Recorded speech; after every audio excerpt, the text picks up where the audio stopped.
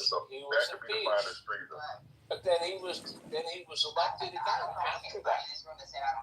I mean, he was impeached. They tried, they did stuff to him, but there was nobody with a weapon inside the Capitol. The people outside had licensed guns, and that was that demonstration had a permit. I understand that, but let me tell you something. I put together a program. Brother, all my life, and when you put together a protest and it becomes an illegal protest, brother, then they call for that. Okay, you can have a permit, but the time that you don't follow the instructions on that permit calls for you to stay orderly. All right. We put these things together. But why don't you go along Michael's argument to say, like, reason is different than to say, like, he's a fuck up, he's a liar, and he's... Hold on, when you're not in order, I'm talking about a permit. I'm not talking about no treason. When you're not following a permit and the rules and regulations within that, then your protest is deemed an illegal protest to gather. Right? Immediately, that event should have been called an illegal gathering. Why is that? Because you can't go around. It was called an illegal argument. That's why a bunch of people went to jail. I said the day that stuff was going on, where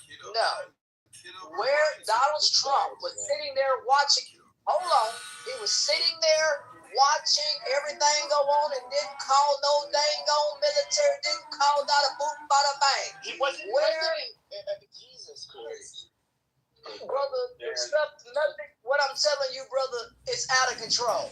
It is out of control. What do you mean was a president? No, he was president. He was president for the next, January 6th, he was a president? Yeah, he was president for the next couple of weeks. Was he not president January 6th? Yeah, he was, but... Mike Pence. First of all, when it came to... What was he... No. Lower your fucking mic, first of all, Pepe. And then second of all, you should correct yourself because you said he was president.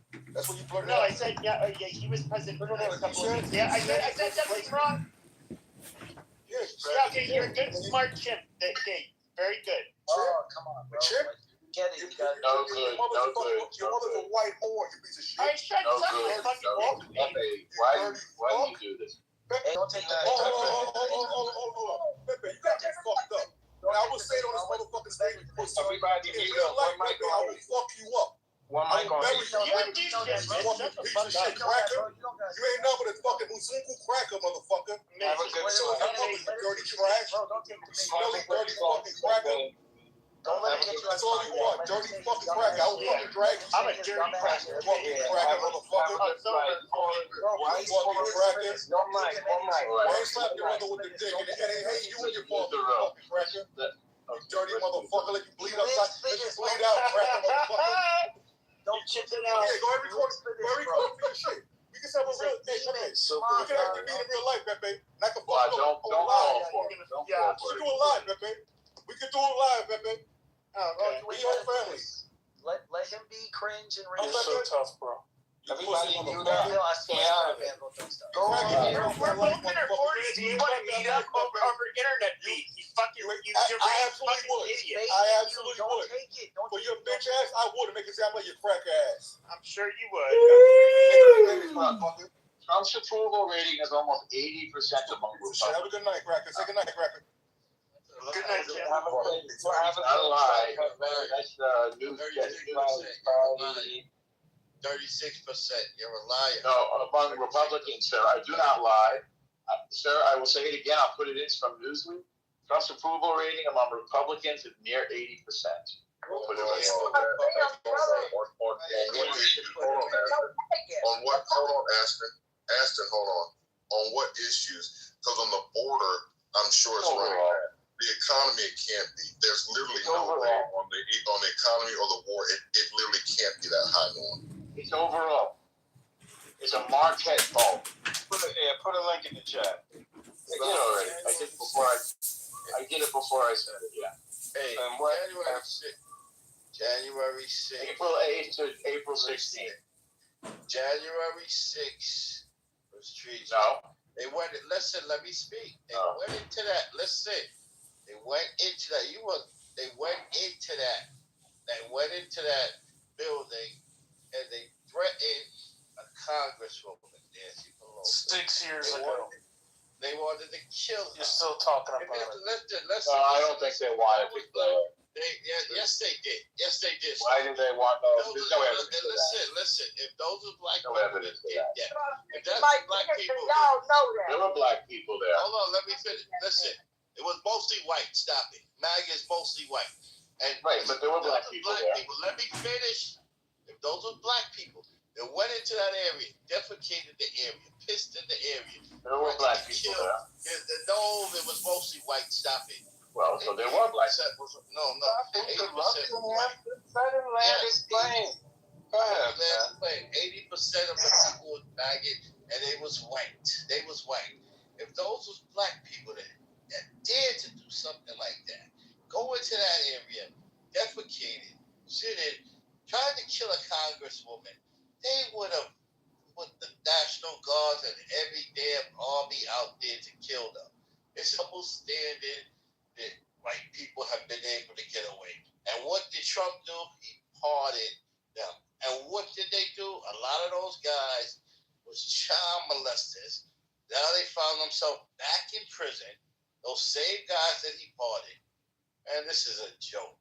This is a joke. You know, something that I think is pressing that we're not discussing enough is the recent market shift towards BRICS and the yuan. This fiasco in Iran has really kind of screwed us, and our global reserve currency is now trending downwards, and that combined with inflation. I mean, the bond to yield market, I mean, if people are following these things, like, we're literally losing our dollar at an insane rate, like a terrifying rate. What is your theory? That people are gravitating towards the yuan? No, well, mostly. So it's not just any one. Although BRICS is taking up a larger percentage than was projected, like that did happen. But it's not just any one. It's more so that people are moving away from the dollar. They're they're shopping, and they're mostly, setting up more international. I'm trying to think of the term. It's not just a trade deal. Because for some people, it's like for some nations they've just been using the alternative to the SWIFT program. I can't remember what it is, but basically the dollar operates off the SWIFT banking network, and a big part of the logistics was creating an alternative currency transfer system. So they got that established. They're beginning to explore other options. And BRICS is taking up a bigger share of it. It's not just that. It's like a new trend away from the dollar in general. And it's also because the bond to yield market, the individuals are purchasing American bonds. First of all, we don't even like when it happens because it fucks with inflation, but we have to lower the interest. And so now we're getting double-minded. Like the demand for the dollar is going down while we need to sell bonds. So we're still going to get screwed on that, but it's a game of diminishing returns, and it's actually not even going to be available too much longer. Like, it's just, I don't know. 15% of our budget is already just paying the interest on our debt. It's projected to go up to 20%.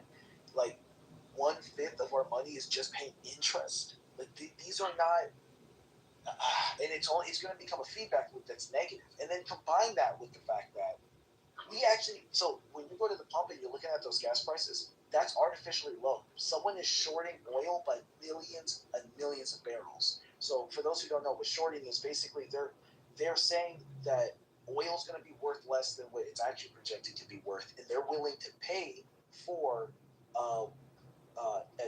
to sell a certain amount of oil at that cost, or they'll take the loss because it will actually be worth more. And it is going to be worth more, but because they're putting so many futures out there shorted, it's artificially lowering the stock valuation of the oil commodity, even though everyone knows there's like the paper value versus the stock value. Without getting too technical, someone is artificially suppressing the cost of oil, and we're still seeing it go up. The real shock is going to happen when we don't get the scheduled tankers. So April 15th was most ports just received a tanker in the U.S. That was the last tanker. So the next time a tanker was supposed to show up and doesn't, boom, that is when the market just get fucking, oh God, bro. It's gonna be so bad. And if people don't understand, it's more than just like the oil, the gas. It's also the natural gas, which we use to produce, like, I think over 30% of the power in the country. So energy bills, power company. Oh God, it's about to get hot. You do, because right here off the coast of Texas, Houston, a lot of oil and natural gas here. They talked about some of the projections out here for drilling into shale rock and all that other kind of stuff to try to open up and get some of that gas that's underneath, but it's not enough. Even they talked about that. Could Texas kind of help out the country? Yes, we pump oil, but do we pump enough by volume as a state to try to help shore up the country? We don't, and so we do have still dependence on foreign oil just simply because it is easier to produce and sweeter to refine. That's what they talk about out here at ExxonMobil. It's better to refine that oil, and that's why they essentially use that and bring it into this country. It's a lot harder to that sludge and stuff. It's a lot harder to refine that kind of stuff, and so the cost of that could also be passed on to the consumer. They talked about that if they have to switch over to that kind of blend, and even vehicles, their types of blends could also go up in places like California and those kinds of things, just simply because of EP regulations and stuff in California and other places. So those things also affect the cost and what is passed on to consumers. I do try to follow this as well, just simply because of where I live and what Houston and what they're doing to shore up oil here and try to secure it. They've talked about that as well. We need to try to secure as much oil as we can and stockpile it. And so what they've talked about out here in Houston is possibly building one of the largest storages ever built here to help store this oil, but it's going to be a slow process. Until that happens, we don't have enough capacity right now in this country to store oil right now. We need to boost capacity, and that's going to cost hundreds of billions of dollars. They talked about that not only in this state, but other states, to help maybe kick some of the things back online that were shut down, whether refineries. Those are things we need to do and shore up and get that back online, and that'll help the refining problems in this country when it comes to oil. And we need to do that a lot better. It'll drop the cost for consumers too.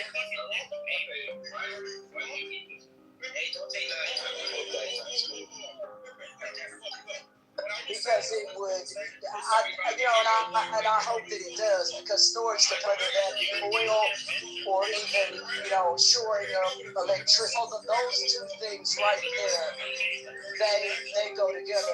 For the last 75 years, Texas has had issues with both, electricity, especially the on-putting of that, just simply because of the equipment we have in our state. It's old. I don't know what to tell people. It's just old. And then the way we refine in our state, we have factories here that are really old. And some of this stuff has not been updated, but it needs to be to meet the demands of today. And that is something that they talked about as well, is some of these older refineries retrofitting those refineries so that things can be done better, and making sure that all energy can be used, including green energy, and capturing that CO2 off the top of those refineries and taking that CO2 and arcing that CO2 back into the ground, back into the soil, and that CO2 then turns into a stone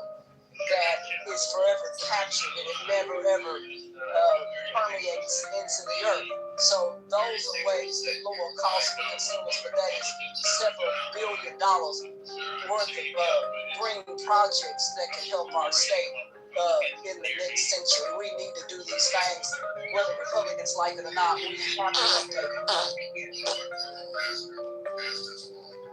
What's funny? What is funny about what I see? Is there a problem? She said it's what we heard. What if they do that? I'm with that guy. We really do now need to do these things. And in our state, we have not updated a lot of our grid in the last 50 years. We haven't built a new airport in this country, possibly, in the last 30 to 60 years. We have not built up our infrastructure. Those are things that will help launch our country in the right direction. I believe that the energy and oil is one of those two things that right now still have to balance out. Oil can't go away because there's still dependence on that. You can't solely lean on all green energy. These things have to be combined with the wraparound, effect along with oil. And you can't forget the big one, nuclear.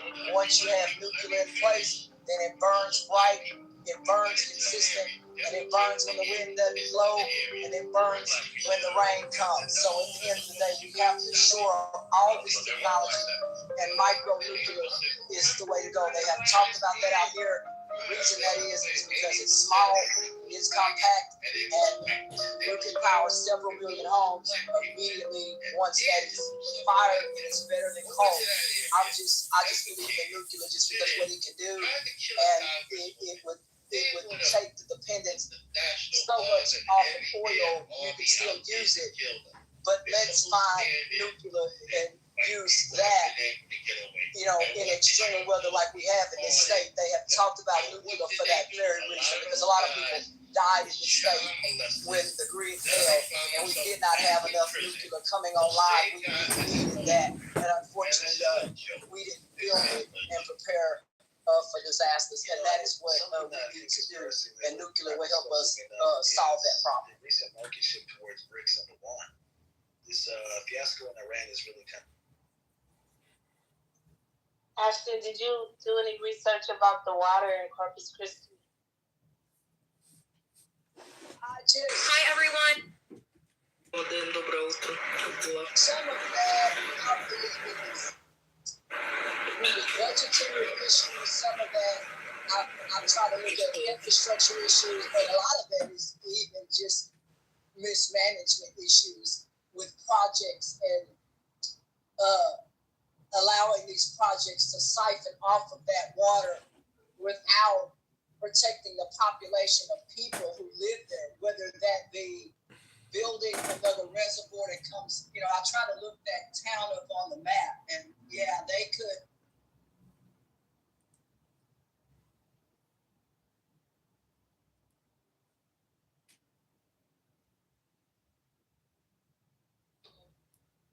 Once you are sleeping with a Kardashian, your reputation is tarnished, I think, a little bit. Really, that pilots can get confused and disoriented and not know what up and down is, and now that's a new fear unlocked. And respectfully, I mean that, bro. Respectfully, I mean that. You just running your suck muscles. You mad? I'm not mad. I'm disappointed because I'm giving you a hypothetical. I'm taking into account. Listen, I'm taking into account your reasons why you might be hesitant, because it goes against what you know. That's within the hypothetical. But it's God telling you to do this. And what your response is, shut the fuck up, bro. Shut up, bro. I'm getting tired of your damn nasty ass, sorry ass voice. Go shut up. It's not God. Bro, I'm gonna move you down. You're the one. I'm gonna move you down. There you go. Shut up. You see that? Sometimes you gotta pop off and show these bitch ass niggas, bro. Can I say something? I had to put him down. I had to tell him shut up. I had to turn him so he can shut up. Let's be quiet. Let's listen. Let me finish. But you're saying lies Ezekiel, shut up, bro. Respectfully, shut up. When I'm done talking, then you can talk, bro. Okay? Okay, please, bro. I don't want to be mean to you. I don't even know you, bro. Anyway, so I was trying to say before. Nah, Ezekiel, don't let these niggas get you fucked up, bro. Anyway, so I was trying to. You cannot mess with you like that. Bro. Anyway, so I was trying to say. Wait, Ezekiel, how old are you? 18, bro. No, he's not 18, bro. Let the guy talk, bro. I'm trying to listen to this guy talk. Let the guy talk. You seem a little too young for this. Put that nigga down, Nathan. You know he's not 18, bro. You 17, bro? He don't even look 17. You 17? I'm 16, but I actually turned 17. I told you, Nathan, put that nigga down, bro. I'm sorry. We gotta kick this kid. Yeah, we gotta kick that nigga. Yeah, we gotta kick him I'm out, bro. sorry, Ezekiel. We'll see you in 2 I didn't even years. see. Yo, my fault, man. I didn't mean to talk to you that way. Yeah, you did. I didn't know what to say. Yeah, Dr. J was talking, bro. I feel terrible, bro. That's all you gotta say. Niggas, right? Right. You didn't look at his picture, though. I had to look at his picture, man. He was wearing a high school tennis team t-shirt. He was wearing a high school tennis team. Nathan, this is Oh my God. God, bro! I feel terrible, bro. Oh my God! Bring Ezekiel back. That's because they speak to him. Nah, This is the Lord your God. Oh shit! it's all good. It happens, bro. You didn't know, man. Who cares? That's what you get, Nathan. That's what the fuck. Not now, like, before we go to sleep. Because I'm not dealing with you taking the quick off. Yo, Shasha, my man. Yo. Yo. Yeah, My bad. Nathan. Look, Nathan, man. Look, let me just. Oh yeah, 1 second, some more. Let me just look. I'm taking Yeah, it, bro. I mean, I think Ezekiel kind of left the mark on you, bro. Nah, that nigga fucked me up. Right on his head. That's my son's middle name, Ezekiel. Oh, It's a great man. Oh, nice. It is. I love that name. Yeah, I could tell if he did hack up. I could tell, oh no, this kid's young. Ain't no way. Yeah, dude, I heard his voice. I clicked on the PTR and the kid's wearing a tennis team t-shirt from like his high school. It's like, oh fuck, we gotta get this kid out of here. That's why I asked his age. yeah, I feel terrible, bro. Shit. No, it's all He didn't look at his face. Who is that? How the fuck did they Just find some him? young kid that Nathan beat up. Nobody special. You know? Yeah, he was picking on that little boy. Like, how dare you pick on that little boy like And gave him an elbow. He said, sometimes I gotta pop off his shoulder. Just oh, shit. Wait, about what? Look. I'm taking into account the Bible, right? I'm taking that into account. This is what makes the hypothetical difficult because it's going against what you know, but it's God telling you something. It's like, hey, God, the Creator, you know, the all-powerful God, What are He's you telling you to talking go. about? A hypothetical. With Okay. Cain was afraid to answer. And it's God He telling did you to answer. do something. he said, you gonna fuck the kid. Yeah, he said you want to do it. I think the compass is weird, bro. Like, why would you say that again, bro? So, Yeah, he said why God would tell you God to do go against something his that own you wouldn't. nature, though? It's not against God's nature. It's against your understand. What I mean by that is, look, you understand God from what the Bible says. Are y'all trying to do Man, the... Because wasn't there a Bible story exactly like that? Which one was it? That you told that God... but he had to. Yeah, it was Abraham. He told him to kill his favorite son, and he took him up His to son, the his only mountain. son, the one that God It was his only son? No. Yes, it he was gave him a a second promise son. he gave him a promise that hey, his son is gonna be He said basically, sacrifice this dude and whatever. sacrifice the gift I gave you. And right when he was about to sacrifice him, it was either God or an angel. I'm not so sure. Yep. It was an angel that stopped him. And Exactly. So he didn't do it. so he didn't do it. But the point was that he trusted God so much that he was willing to do that. Because he trusted God that much that he knew that there was some sort of purpose behind it. I'm not that deep in my faith, but I mean,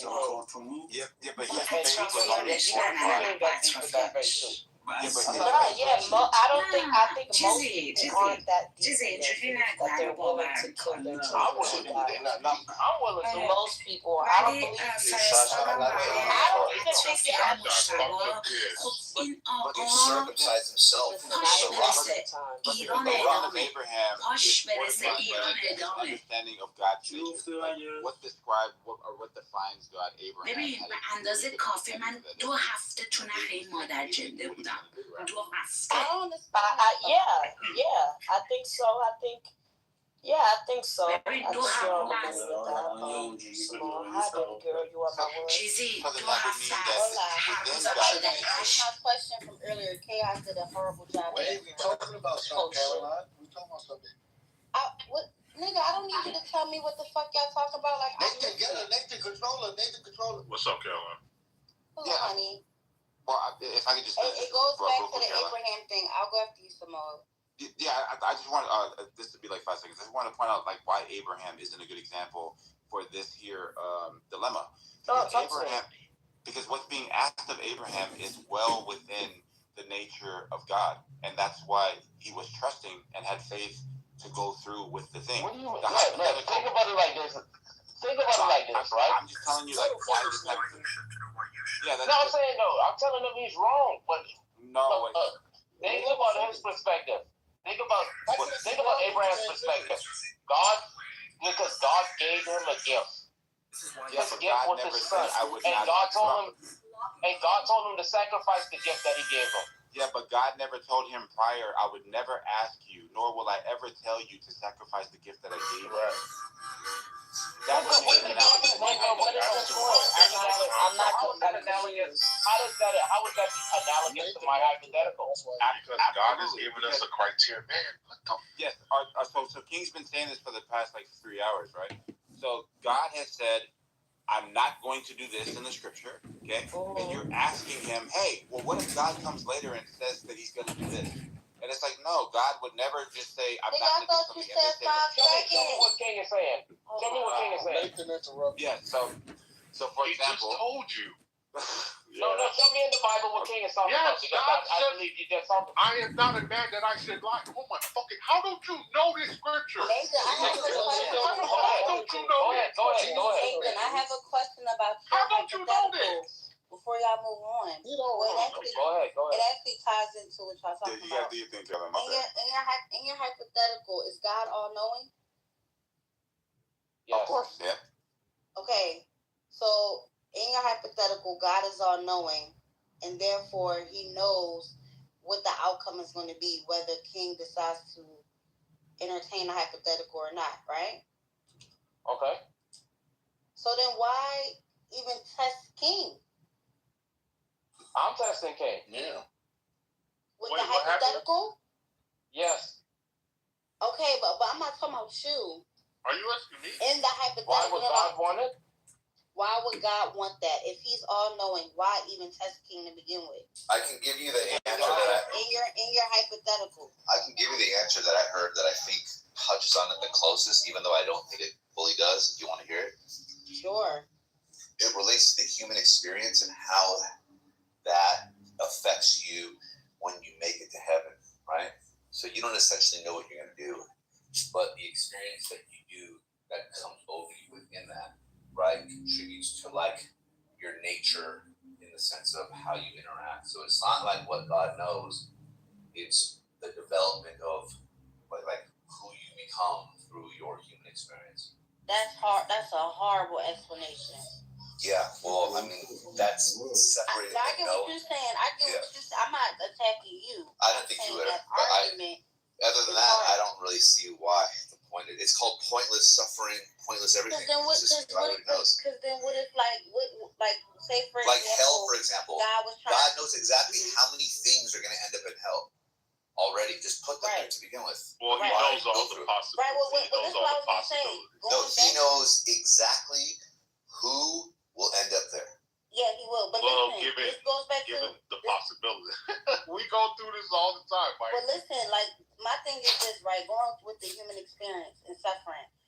So what if, like, God predestined, if you will, and I know that word is tricky because it goes into like Calvinism and all that bullshit. But going to like the human experience, what if, like, why do I have, like, say for example, I get raped, right? Like brutally raped at like the age of 4, right? I get brutally raped by like my father at 4 years old. What is God trying to teach me at 4 years old to get brutally raped by my father? Yeah, that would be the responsibility. Only God knows that. And that's yeah. So you see why that's horrible? But that's not good for me. I mean, I don't believe this shit. He's just telling you what he thinks. That the reality, though, Caroline, is it's funny how you can really only ask that question to the Christian. Everybody else basically is either, hey, that's part of your cycle, or hey, that's meaningless. Like Mike just said, it's really only the Christian that you can ask that to, where you could get even some modicum of value out of it, because we're held to a higher moral standard where there are objective moral beliefs X, Y, and Z. So for us, God says we're in a fallen world, and the evil that is in it is due to the free will that we all have, not just some of us. But the hope is that in the end, for that horrible situation that happened, that in the end, from all of this, there will be a rectifying, right, of that situation. And so at least for us, whether you believe it or not, we can give you an answer that gives you some ultimate hope, whereas nobody else is going to give it to you. That's all y'all got is hope. That's all y'all got is hope. So there ain't nobody else going to give it to you. The atheist is going to tell you, well, nigga, hey, it's just atoms, bumping together. Nigga, that's your bucket outcome, right? The Hindus are going to tell you, oh, you lived a past life that made you come and get that shit now, so you deserved it, right? So everybody, the secularists, they going to abort the baby. They're going to tell you abort the baby, and everything's fine. But then Christianity will tell you, hey, some fucking racially ambiguous looking dude with like bundles in his hair died on the cross for your sins. And even though I just gave you the answer. Even though you went through that brutal rape at Ford. No, I gave you the historic Christian answer. I gave it to you already. That's not what you just said. You gave her hope. You gave her hope. Yes, hope. That's all you gave her. That's all you got. All you got. Yes. But I can still very much go through that horrific experience and still go to hell. That's possible, yes. But that is possible. What is that? You talking about what is that? That's hopelessness. Because you still have choices to make after that. Yeah, you still have choices. Right, but like, why even allow me to go through that experience anyway? So you can have again, that question, it's really the problem of good, because you're not asking a question that anybody else can answer but the Christian. Really. I can answer. Everybody else is going to tell you, well, you're shit out of luck. That's just how things happen. That's the animal world. You are really asking a question that the only reason you're asking it is because the Christian God exists. I don't know. I'm not satisfied with that answer, but I know you're not. She's not satisfied with hope. You're not satisfied with a lot, though, Caroline. You would be honest about that.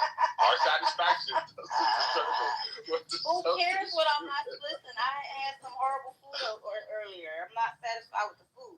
But I'm just saying, like, thank God, I've never experienced no shit like that in my life, Yeah, but I'm just saying, like, if somebody, like, that's 4 years old that doesn't have a concept of a lot of social things, right? Gets brutally raped by the person that they love and care about, that's supposed to protect them.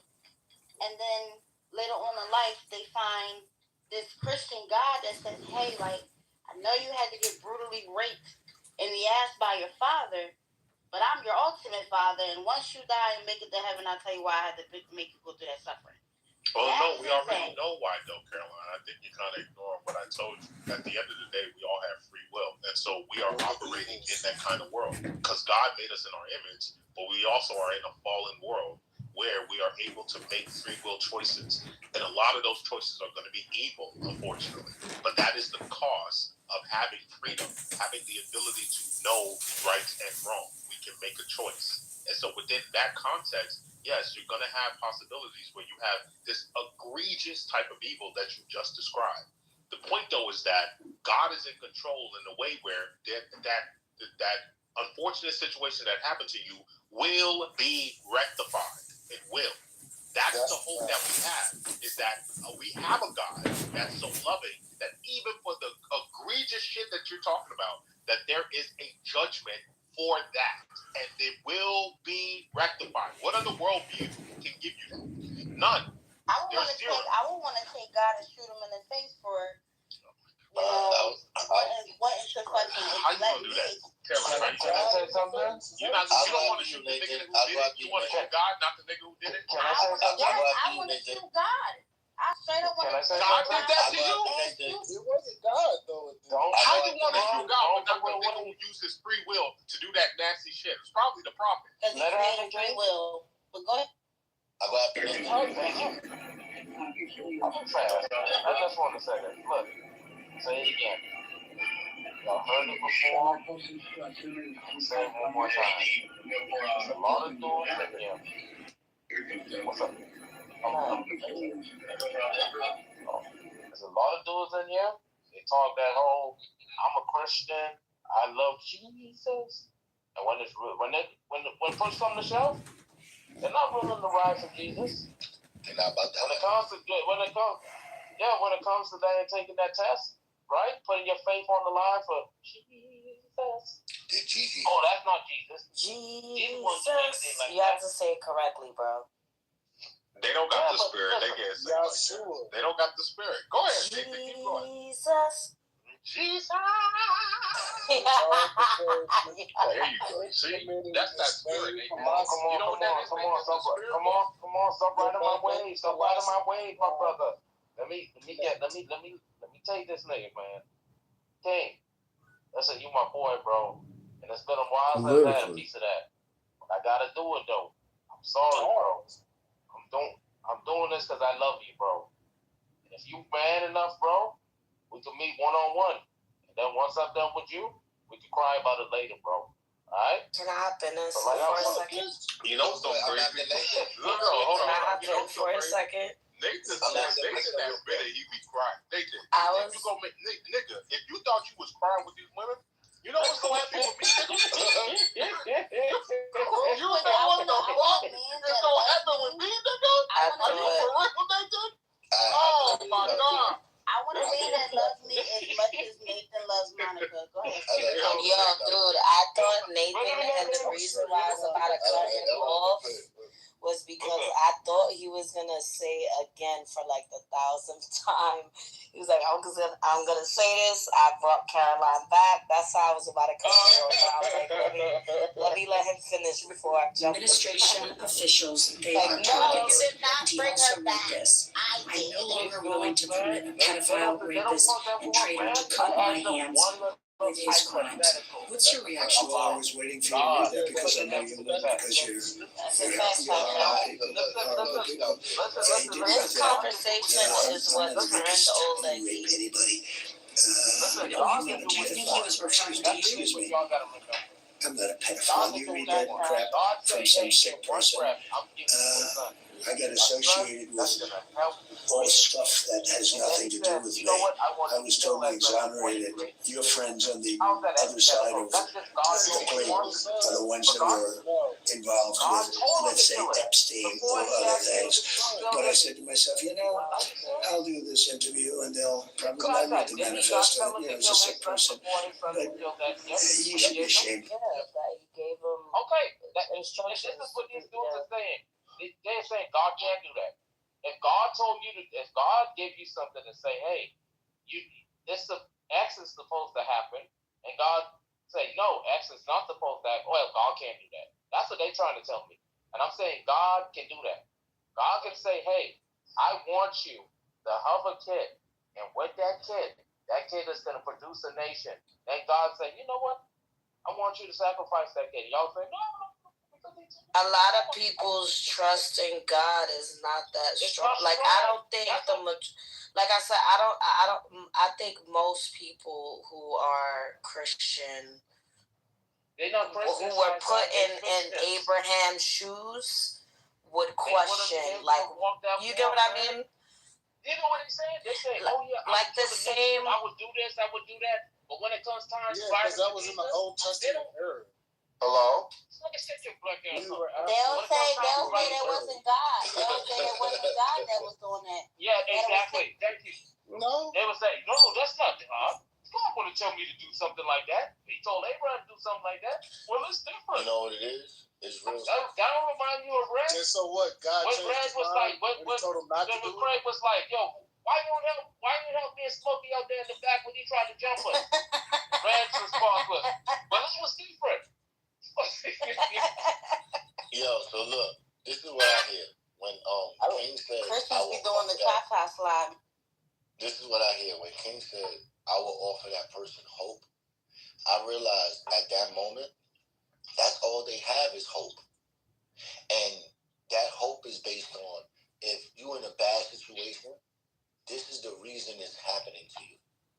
So they basically giving someone the opportunity to believe that this bad thing had a reason, as if they need that hope, and as if they need that uncertainty.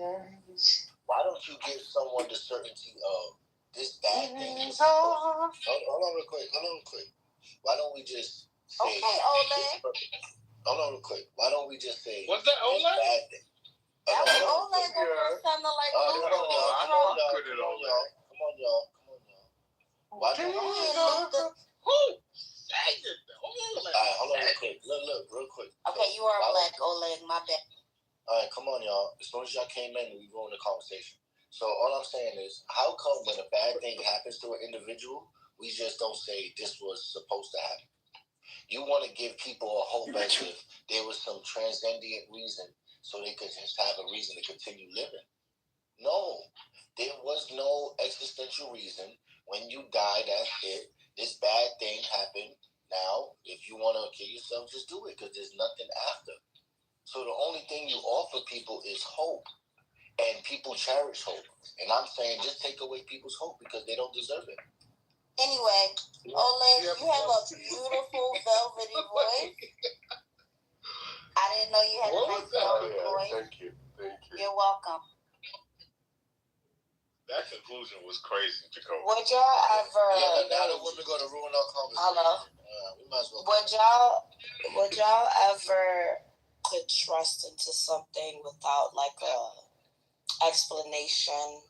That's blind faith. There are some cases to have blind faith, yes, but I would argue be cautious with it. A lot of women put blind faith in niggas that ain't shit, and so we see how that turns out.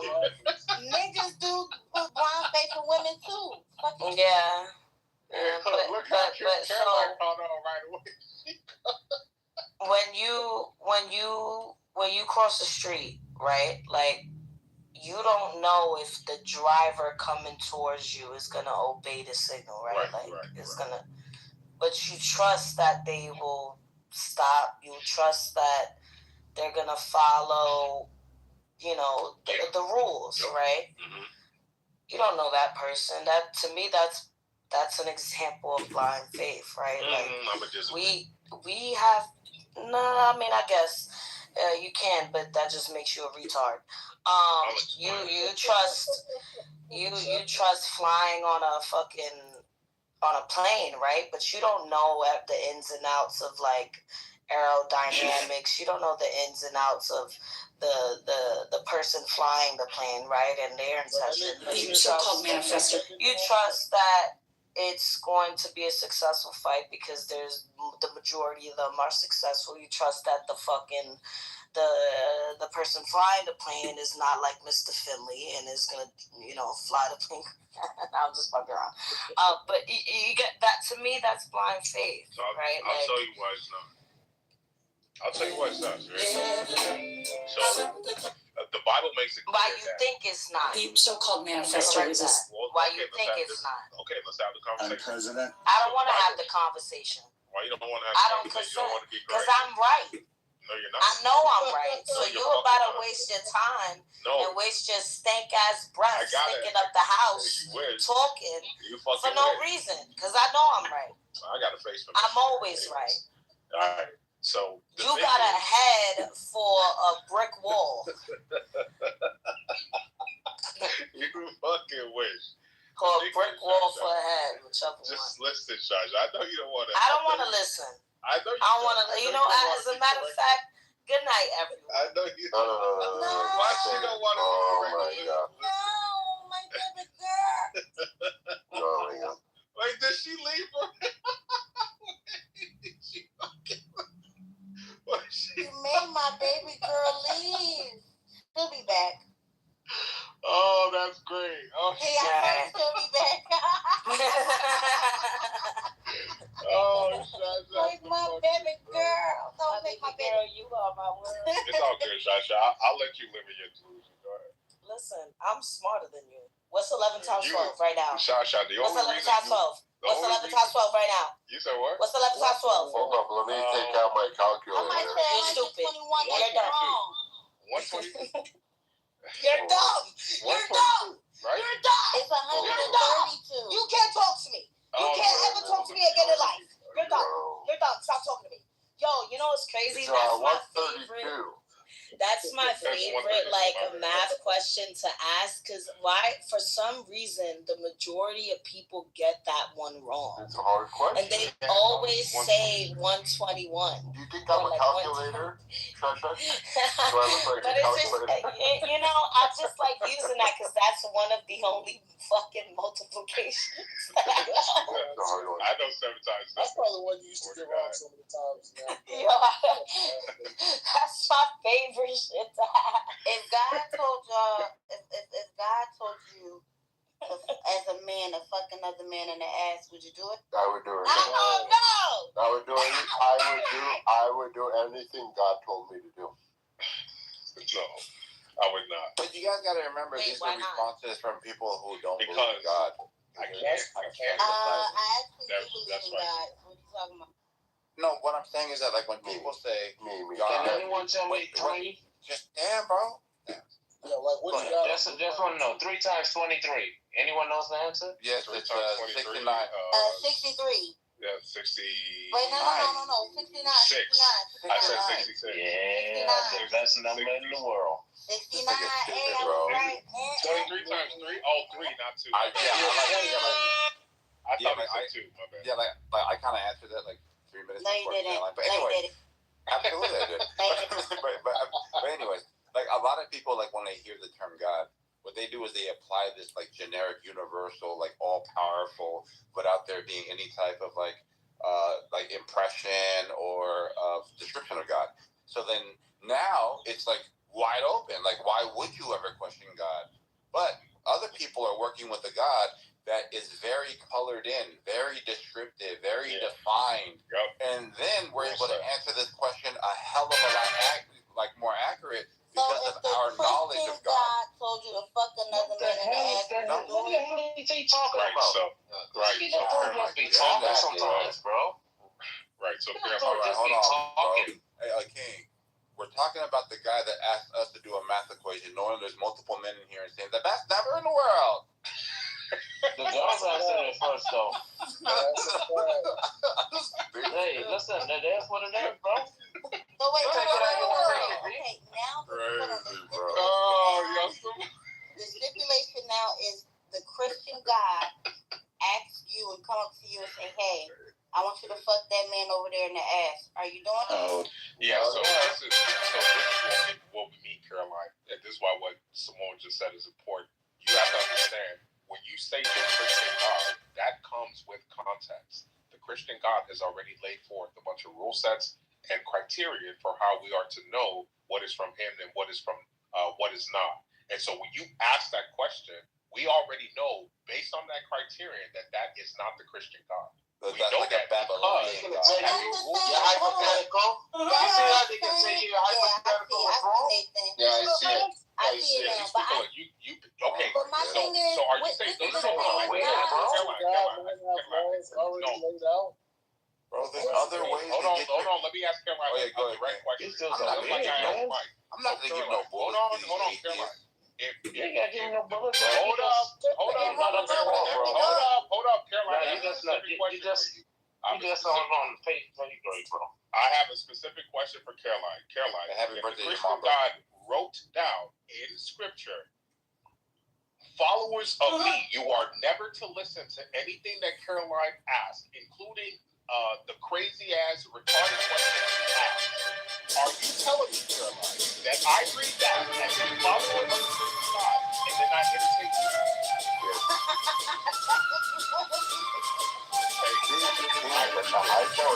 See how immediately you got it? That is what OLED is asking us to do. They are asking us to ignore the criterion that God has laid out. And I'm telling them we're not going to do that. You guys keep trying to act like you don't understand. You guys keep trying to act like you're feigning ignorance, like you don't understand. We have a criteria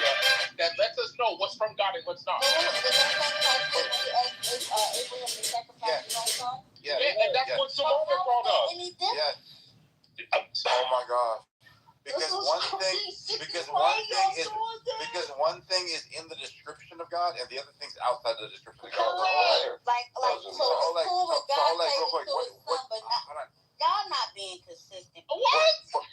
What's consistent? Oleg, real quick question for you, bro. Okay. When you say what you say, right? Okay, it's the hypo. What do you think? Like, what's God conceding when we entertain the hypo?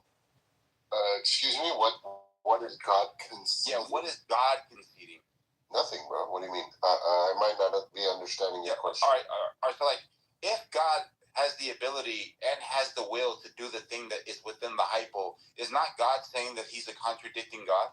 No, not at all. All right. So we're pointing out that in the Christian framework, as far as it being of God's nature, God says X, and you're asking us a hypothetical about God saying Y. Yeah, exactly. It's a test, bro. Look, that's what I said before. That's what makes that's what makes your test as a Christian harder, right? Because you have explicit statements from God or whatever you believe is derived from God stating otherwise. So this hypo is harder for you. I don't think so. I think it's easier for us. I think it's easier. The way that the King and I were kind of structuring the hypothetical, where a Christian no longer has like the ability of saying, "Hey, I can use the context so that I could just say, hey, that's not my God," right? Then anybody could be invited. But see, you're stepping outside the hypo because we're already telling you this is your God, bro. No, oh my God. No. Do you know what the Bible says like about what people like you just don't know it? And this is your God and it's not. No, but this isn't like philosophy, bro. This is just like a random hypo on the clubhouse. But you're using philosophy in your hypo. No, not at all. Not at all. What philosophy? This is just a random like I drank some fucking whiskey. Let's talk about it. There's no philosophy here. Yeah, but when you say there's no syllogism, there's nothing. It's just a random hypo. It's like but when you say the excuse me. It's like asking a woman questions like as if she's a man. You're right. It's like, what the hell? You just hello? What the fuck does that mean? Well, no, but Samoa, let's say you're a woman, Samoa, and your vagina that you have right now. I don't have a vagina. No, but you do have a vagina. You do have a vagina, Samoa. Oh my goodness. That's hypothetical. No, oh my goodness. Look, what we're trying to say is, look, like when people started laughing at those niggas is so inconsistent and it's annoying. Hold on. Y'all niggas just talk about fucking gorillas. Hold on, y'all niggas just sit there and talk about would you fuck a gorilla or a gay man? Y'all niggas will say stuff like, hold on, they'll say, would you suck a penis made out of a vagina or a vagina made out of a penis? No, but that has nothing to do with what we're talking about. Hypothetical. All right, so there's a difference between asking a hypothetical outside of a person's worldview of like the Christian God, right? But then there's having knowledge of the limitations that you might perceive exist within the framework and staying within that framework. Then going outside of it, it's pretty easy for a person inside to look at the outside and be like, man, this guy's an idiot, right? Because of the knowledge that is missing from the hypothetical. You have to at least build a bridge so that people are able to engage with it, not build a firewall. The hypothetical builds a firewall. Oh my God, this is dumb. Okay. This is so dumb. It just look, I get the tension, but that's the test, brother. It's like look, God on day 1 goes, "Thou shalt not kill." On day 2, he goes, "Kill your there you go. son." That would be an incompetent God, wouldn't it? No, it doesn't matter what you. Hold up, look. These labels are post facto. It doesn't matter. You could call him an evil God, an incompetent God, contradictory God. But the point is, would you do it? And there is no like, oh, this isn't my God. No, this is your God. The question is, why is my God? Contradicting the scripture or whatever? But that's a different issue. Yeah, I'm pointing out that when King says God, like the entailment there is that all powerful, all knowing, and all these types of things. In your hypothetical,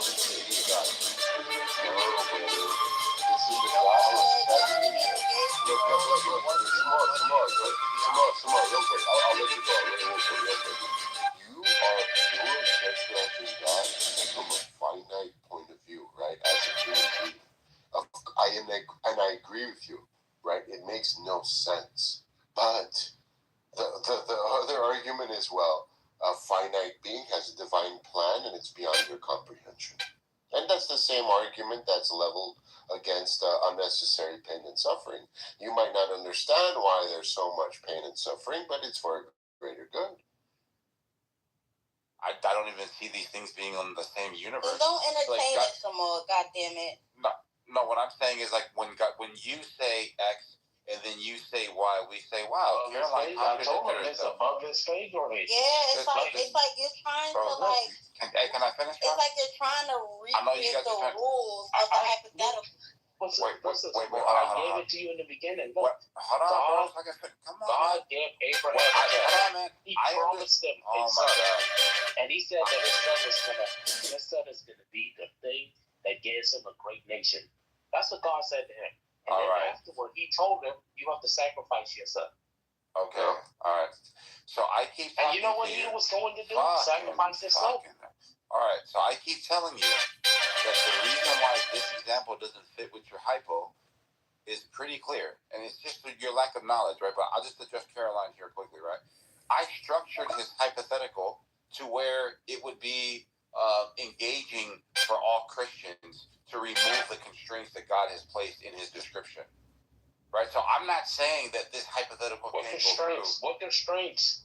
The constraints that God places on his plan. Like when God says this, when God says, today, Sunday, April 26th, I flood the earth, or I flood the world.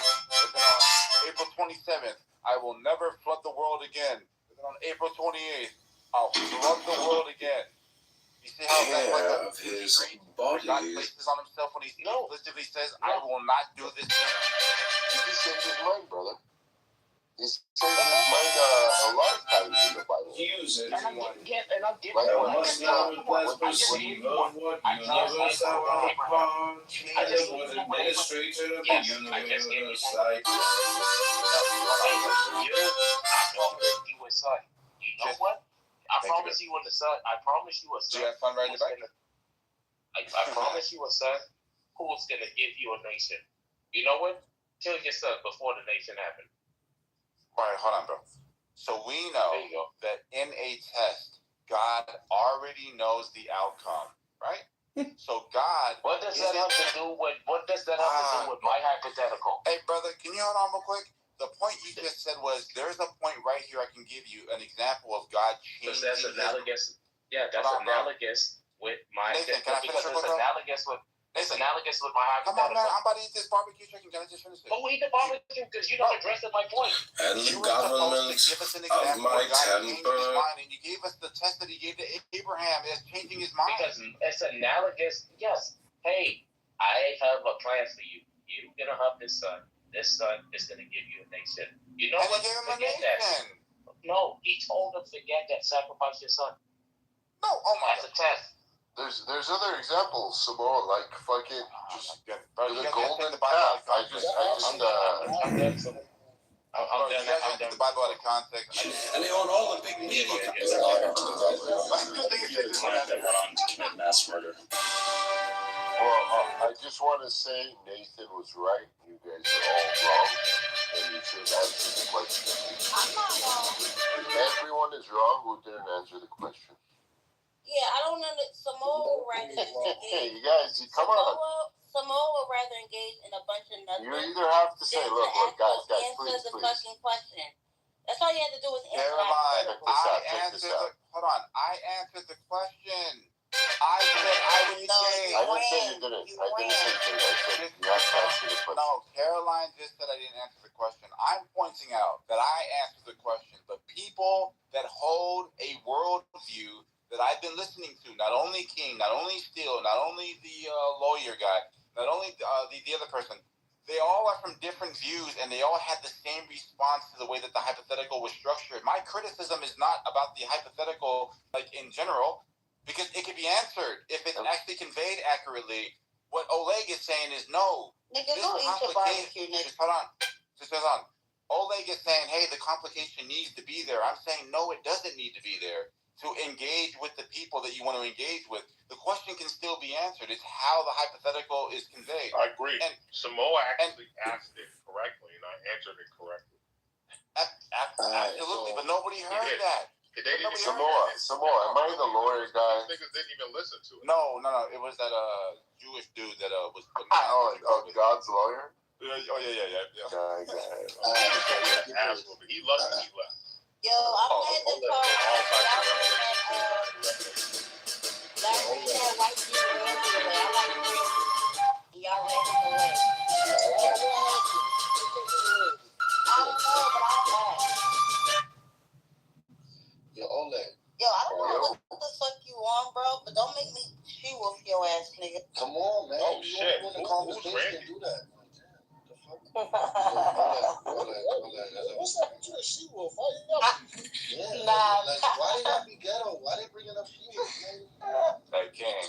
So, And you keep being passive aggressive. You brought us up when you weren't here. Cocksucking ass nigga. So, Oleg, this is what I was gonna ask. Sasha? I'll bring it up. Nah, he's real. He's a real life cocksucker. Oh my God. So, Oleg, brother, Look at his PTR. you know what I was thinking of, brother? It's already late. When y'all ruined That chicken is actually AI. He actually has something else in his mouth.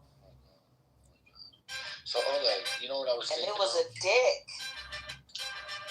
Oh, man. I know the people in the audience just go to another room. That's fine. That's okay. So, Oleg, That's him. That's low key him asking for Nathan's help because he knows Nathan's kids. It's like, Nathan, help me. She's gonna ruin the room. Oh my God. Oh yeah. So, Oleg, Fucking pussy. He's a bitch. Yo, Oleg. Oleg, don't respond to him. Jacobus is my brother. He's the best. And what am I to you? Chopped liver? No. Oh, no, I am. It's okay. No. Jacobus, go ahead. Don't make a That's your boyfriend. Chill. Nah, Oleg just pissed me off. Who matters more to you, me or him? Pick. You got no two. Okay. All right, I take it back. My Armenian baby boy. Yeah, fuck you, Jacobus. What type of question is that? Fuck you, Jacobus. You hear that? Oleg hates you. Oleg hates you, baby. He only chose you because Jacobus is a Jew and he's a Nazi. No, that's not true. I would just try over any Caroline, Oleg, we know you're a Nazi, bro. Abdizzle, I'm challenging you to a duel, bro. Hold up. Point of moderation. I'm challenging Abdizzle to a duel. You get to I'm in Ireland. Whether we fight it with fists, weapons, and you get to choose the location. Yu-Gi-Oh cards. You have 24 hours to DM me the location and how you want to do it, bro. I'm challenging you to a duel. Yeah. Oh, fuck your emojis, bro. I'm gonna fuck you up. You send me a DM. Let's no do it, credible bro. threats of I violence. would recommend, bro. For some reason, the mods are not following the rules. This is the second mod to make a credible threat of violence. I would recommend this fight at the Grand Canyon at Dizzle. But it's up to you. Yo, Oleg, there was one day where there was nothing but New York, like all the New York people are here, and they were all going at it. Like Eric, Shasha, it was the funniest. Oh my God. Oleg, one of the funniest days I've ever had in Nazis, right? It was amazing. Speaking of Nazis, Caroline never heard Kanye's song. Oh, she never heard it? She never heard it, right? Wow. So we're on FaceTime, and I play it for her.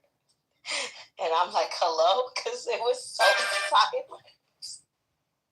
She was so silent. Abdizzle, where are we dueling, shock. You have 23 hours and 58 minutes, bro. Yeah, where are we dueling? Fucking words, bro. And I'm over here loving the song, singing along, and she's just silent. She's like, what the fuck is going on? Yeah, man, he actually put that song out. And that's not an AI song. That is Kanye's official song. I thought it was AI at first when I heard it, but it's not. It's actually good for America. First Amendment. It's a test. No. It's a test. It's great. Kanye West is a great patriot for testing the First Amendment. Whether or not you agree with him, you should support him. The Hail Hitler song, right? Absolutely. Yo, you think there's still any? My bad. No, I was gonna. Would you play the Watermelon song? And here's the thing. Earlier today, there was a foreigner. There was a foreigner Viking who said we should be able to punch Nazis, right? And you said no, and I agreed with you because what is a Nazi?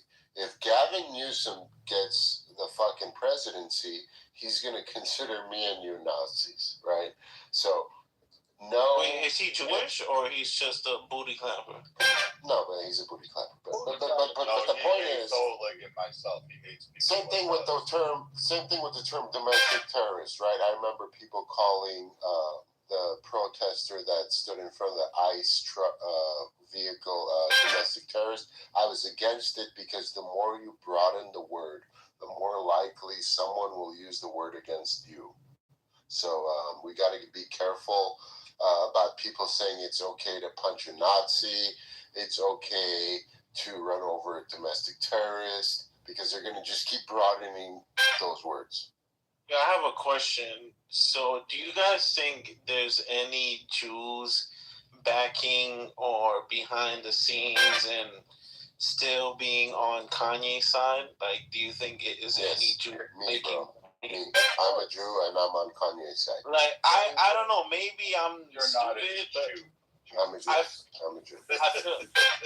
I feel like there is some like behind the scenes Jews like making money off of fucking Kanye's campaign. You know, like I feel like he still has like a few on his side.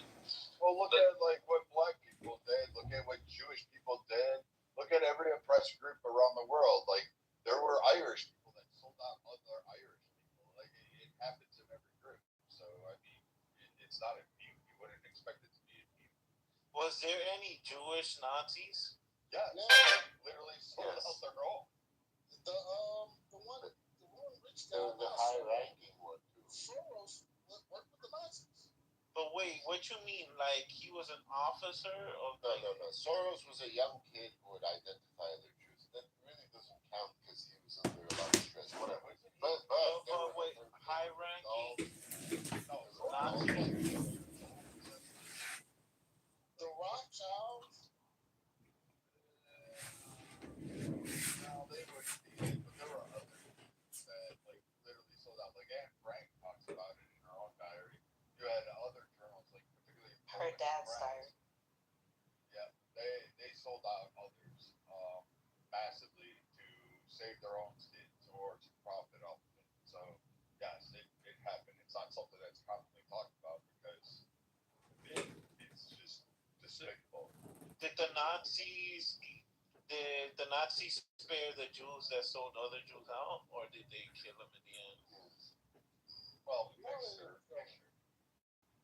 mixture. Some of them were killed, but some like took the money and ran because they helped the Nazis profiteer off of turning in Jews and grabbing the gold teeth out of their mouth and taking out their possessions and that shit. So yeah. Ed Dizzle, Ed Hart's Village, Field Marshal of the Luftwaffe, half Jewish father, one of the highest-ranking officers, key in building the German Air Force. Hitler personally declared him an Aryan via exemption. So these situations happen, bro, but they're very, very rare. Yo, via exemption, that means Hitler just. Via exemption, that just means Hitler just snatched that fucking golden. That golden star of David off his necklace and shit. Yeah, he pretty much said you're bad because of me or good. Okay, so it doesn't matter, bro. If you want America is like it, especially with like luxury and R&B. It doesn't matter who you are, you can be like a deviant.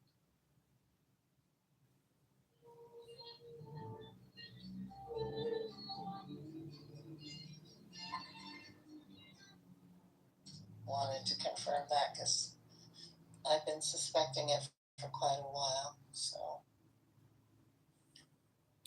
yeah, great.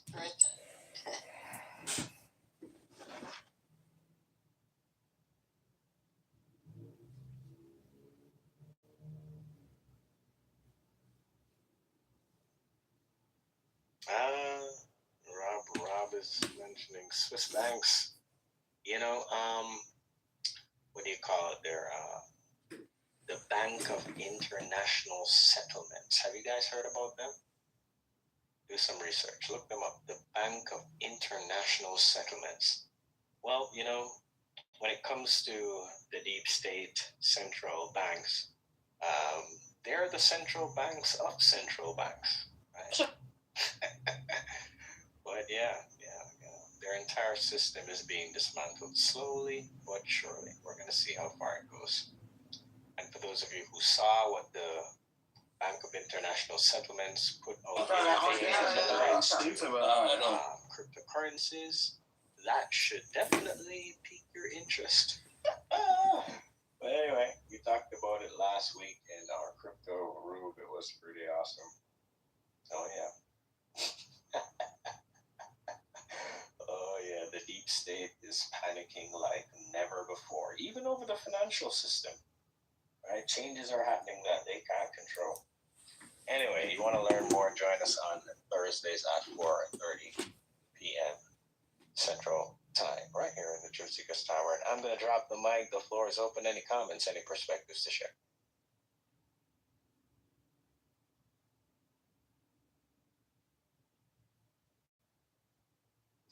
You ever consider recording those rooms, researcher? They are recorded. Yay! Thank you. Yay! Yep, just check the replays in the tavern. You should see it. If you tap on my profile, I think if you scroll down, it shows you the replays I've done. The title of that room is called Cryptocurrency and Digital Assets 101.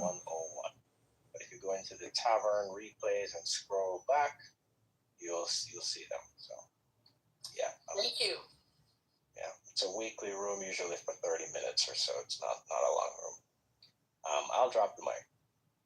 All right, thank you, Grace. Thank you, Kareem. Who else would like to share? The floor is open. You are rocking with the Truth Seekers in the Tavern. It's Sunday night. Come and join the round table discussion. The SPLC deep state organizations getting exposed. Kevin Walsh nominated for the Federal Reserve, exposing the central bankers' financial system. So, things are getting very interesting. I'll drop the mic. The floor is open. I guess I'm having trouble connecting the ADL to the other one, the Southern whatever. I've lost all the names for it. Poverty, yes. Southern Poverty Law Center. So how the hell did the ADL get involved with them? I mean, when did that happen? How did that happen? I mean, isn't that a little mind-blowing? No. The ADL is pretty much, another targeting wing of the deep state, and the Southern Poverty Law Center was doing similar things, targeting people. You saw how they targeted Charlie Kirk. And the ADL does that all the time, too. I mean, they're just targeting people for being, anti-Semitic? But they're run by the same set of people, Kareem. It's the same criminal syndicate that are setting up both of these organizations. And, the organizations that they don't set up, they infiltrate. Just like they did your government. Right? Yeah, just one. Okay, Juice, take care. Nefarious groups to come together because Well, I actually don't know the history on when they started working together. I know. Is it me or is Karina in the Matrix? I thought she stopped talking. My bad. Oh, no, go ahead. Well, you were in the Matrix for a little bit, I think, Karine. Go ahead. You're saying something. I thought you stopped. Yeah. Yeah. I'm just speechless. I'm trying to. Did they have a party and invite everybody? We're in the dark. We're with the dark forces. Come and join us. And I just can't imagine those disparate groups finding each other and working together. It is blowing my mind a bit. That's all. What is it? Strange bedfellows. Let me put it that way. It's just such an odd pairing, which, it's time for us to call it out and figure out who is with who, how are they helping each other, and what can we do about it.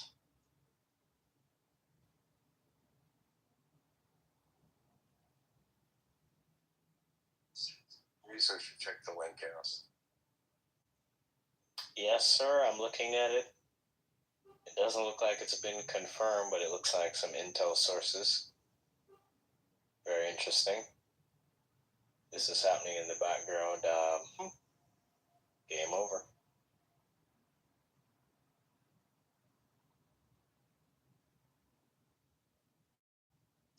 Sing like birds.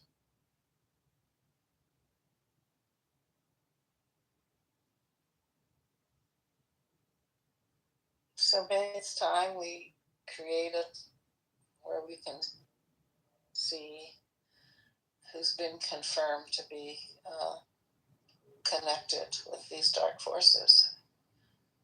Because I never would have guessed. If you look back when these organizations were created with the highest ideals and, Karine, I just told you that the criminal syndicate had a hand in creating these organizations. They were not created with the highest ideals. That's just what they sold to the people. Meanwhile, they're involved in subversive activities. They tell us one thing, but they do another, which is why we have to watch their actions very closely. Mm-hmm. Yep. I'm just saying, when I grew up, they were held in very high esteem. That they were ethical. Were just promoted as being one thing, and I guess that's how we know what they're really doing, because you can tell what they call themselves and just go to the opposite, and then you know what they're really doing.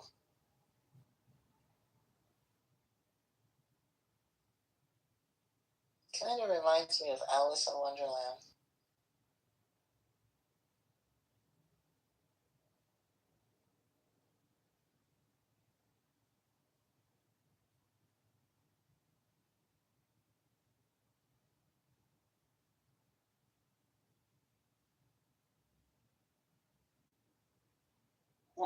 Me too. Reminds me of Alice in Wonderland. Everything's upside down.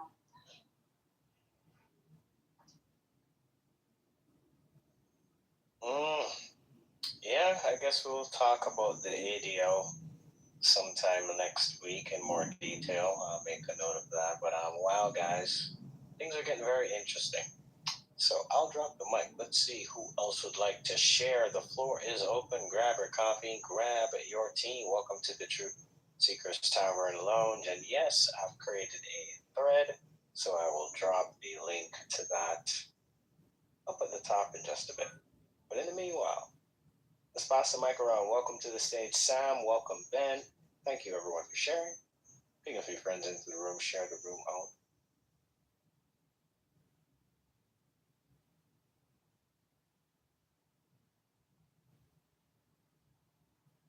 Yeah, I would. The 8th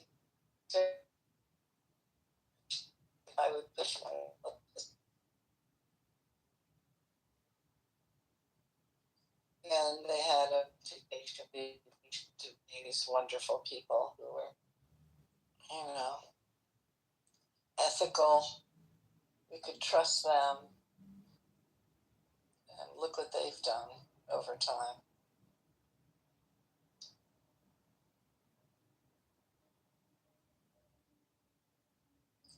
Yeah, that's a good one to look into.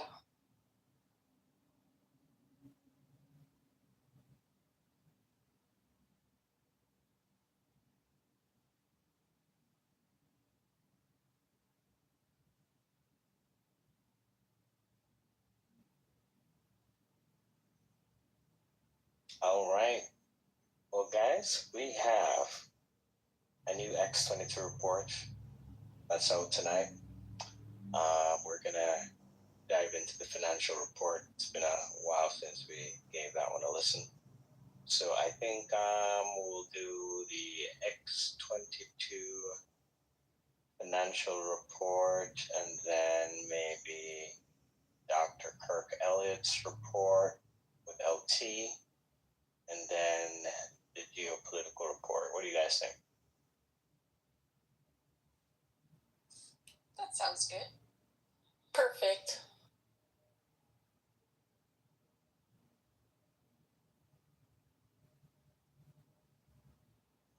All right, well, we're going to get that started up in just a bit. And I will add a few more links to tonight's thread. But guys, remember Sundays, I host a few rooms on Sundays at 2 p.m. Central Time. I start off in the Ancient History room. And then at 6 p.m. Central Time, I'm in the Spiritual Development room. And then usually we close out that room and head right over here. So it's been a long day for me. Sunday's news thread is usually a bit light in the interest of the time, but I'm adding some more links for you all. And for those of you who've shared links in the chat, some of them have made it into tonight's thread. So thank you all for your sharing. And this is what we do, guys. Crowdsourcing the truth, right? So remember, the Telegram group is also open for links to be shared with the community members as well. Okay, welcome to the stage, Susan. I see Susan here with us too. Anybody want to grab the mic before we start the financial report? Just want to say hello. It's great to be here. Thank you.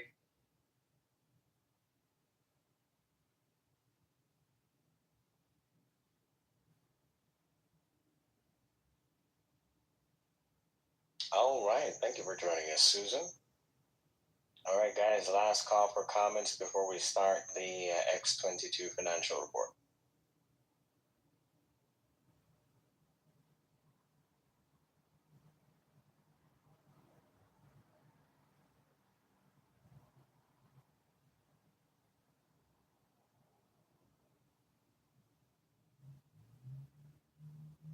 All right, if we have no further comments, producer, you're up. Let's get this started.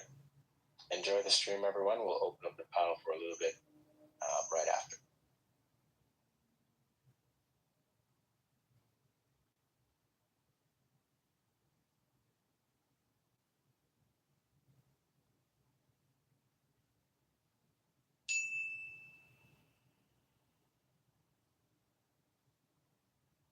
Ladies and gentlemen,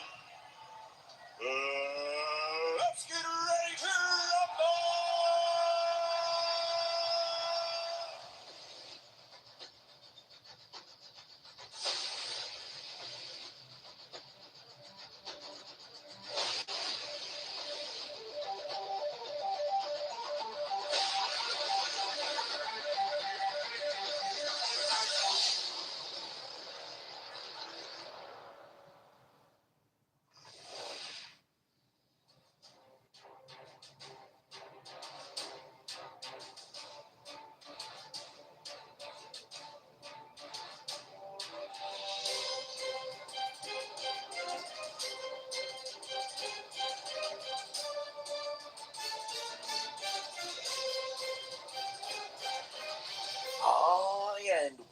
Welcome. You're listening to the X22 Report. My name is Dave, and this is episode 3891 AM. Today's date is April 26th, 2026. And the title of the episode is D's using the same trick as the central bank. Trump makes a move to get his man inside the Fed. Now, you know what's very interesting? If you're like me and you're getting to that age, clogged and overburdened from digestion to metabolism, to detoxification. 100,000 bottles sold and has received thousands of Josh put his 25 plus years of experience into ultra. Hey, it's your lucky day because Dr. Josh is running the summer sale at deliver.com/X22. Let's get right into the economic collapse financial news. Now, the deep state, the corrupt politicians, the private West Central Bank, the World Economic Forum, you can see everything that they were trying to do to shift the economic system is completely and utterly failing.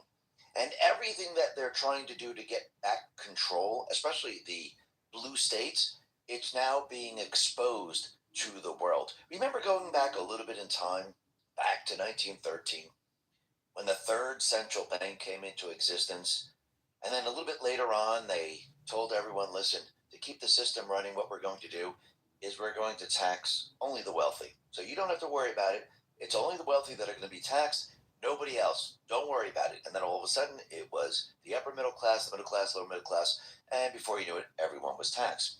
So it looks like the D's, they're doing exactly what the central bank did back then.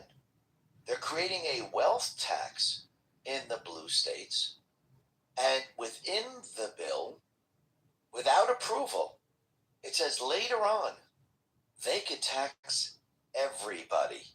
So once again, they're using the same exact strategy. And I think this time around, the people of those states, they're going to start to realize, wait a minute, were we tricked again? And I think they're going to say, yeah, we were. And this is why a lot of people are moving out of these states. And this is going to continue to happen. But every step of the way, you could see that Trump now, where you could see the central bank, the deep state players, were trying to push nations away from the Federal Reserve.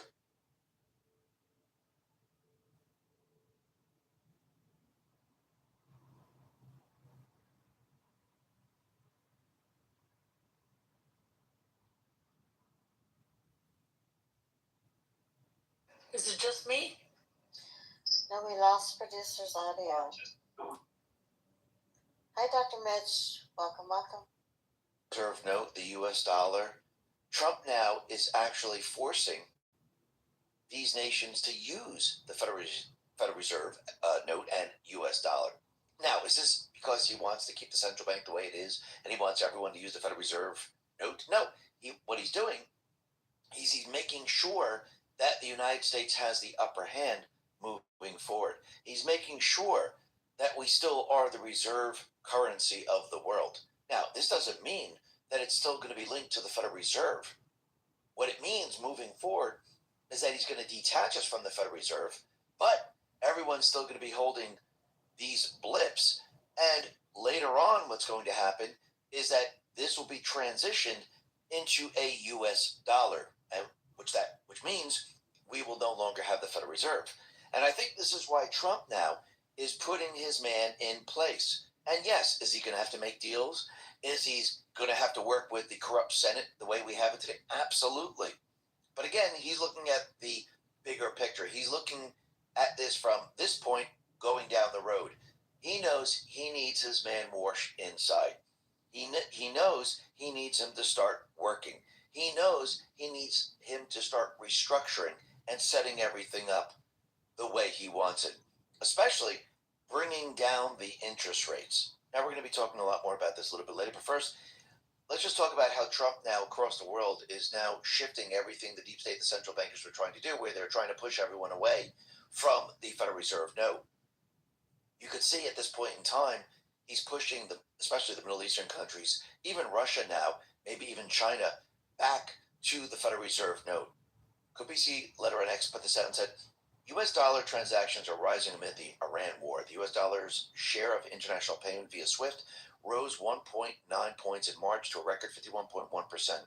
Since 2022, this percentage has risen 13 points. By comparison, the euro represents 21% of SWIFT payments, followed by the British pound, Japanese yen, Chinese yuan, and Canadian dollar.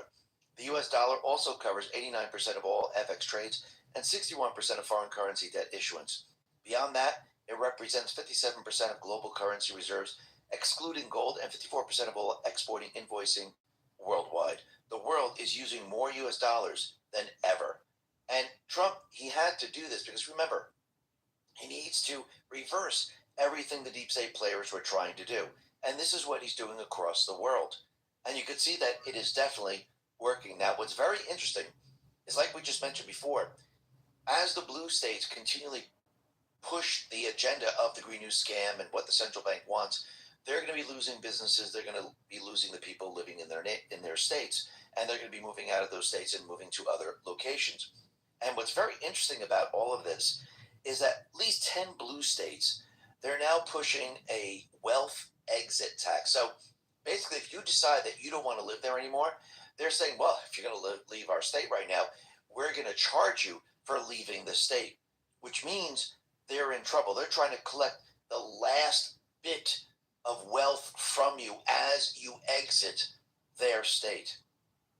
Peter Sagan, PhD, put this out and said, here come the blue state exit taxes. In case you're stuck in a blue state handing half your money to Somali learning centers, they're now coming for the other half. Wall Street Maverick responded to this and said, 10 blue states are pushing wealth tax and exit taxes to squeeze every drop from taxpayers so no learning center goes without. And that's absolutely true. Because remember, if you don't have your tax base and everyone's leaving and businesses are leaving, what do you have left? Nothing. All you have left is the money laundering. There's no one there to pick up the tab. And this is a big problem for them, especially as federal funds are being cut off. So let's see, you're losing businesses, you're losing your tax base, you're losing federal funds. So if people decide to leave, this is another way just to squeeze some more out of you so they can keep their operation working. Now, the other thing that's very interesting is that when we look at California, for example, and they have this billionaire tax, on page 26 in this proposal, it explains how the state legislature can convert from a billionaire tax to an everyone tax without voter approval. They can also adjust the tax to be yearly tax, not just a one-time, again, without your approval. Intelligence test for you, if this was meant to just target billionaires, why did they write this? Because again, they're using the same exact strategy as the central bank system. It's the same trick that they've used over and over and over. And you can see at this point in time, nobody is buying this whatsoever. Hopefully the people out in California actually see this. Hope people are pointing this out, saying, look, this is a trap once again. We already went through this.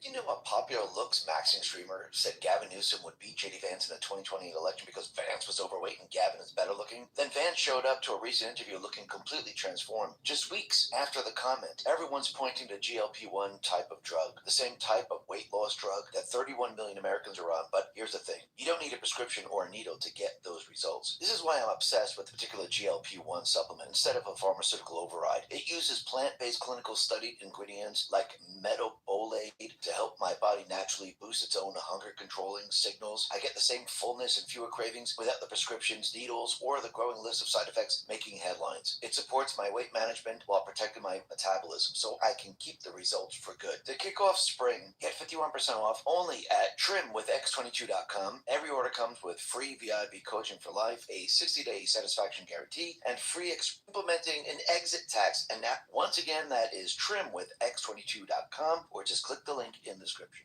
Going back to 1913, why are you going to do this again? Look, everyone's leaving the state.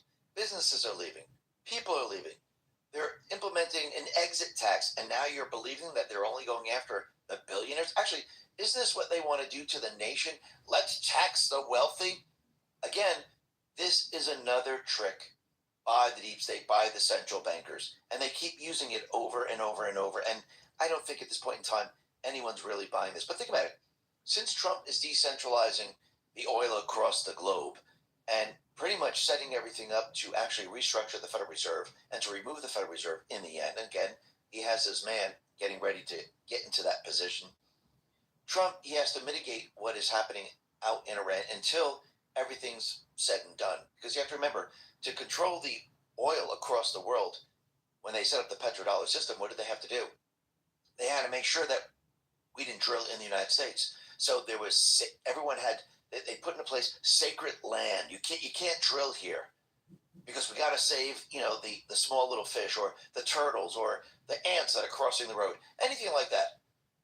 Then they basically made sure that no one got oil from Venezuela. They made it into a criminal country, and they actually created the cartels, the gang members, and they used that across the globe to supply the oil to China. Why would they supply the oil to China? Because again, they needed cheap energy to actually produce the products.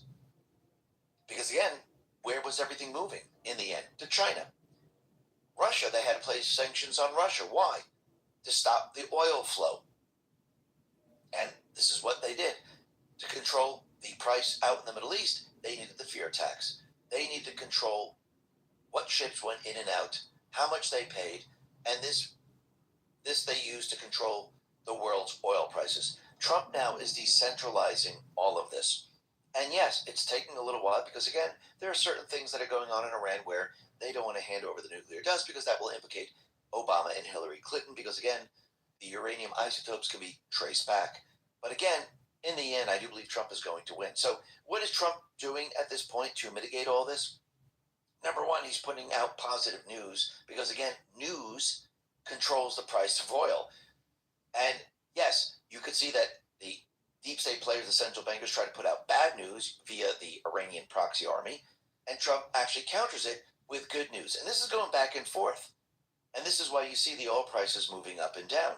But the other thing that he decided to do, and Lee Zeldin explains, he says the Trump EPA just unleashed cheaper E10 fuel, resulting in more domestic supply and up to 25 cents a gallon savings. 3,000 plus stations are ready to go, but New York, California, Maryland, Virginia are bizarrely blocking it for their residents. This makes absolutely 0 sense. Let Americans buy gas at less cost. So there's a lot of people out there saying, oh, the E10 fuel, which is 10% of ethanol, that's going to destroy your car. This is why it shouldn't be allowed. But we know why California, New York, Maryland, Virginia, we know why they're blocking this. Because again, they don't want to show that, hey, look, Trump was able to lower the gas prices. They want to keep the gas prices high because, again, their entire mission is to do what? To bring everyone into the Green New Scam, and they want to convince everyone, look, fuel prices are high because of Trump. But again, in the end, I don't think it's going to work. But like we said before, the E10 fuel, it will not damage the vast majority of cars on the roadway. It has been the standard gasoline blend sold across most of the U.S. for over a decade, and virtually all vehicles manufactured since the early 2000s are fully compatible with it and approved by manufacturers and the EPA. So modern cars, 2000 and newer, they are safe for ethanol. They have no problems.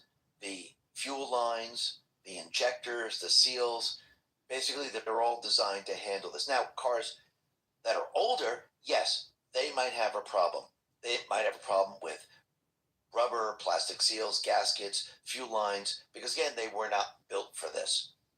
So once again, you could see they're going to try to use this type of narrative to make you believe that there's something wrong. Now, if you look at lawnmowers, boats, chainsaws, motorcycles, and generators, yes, they're more prone to the problems. But for everyday use in automobiles that are $2,000 or later, and I think most of the people have cars now that are $2,000 or later, this is not a problem. But again, you can see why the deep state players are going to try to push this, as hard as they possibly can. Now, does this get the best gas mileage compared to pure gasoline? No, it's a little bit less. But again, I think for most people today, because the cars are very, very energy efficient, I don't think people are going to really notice it that much. I don't think people have noticed it at this point, if you really think about it. But you can see why they're pushing back and pushing back very, very hard. And it looks like Trump, he is now putting his man inside the Federal Reserve, and that is Kevin Warsh. And what's very interesting is that the Justice Department dropped its criminal investigation into Fed Chair Jerome Powell. Now everyone's going, oh my God, we're not going to find out if he's a criminal. This is ridiculous. What's going on here? Well, it looks like he made a little bit of a deal with Senator Tom Tillis because he vowed to block Trump's Fed chair confirmation until the Justice Department dropped its investigation into Powell. Because again, why is he so concerned about the investigation into Powell? Because the deep state players, the central bankers, they have people in the Senate, people in the House to protect them. And it looks like Tillis is one of those people. Because again, if there's an investigation, people are going to find out that, hey, maybe Powell was skimming off the top. There was a lot of money laundering going on, and people are going to ask a lot of questions. So is the investigation completely halted? No. U.S. Attorney Pirro explains. This morning, the Inspector General for the Federal Reserve has been asked to scrutinize the building cost overruns and the billions of dollars that have been borne by taxpayers. The IG has the authority to hold the Federal Reserve accountable to American taxpayers. I expect a comprehensive report in short order, and I am confident the outcome will assist in resolving, once and for all, the question that led this office to issue subpoenas. Accordingly, I have directed my office to close our investigation as the IG undertakes this inquiry. Note, however, that I will not hesitate to restart a criminal investigation should the facts warrant doing so. And once again, instead of having the DOJ looking into this, they're having the IG. Now, the IG, yes, might manipulate, they might fake it, but I think Pirro is on top of this. And if she doesn't like what she gets, I do believe that they'll be investigating. Now, think about this. Once Warsh is confirmed and the IG releases the report, Pirro reviews it, maybe she takes a couple of weeks, a month, or whatever, and says, you know something, I don't like this, I want to look into this. All of a sudden, she can go back in and really do an investigation. But we have to see what is the IG actually going to give and what's going to happen with this. But I do believe a lot of information is going to be coming out. We're going to find out where a lot of the money has gone. And I think Powell's going to be in trouble pretty much no matter what. But in the end, Trump is going to get his man inside. And I think Trump wants to get him in sooner than later because, again, the clock is ticking and he needs interest rates to come way, way down to actually push the economy into the stratosphere. And Warsh needs to start looking into the entire Federal Reserve. Remember, there's tens of thousands of PhDs within the Federal Reserve. So he has a lot of work ahead of him because you have to remember these agencies, they've been corrupt for a very, very long time. And you have to remember the Federal Reserve is a private corporation. So this is going to be very, very interesting moving forward. And Trump is letting everyone know that, listen, we need the tariff system. We need the tariff system because, once again, I'm building a parallel economic system to compete against the Federal Reserve, to compete against this system. And basically letting everyone know that the Supreme Court was completely wrong in their ruling.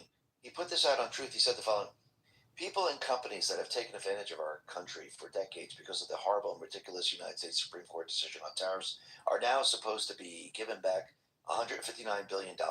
All they had to do was one little half sentence that the United States does not have to pay back monies that were already paid, and our country would be $159 billion richer. That's more than most countries are worth. Think of it. Just one half sentence, and we would have saved $159 billion. Couldn't they have done that for our nation? President DJT. And they could have. But I do believe Trump, at this point in time, he got what he needed from the Supreme Court. He got the dissent. He got the path. And yes, he's showing the people of this country, look, the Supreme Court, the deep state players, the central bankers, they are not for this country. They're actually working as hard as they possibly can against what he's trying to do. And what he's trying to do is he's trying to do what other presidents have done in the past. If you look at Andrew Jackson, if you look at McKinley, if you look at Abraham Lincoln, they all went up against the private West central bank system. And basically, they were all attacked one way or another. Most of them had assassination attempts. Some of them were assassinated. Trump is doing the same exact thing. And you can see every single step of the way, what are they trying to do? They're trying to assassinate him because they know where all this is going. They know that his entire mission is to remove the central bank system. And think about what happens when the central bank system is removed. The entire system that they created falls apart. They know this. They lose control over the world, over this country. And this is something they don't want to give up. The entire economic system, the way we know it today, is about to change big time. And it's going to change in a way that no one could ever imagine, because you have to remember, you got to go back, way back in time, to when we had a period of time where we didn't have the central bank system. And when we didn't have a central bank system, the money held its value. And the economy in this country did very, very well. The economy and the country was very, very wealthy. And I do believe once people start to see this, once people start to experience this, they're going to understand how bad the central bank system is. You see, when you're in their system, it's very hard to see how bad it is until you're outside of their system.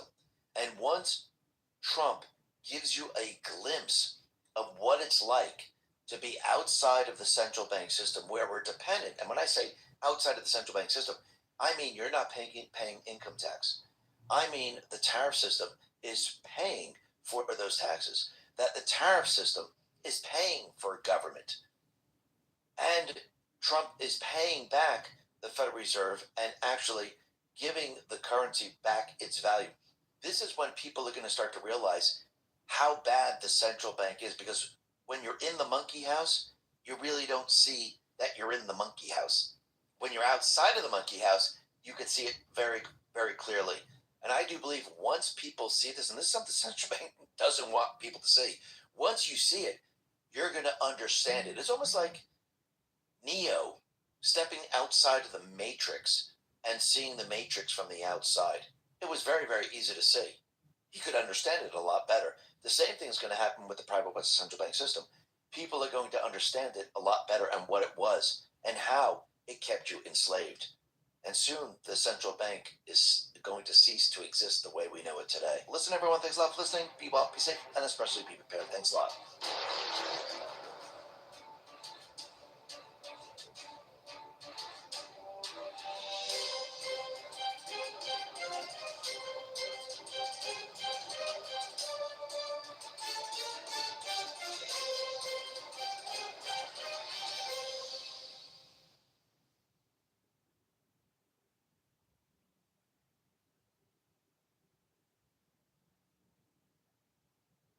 You want answers? I think I'm entitled. You want answers? I want the truth. You can't handle the truth. Hello, truth seekers. So, that was the X22 financial report. Dave is hitting it out of the park as per usual. The central bankers are feeling a lot of pressure with the Federal Reserve System. Jerome Powell, his investigation, I'm just letting you guys know, it's not going away. Janine Pirro may have dropped it for now or paused it, but I can guarantee that they're going to continue forward. We'll see what happens after Kevin Warsh gets through this hurdle.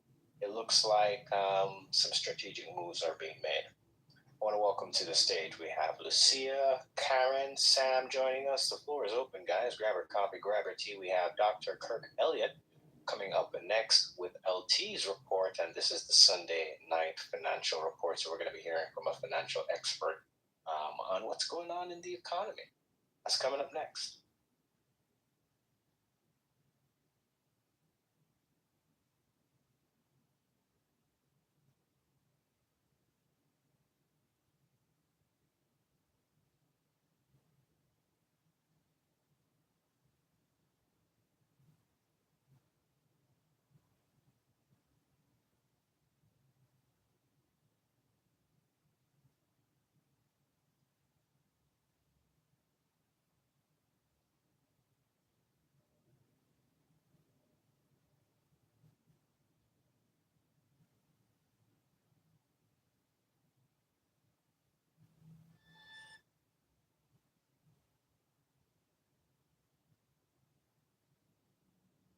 Testing, 1, 2, 3. Anybody want to chime in? Are you guys ready for the next stream? Yes, sir. I thought it was just me for a minute till you said something. Yes, sir. We're ready. Yes, we are. We're here. That was a great report, researcher. I need to start taking notes because there's so much, it would help.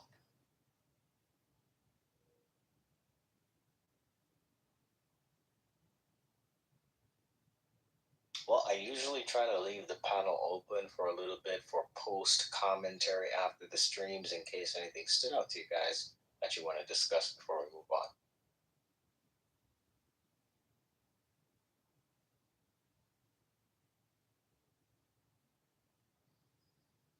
Hi, researcher. I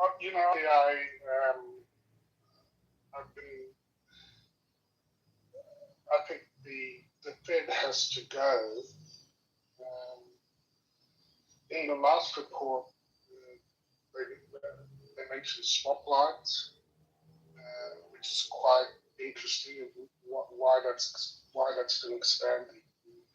That appears to be a way of shoring up the US dollar's use and creating more stability.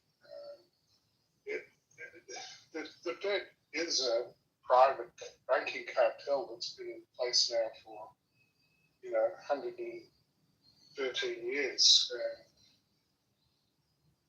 Its product, which they can produce out of thin air, has been compounding that whole time. And, like you said, that was the introduction of income tax. Originally for the billionaires and equivalents, and now it's a major form of slavery. In our countries, the amount of tax we pay. I'm not sure though that we can replace it all without having a smaller government. But there's no question in my mind that the financial system is being re-engineered, and I will not cry a tear to see the Federal Reserve and its thousands of PhD economists out of work. So to bring back the creation of the currency into the control of the government and treasury, I think that is the direction that the Trump administration is taking it, and I think that's a positive one. I was just looking up. Gold has been non-monetary gold has been quite a heavy U.S. export over the last 5-6 months.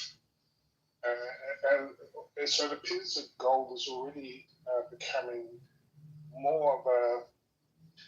So basically, in the global system, the two major reserves are denominated in U.S. treasuries and gold, which is really the main competitor. And that gold is becoming the BRICS. The way that they got around with US sanctions. Interesting stuff. There's big moves in play. But one thing that I'm not hearing is the impacts of the loss of the energy out of the Strait of Hormuz. Because that strait is still closed. And on Japanese TV, they were live streaming. Just real quick on Dr. Paul, before you go to the Japanese TV, the Strait of Hormuz, I wasn't really too clear on how the blockade is being enforced. From what I'm now understanding, right, it's the U.S. blockade is on Iranian ports. So any ships going to or from Iranian ports, that's what the U.S. Navy is blocking. Now, let's shift to the IRGC. They're indiscriminately attacking any ships in the strait. So, when you say the strait is still blocked, there are still some definite issues that are preventing free transit through the strait. But there's an economic pressure that is now being put on Iran because they cannot export oil. And that is the major, I think, impact of the U.S. blockade. The U.S. blockade is, they're allowing other ships that are not going to Iranian ports to pass through the strait. And that's just a little bit on that before you go to what's going on in Japan. But I wanted to just add that for the audience. But Dr. Paul, back to you, sir. Sorry for interrupting.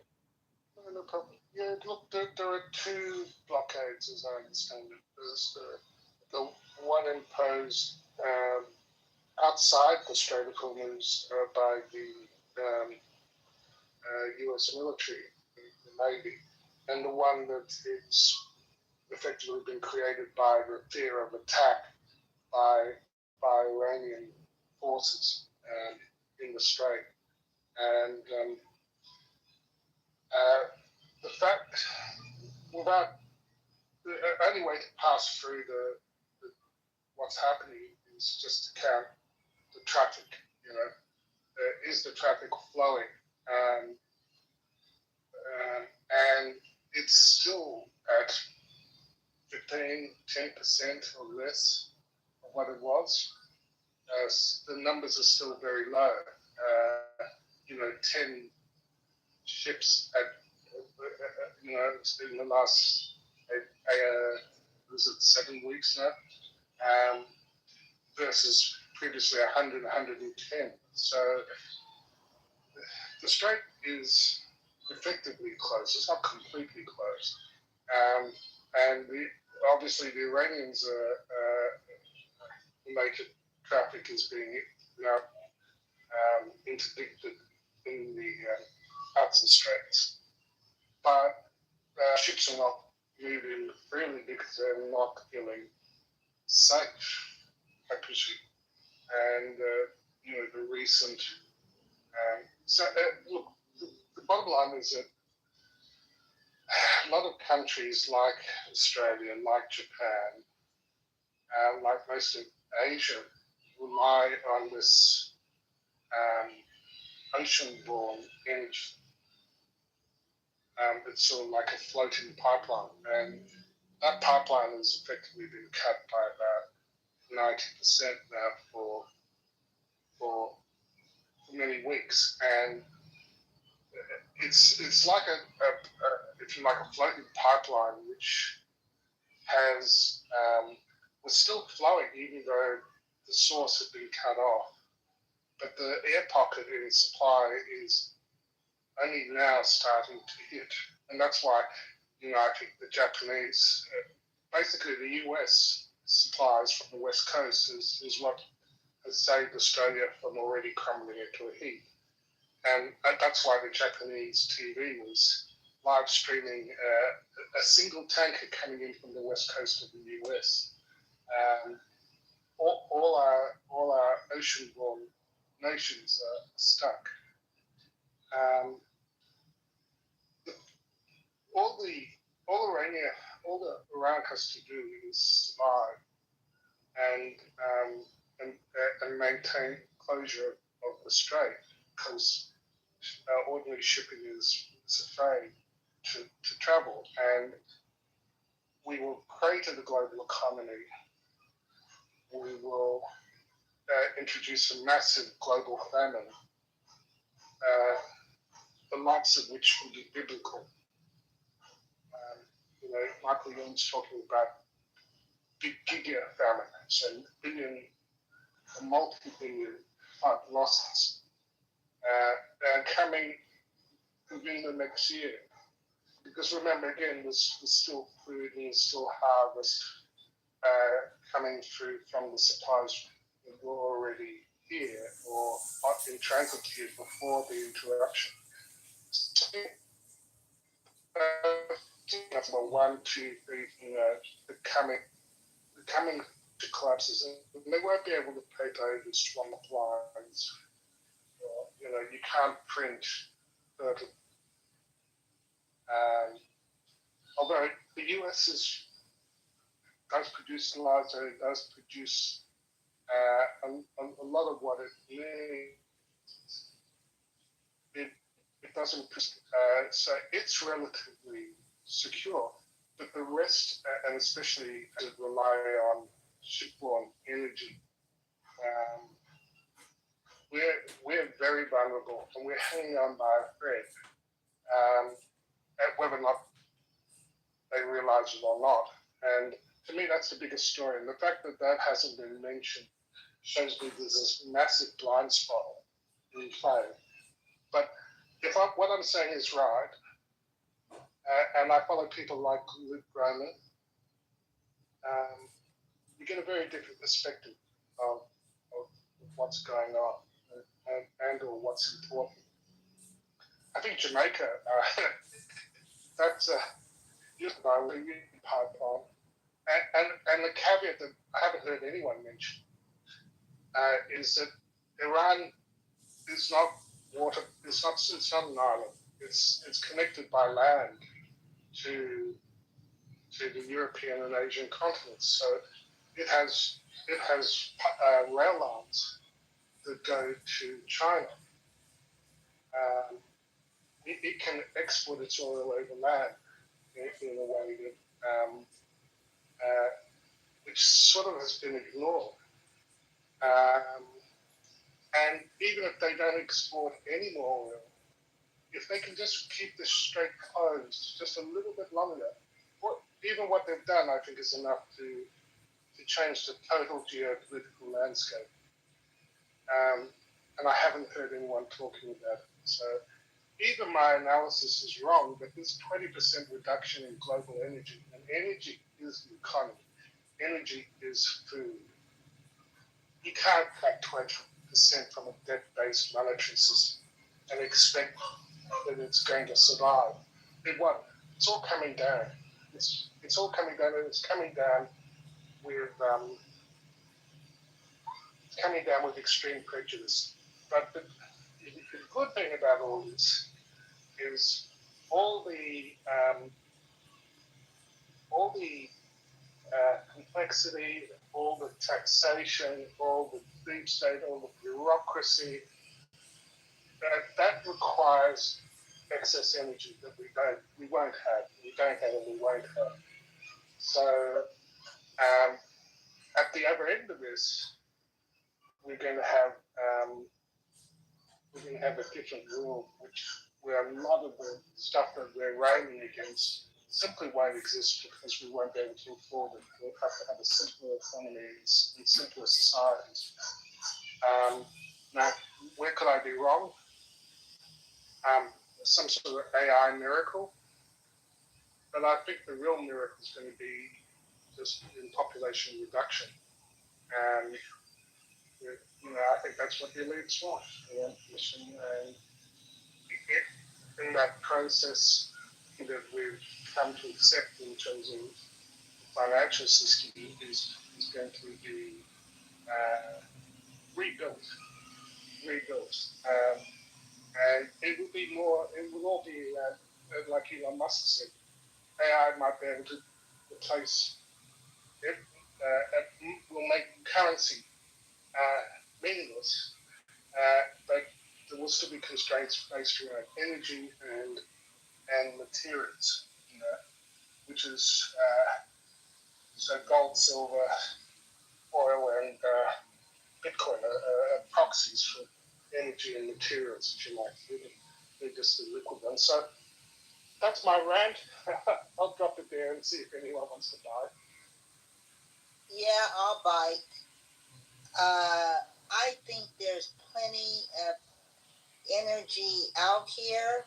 They haven't used it yet. They know about it, but it'll destroy our oil-based economy. They've got energy. That's not the point that concerns me. The point is these car companies are plugging in where your car listens to you. It decides whether you can drive or not.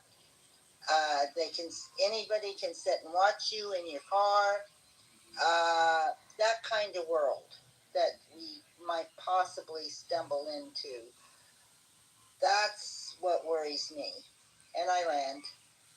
Karen, can I ask you, where's the energy coming from? Where is this energy you're talking?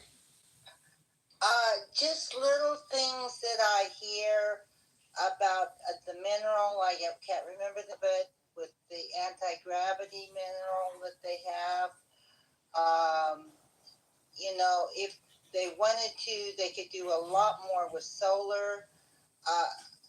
There's atomic energy, but then there's another kind of energy where they could put in just, it starts with a T. And they say they can make them small enough to fit inside a car. Very safe. Foreign reactors. Yeah, none of this is going to arrive in time. And none of it will feed us. One of the differences with the US derived crude and distillates is that it doesn't replace helium and sulfur and nitrates. Although the US has enough for itself, and Russia has fertilizer, nitrates, but they're already hoarding it for their own use. Solar panels is not going to drive our diesel. It's not going to drive our mining. It's not going to drive our farming, and neither will nuclear, actually. And all of this will happen after the massive loss of life that I'm talking about. They'll probably reveal that anti-gravity and and free energy, thorium, and all fusion, all sorts of things. But it's not going to come in time because that's not how our current world is. That's for the future, and what I'm talking about is coming within the next year. It will be obvious to everyone.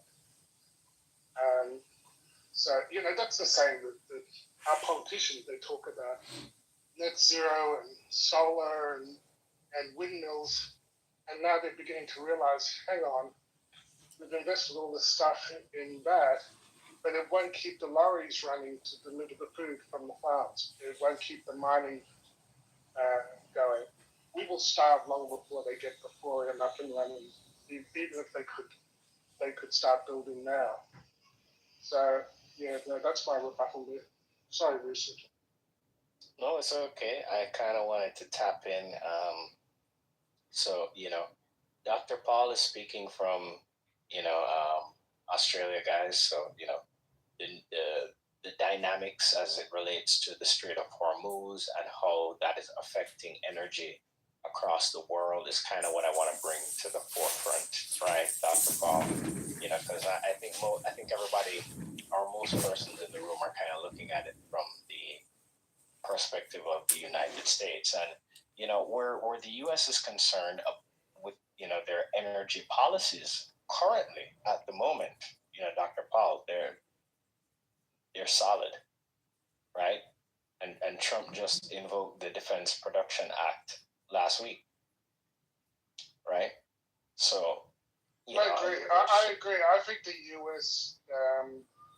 will be the last man standing because you do have enough resources. But in terms of replacing the 12 million barrels a day that has been lost, and not to mention half of Russia's refining capacity has been damaged and taken offline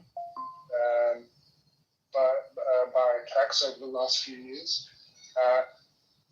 America is a net importer of crude oil.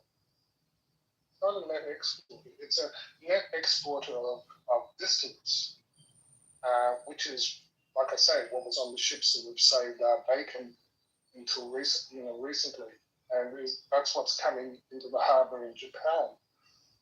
But it's not an excess of crude oil. That's the importance of the strait. Most of the seaborne crude, those 12 million barrels a day, that's 20% of global energy.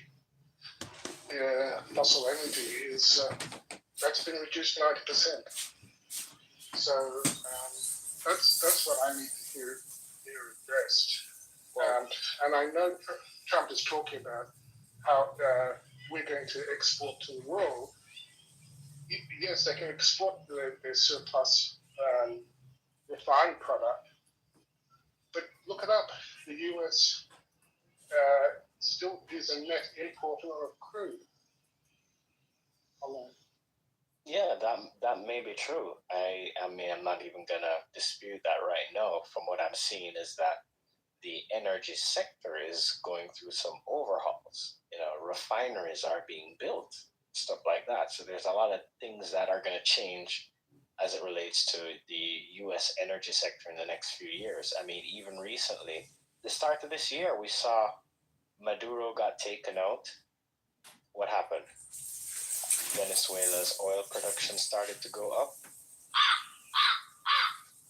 Deals were made between the U.S. and Venezuela, right? Now they're taking in some of Venezuela's oil, right? As you said, they're importing it, right? So, these relationships and these deals and these dynamics, all of these things that are happening right now, we kind of need to pay attention to it, definitely. But, I want to go back to something you mentioned, Dr. Paul, because it's like the global impact of, Strait of Hormuz on the energy sector worldwide, it can't be overstated, right? So we know that the U.S. is not, quote, dependent on the oil coming through the strait, right? They're not, they don't need the oil that's passing through that particular. They can survive without it.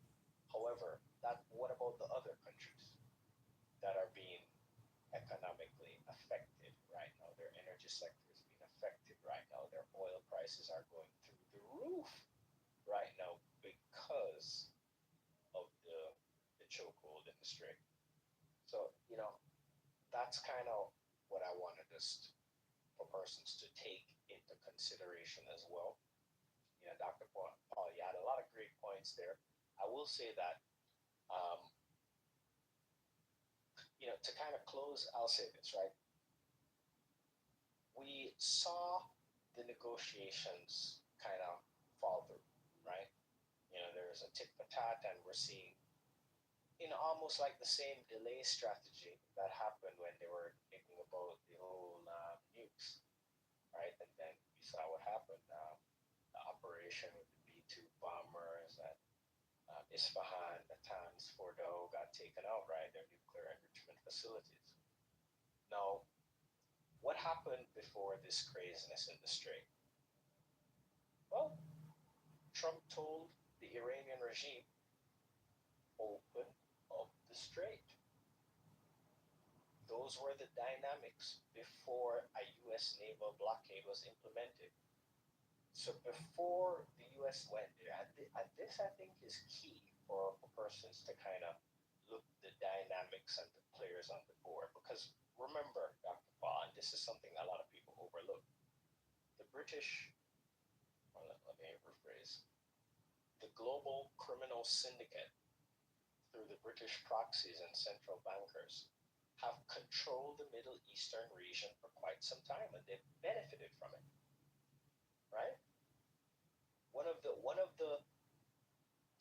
hidden mechanisms, and some of you have probably heard me talk about this before, is the insurance company Lloyd's of London that used to provide premiums on ships past the strait.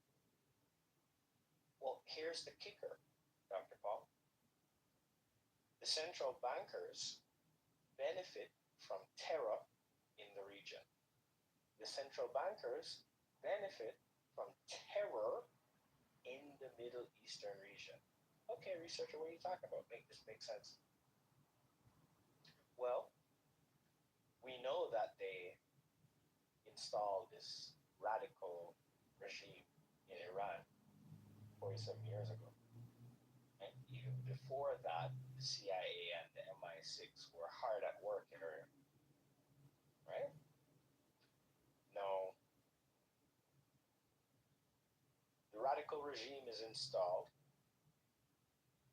The Strait of Hormuz becomes a choke point for terrorists who can threaten the transshipments passing through this key economic waterway. So now you have a dynamic where they're funding the terror groups. Remember, Obama had lots of cash to Iran, right? This is a criminal syndicate, whether it's elements or the operatives they have in other parts of the world. And of course, Obama is one of them too, right? But I'm bringing him into the picture to show how the deep state, the global criminal syndicate, has propped up Iran, to this regime, and created terror in the region. Remember how people usually talk about the destabilization of the Middle Eastern region? Well, this is what we're talking about. Why is that being done? Well, one of the reasons we're learning is because if you have terrorists in the region, then guess what? Lloyd's of London can charge higher insurance premiums. They can control the oil passing through the strait. They can control the dynamics, the geopolitical dynamics in the region by having these terrorist proxy groups that they're all funding, by the way, Hezbollah, Hamas, the Houthis, right? All Iranian proxies, right? And then we realize who is benefiting from this terror in the region. Who is benefiting? Well, if you don't have terrorists creating chaos, you don't need to charge high insurance premiums. Plant oil. Yeah, look, I don't disagree with the usage of that norm. I just think it's gone beyond that. Because yeah, it has. That was kind of what just because the energy is so vital to our economies, our way of life, and even our ability to feed ourselves. Having the damage to the Gulf infrastructure, taking Iran and so much of the oil, the seaborne component on boats, so much of that does transit through that choke point. I just think it is, I think we're talking, this is the biggest, this is the great reset. This is the thing that will bring the global populations to heel. I don't know who's going to come out. I think you're right, America is well insulated, and especially with the Venezuelan supplies now. And they have helped, the shipments that we've got have been a lifeline. And I think is why everything looks normal. I look outside, I see jet boats going around, and the shops are still full of food, and nothing yet is hit. What I'm saying is I believe that the consequences, the air pocket in Jersey, that in consequences to that, outside of America, perhaps outside of Russia, it's going to be big. That's my case. And I'd like to be wrong about that, but that's fine. That's how I see it. And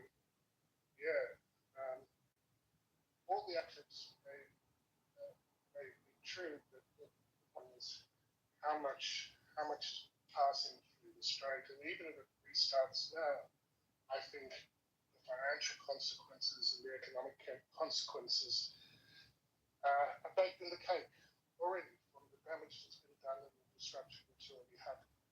Now, could I be wrong? I really do. I'm wrong, because I'm speaking really apocalyptic stuff. Maybe I should move to the US. You are speaking apocalyptic stuff, but look at it from this perspective, right? The only nation right now that has truly suffered unrecoverable damage, for a certain period of years is Iran. Every other nation that's been economically blackmailed by what the IRGC is doing right? They can recover much quicker. So my takeaway point here is to reflect on what I was saying earlier. Donald Trump said to the Iranian regime in the negotiations, remember what happened? He told them, open up the strait, have it recognized as an international waterway. Let all the ships pass through freely, but the IRGC didn't want to do that. And we're seeing now that they've shown their hand. Even after the U.S. naval blockade, even after the economic damage that they're suffering right now, after the military and naval damage, right? They're still playing tough guy. Why? Delay, delay, delay. This is the strategy of the deep state, the criminal syndicate. What are they trying to do, Dr. Paul? They're trying to wait Trump out. Right? So, hold on. Give me 1 sec, right? So, in addition to that, remember, the criminal syndicate who's controlling the terrorist regime in Iran, right, and dictating to them, right? They're playing tough guy to the United States. They don't want to back off their stance, right? It looks like the hardliners are in control based off of the negotiations. We have another aircraft carrier headed to the Strait of Hormuz. Yes, Dr. Paul, that's what's going on. I actually predict an escalation in military activity in the region because of what Iran is doing right now. Or let me not say Iran, but the terrorist regime in control of Iran, right? And they're jerking around with the negotiations. They are the ones that don't want to open up the street. So of course not. Of course not. All they have to do is survive. Yeah, but they just have to survive and keep the strait closed and they've won. And my point is, they've had 7-8 weeks, and the Navy hasn't been able to earn it. The forces haven't been able to. The bases have been made uninhabitable. The radar facilities have all been blown up, key ones. They dare not bring their carriers too close to the strait for being in range of Iranian missiles. See, to me, it's not a great victory. It appears to me that the Western America has already lost. Dr. Paul, that's nonsense. Yeah. They actually got air superiority in this operation within the first 2 weeks. Complete air superiority. Yeah, but it doesn't matter anymore. It doesn't matter anymore. Dr. Paul, that narrative is nonsense, I'm telling you. The Iranian Navy is no longer in the same, it doesn't exist in the same form that it does. Right? No, I agree. They have, let me tell you what they're doing right now. They're sending out small speedboats mining the strait. They're using guerrilla warfare tactics. Their resources have been their ballistic missiles production facilities have been dismantled. They're digging up missiles from the rubble. They literally can't produce anymore. So what's going on right now is they're working with the economic angle. Their plan is to try to delay. But let's just play this out though. Let's really play this out. Game theory style. I'll pass the mic to you, Rob, because I see you want to chime in, right? But let's play this out game theory style. If they continue in this trajectory, right? If the Iranian regime continues with this trajectory, what's going to happen for them? They're the ones suffering the most economic damage. $300+ million per day, right? They're not able to export oil. So they're shooting themselves in the foot. Meanwhile, it looks like there's more uprisings in Iran. So you have different factions now who are vying for power, but because there's a power vacuum. The Ayatollah who was appointed hasn't been seen in public. The narrative that the Iranian regime can win this is totally ludicrous. The only thing they're doing right now is they're being propped up by the criminal syndicate who is telling them to delay, which is why the negotiations keep stalling. Right? So I understand that point, and I understand the fear of, let's call it, the economic impact on the countries all over the world that rely on the oil passing through the strait. And the reason why I'm emphasizing this is to show you guys that the Iranian regime is up to no good. So let me tell you right now, we have another aircraft carrier headed to the strait. The U.S. military has complete air superiority. Right? Their small, fast ships, that's going to be taken care of. The mines in the strait, that's going to be addressed because President Trump has now sent out the order to demine the strait. And, and that's another thing. We heard about the mines and we weren't too sure about the reports of the mines in the strait. When I checked it out days ago, the only thing I could find was like there were reports of 12 mines in the strait. And I'm like, 12 mines? Are you freaking kidding me? There's got to be more than that if they're making a big deal about this. But no, we don't actually know the dynamics. So, we need intel to check that out. So, no, we're hearing about an operation to sweep the mines in the strait. And we're hearing about small, fast boats that the Iranians are using to put mines in the strait. Terrorism. So, I don't disagree. I can agree with you completely that America has bombed the crap out of Iran and taken out massive amounts of its infrastructure. But they still have missiles. They still have means to harass and stop shipping. And if America and its coalition can't get that open, every day we're marching to consequences I'm talking about. I think we've already passed the threshold. I agree.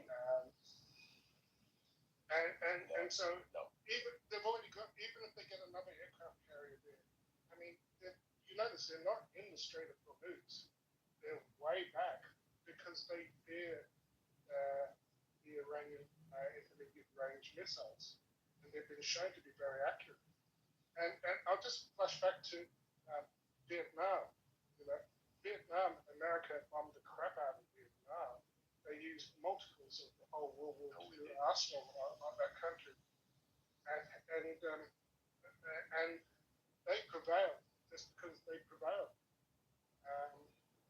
So just having air cover and having aircraft carriers, the nature of war has changed now.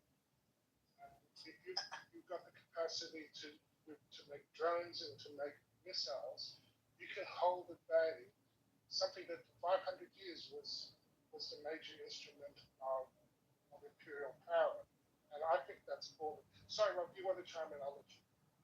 Yeah, there's a number of things going on. First off, the only way they're getting supplies right now is China is flying supply ships and they're shutting their transponders off when they get near the airspace so that people can't track them. They're trying to bring military material in. So this is why the Strait of Malacca is being controlled by the U.S. as well, because we're cutting off any oil that can go in, or any supply information that can go into China as well. Because China's become part of this, right? Which doesn't help. But as far as and I know this stuff deeper than a lot of people. As far as aircraft carriers, you never put your aircraft carriers in close where they're going to get shot at. Absolutely, because your superiority comes from the ability to project outward, not getting in close. The thought process that you got to bring something in close and you're going to put it in the straits. Well, crap, right? What we're doing right now is mining. So we're sweeping the mines in there with drones and things. So I wouldn't look at what you do from the beginning myself. Yeah, There's only one question: is the strait open or is it closed? And it's effectively closed. So all that force, all that air superiority, hasn't translated to the one metric that we can track that has real meaning. And until you've shown me that, everything else is just, who knows? It's the problem. Well, no, I agree with that, Dr. Paul. Hold on. Well, all right, Karen, before you go, I just want to say this, right? Dr. Paul, I agree with your sentiment, but it's like, well, if it plays out this way, this is what's going to happen. And I agree with that. But I honestly don't think that that's the trajectory that we're going towards, right? You're seeing right now a display of military force, right, to put this Iranian regime into submission. It's more than just about the strait, right? It's more than just about the terror proxies. There's a lot of dynamics happening right here. There are even, you could say economic chess moves being made. You heard Rob mention the Strait of Malacca. China, right? This is the key point, right? 80% of China's oil passes through that strait. And now the U.S. military signed a defense partnership with Indonesia, right? So what's happening right now, I'm letting you guys know that the Trump administration doesn't want to economically strangle the world's oil, but they are putting their forces in key positions to monitor what's going on with these transshipments, right? So why would they want to control the Strait of Malacca? Well, you heard what Rob just said. The news about the ship that was trying to pass through the blockade, and this is going to an Iranian port, by the way. And when they boarded the ship, what did they find? They found chemicals used in the production of ballistic missiles, right? Now, I don't know the state of their production facilities. I think most of them have been targeted. We saw 13,000 targets got hit, right? Military targets, right? So, I don't think that they have the same capability to manufacture and produce the ballistic missiles at the same level they used to. They probably may be able to pump out a few, right? I don't know the intel is like on the ground. But you're right, Dr. Paul. They are still able to control and threaten the strait at the moment. But that dynamic is not going to be the status quo forever. Trump is not going to keep a U.S. naval blockade in the Middle East forever. At some point, the book's going to fall. And we're going to see it. Yeah.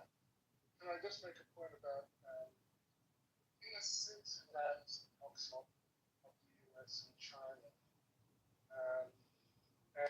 so the control over the other choke points, but you'll notice that the tankers that have been getting largely go to China, and China is aligned with Iran.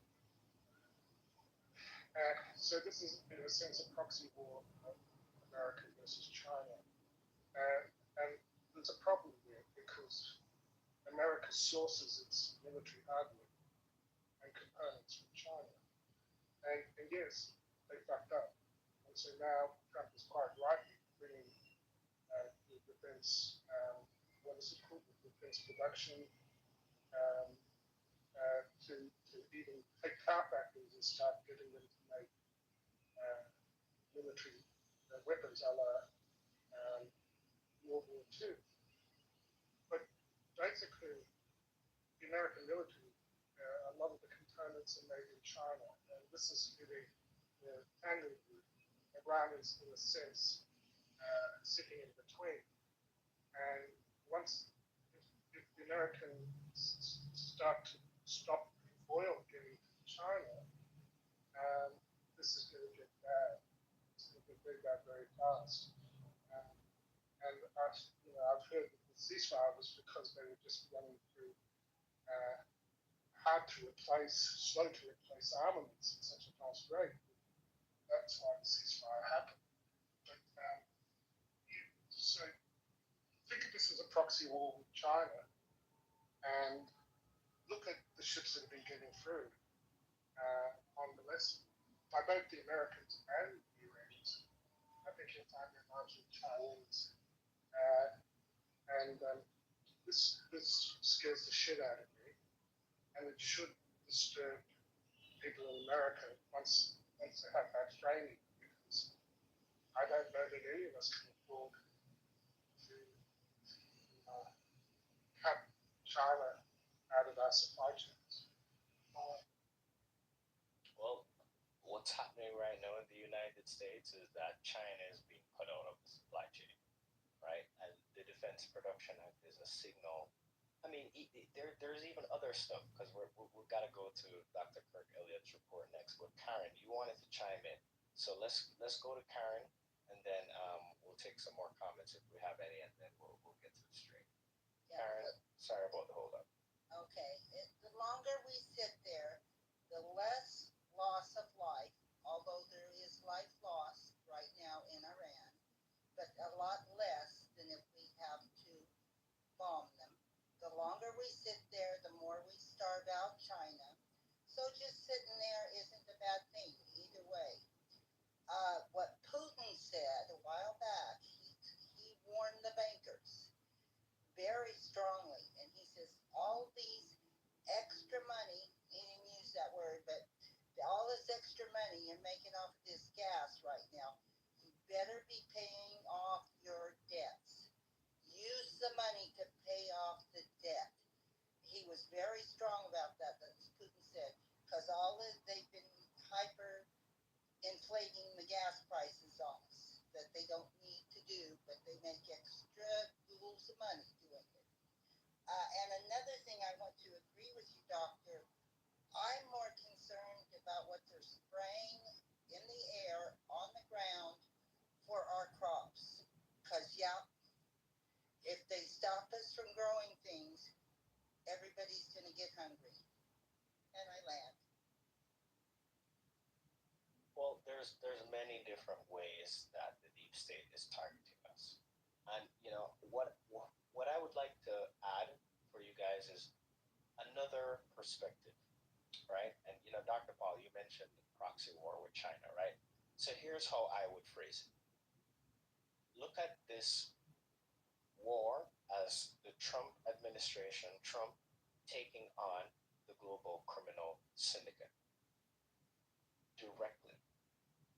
They enabled and funded, they propped up Maduro in Venezuela. They propped up the Cuba communist regime. They propped up Iran. They propped up China's manufacturing industry. Ooh. Yeah, the criminal syndicate, the deep state, propped all that up. And when you look at the moves that Trump is making right now, you see a complete reversal and dismantle their system. Step by step, they lose power, they lose control. Now, of course, we know the Middle East is very special to the criminal syndicate. They had a lot of things going on over there, right? So when Lloyd's of London pulls the premiums for the first time ever in history, that should show you just how much they're trying to create leverage for Iran, for the Iranian regime, right? When NATO allies aren't helping. They're in line. They're in line, or I should say the leaders of some of these NATO countries are in line with this agenda. Oh, we'll wait till Trump finishes up the strait. Bullshit. They're just delaying. They don't want to give a helping hand.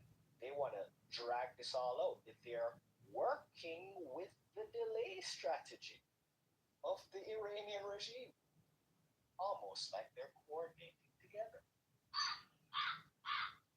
Why am I pointing all of this out? You see, guys, the real war is not Trump versus China or Trump versus Iran. The real war is Trump versus the criminal syndicate. That's what's going on. We're seeing him take it to the global stage. You saw it at 2020, the start of this year. Right? So when we think about what's happening in Iran right now, yeah, there are many dimensions to it. Right?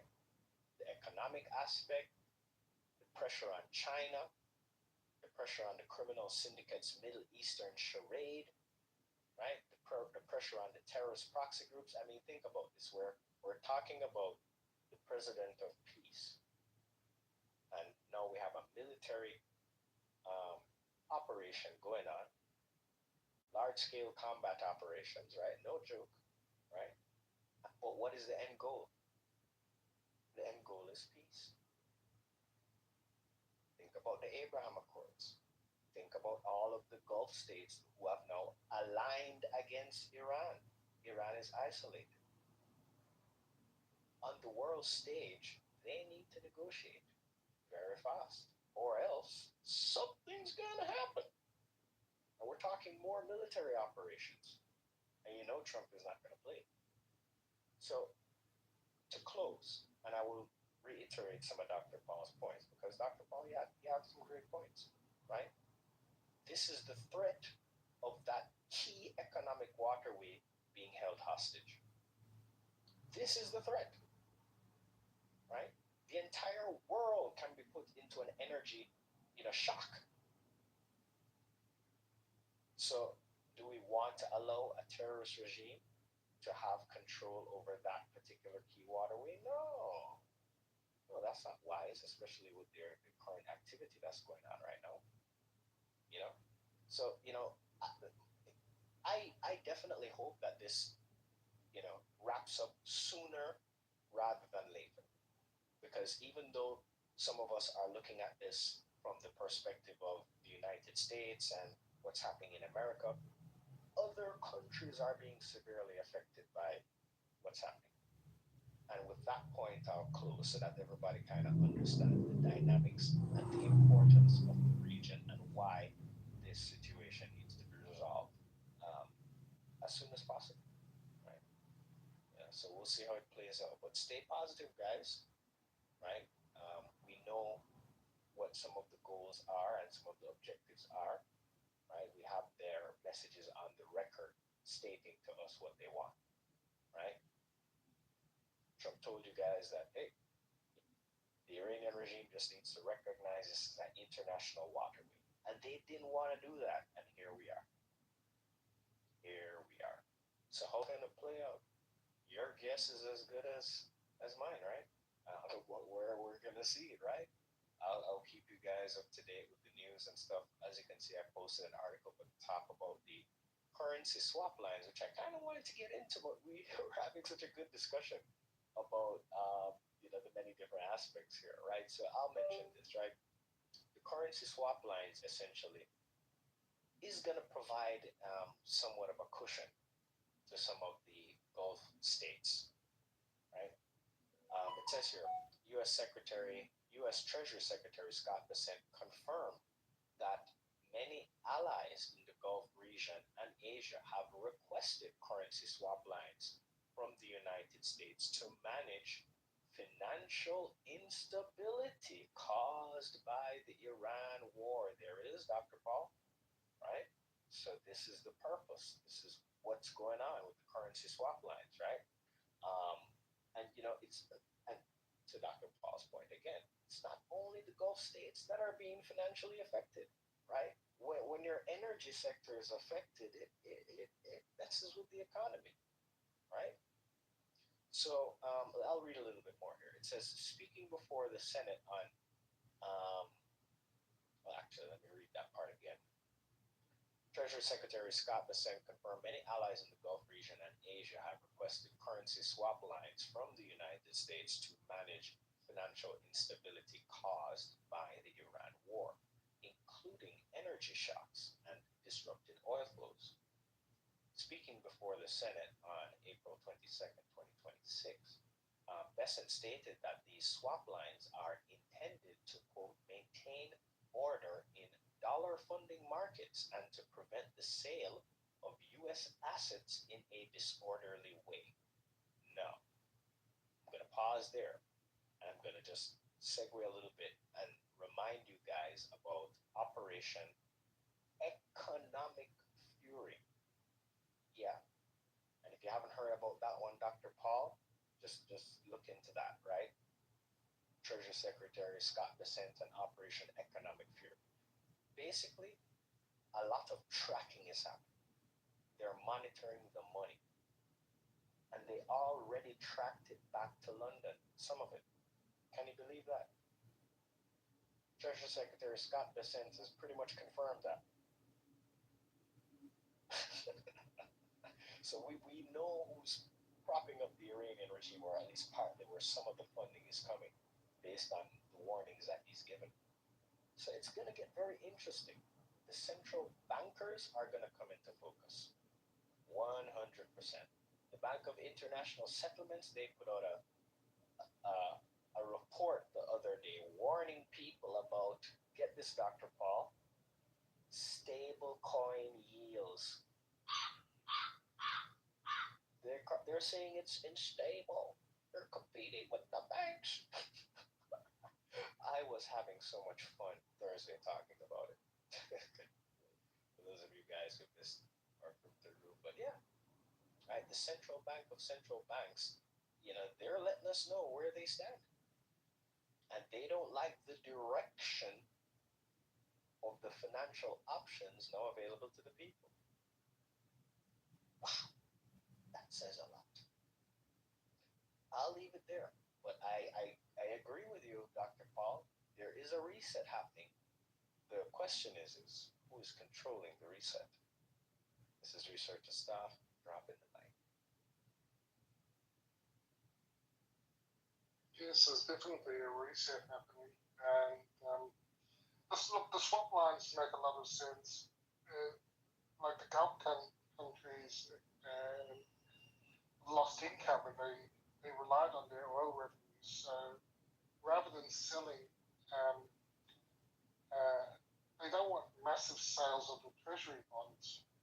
That will cause a spike in interest rates and yields, and that will crater the US economy. So it's in the interest of the US dollar to make the currency swaps, and yes, that will help provide stability and shore up the US dollar, because that's a danger now. Countries that are economically damaged, that aren't getting oil revenues or other revenues because of the disruptions, there could be large sales of US treasuries, and that if the Fed then comes along and has to buy it all, that would destroy the US dollar, and by extension, it will destroy all the fiat currencies. And I think we're on that path already, which is why Bitcoin has started to recover, and why gold and silver are starting to recover from its pullback in end of January. And we see the price of everything starting to. So the shifting of the manufacturing to the US that Trump is doing is a good thing, and we need to do it in Australia too. We don't even make sandwiches anymore. So we used to make our own cars. We used to manufacture. So all of this is very positive. I just worry that the awareness has come a bit late. The dependence on China is still massive, and that's the bear we're poking. So keep your heads on a swivel. All that. Well, Dr. Paul, you made me laugh when you said they don't make sandwiches anymore. I'm like, oh my God, is it that bad? Produce something. Oh yeah, on the economic complexity index, I think we're sort of behind Uganda or somewhere. We used to have our own refineries and be self-sufficient for oil. We used to have a manufacturing industry that we made our own cars. Now, we'd be lucky to knock out a few surfboards. So we're even further down the path. But US is in for a shock that spare a thought for us hapless Encapedians who, although we live in the arse end of the world, are totally reliant on the sea for our energy because we got rid of all our refineries.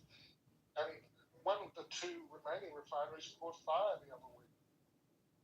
And one of the stories going around is that there's been a large number of refineries, not just Australia, Romania, Myanmar. Texas got hit a couple of times in recent times. What was a lightning strike though? Just all around the world, oil refineries are blowing up, catching fire, and that feeds into the chatter that this is a controlled demolition that's going to lead to famine. But if you're not aware of that story, something obviously odd is happening. And it's not just in Iran, it's not just in the Gulf. It seems to be, just like COVID was globally coordinated, this appears to be a globally coordinated unplugging of energy. And that's probably why I'm not mincing words anymore. I think we're in DEFCON 4. Thank you. Well, you're right. There's some of the countries that have, adopted the crazy globalist policies. Yeah, it's really bad. I agree with you, right? It's just a completely different dynamic in the Americas right now because of the energy policies put in by the Trump administration. So that is kind of where I'll leave it, guys. Remember, we are dealing with a planet with many different regions that are affected by different geopolitical dynamics and economic dynamics. And, sometimes we kind of need to expand our perspective and not just kind of look at things from, whether it be a U.S. point of view. So, Dr. Paul, thank you once again for your share. It certainly was insightful, I'll add. So, I'll drop the mic.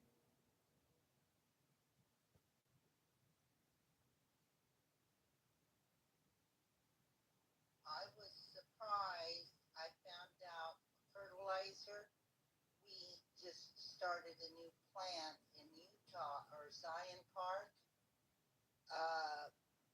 out of ash. I didn't know they could make fertilizer out of ash, but that was new and something we hadn't done for a while.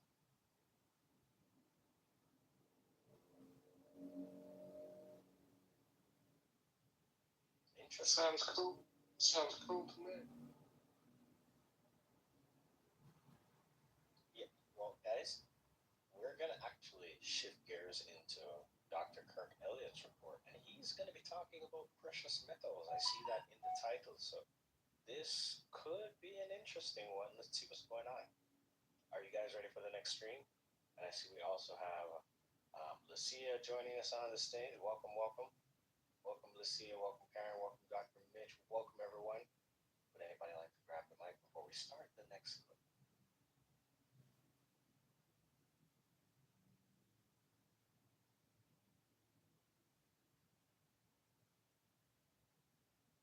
Calling Dr. Paul. Hello, Ben. Welcome to the stage, sir. What's poppin'? Thank you kindly. Yeah, I was just reverberating on the back of Dr. Paul because I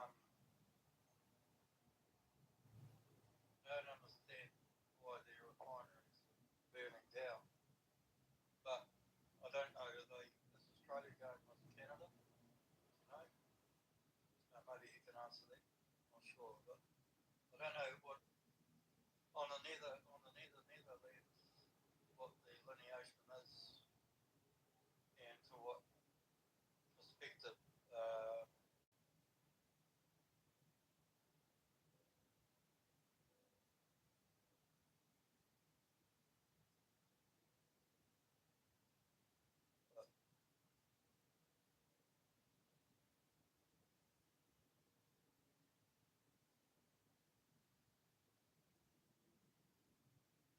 Is it me or is it Ben breaking up?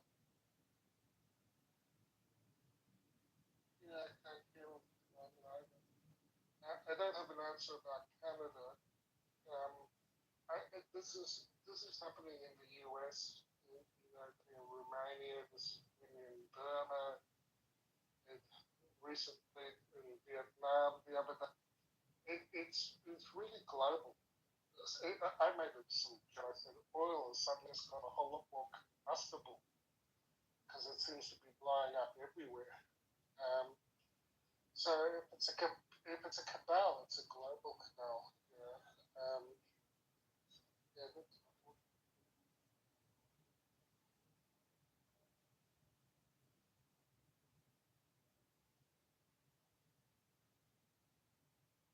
It certainly is. All right, guys, we are going to start the next report before it gets too late. We have the X-22 report coming up after this, too. So let's get a move on, shall we? Here we go. Producer, give her.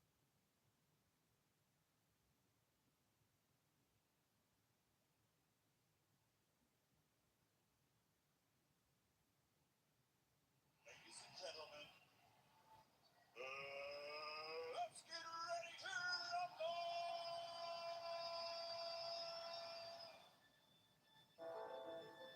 But what we do know is how do you protect yourself against it? With gold and silver, because it goes up during times of crisis and inflationary pressures, and it actually protects you. So first and foremost, look at gold and silver as your insurance policy against the collapsing currency. Another amazing week for us. It just doesn't get any easier, but I tell you what, exposing the deep state and their evil through the Southern Poverty Law Center was the big one this week. Dr. Kirk Elliott, while this is all playing out, we continue to watch silver make moves. And man, we just appreciate it. And we know .com/gold in the description box below. And we thank you once again for joining us, Dr. Elliott. It's so good to be with you as always. And it is wild, LT. When I look at everything that's going on, it's like, all right, is this prophetic events playing themselves out? Is this a paradigm shifting moment? Yeah. Is it just noise and distraction to distract us from something that's even bigger and weirder than the things that we're seeing? Right? Yeah. It's like I don't know. But what I do know is it's all in front of us. Right? Yeah. So when you look at it, everyone's concerned about the price of oil, what's happening in Iran, Southern Poverty Law Center, all this stuff, and really what a lot of this boils down to is I wanna not talk about any of that. Mm-hmm. I want to just talk about our money, right? Because I'm an economist, right, and I help people invest for their retirements, and everyone's always concerned. It's like, what are the three big F's, right? Faith, family, and finances, right? And in that order, they should be in that order. If they're not, you've got things out of whack, right? So faith, family, finances, right? So it's one of the three big F's. And so when you look at what's been happening, years ago, literally years ago, you and I talked about the emergence of the BRICS nations, and was it about control? Was it about taking over the U.S. dollar? Is it about taking over the world's manufacturing? What was it, right? And really, it's a political power block to kind of unseat the United States, right? Which is why way back I was in grad school in the early 90s, and this was a little bit after the European Union had formed, right? It's like, why did Germany and France and all of these countries, Spain, converge into the European Union? Is because they needed a power block politically and economically to kind of compete against the United States. Right. So you look at what's happening with the BRICS nations. Why did they do? Well, they're doing the same for the same reason that the European Union did, because India, massive population, China, massive population, right? But these economies, they were still kind of like they were just kind of like communist countries and socialist countries, and they weren't really all that powerful, although they had a ton of people. So they put together a trading bloc, an economic bloc, and started to form this economic political union to where we see it today. Right. It's about power and control, and it's about money, right? So when you look at what the BRICS nations have done, they're truly they're revolting against the dollar order, right? Which is to put it in other words that you and I have said, it's the de-dollarization of the world. Nobody wants the U.S. dollar, and not even Warren Buffett wants the U.S. dollar, and he's an American. It's like, what is going on in this world, right? Yeah. So how did they do this? This isn't a new thing, right? So you go back to a decade ago, right? Let's go back a decade. What did they start putting together? They've already started working on electronic payment messaging systems in Iran, of all places, right? CPAM, it's SEPAM. It's their system for electronic payments messaging. Now you add that to the structured financial messaging system. You add that to CIPS, which is China's cross-border interbank payment system. What is all that to do? Just to get these countries talking electronically, economically, to get rid of SWIFT. Right. What is SWIFT? It's the mechanism where all money goes from bank to bank globally. Like when you send a wire, it goes through the SWIFT system. When you send a wire internationally, there's actually a SWIFT code, right? So the global transfer of money has always been dominated by the West, by Europe and the United States. China's wanting to change this, right? So this goes back to the Russia-Ukraine conflict when it started, which has really accelerated this because Biden was a buffoon and he did something that was economically devastating when he said, hey, Russia, we're going to kick you out of the SWIFT system and we're going to starve out your population, right? So you're not going to get any money in. Well, did he really think that Putin was that stupid and not have plan B? So he went to China and said, China, Biden kicked us out of the SWIFT system. China says, so what? We have SIPs. Why don't we just like really tie economically together under the BRICS nations? And so it amounted to a problem for Russia for maybe 30 minutes, right? It's like, okay, not a problem, right? But what they're doing is they're taking the financial control for most of the world's population away from the West. This is how they are de-dollarizing it, right? This is the problem that Western banks have, because when you don't control the money, you don't control people. Right? So this is where it's all headed. Now, you've got central bank digital currency that we've talked about. This is the central banker's way of saying we're still going to maintain control of people. Right? We're still going to basically have digital social profiles and social credit scores, and we're going to be able to tie you to how you spend your money, what your habits are, what your worldview is politically, religiously, economically. And if we don't like it, we're cutting you off. And so then comes Bitcoin and the decentralized blockchain. This is a counterbalance to all of that. And what Trump wants to do with stable coins and having stable coins on the blockchain, it's pulling it away from central bank control. You see, what Trump is doing is fighting this economic battle. And everyone thinks he's just fighting this battle against Iran or against the left, and the hardcore left, or against China. It's like Trump is fighting a battle to save the dollar from the world who doesn't want the U.S. dollar around.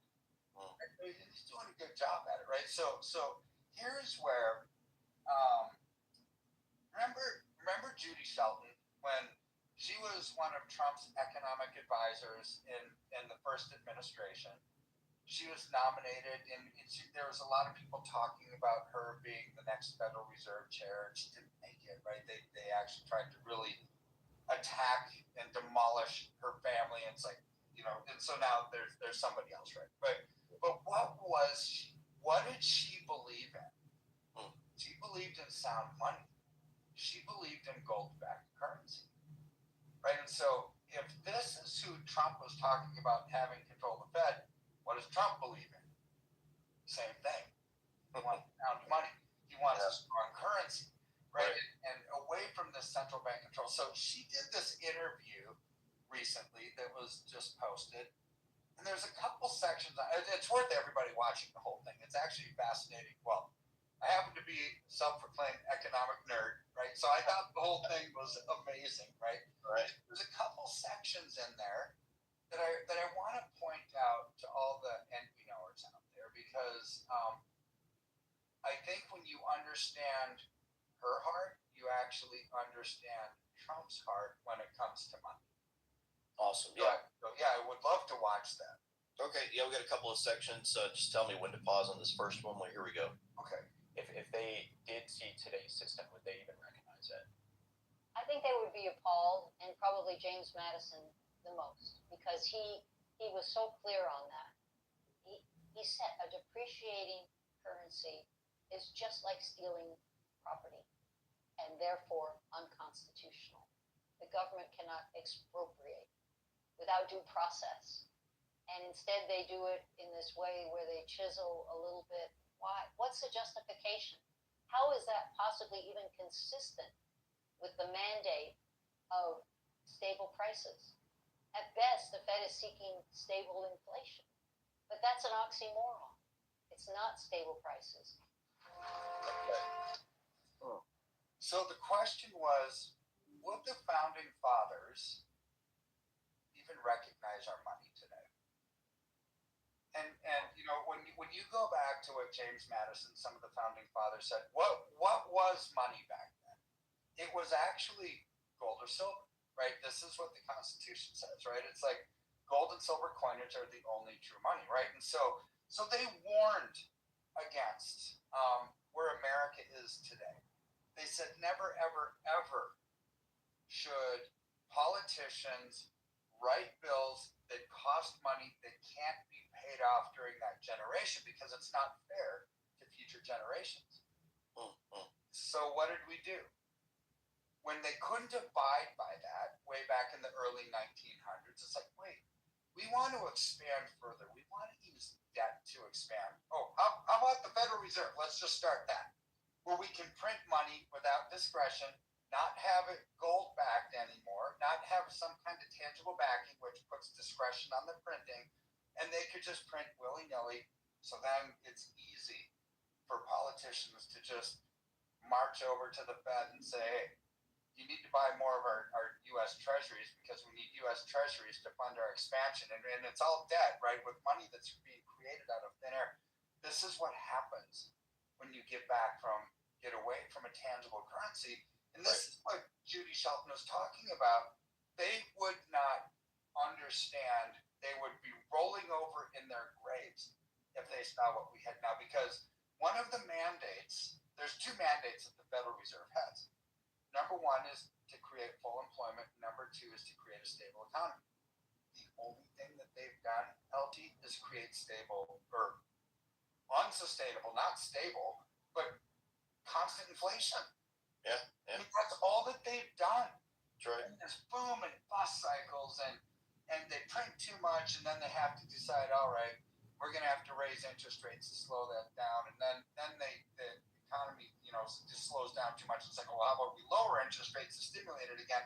And it's just this vicious cycle, right? Which would all go away if you never got rid of tangible backed, gold-backed money. We wouldn't have that problem, right? So the system right now is broken, right? It's absolutely broken. So something needs to change. And we talked about this 2 weeks ago. Is the change going to be going to gold-backed money, or is the change going to be going to cryptocurrency? Don't know. All we do know is it's not going to stay the same. So a lot of times people will say there's going to be this monetary reset, right? And people get all excited about that. It's like, and conspiracy, people say, well, that's a conspiracy theory. It's like, it's not a conspiracy theory. Resets happen all the time. Right. I can tell you probably 4 times. Okay, so we used to have Confederate dollars, right? And so then we went to gold-backed money, and then we went to the Federal Reserve. and then we went to the Bretton Woods system, and then we took gold off of our money altogether, and then we went to the petrodollar. Every single one of those could be considered a reset. Yeah, yeah. Right. But nobody would say that that's actually reset. They'd say, "Oh, it's just a change." No, that's a reset. So she's saying right now something needs to be reset because the system is broken. What does that mean? And so we're going to watch and see what she says. All right. As I neared the end of my time with Judy, I couldn't help but wonder, what's at risk if the monetary reform she spent her life advocating for, making the dollar as good as gold again, doesn't happen? I think what's at risk is this sense of people increasingly that they are victims of monetary favoritism, that the Fed maintains policies that increase the inequality of wealth and income, that they reward people who are already wealthy enough to have financial assets. I think we need a revolution of valuing honest work, honest government, and honest money. And by that I mean celebrate people who actually make goods, who produce goods and services, not just people who arbitrage the anomalies of financial markets. I think we have to insist on honest government. I think deficit spending is unacceptable. That's immoral because you're robbing from future generations. You're putting liens on goods that have yet to be produced, and it just enhances the likelihood of ever increasing government. And I think that we need to guarantee honest money. And with that, our conversation ended. Wow. Does that sound like a conspiracy theory? Nope. I mean, what did she say? Basically, she said, "Make America great again." In other words, let's reward people for working hard. Amen. Let's create sound money. Yeah. Let's create a fabric where there's not this arbitrage, where the central banks who claim that they're out for full employment and everything, what did she say that they do? It actually creates inequality. That's right. Right? So when you have something as simple as gold and silver, it's the great equalizer. Right? Because it protects you against the inflationary boom and bust cycles that the Federal Reserve brings, right? When you have it. So let me give you an example, right? So back in the early 1900s, 1 ounce of gold, so all of you like coin collectors, right? You'll have these old Liberties or St. Gaudens from the early 1900s, and on there it says $20. That was the base value. Now they're a collectible coin, right? Which I don't sell collectible coins. I would never do it because you don't actually get out of it. But it's what it was worth back then was $20. 1 ounce of gold or a $20 bill, equally interchangeable. So what would that buy you, right? This is the purchasing power of what we're looking at. Right. $20 or 1 ounce of gold would buy you a finely tailored men's suit, shirt, tie, belt, and shoes, right? So it's a lot. Fast forward to today, $20. You're lucky to get out of Chick-fil-A on right. for less than $20. But 1 ounce of gold at somewhere between $4,000 and $5,000 an ounce would still buy you a finely tailored men's suit, a shirt, a tie, a belt, and shoes, right? It has, and then some, right? Oh, right. So That's right. totally maintained its purchasing power. This is why she says that going back to stable, sound money, like a gold-backed currency, is the great equalizer. It removes the inequalities that inflation brings. And so, how do you protect yourself against these stupid inflationary policies of printing money without discretion? You invest in something that goes up during times of inflation, which would be a tangible asset. All things go up with inflation. I don't care if it's groceries or eggs or bicycles or gold or silver or oil or whatever. It just happens to be an easy thing to purchase to protect yourself. First and foremost, it's your insurance against a collapsing dollar, which while we started the show, what did the BRICS nations want to do? Destroy the dollar. Yeah. Comes up against a lot of political headwinds, right? Yeah. And ultimately, we can hope and pray how it turns out, but in the end, we don't really how it's going to go for the dollar short, medium, and long term. But what we do know is how do you protect yourself against it? With gold and silver. Because it goes up during times of crisis and inflationary pressures, and it actually protects you. So first and foremost, look at gold and silver as your insurance policy against the collapsing currency. Secondarily, it happens to grow amazingly well during times like this. But it's like you're fulfilling a dual mandate in your own portfolio, growth and safety, all at the same time. Yeah, that's right. I wish every policymaker would think like Judy Shelton. Yeah, amen. What she said was so reasonable. I can't believe that people grilled her when she was, sitting for the Fed chair. It's like, oh, you're crazy. What? Nothing that she said sounded to me like anything that was radical, even off the wall. It was just wisdom. That's right. It was just wisdom. That's all that it was. Yep, yeah. But we know that these folks that are behind the scenes that control us, they love their Federal Reserves. And I gave you that list I showed you on the Q board that we follow. Rothschild's control of all the central banks around the world. That laundry list is so long. And my favorite quote in that Q drops is "Gold will destroy the Fed." So how about getting on top of gold? We're being told that, and most of us do understand it. You told us that a few weeks ago. And that's the important thing, and I think she's onto it. And my hope is that she'll be a part of this in the future. That's for sure. I sure hope so. And when you showed me that list, yeah, it's shocking to see how from one family, the Rothschild family, it's about 90% of all banks in the world. That's right. That's a lot of accumulated hidden wealth, right? That's right. From one family, right? That's too much control concentrated in one place.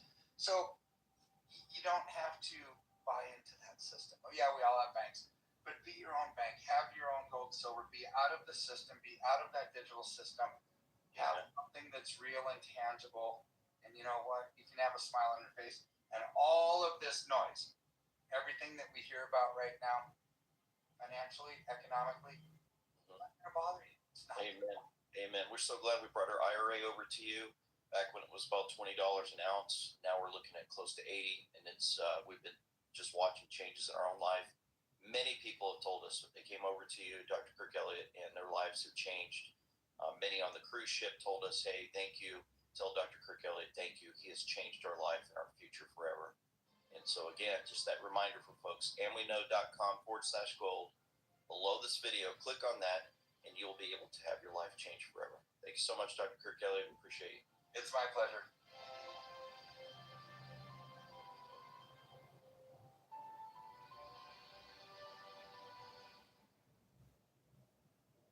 All right, truth seekers, and that was an awesome report from LT and Dr. Kirk Elliott. Very interesting comments by Judy Shelton in the clip that they played. Well, I think we know based on what Trump's nominee for the Federal Reserve chair, I think we know the direction Trump is taking things. But we'll see how it plays out. It certainly is getting very exciting. Remember, guys, Jerome Powell's investigation has been paused. We'll see how Warsh's nomination goes, and we'll see what happens after that.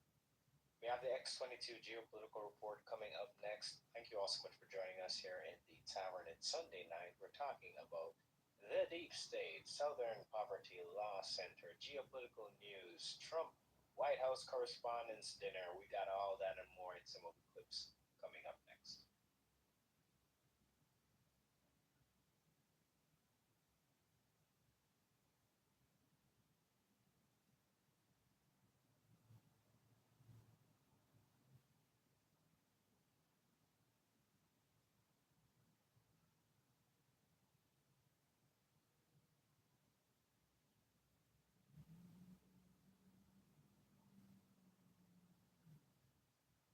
Testing, 1, 2, 3.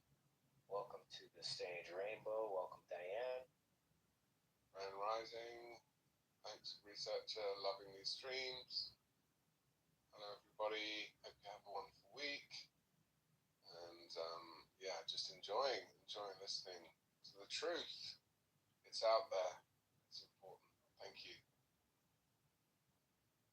Yeah, researcher, this is the best show on earth, and we're finding it here. Essentially, for your diagnostics and sensationalism for this creation of where we're all going and being able to put it together. So, piecemeal and piecemeal we would. Awesome. Thank you so much, Ben. Thank you so much, Rainbow. I really appreciate that, guys. And yeah, I don't exactly know how it's gonna play out. I do have a general, idea of the direction of where we're going, but that's just based on my analysis of the actions that I see being taken. Um, there have been a lot of roadblocks, though. The deep state continues to delaying. That's been a tactic. They've been rehashing that quite a lot, right? Well, all right. It's been very interesting. But as it relates to the economy, I thought that report was very insightful as well. So yeah, I think we have some very interesting things to look forward to. Let's see what else Trump does with the global economy as we watch the realignment occur. And thank you, Ben. We have the X-22 report coming up next, guys. Let's see who else would like to grab before we start.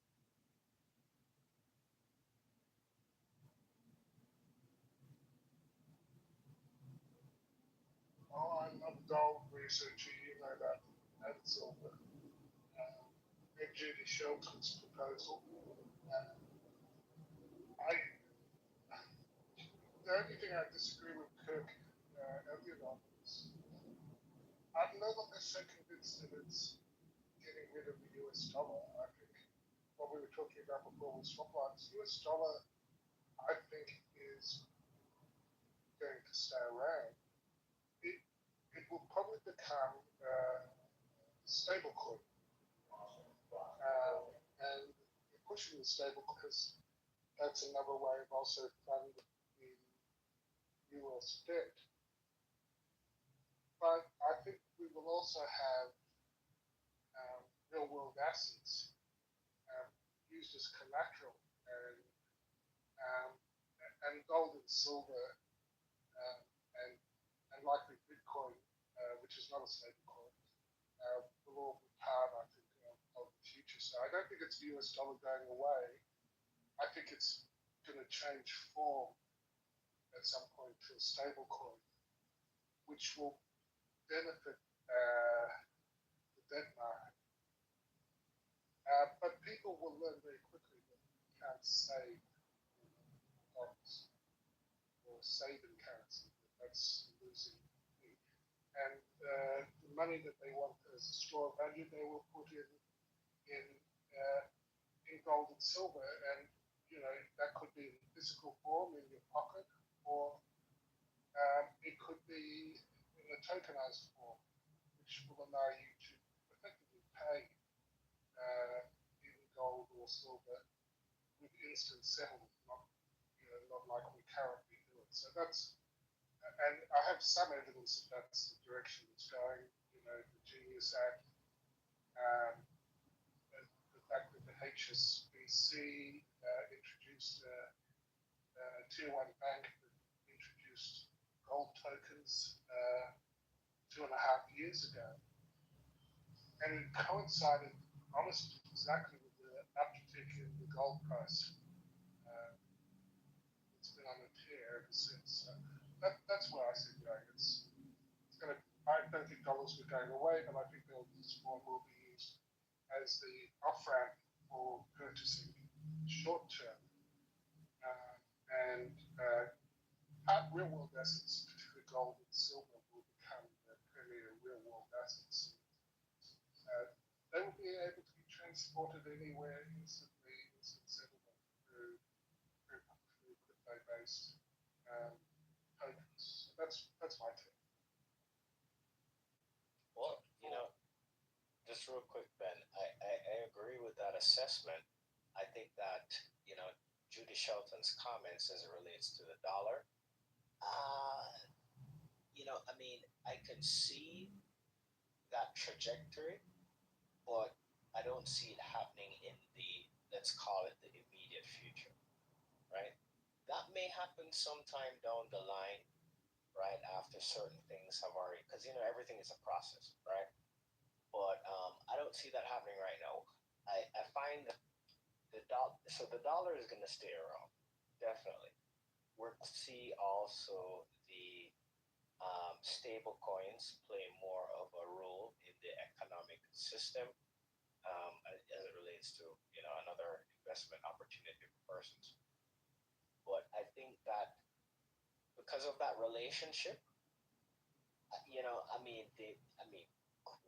do they really need to create another stable coin for the U.S. dollar? This is kind of what I'm thinking right now, because there's quite a few of them, right? There's the USDC and USDT. So there may be some changes that occur with that. So okay, I remember now. The Clarity Act, right? So you mentioned the Genius Act, Dr. Paul. There's another crypto bill that we need to pay attention to, and that's the Clarity Act, and that's going to basically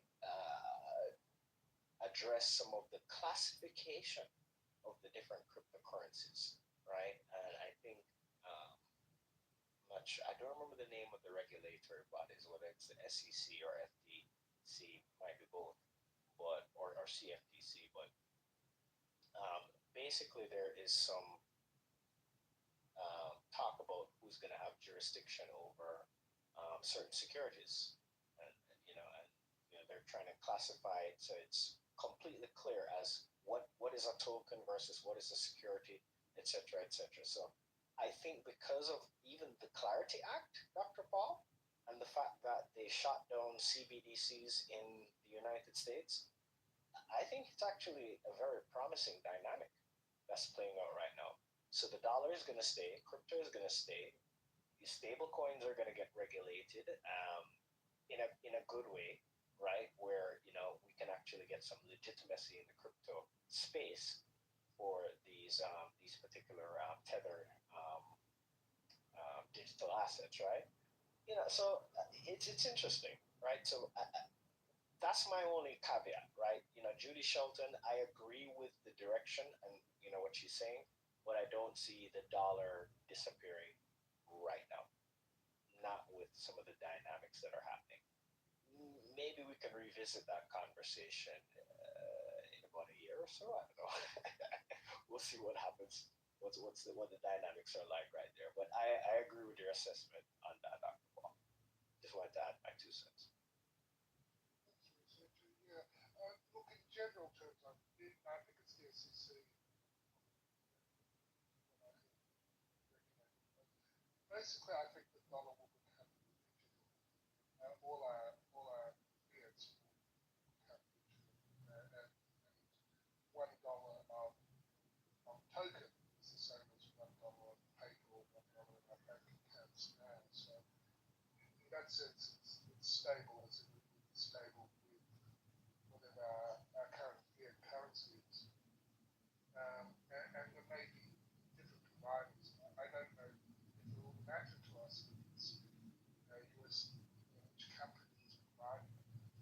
And the US, Trump has said he signed an executive order blocking central bank currency. So he doesn't want to put it in the hands of he wants to put it in the hands of other institutions. And at the moment, like I say, Tether is certainly other model what I would see in the US. In Australia, other countries may well be a central bank digital currency. We're already piloting in Australia. It's not like general. They're building the infrastructure. So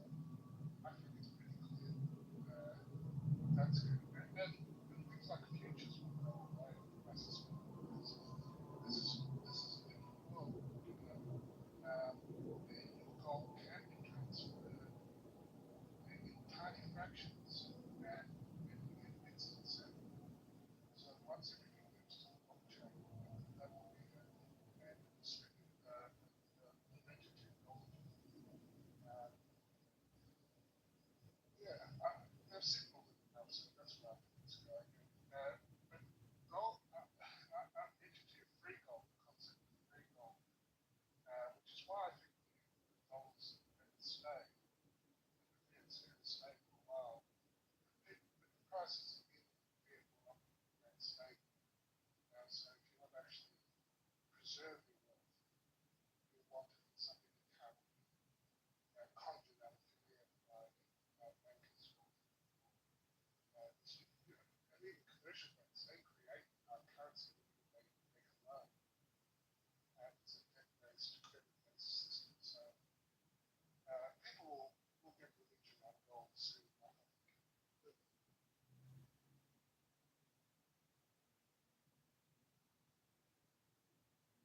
All right, yeah. Thank you for your share, Dr. Paul. Very insightful commentary. All right, let me check in with the panel, guys, because it's getting a bit late here before we close the panel. Who else would like to grab the mic? It is 1:18 a.m. here in Kingston, Jamaica, 1:19 right now. And thank you, Dr. Paul. Yeah, it certainly was a good report, though, with Dr. Kirk Elliott. So, yeah, and, Judy Shelton's comments, I guess, in her defense, it might be a bit outdated and not, well, no, he did say she did that interview the other day. So, yeah, I guess, we'll see how that plays out. But I don't see the dollar going away for right now. Not with the things happening. So, all right, I'll drop the mic. The floor is open. Any comments, any perspectives to share? We have the X22 geopolitical report coming up next, followed by the overnight playlist. I'm going to be getting an early night's sleep tonight, guys. So let's check in with the panel. Last call for comments before we close the panel. Gee, I was just gonna say, researcher, you sound like you got a second wind.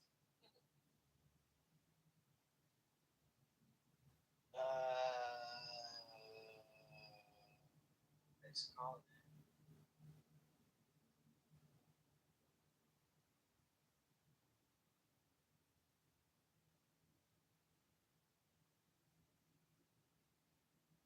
Yeah, so my energy levels have been good, I must admit.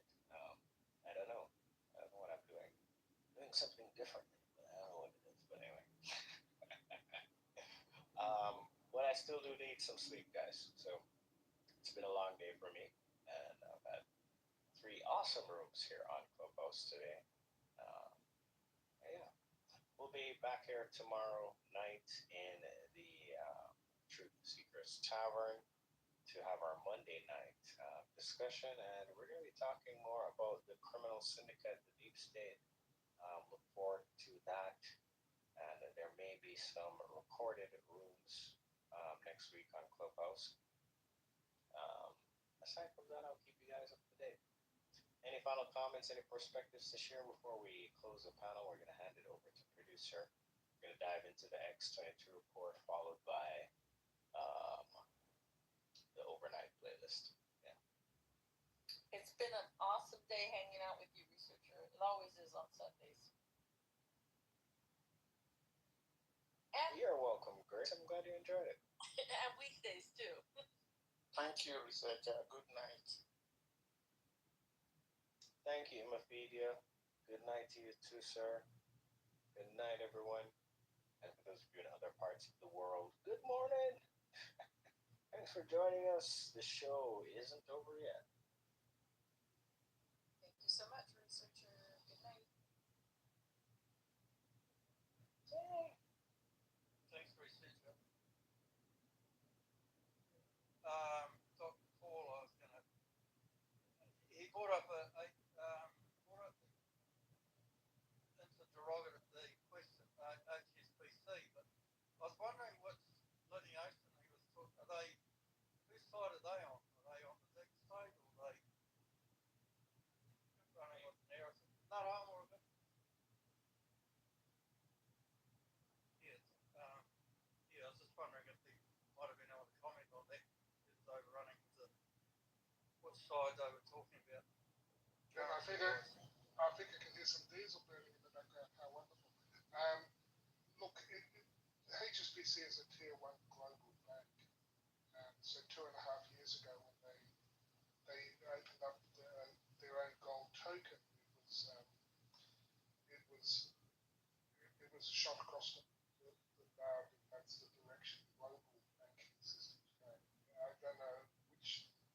be used by, it's a tier one global bank, so I don't know where that would fit. But just to say that I just sort of searching Judy Shelton. I got a post from her on Ash Gold Telegraph on X, and she's just confirmed the witness. She says an efficient, trusted, cross-media account not issued by a central banking entity like the Federal Reserve Banking Trust with a potential for abuse control. So, yeah, I can work out, I might just post it on X. The clip of her talking about this, that's backing up what I said with Judy Shelton. Okay, wow, thank you for sharing that, Dr. Ball. Very interesting. All right,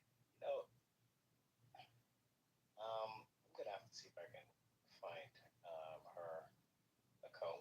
Which platform was that on? Was that her on X? You found her, Dr. Ball? Yeah, this is on X, and it was just 3 days ago. She was interviewed on KU Cool Show. So this was a post by Rob. Anyway, I've just retweeted it on X if you want to have a look. Somebody thousand views. It's a recent quote.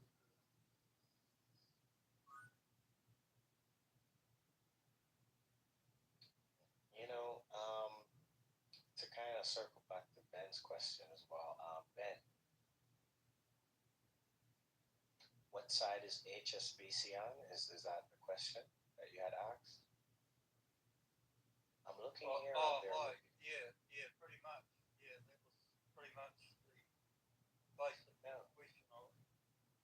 Well, I'm looking here on their Wikipedia page just to kind of get my bearings on what I can surmise about this banking financial shit here. What I'm seeing, my brother, is that this is a deep state bank. 100%. Just by looking on the Wikipedia page, I'm able to determine this. You'd be like, what are you seeing on their Wikipedia page, researcher?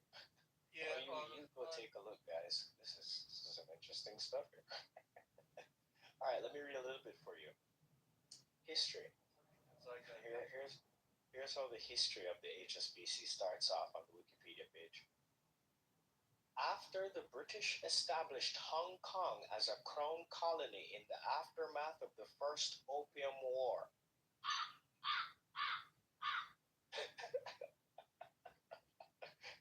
Should I read some more? Can you repeat that? I was over an S. On the Wikipedia page of HSBC, in the section that says History, Foundation, it starts off with this sentence.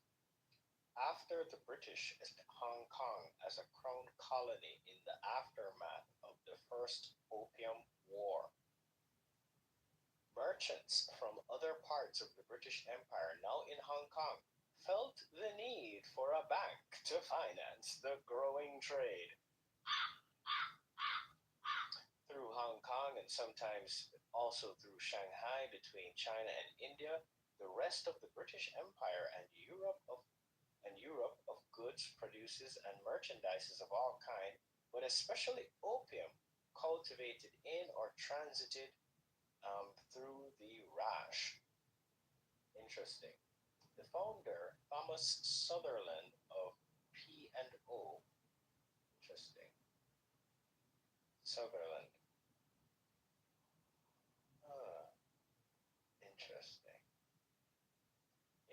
Interesting.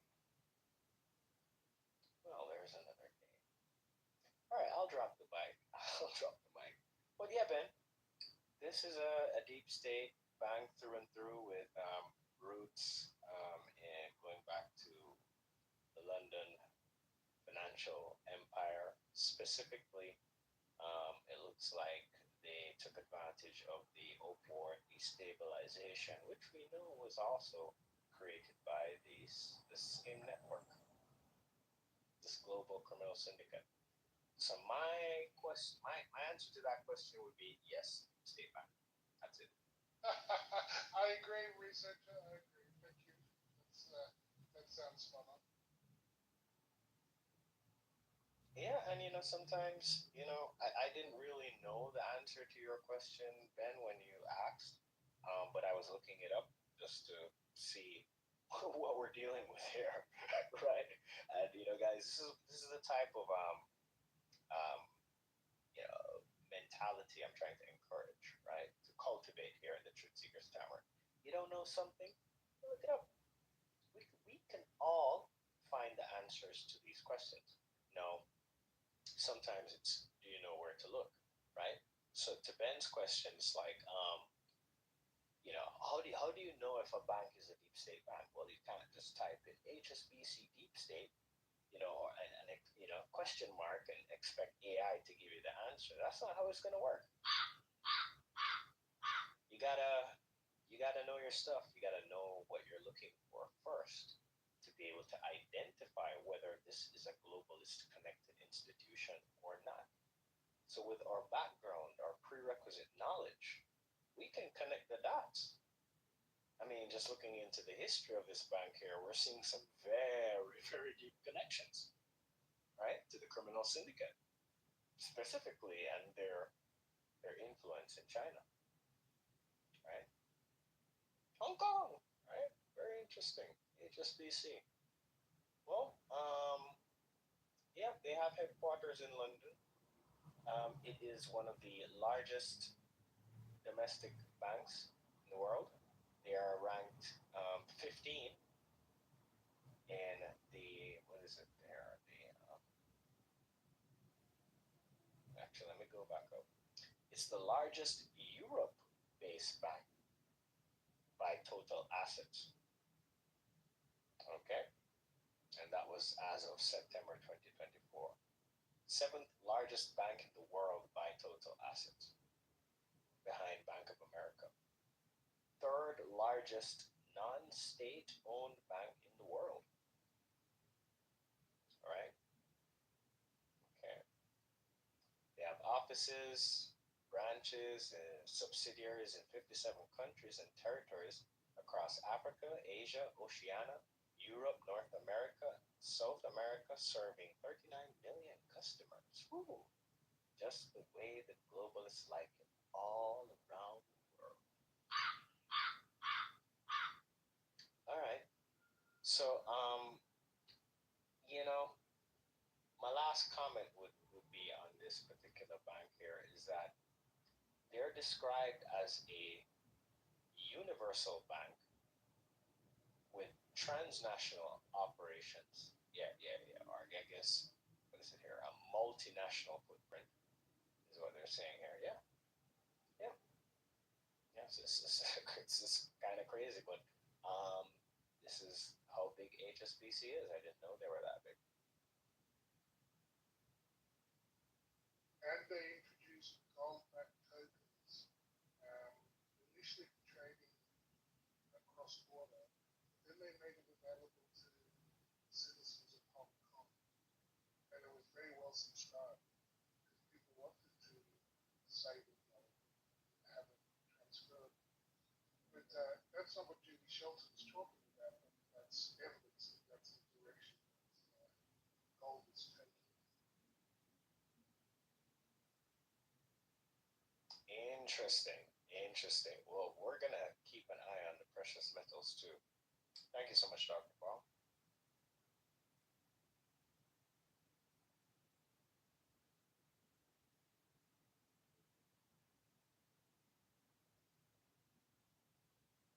All right, guys, it's the time you've been waiting for. It's now time to start the X22 geopolitical report. Strap yourselves in, grab your coffee, grab your tea. It's Sunday night here in the Truth Seekers Tavern.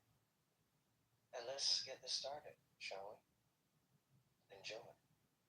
Producer, you're up.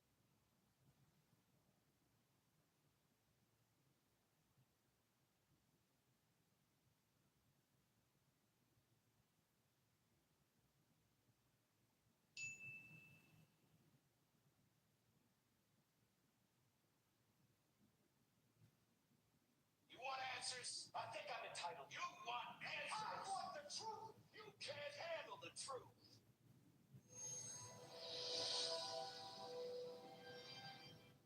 No one has ever done anything like this. That's why it's called.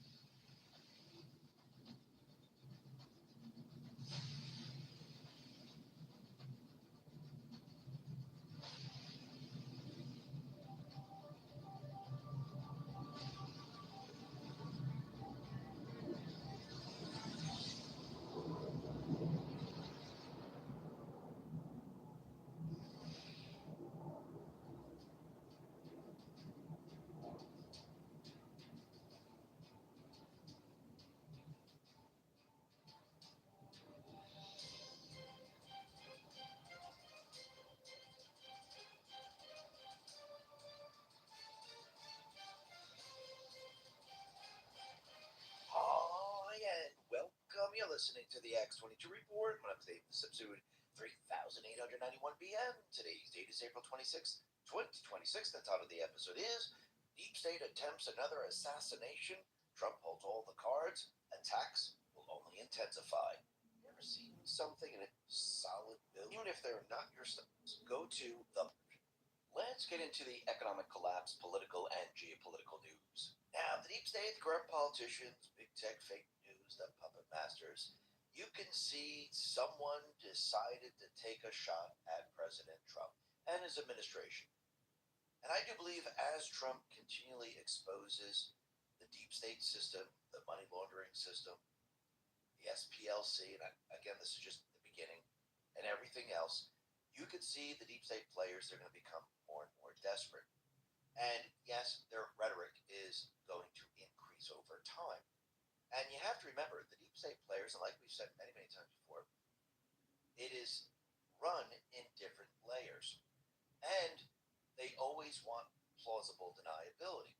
So they're not going to call up people and say, hey, go ahead and go assassinate President Trump. That's not how this works. What they do is they get people angry. Fake news joins in, their paid influencers join in, and they keep this up. You can see it on social media. You can see it with the fake news. You can see.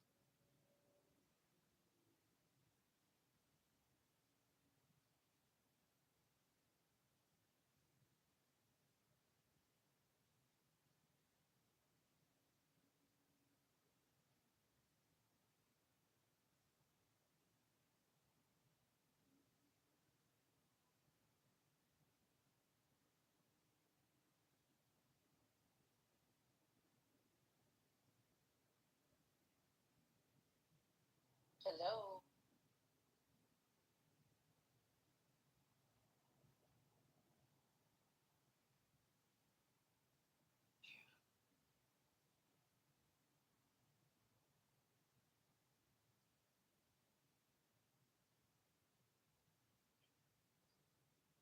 What's the link? Is there anybody out there?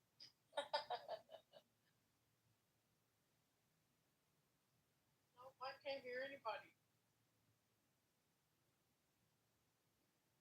And the void.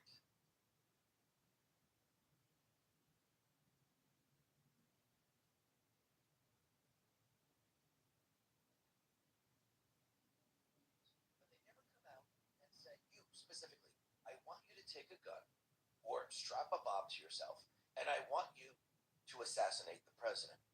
Because again, go ahead and go assassinate the SPLC, and again, this is just the beginning, and everything else. You could see the deep state players, they're going to become more and more desperate. And yes, their rhetoric is going to increase over time. And you have to remember, the deep state players, and like we've said many, many times before, it is run in different layers. And they always want plausible deniability. So they're not going to call up people and say, hey, go ahead and go assassinate President Trump. That's not how this works. What they do is they get people angry.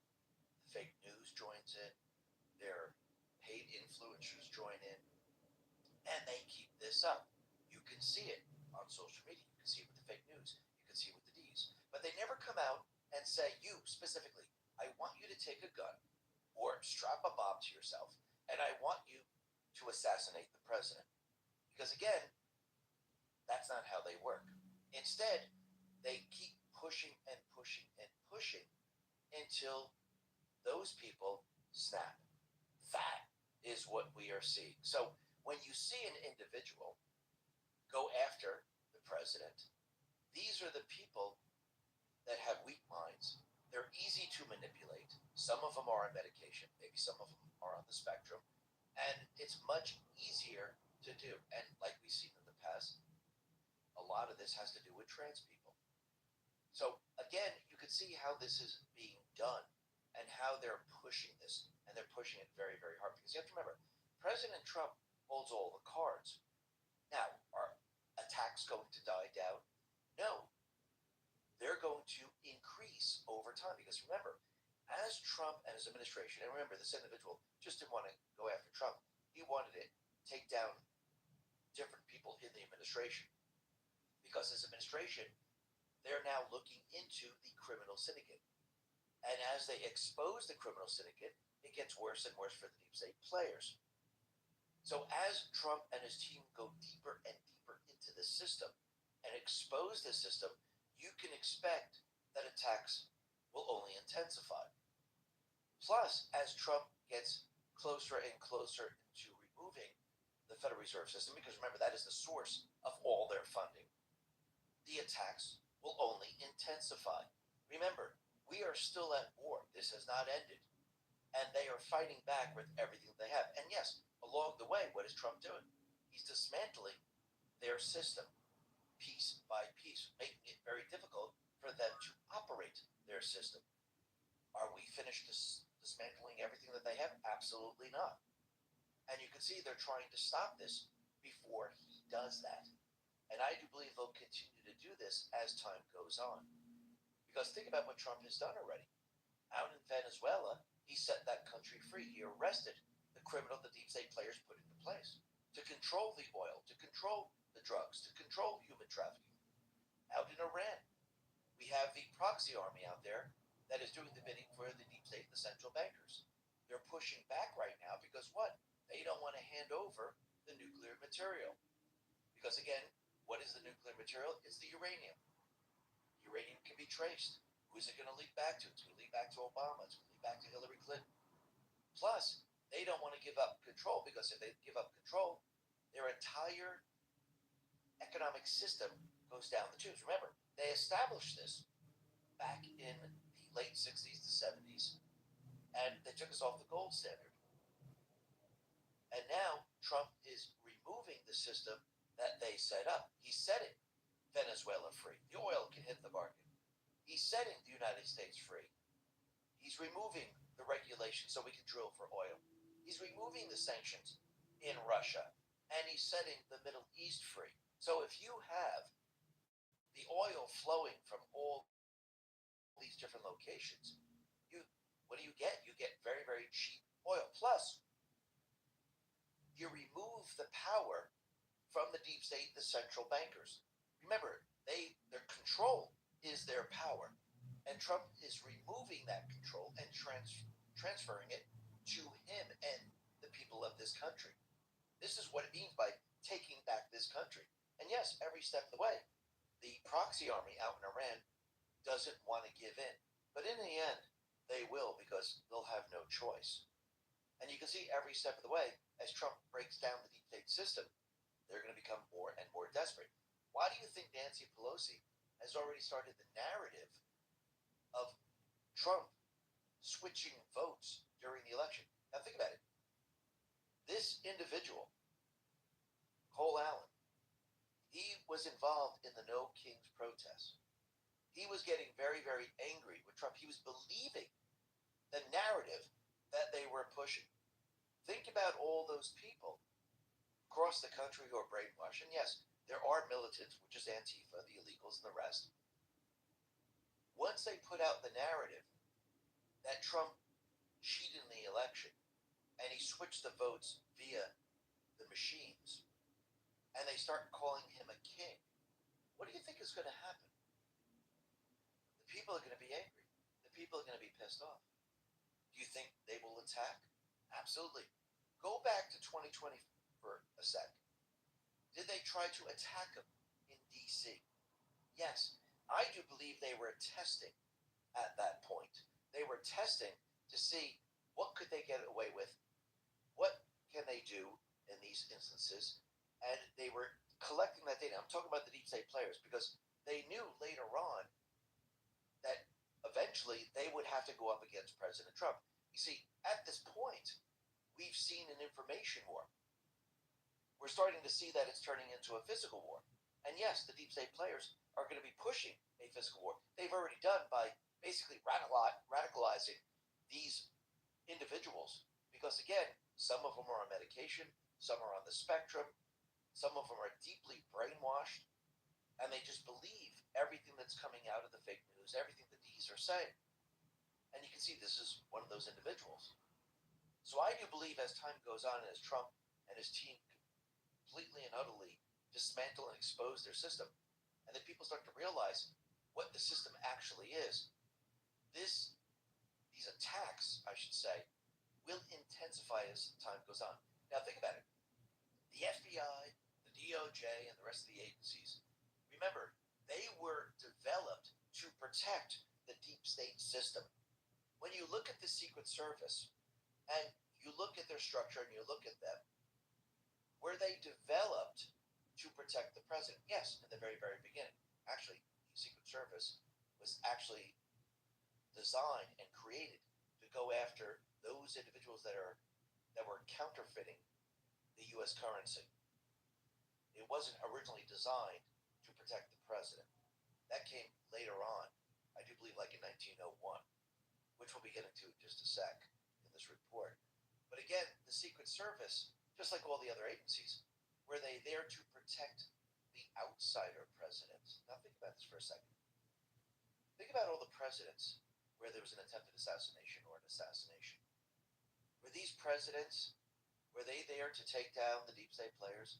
Were they there to go up against the system? Yes, they were. Why did the Secret Service actually protect the presidents in these incidences?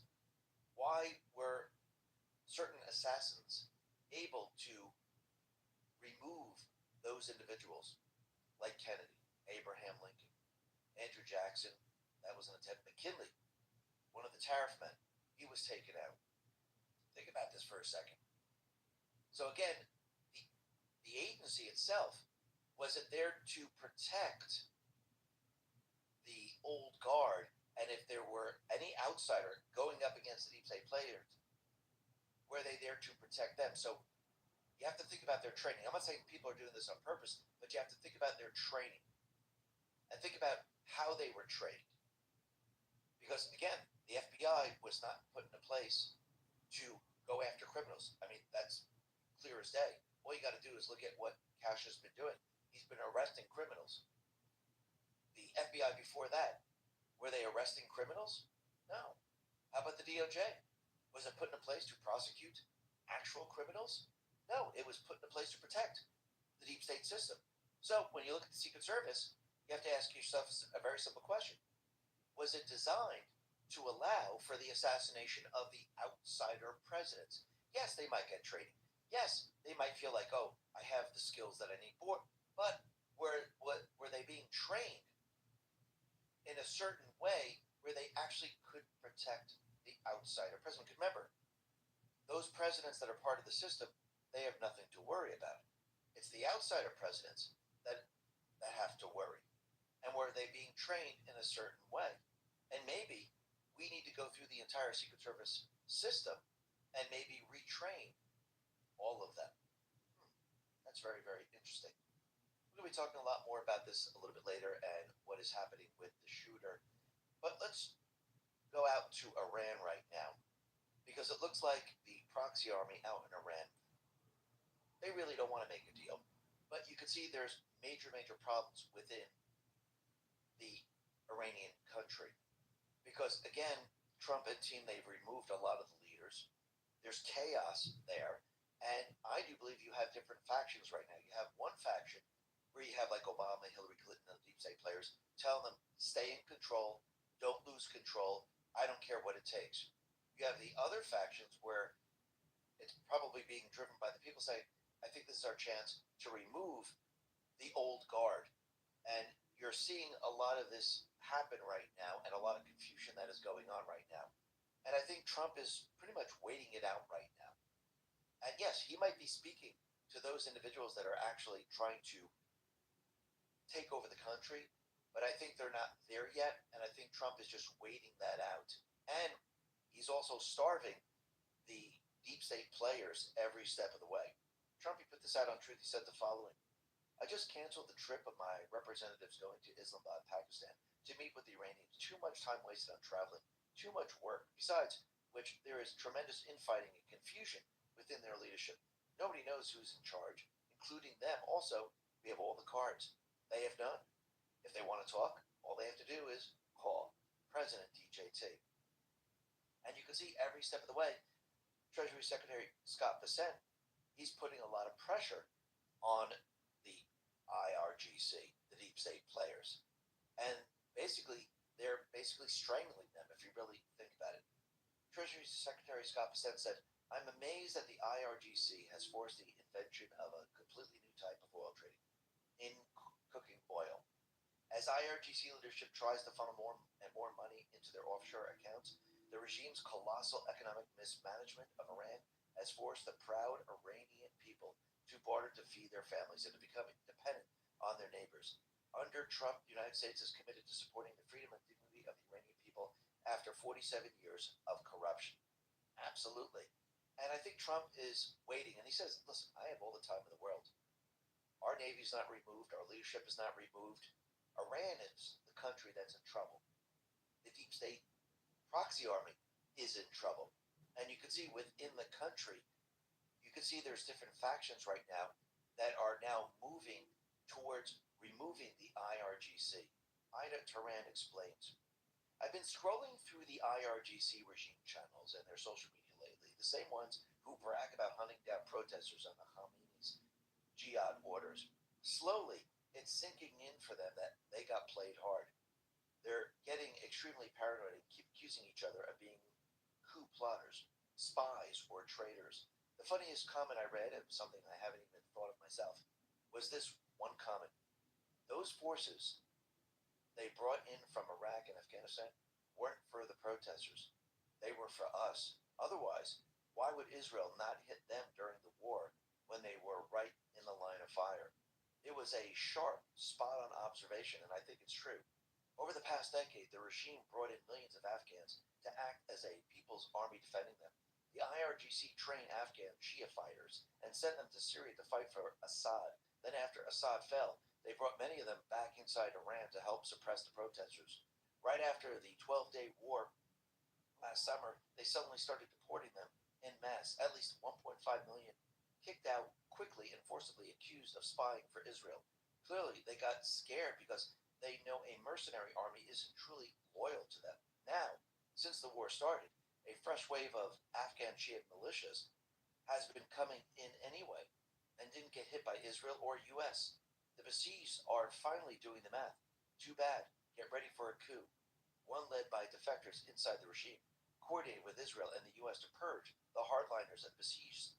It's coming. And it absolutely is.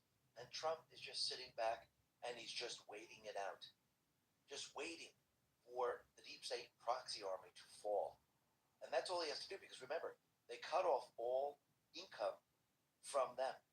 They control the strait. No oil is being sold. They're in trouble. And they know this. And you can see Trump just has to wait it all out. And soon you're going to see that he's going to get whatever he needs. And when you look at the Strait of Hormuz, you can see Trump's strategy. James Thorne explains. Trump's new great game at sea. Donald Trump's maritime strategy is often caricatured as nostalgia. It is better read as a calculated extension of America First into the oceans. The hierarchy is explicit. China's Malacca dilemma is the main course in the new great game. The closure of the Strait of Hormuz is the opening move that exposes it. Hormuz shuts old Iranian Iranian tankers are now shuttled to Cargill to buy time as storage tanks reach capacity, and markets are reminded how a few miles of water can reorder prices and politics. Yet Iran is not the prize. The strategic focus is China's dependence on a long, fragile route that runs from Hormuz across the Indian Ocean and through the Strait of Malacca into Chinese ports. The Malacca dilemma as Beijing's economic jugular. Winston Churchill understood that sea lanes and insurance markets are two sides of the same coin.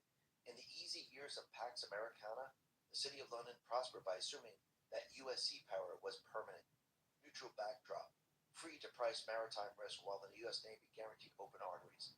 In the emerging order, that role shrinks. The square mile shifts from rulemaker to price taker on decisions made in Washington.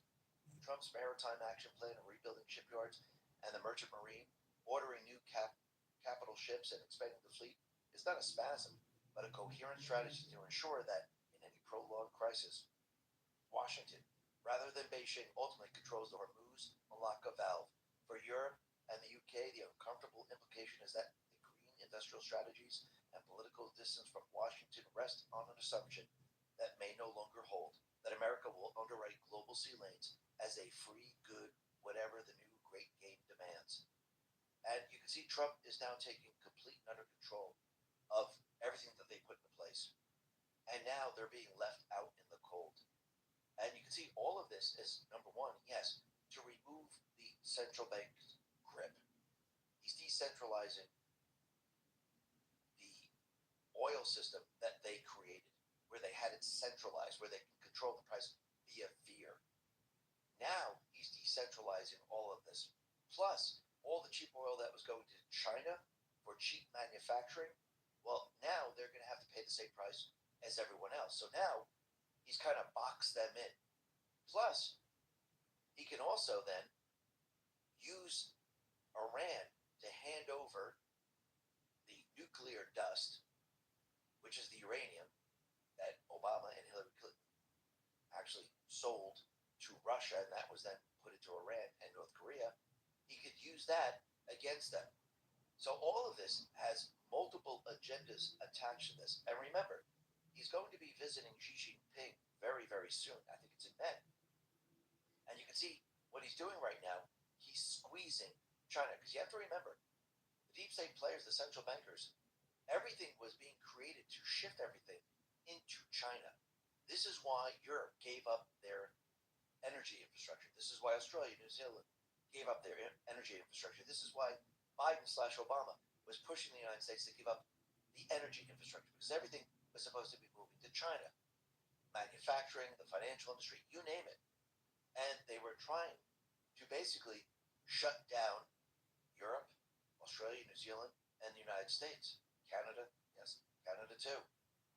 And they were going to make these countries third world nations. Why China controlled pretty much everything.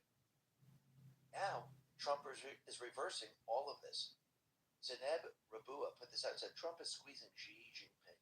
This is a major development. Every president said no to this because they were afraid that Beijing would retaliate. It means Washington holds all the cards right now. And that's absolutely true. So Trump now is reordering everything the deep state players have put into place.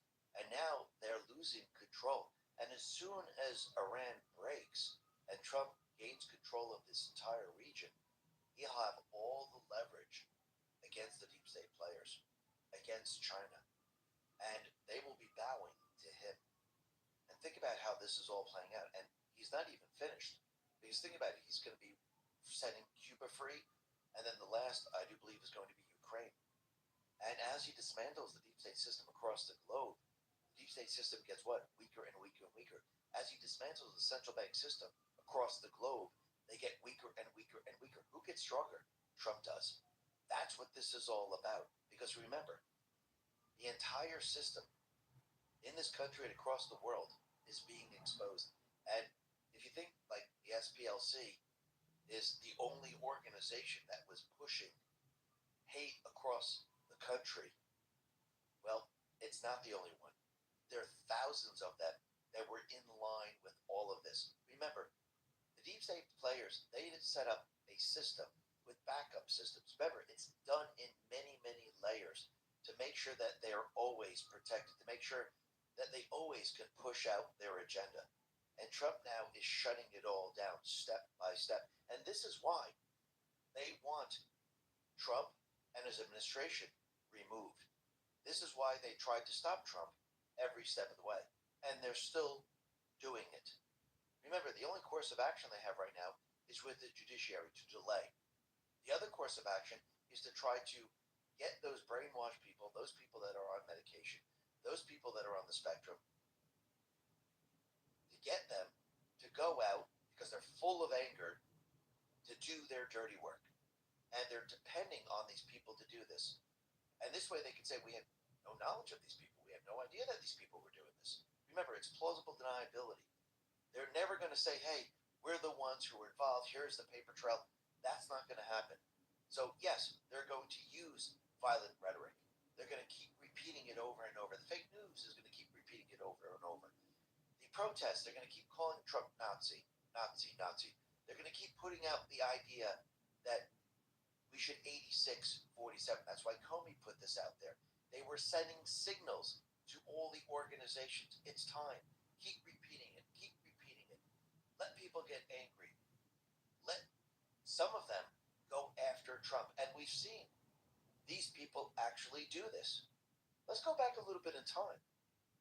Go back to, and one bad dude put this out, go back to Nancy Pelosi. Go back to all the people from the very, very beginning. They haven't stopped. Take a listen. I just don't even know why there aren't uprisings all over the country. Maybe there will be. People need to start taking to the streets. This is a dictator. You know, there needs to be unrest in the streets for as long as there's unrest in our lives. Enemies of the state. Show me where it says that protest is supposed to be polite and peaceful. Do something about your dad's immigration practices, you feckless cop. They go low, we can. How do you resist the temptation to run up and wring her neck? The biggest terror threat in this country is white men, most of them radicalized right up to the right. I thought he should have punched him in the face. I said, even if you lost, he insulted your wife. Yes. He came down the escalator and called Mexicans rapists and murderers. He said, well, what do you think I should have done? I said, I think you should have punched him in the face and then gotten out of the race. You would have been a hero.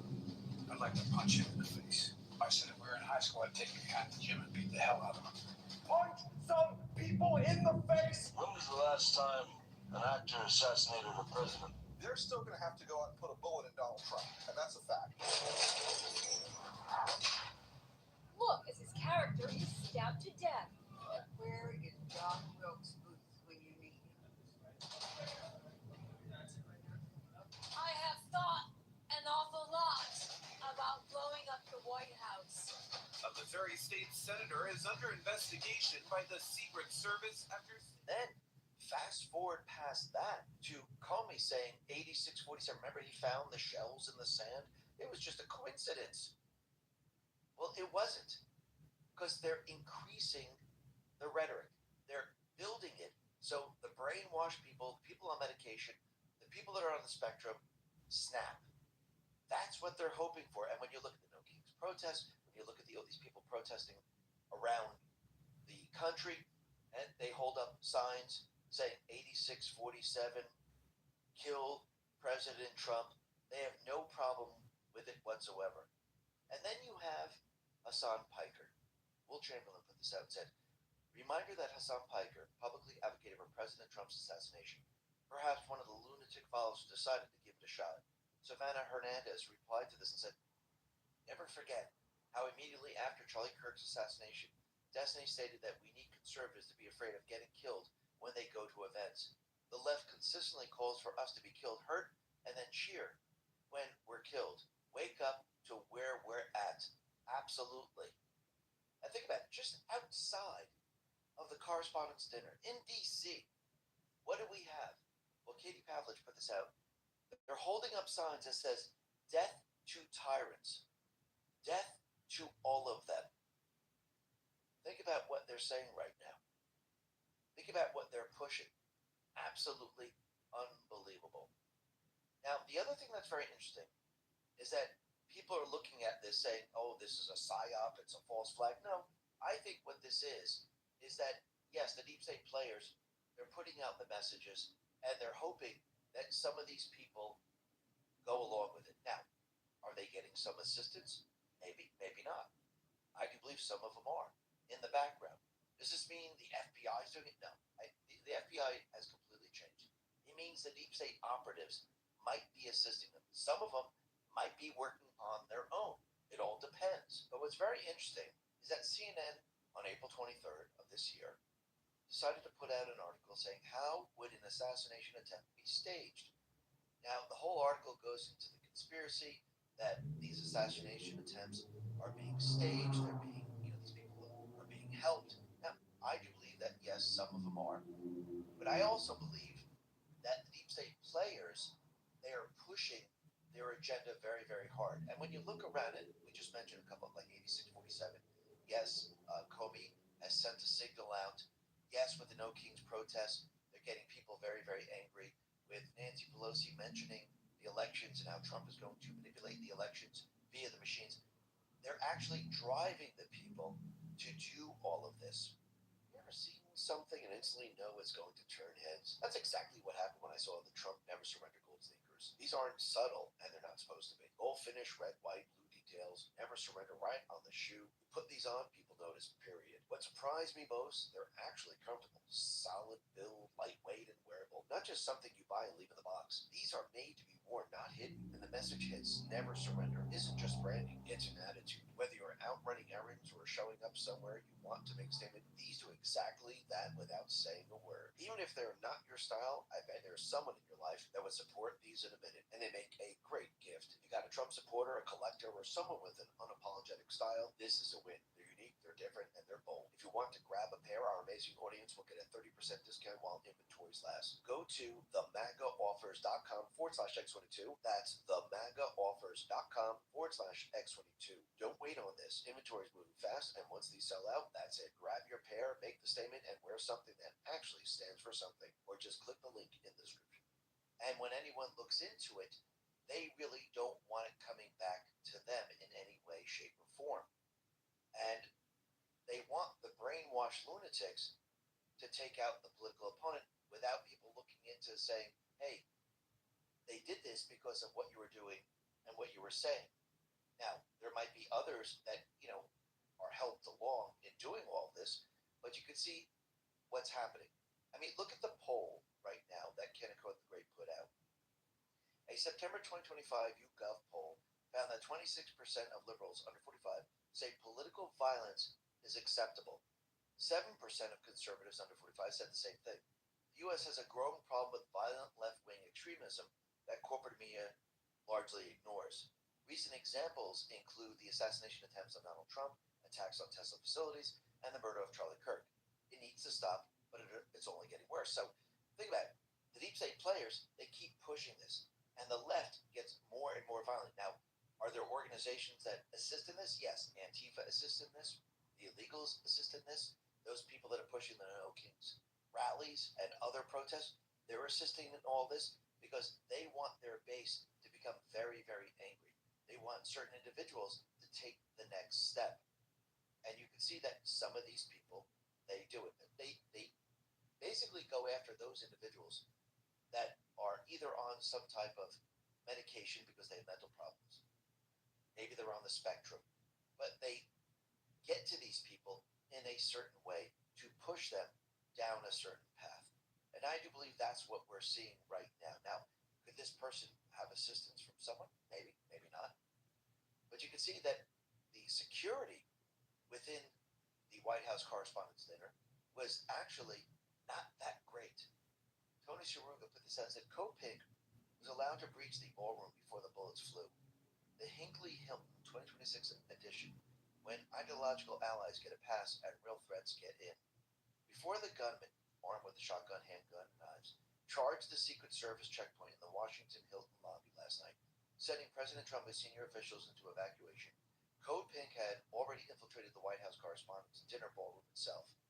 Medea Benjamin, her pink-clad cadre, weren't stopped at the red carpet or the metal detectors. They protested inside, live, decrying war crimes, while the press corps dined with the very administration they claimed to scrutinize. Not the first time. These same activists have crashed Trump events before, from cabinet dinners to this year's War Crimes Correspondent Dinner rebrand. History repeats at the very hotel where John Hinckley tried to assassinate Reagan in 1981, except this time the radicals were inside first. This is a mere protest theater. Kopik's funding trails lead to Neville Roy Singham, the billionaire, bankrolling far-left networks with not just documented ties to CCP-aligned causes, but he gets his marching orders from Xi Jinping himself, and adversarial narratives on Iran, Palestine, and U.S. foreign policy. They've disrupted military events, cheered selective peace, and now waltz into the most high-profile presidential gathering of the year. Meanwhile, a lone gunman, Cole Thomas Allen, 31 from California, nearly reached the ballroom. One officer took a round to the vest. Chaos in the halls. And you can see, again, look at the security. Look what they've done here. Look at the training. Does it make sense? Actually, Trump put out a very, very interesting video showing the Secret Service standing around, because everyone was in the ballroom already, and you had the metal detectors, you had the place where you put your belongings on the belt. Now, upstanding citizens, they will follow the rules. They will go through the metal detectors. They will show all the objects that they have. Criminals don't work that way.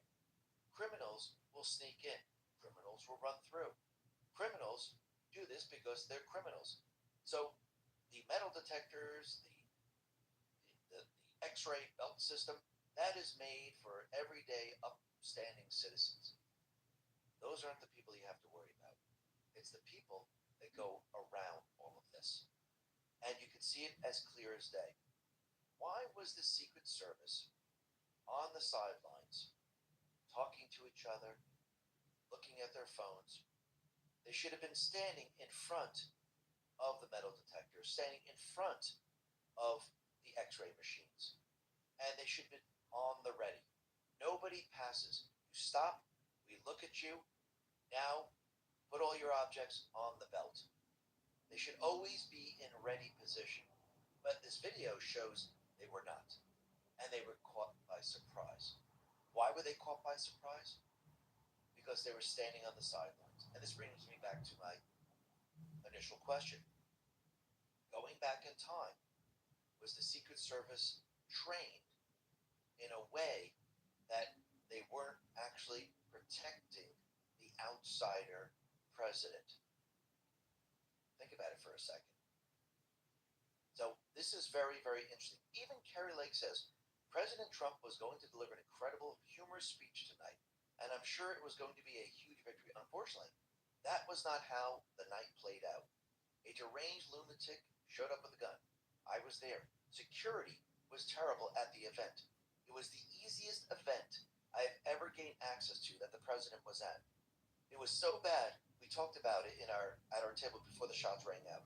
Remember, 90% of the people in the room were part of the fake news who spread abject and despicable lies about President Trump. They have sowed so much division in our country. I am so grateful to God that President Trump is safe tonight. I am so grateful that nobody in the room was killed.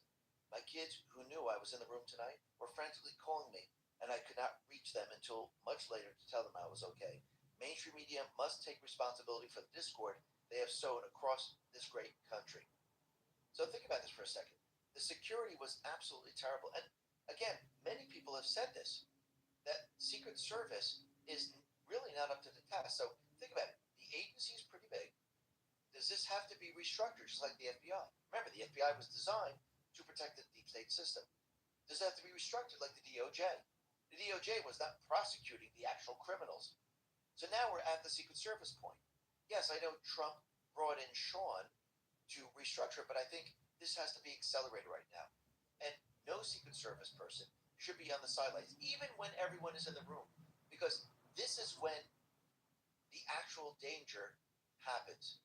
When you look at Mar-a-Lago, the person that came with the gas can and the gun didn't enter Mar-a-Lago during the day when everyone was going through the metal detectors.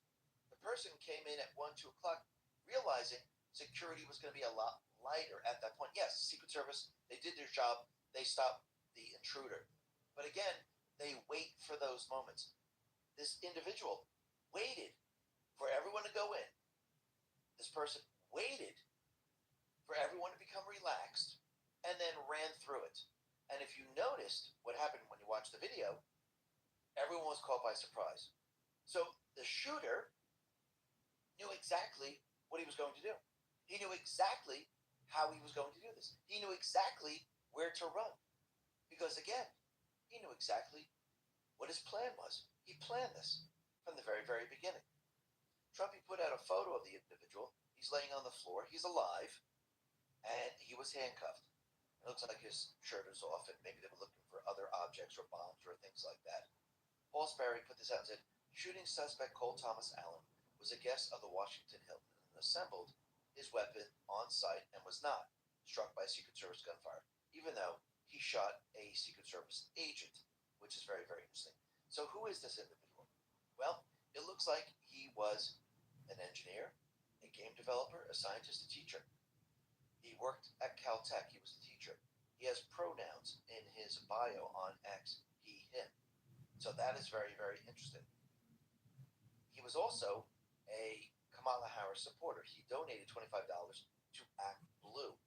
So he's definitely a Democrat. So what stations has he been listening to? Most likely CNN, MSNBC. He's listening to the influencers that are going up against Trump. He's taking that side. He's talking to other people that are pushing violence on social media. Andrew Colvin put this out and said, Cole Allen, the gunman from last night's White House correspondent dinner, maintained an active online presence, especially on the left-wing social media platform Blue Sky, where he went by the handle Cold Force with multiple references, violence, and guns. In one post, he calls President Trump the Antichrist. In another, he recommends buying guns in reaction to Trump's DOJ exploding ways to ban firearms purchases from transgenders. In one post, he calls Trump a sociopathic mob boss, and another referred to him as a traitor with known connections to Putin, repeating a favorite left-wing Russian hoax talking point. He also attacks J.D. Vance for advocating an end to America's funding the war in Ukraine, and for his criticism of the Pope. He seems pretty fixated on Ukraine more generally. He also frequently interacts with Will Stansel's Blue Sky account, among others. So this is very, very interesting. So basically, he was taking in the narrative that the deep state players were putting out there. And he was getting angrier and angrier as time went on. Jackie Henry put this out and said, new info on the WHCD shooter suspect Cole Allen from the White House. I'll be talking with the President Trump about all of this in 30 minutes. The suspect written manifesto clearly stated he wanted to target administration officials. He also had a ton of anti-Trump and anti-Christian rhetoric on his social media accounts. Allen's brother had notified New London PD of Allen's alleged manifesto he had sent to his family members prior to the incident. Secret Service and Montgomery County Police interviewed Avriana Allen, Allen's sister, at their residence in Rockville, Maryland. The following highlights from the interview. Allen said her brother had a tendency to make radical statements, and his rhetoric constantly referenced a plan to do something to fix the issues with today's world. Confirmed Allen purchased 2 handguns and a shotgun from Cap Tactical Firearms and kept them stored at their parents' home, and that their parents were unaware that Allen was keeping firearms in the home. Allen would regularly go to the shooting range to train with his firearms. Allen was part of a group called the Wide Awakes. Allen attended No Kings protests in California at some point. So think about this for a second. And think about what we talked about a little while ago. That Antifa and many of these individuals, they've been training with their weapons. Now think about, as we approach the midterms, what Nancy Pelosi said, that Trump is going to manipulate the elections via the machines. Now, think about the No Kings protest. Think about what the deep state players are planning for. I think it's becoming clearer and clearer that they're planning for riots, and yes, they're going to want to push a civil war. And I do believe on top of that, they'll probably use some type of cyber attack to actually shut power. Because again, when you have fear driving something and there's an invisible attack, remember the virus was invisible, people are afraid. When you hear gunfire, when you hear these people on the streets, you're afraid. And you can see that they are going to try to push some type of civil war. Now, is this going to work? Absolutely not. Does Trump and the Patriots know the playbook? Absolutely. They know that this is coming. So let's unpack what's going on here. And Eric Schwalm put this out. He left California and was in D.C. at the hotel where the White House correspondent dinner was being held. So he took an Amtrak train. He didn't fly. He took an Amtrak train from LA to Chicago to DC.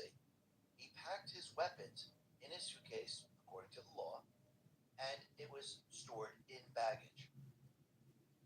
Number two, imagine the intent he had to have in order to travel that distance, all the while thinking about what he was going to do. He either moved several weapons or procured them in and around DC and figured out a way to get them in proximity. No, he brought them with him. Very simple. He brought them with him, put them in the baggage. You can do this with your weapons. You can fly with your weapons. You can bring them on trains, as long as you follow the rules and the law. That's what he did. So he brought them to DC. He took the time to load the weapons onto his body, and nobody noticed. Well, he assembled the weapons in the hotel. He was a guest of the hotel. So he walked into the hotel with the weapons, because they were in his luggage, and he was able to keep them there. Not hard to do. Now, again, if the White House correspondent dinner was going to be held at the hotel, I do believe, since the president was going to be there should have been metal detectors, there should have been security, and everyone should have been checked coming into the hotel, right? Because how do you know what people are bringing in there? Maybe they had a bomb in their suitcase, and maybe they were going to blow up the entire building with the president in there. I mean, just think about this for a second. Number 5, now here's the kicker. In his hidden location, he was somehow aware that the president was in the room and was seated. How, when was he aware of this part? Well, this was televised. This was televised to the entire country. He could be watching the broadcast. Okay, I see Trump. He's there. The administration's there. Everyone's sitting down. Now is the time. Number 6, if he wasn't a guest at the WHCD and he couldn't see the president from where he was, how did he know? Again, the television. Number 7, it's not like he could go look into the room. He didn't have to. So basically, he already cased the joint. He was the guest there. He knew how to get into that area. He knew what direction to run. Very simple. And he knew when he looked at the Secret Service, oh, look, they're on the sidelines. Everyone's in there. I'm watching the broadcast. I see President Trump there. I see Melania sitting there. I see the Secret Service are a little bit more relaxed because everyone's inside now. We've done our job. We scanned everyone. Everyone's clean. So we don't have to do that much more. So we can go on our phones. We can sit on the side. And we don't have to pay attention anymore. This was his chance. He ran in there at full speed, ran right past them. They were caught by surprise. They didn't know what the hell was going on. Yes, they drew their weapons. But if you notice, they were hesitant to run. And then all of a sudden, they started to run. So this individual was able to do this with no problem whatsoever. Now, if they were standing in front of the metal detectors, in front of all this, 4 of them, 3 of them, standing there, ready, stopping anyone. No, it's already started. You cannot enter. It would have been a very different outcome. So this goes back to the training once again. Now, the other thing that's really, really weird is that this account, Henry Martinez, it was created back in 2023. There's only one post on it. And check with AI. Grok said there is no manipulation whatsoever. It has the name Cole Allen. That's it. December 21st, 2023, Cole Allen. Now, on top of this account, the header is a very interesting piece of art. It's Distinct Mind. It was created going all the way back to, I think, 2021, which is very, very interesting. Now, certain individuals took this and said, wait a minute. Look at that. Look at the art very carefully. Is that Trump holding up his fist? Is this when he got shot in Butler? MJ Truth Ultra says, the events last night just got even weirder. That Pepe account that posted the shooter's name a few years ago, his header background, I found the source of that image. Besides being later linked to a Time Machine website, the image looks like a superimposed image of President Trump at the Butler assassination attempt. Do you see it? This is the wild part. That original image even predates the Butler assassination attempt. So this image was created on October 28, 2021. The Butler assassination attempt occurred on July 13, 2024. So what's very interesting is that when you look at it, it really looks like it's Trump. And when you take the image and you remove the painting, the outline is very, very precise. The other thing that's very interesting is that one of the individuals, the woman, looks like she's still on duty, and it looks like she was also the woman at Butler. Maybe that's not true, but she looks very, very similar. So that is very, very interesting. So is this a coincidence? Maybe, maybe not. But it's kind of strange, don't you think? Now, again, they have this guy in custody. We have Janine Pirro. She announced that there's going to be charges. 2 counts of using a firearm during a crime of violence, assault on a federal officer using a dangerous weapon, and there's going to be many, many other charges. And once again, this individual had a manifesto. Open source intel put this out and said, the manifesto said he wanted to target administration officials. Investigators also found extensive anti-Trump and anti-Christian rhetoric across his social media accounts. And this is very, very interesting. That, once again, we have an individual with a manifesto. So here are some key excerpts from the manifesto. Targets, prioritize Trump administration officials. Highest to lowest ranking, excluding FBI Director Kash Patel. Secret Service only if necessary. Avoided hotel staff, guests, and most law enforcement unless they interfered. Justification, frame the attack as a moral Christian duty against alleged administration crimes, rape, murder, detention camps. Address objections like turn the other cheek by saying it doesn't apply to complicity in others' oppression. Apologies, express regret to family, student, colleagues, and bystanders for betraying trust and endangering them. Closing rant, criticize insane security lapses at the event, and ended with stay in school, kids. So that is very, very interesting. So he was a guest. He traveled by train. He brought his weapons. He hid them from his parents. He listened to the fake news. He talked about violence. And look what happened here. Now, once again, we need to start to look at the Secret Service. We need to look at security. And once again, I think this has to be ramped up because, again, the attacks are only going to intensify as time goes on. Because as Trump continually breaks down the entire deep state system, they're going to become more and more panicked because, again, they lose leverage when they're exposed. When everything's made transparent and the truth is shown, they lose control. Well, let's go back a little bit in time. Let's go back to the Secret Service and how this all began. So it was established as a division within the Department of Treasury, with William P. Wood sworn in as its first chief. Its sole initial mission was to suppress counterfeiting of U.S. currency after the Civil War. Counterfeiting was rampant. Nearly 1/3 of all currency in circulation was fake, which threatened the stability of the young nation's financial system. Of course, after the Civil War, we had a lot of, the South and the North, they're creating currency. I do believe the central bank was also involved in this because, again, Abraham Lincoln didn't want to borrow the currency from the central bank system and created the greenback. And you can see at this point in time, what were they trying to do? They were trying to infiltrate the system once again. So Abraham Lincoln signed legislation authorizing the Secret Service on April 14, 1865. The same day he was assassinated, but officially began operation under the Treasury Secretary Hugh McCullough a few months later. So basically, the Secret Service was created to control the counterfeiting. And once again, this had nothing to do with protecting the President of the United States at that time. But in 1901, after the assassination of President William McKinley, that's interesting. William McKinley, he was all for tariffs. 1901 was right before 1913. They removed William McKinley. And then all of a sudden, the Secret Service was brought in to protect the presidents, to make them feel like they're secure. That's interesting. Why did they want to remove McKinley? Because they wanted to set up a central bank system. What did McKinley do? He had a tariff system. There was no central bank system. The country was very, very wealthy. I think Trump mentioned this many, many times before.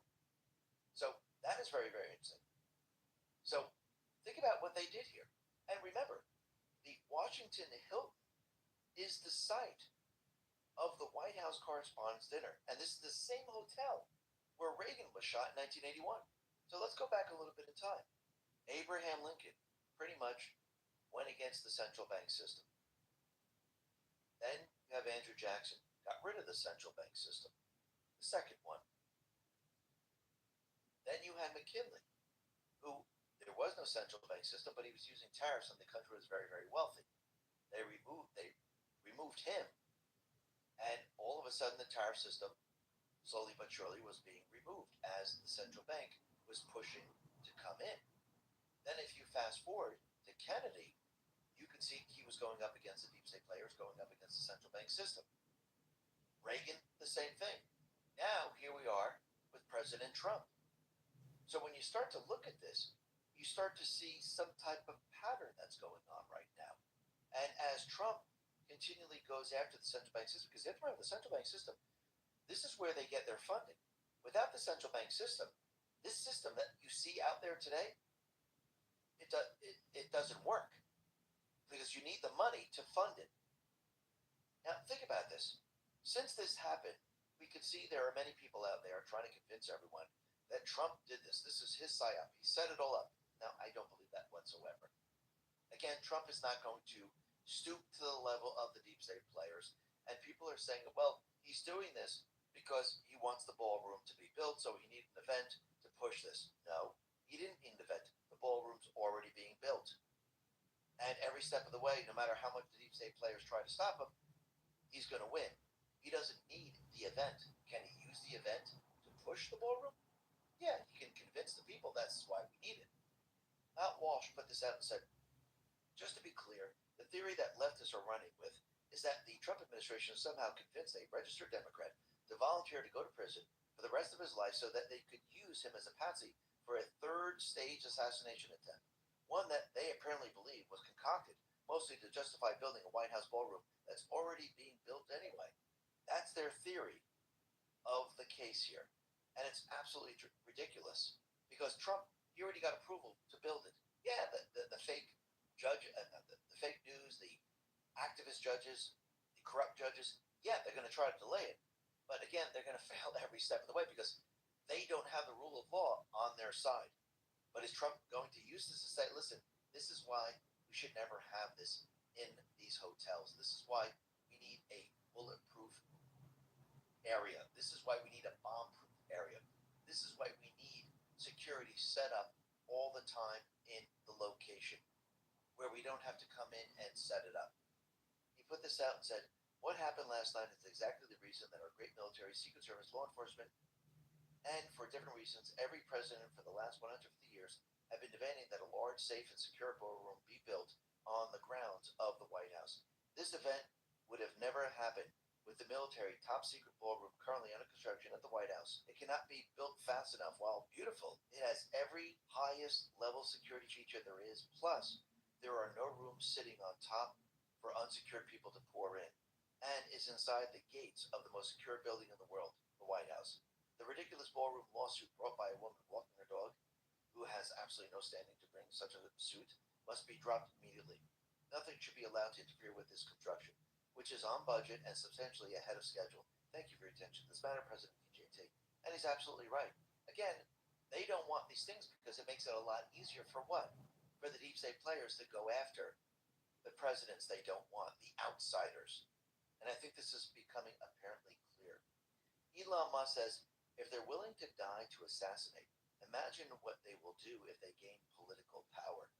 Absolutely. Now, once again, the D's and the fake news and everyone else, they're all trying to just defend themselves. Oh, no, we need safety. Oh, no, we need to protect. But again, they're saying one thing while their actions are doing another. And you can see they're going to be pushing and pushing and pushing. And they're going to continually push against Trump. And yes, the fake news, the D's, certain influencers, they're all going to be pushing violence against Trump. Because the name of the game is what? To take back control. Trump is trying to take back control of this country, and they're trying to take back control from Trump. So you can see there's a definite war going on. Now, Trump said something that was very, very interesting. He says that he has studied assassinations, and the people that do the most, the people that make the biggest impact, they're the ones that they go after. So Trump is saying, historically, those presidents that go up against the deep state players, those presidents that push against everything that they have in place, they're the ones that are being assassinated, or there's attempt assassination on them. Now, why is he saying that? Because he's letting everyone know that he's the outsider and the deep state players are coming for him. Because what is he doing? He's reversing everything that they did. He's exposing their entire system. He's dismantling their entire system. And they are trying to stop him every step of the way. That is what he's saying now. So if you go back a little bit in time, what do you see? You see Kennedy trying to shut down the deep state system. You see Reagan trying to shut down the deep state system. Now we have Trump trying to shut down the deep state system. And Trump is succeeding. And this is why they keep making hit after hit after hit. This is why they tried everything to get rid of him. So we can see at this point in time, the deep state players are going to become more and more desperate as time goes on.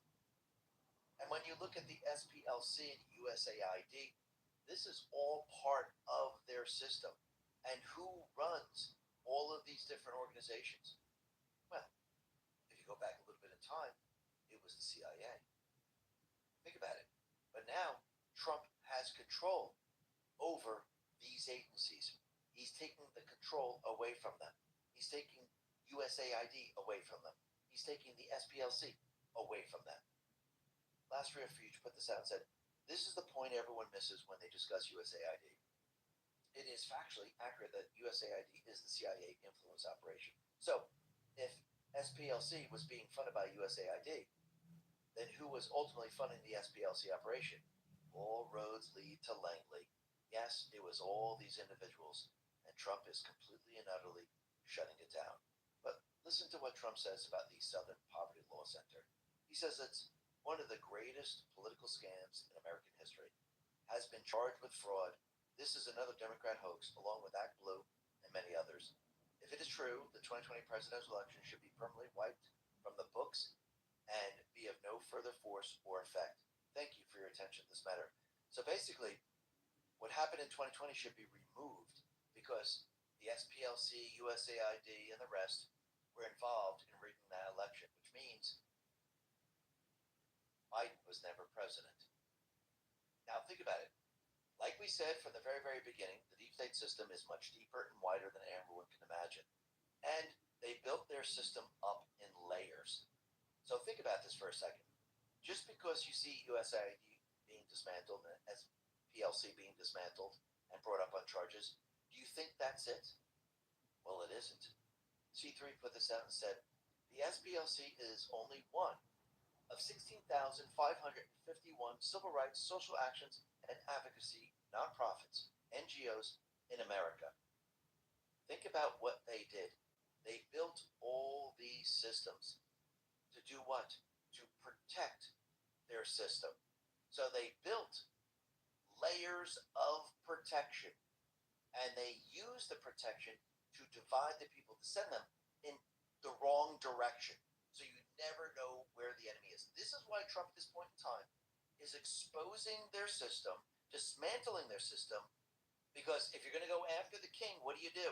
You got to remove all the pawns. You got to remove the pieces on the board, the pieces that are protecting the king. Who's the king right now? I think it's going to be Obama. All roads lead to Obama. Is this going to lead to other people above him? Absolutely. But you can see at this point in time, he's dismantling it, so there is no problem once we go after these individuals. Because, again, if you remove all the pieces, what are you going to use? There's no false flags, there's no ammunition, there's nothing. They got nothing. And think about this. Since it came out that the SPLC was indicted, isn't it weird that Candace Owens fled the country, Nick Fuentes fled the country, Ian Carroll claims he's scared and a victim, Sneeko has paused his streams? What's going on here? Joe Lane says, what are the odds that the SPLC was paying these podcasters to sow division? That's interesting. He's pointing to drop 4943, October 30th. Fact checkers creating an effort to reinforce propaganda, digestion. The battle to prevent truth from reaching the people. The battle to maintain and push division. Divided you're weak, divided you fight each other. divided you pose no threat, system of control, information warfare. Groups like the SPLC exist for two reasons: to foment hate and division, and also to raise money off that same hate and division. So do these podcasters. Same playbook, information warfare. And this is what Trump has been doing. They've been following the money every step of the way. And you can see the deep state players, they are in trouble. But Trump, he put this out about Candace Owens. He says, Candace Owens' stock, which was never very high, has fallen a long way. Her attack on the First Lady of France is despicable. I believe, in this case, without verification, she's an extremely low IQ individual. Very, very interesting. So, look at all the organizations, look at the podcasters, look what they've been doing. And now they're fleeing. I don't know why they're going to different locations, why they stopped. But again, it's very, very odd. And you're going to see other organizations that have been pushing the same exact thing. And very interestingly, Stephen Miller put this out and said, speaking as a Jew, ADL is not a Jewish organization. It is an ultra-left activist org that pushes radical transgenderism, border erasure, police dismantlement, and the demolition of free speech, deploying rank, slander, bullying, and character assassination to achieve its aims. Elon Musk says exactly. So when you look at all these different organizations, everything that they set up, I think it's becoming very, very clear that the deep state system set all of this up to protect their system, to keep everyone divided, to make everyone believe there was hate everywhere. And think about it. These organizations became much, much larger when Obama came into office. Basically, he set up everything to begin dividing the country on a scale that we have never seen before. Think about that for a second. And think about how Trump now is setting it up so he can go after all the deep state players. Think about what's happening out in Iran. Think about how he's removing the protection of the deep state players by removing their system. This is all to get to Hillary, all to get to Obama. So this way, all the pieces are gone. They have no protection whatsoever.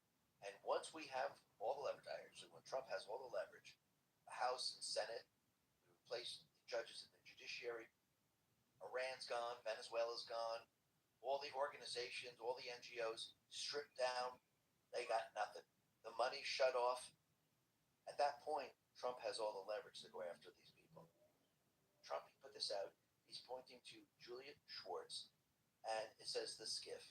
Hillary Clinton funded, approved, and created the Steele dossier. Barack Obama called the shots, and Brennan's CIA did the dirty work. The evidence is clear. Treason was committed, and now they must pay, or they will do it again. Americans demand it. Trump is continually putting this out, letting everyone know this is our direction. And remember, we need to dismantle the system first, so they can't do us harm. They can't confuse the narrative. And we must remove the activist, corrupt judges out of the judiciary. Everything must be set up so Trump has the leverage. Now, a lot of people are making a really big deal that the D.C. subpoenas for Brennan grand jury testimony are withdrawn, and they were replaced by requests for voluntary interviews. So people are like, oh, see, nothing's going to happen. No, that is not the case whatsoever. The issue around the CIA targeting President Trump are extensive, attached to numerous individuals and entities, and generally complex. Normally, in an investigation of this scope, it would begin with questions to the outer perimeter individuals who are carrying out the instructions of those above them. It is from those types of lower level interviews that material is gathered for use in examining the truthfulness of those who organized and directed the operations. In the example of John Brennan's false statement to Congress surrounding the ICA, the Intelligence Committee assessment, or the inclusion of the Steele dossier in the analytical material, there are key people within the Directorate of Analysis, National Security Agency, and National Intelligence Council who can give firsthand statements about Brennan's instructions. Those types of interviews are just as important as questioning John Brennan himself, and for obvious reasons, those interviews should come first. Absolutely. So this is exactly what they're doing to go after the deep state players. And it looks like now they're using the interviews to build the case. And yes, we only have one chance to do this right, and it must be done correctly. because it must hold weight, it must follow the rule of law, and it must be airtight. Now, the other thing that's really interesting is that the DOJ, they have reinstated the firing squad as official federal execution methods. So that's very, very interesting because if you go back a little bit of time, if you go back to Biden Garland, they actually went ahead and they removed this and said there will no longer be federal executions. So the department has rescinded the Biden Garland moratorium on federal execution and has authorized seeking death sentences against 44 defendants. So now the firing squads are back. Is Trump and his administration, are they getting prepared for when we have trials? I do believe so.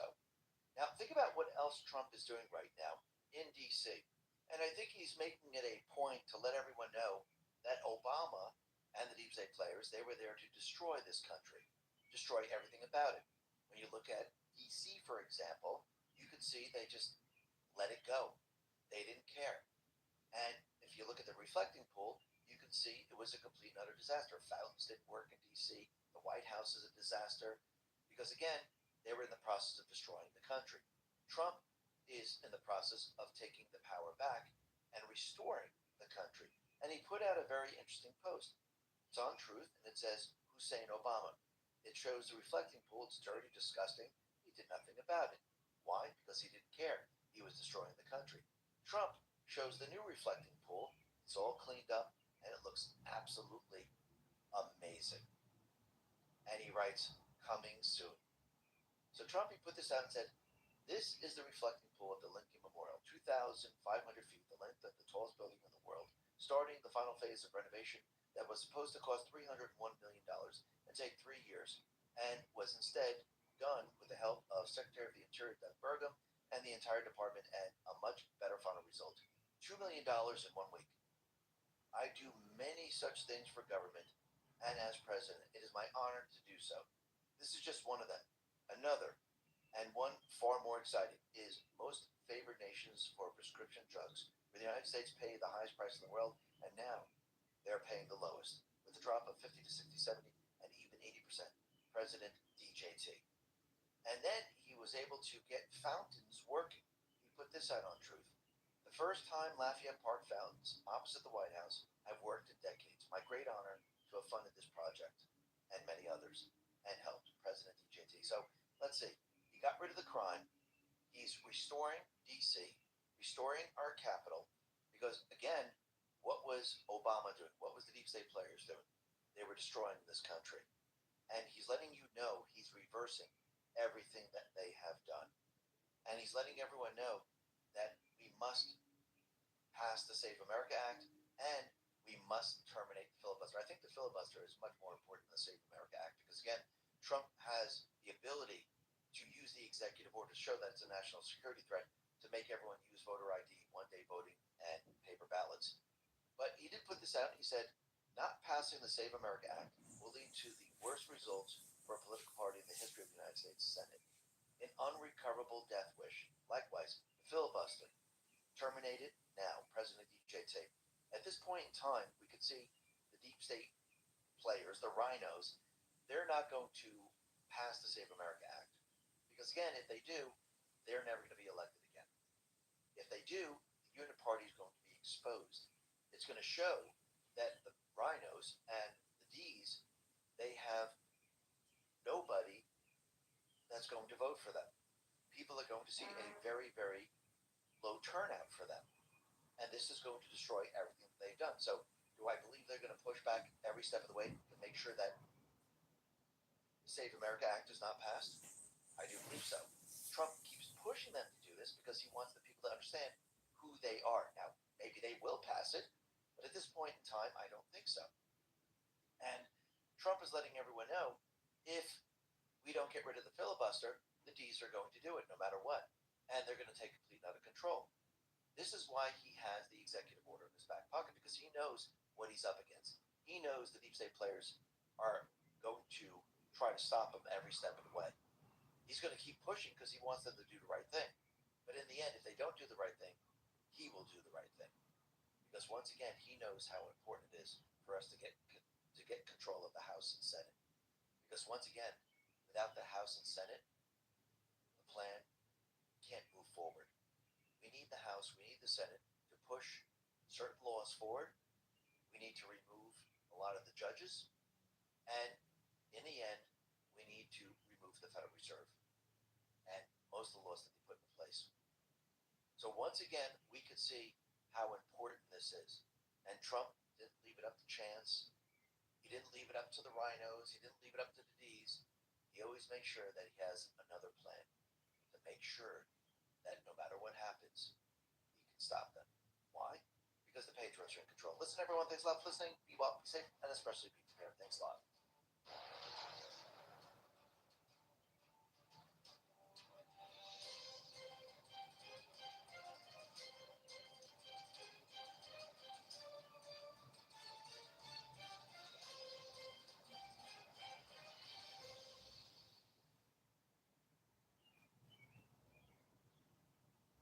Good night, everyone. Researcher staff here tapping in. It is 2:49 a.m. We're about to start the overnight playlist. So before we start, Robert, I saw your messages in the chat, and just to give you some clarity, the assassination attempts, right? These events are contrived by the criminal syndicate. So the criminal syndicate is not going to find these people. We have to do the investigations. We have to expose it. There are some good people in the government right now working on that. At the time when one of those events took place, specifically at Butler, Pennsylvania, the dynamics of who control these agencies were much different. A lot has changed. So if you have any questions about the deep state, let me know. Type it in the chat. I'll see if I can help you out before I fall asleep. But for now, we're going to start the overnight playlist. Hope you guys enjoyed the report. This is Researcher Staff signing out. Good night, everyone.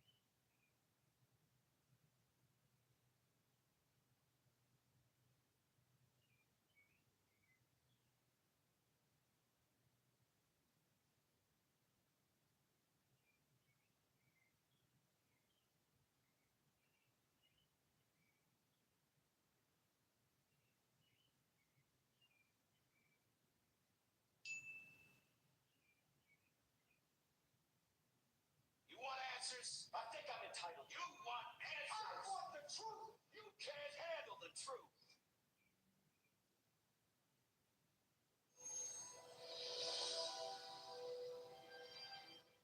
This is your last chance. After this, there's no turning back. You take the blue pill, the story ends.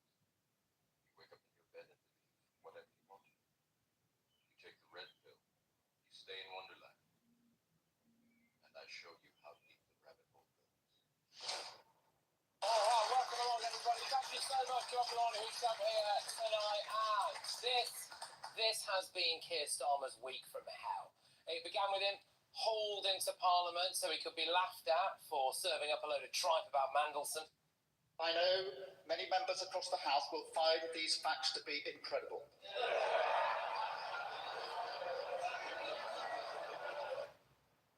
Then he was called a liar twice. So does the Prime Minister agree with me? He's been lying.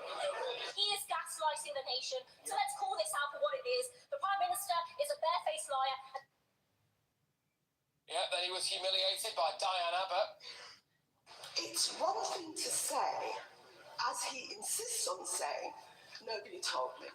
Nobody told me anything. Nobody told me. The question is, why didn't the Prime Minister ask? And the best he could come up with as a response was this.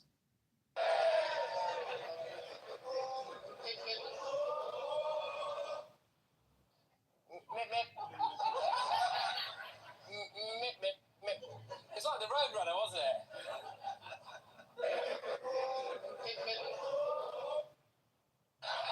This is ridiculous, isn't it? Then the civil servant he sacked got stuck into him and revealed that Downing Street did try to find another job for another paedophile's friend. I walked into a situation in which there was already a very, very strong expectation coming from number 10 that he needed to be in post and in America as quickly as humanly possible. Then one of his own MPs called for him to go. It's got to the point now where I genuinely think that, you know, as far as the Prime Minister's concerned, it's not a case of if, it's when. Then another MP called for him to go.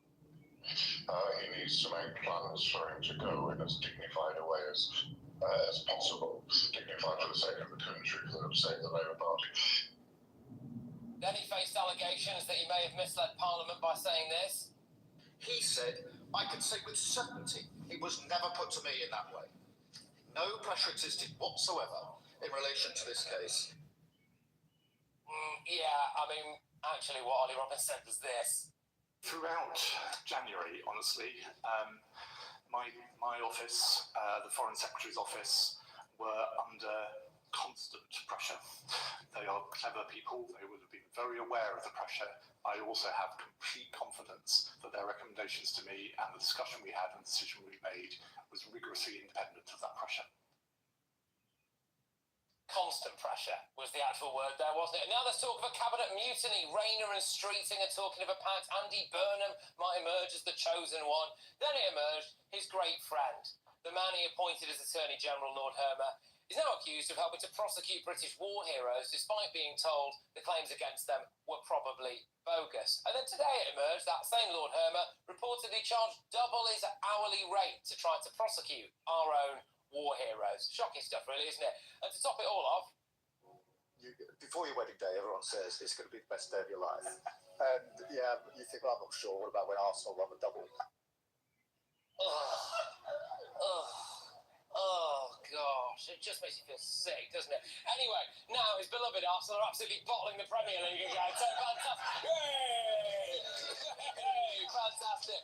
Look, he's discredited. He's a lame duck. His time as Prime Minister officially died this week. Nobody backs him. He's totally isolated. But it's a terrible week.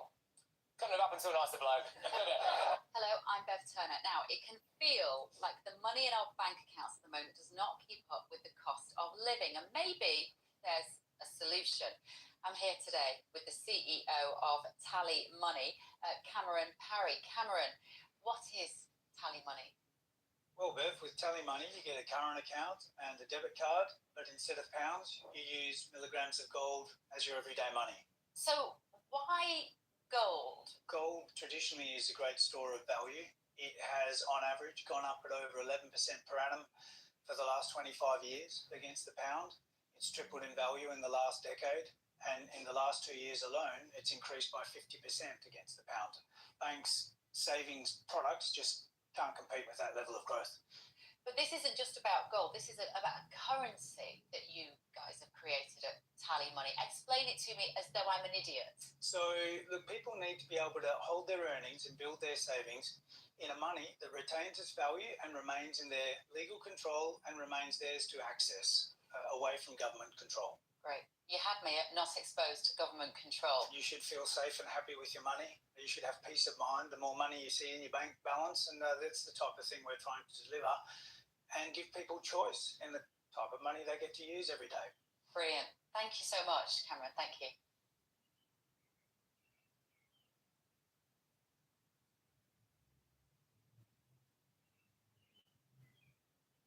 All right, get the views of my panel.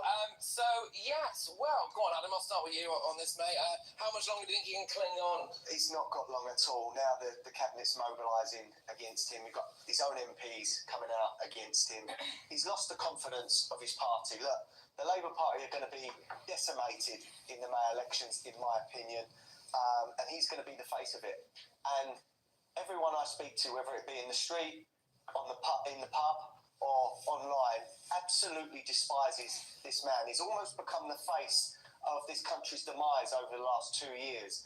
And even though I know and everyone knows what comes next could be worse, we just want to see this man gone, because I can't even bear to see his face or hear his voice. And I think that reflects many people's opinions as well, and experiences with the man. Well, he's here tonight.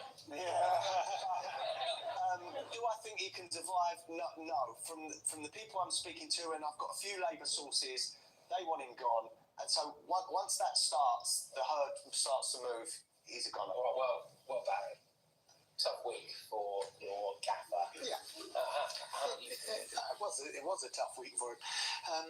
Look, let me just correct some of the stuff there, okay? Because at the start of the week, Kemi Badenoch and Nigel Farage both said he must have known, he did know, and he's lied to Parliament, right? And that, capital offence.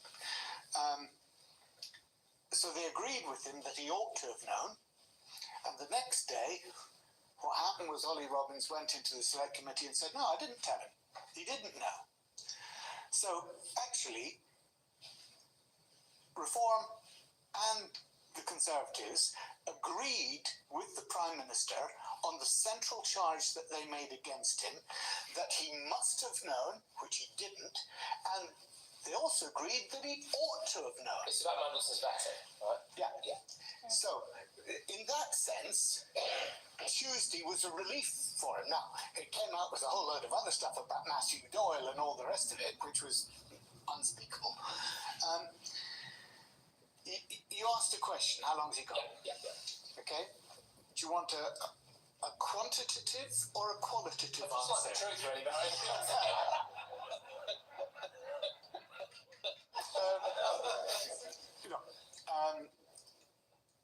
Downing Street are now living from day to day.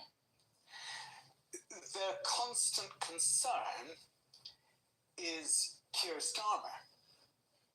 Their constant concern should be the country. Yeah. And that's the problem that Keir Starmer has. At the moment, instead of being focused on everything else, and, I'm sure the guy is trying to focus on the Iran war, the King's visit to America, the cost of living crisis, I'm sure he's trying to focus on all of that.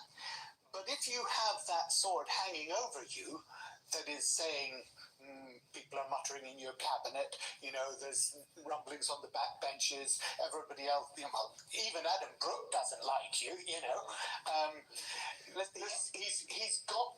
He's got a head that only has so much capacity. Remember when Boris Johnson said, when the Prime Minister becomes a distraction, they've got to go, or he's become the distraction. Well, but the interesting thing on that, Adam, I was thinking exactly about this earlier in the comparison with Boris. Boris made himself the centre of attention all the time. When he stopped being the centre of attention, when there were other things off, that's when he collapsed. With Starmer, I think it's the other way. Starmer was not always the centre of attention. Now he's become the centre of attention. He has a huge problem. I just want to pick up on what you said about Kemi Badenoch and Nigel Farage being wrong about thinking Starmer must have known. I think what came about after Ollie Robbins spoke to the Foreign Affairs Committee was that pretty much everybody of all parties did not properly understand how this process works. In fact, one thing that came out of that is that Ollie Robbins pushed out that you don't fail security vetting. There's a recommendation made and then you're offered to put in place mitigation factors, which they apparently did. But what did come out of it... You can fail UKSV. You can fail it, and he didn't say that he hadn't failed it. So he said, what I did was Ollie Robbins basically had the right, it's the only department that does have that right, to when somebody does not pass UKSV, they have the right to grant clearance. And that's what Ollie Robbins did. But at that point, everybody, Kemi Badenoch, Starmer, and Nigel Farage were all in agreement. At that point, he should have told the Prime Minister, because the Prime Minister had already been out there on the airwaves saying, yeah, Mandelson's the man. I'll go to Christian. There's a lady who wants to make It comes to something when Zara Sultana, Diane Abbott, and even Ed Davey appear to be talking sense. I mean, that is a universe that I don't understand and I want to have no part of. And Diane Abbott, again, I can't believe I'm going to say this, it's always sticking in my throat, but Diane Abbott actually made a really good point this week, which is, why didn't he ask the question? It would be like Keir Starmer going to the doctor and the doctor saying, we need to do some tests on you because you could have a very, very serious life-threatening illness. And they do the tests and then go back to the doctor and the doctor says, well, would you like to know the results? No, I just want to know the process was followed. And that's it, because he doesn't ask the question. And it's ridiculous he didn't ask the question. Now, the bigger point here, just really quickly, is that I think that this government are an absolute shambles and that we've had the highest tax rates in history. I could list the things that are terrible about the country since they came in and that they've made worse. But actually, I don't want that to be the case. Although Labour isn't my natural home for voting, I actually want them to do well. I do. I want good government. And all of this is distracting from that. These self-induced crises all means that the country is suffering even more. It's time to put a stop to it, and it's time to put someone competent, I don't know who that would be, in his place. Okay. All right. There's a lady who'd like to make a point here. What would you like to say? You've covered all the way from Cardiff, I believe, haven't you? So thank you very much for that. Get that microphone close to your face. There you go. Does the panel think that the Prime Minister has deliberately misled Parliament? And if that is proved to be the case, what would be the consequence for him? Could he be compelled to resign? Okay. What is the punishment for that as such? Okay, good point. Well, so I suppose it's, do we think he deliberately missed that Parliament? I mean, I think the thing that maybe did from a bit this week was about him saying that, Ollie Robbins has said that there was no pressure, there was no civil service pressure, there was no pressure on the civil service, sorry, and that seems to be untrue. Sorry, let me answer the technical point that you asked, which is what would be, if he had, what would be the consequences? If he had, he would have broken the ministerial code, and I think everybody in Parliament, he would be obliged to come back to Parliament at the very least and say, I'm sorry, I misled Parliament, here's my correction to the record. That's the normal process. If he willfully, deliberately misled Parliament, that's even worse, and you could then see a situation in which he would be moved against. But sorry, Patrick, the point that you were making, which I've now forgotten. So it was about when he said there was no pressure. There was no. Oh yeah, no, that's a really important point. I think the issue is this. I think there was a culture in Number 10, I'm not saying it was the Prime Minister, but certainly in Number 10 with Morgan McSweeney, to get Mandelson appointed at all costs, right? And that was totally wrong. But there's also a culture in the civil service. And that culture is, don't give ministers uncomfortable truths. Don't give them information that they don't need to know if it's going to gum up the works. And knowing that Number 10 wanted this to happen, when the DV was failed, right, or as Chloe would put it, would only be passed with workarounds. At that point, Ollie Robbins had a choice, in my view, and that choice was either I tell the Prime Minister, look, you're going to have to row back here because you've already announced this, and he thought, I'm new in the post, why would I want to do that? Sweep it under the carpet. And it would never have come out unless there had been this humble address. But it was on the front page of The Independent last year, Barry. Yeah. Why didn't he ask the question? Even if Barry... Those were things that were going on in the background. They were not believed. Even if Ollie Robbins made the wrong decision, what is clear, or at least from what he has said, is that Number 10, whether that was from Starmer, McSweeney or other people, is that they were essentially bullying the Foreign Office. And what Ollie Robbins said is, even if Starmer knew that Mandelson had failed his vetting, he probably wouldn't have cared. They didn't seem to care whether he was vetted or not. He didn't actually say that. But yeah. Okay. All right. Well, there we go. Well, obviously the jury's out on exactly how long he can cling on for, but I think reading between the lines, it looks as though the herd has moved, doesn't it, when it comes to Keir Starmer? So there we go. But in a statement by an ally of Lord Herd, who I mentioned earlier, is in a little bit of trouble. The Daily Telegraph, he said the Daily Telegraph deliberately misrepresented different legal claims and key facts in an attempt to improve their story, and they were warned of this pre-publication. Their investigation simply shows the attorney's minimal involvement in the Al-Swedi claims, limited to a small number of hours between 2008 and 2013, and there is no suggestion of any wrongdoing on his part. Right, okay, well, that clears that up, doesn't it? Anyway, right, we've got loads more coming your way. He only charged 450 quid an hour. I mean, you know, that's why you absolutely no, right. exactly. I used to do that 30 years ago when I was charging clients. Yes, I mean, the problem was he was charging that, the allegation being, of course, for the willful prosecution. And you've never outlined what you were charging them for, Barry. Okay. All right. Here we go. Now, it's... But first, it's the assassination attempt that has rocked the world. Again, President Trump was expected to speak at the annual White House Correspondents' Dinner when he was hurried out of the room following a gunman's attempt to break a checkpoint. Footage released by the president shows the suspect, Cole Allen, charging past officers at around 8:36 p.m. before being tackled to the ground. According to police, the shooter was armed with a shotgun, a handgun, and multiple knives. There are a lot of questions arising from this. What implications will this have for the King's security on his visit to Washington? We're going to go live to Washington, D.C., where GB News royal correspondent Cameron Walker is there for us and has some breaking news from Buckingham Palace. Hello. What is this news?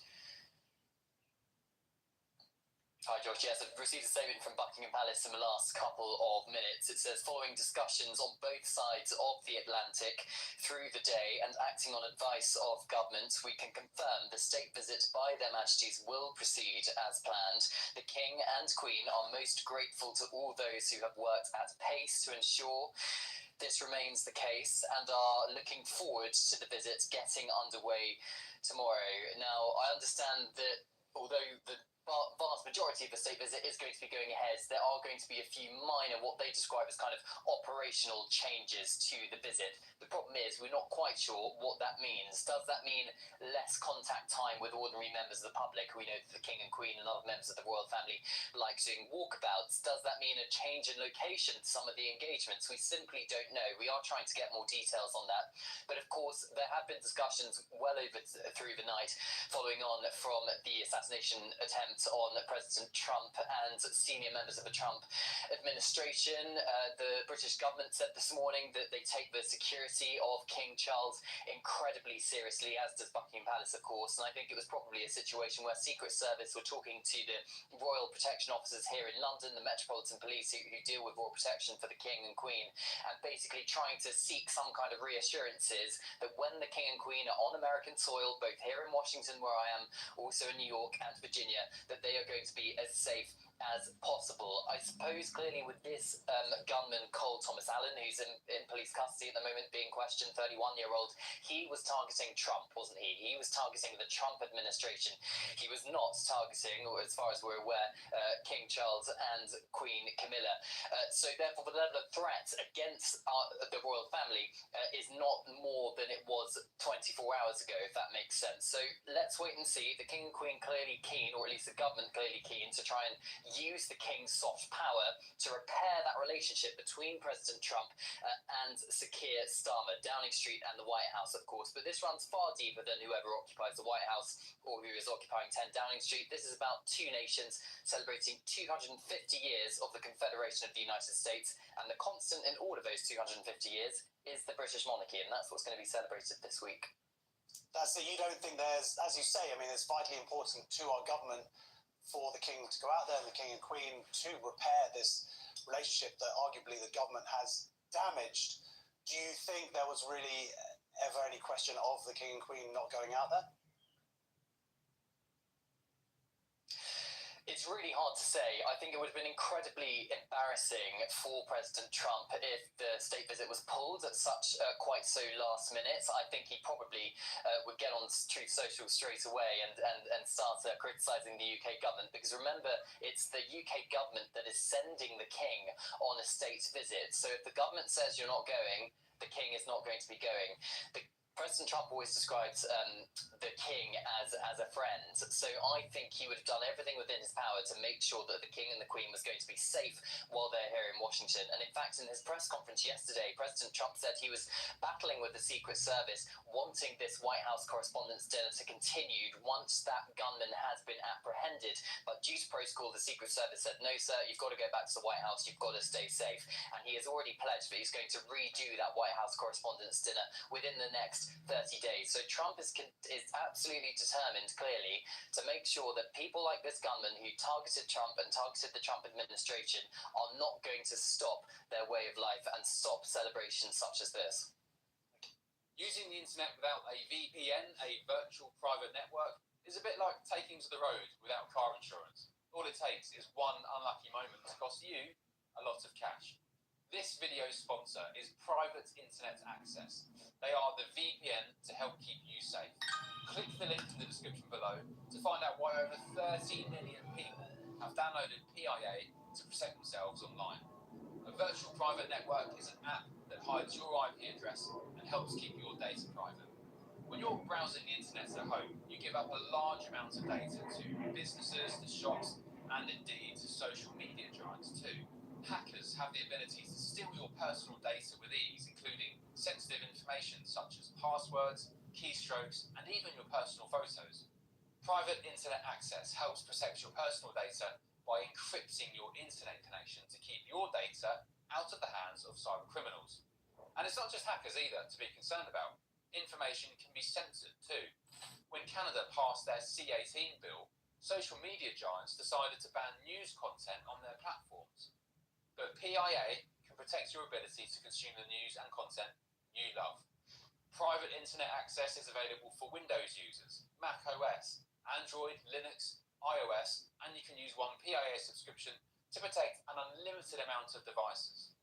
And we've got a huge GB News discount for you too. Click the link in this video's description and you'll get a massive 83% off PIA. That's under £2 a month, the price of a coffee. And you'll get an extra 4 months completely free on top. Also, there's a 30-day money-back guarantee too. Visit piavpn.com/GB News to start protecting yourself digitally today. Okay, well, thank you very much. GB News Royal Correspondent Cameron Walker. We're going to get our take now from my guests, who this evening are A.D. McQueen and Cressida Wetton. Let's give them a round of applause. It's a bit weird applauding as we're talking about an assassination attempt. Cressida, another assassination attempt, and seemingly someone from the left again. I think if you were trying to attack the entire right administration, that kind of counts as a leftist, doesn't it? I think.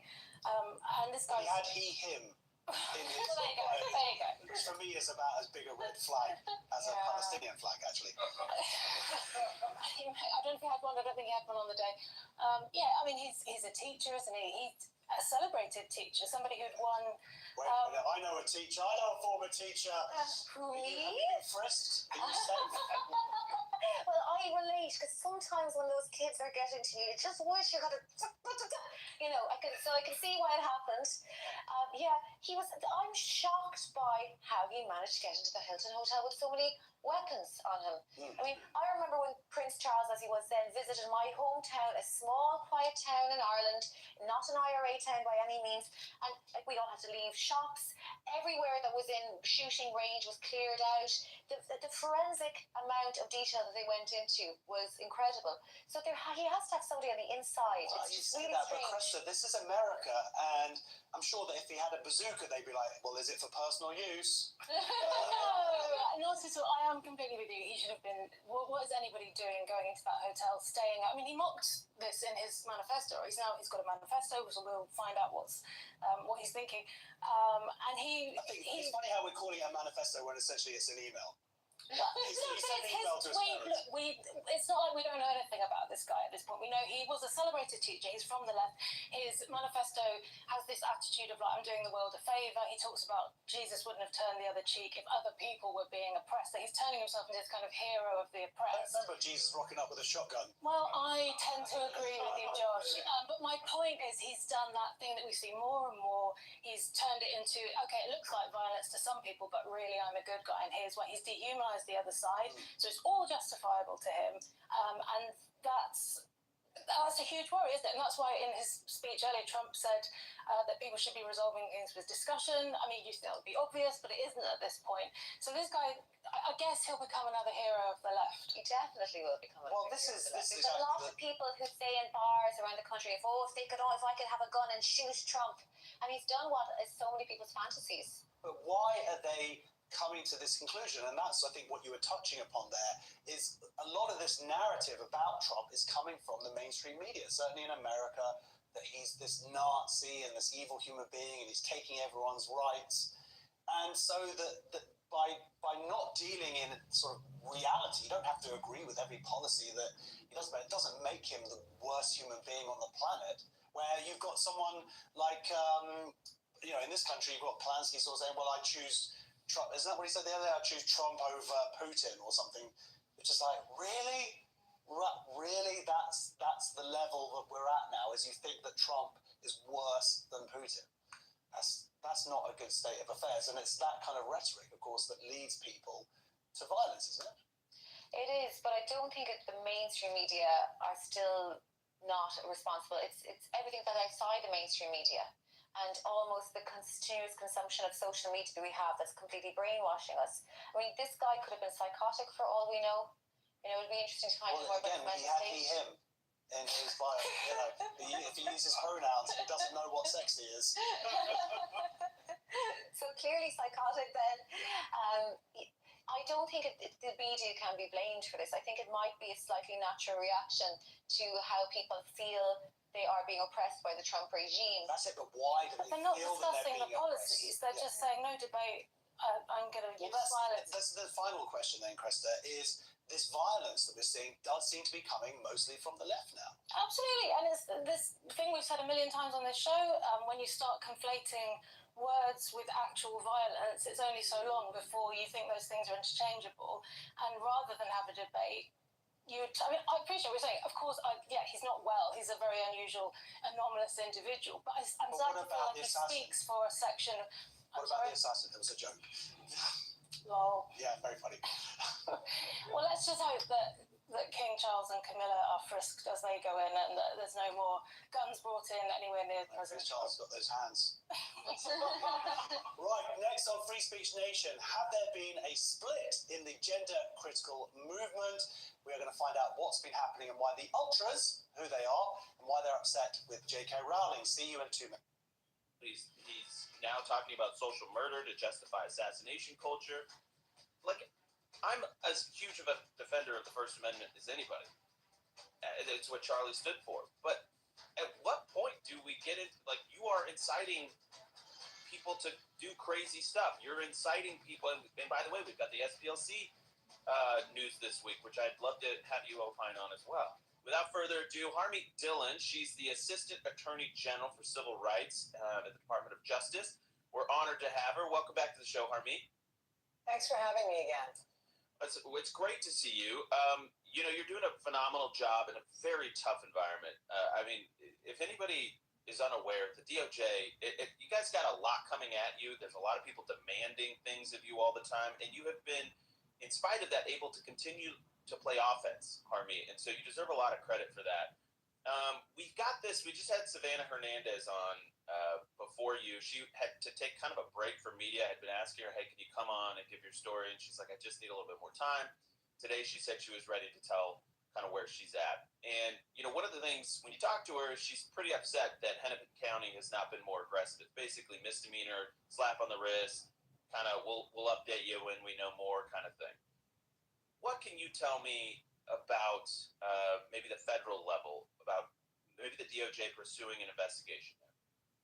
Well, thanks for asking. And what happened to Savannah is really outrageous and should never be permitted in any American city. But we have been seeing this kind of thing happening for years. And as you know, Andrew, before I joined the DOJ, I was a lawyer for many conservative journalists, including Andy Ngo and others who were attacked in this manner by Antifa and other sort of these so-called black box and anti-fascist groups. So this recent thing that we're seeing with regard to ICE is just an outgrowth of all of that. It's funded from abroad. Neville Singham and others are part of shadowy networks that fund these types of protests in the United States that are really designed to disrupt our government. And I think it's very concerning. What I can tell you is, as you know, we already have investigations going on in Minnesota regarding some of the characters there who were attacking our ICE and who were doing protests, so-called protests. We indicted 39 people for invading the city's church in St. Paul. One of the individuals in this mob was egging on the attacks on Savannah, appears to be one of the individuals involved in that matter. But, you know, there's a line between speech and action. We saw at least 3 people appear to attack Savannah there. And so what I can tell you is that we do have lawyers and investigators on the ground there who are looking into attacks on journalists and attacks on ICE. I can't say more until there may be a development in court. But please rest assured that protecting First Amendment is incredibly important in this Department of Justice, and also protecting our law-abiding and patriotic ICE officers in doing their jobs is very important to us. And mob action like this is designed to intimidate both our law enforcement and also the journalists who seek to document these attacks. And it's important to America that we shut it down, not only in Minnesota, but everywhere we find it. We're committed to that at the Department of Justice. So, Harmeet, I'm assured because I know you, kind of the subtext of what you're saying there. So you mentioned this, you didn't say his name, but it's William Scott, I think it was Kelly. William Scott Kelly, yeah. So he's the city's church guy that was storming in there. He was also, according to Savannah Hernandez, the one that I identified her to this mob and then kind of egged people on. At what point does that type of behavior become incitement? Because I have another incitement question for you after you answer this. Well, it's very fact specific. I'm not the investigator, so you know we do have I know people are frustrated by this in our online world. I know you're more sophisticated, but we have investigators who go and do interviews. We interviewed, I will say, we interviewed and preserved Savannah's input early on in this case, the very weekend that it happened. I made sure prosecutors and our law enforcement were out there to take her statement. That's been done. And then you have to take statements of other people, witnesses, look at the camera angles and all of that.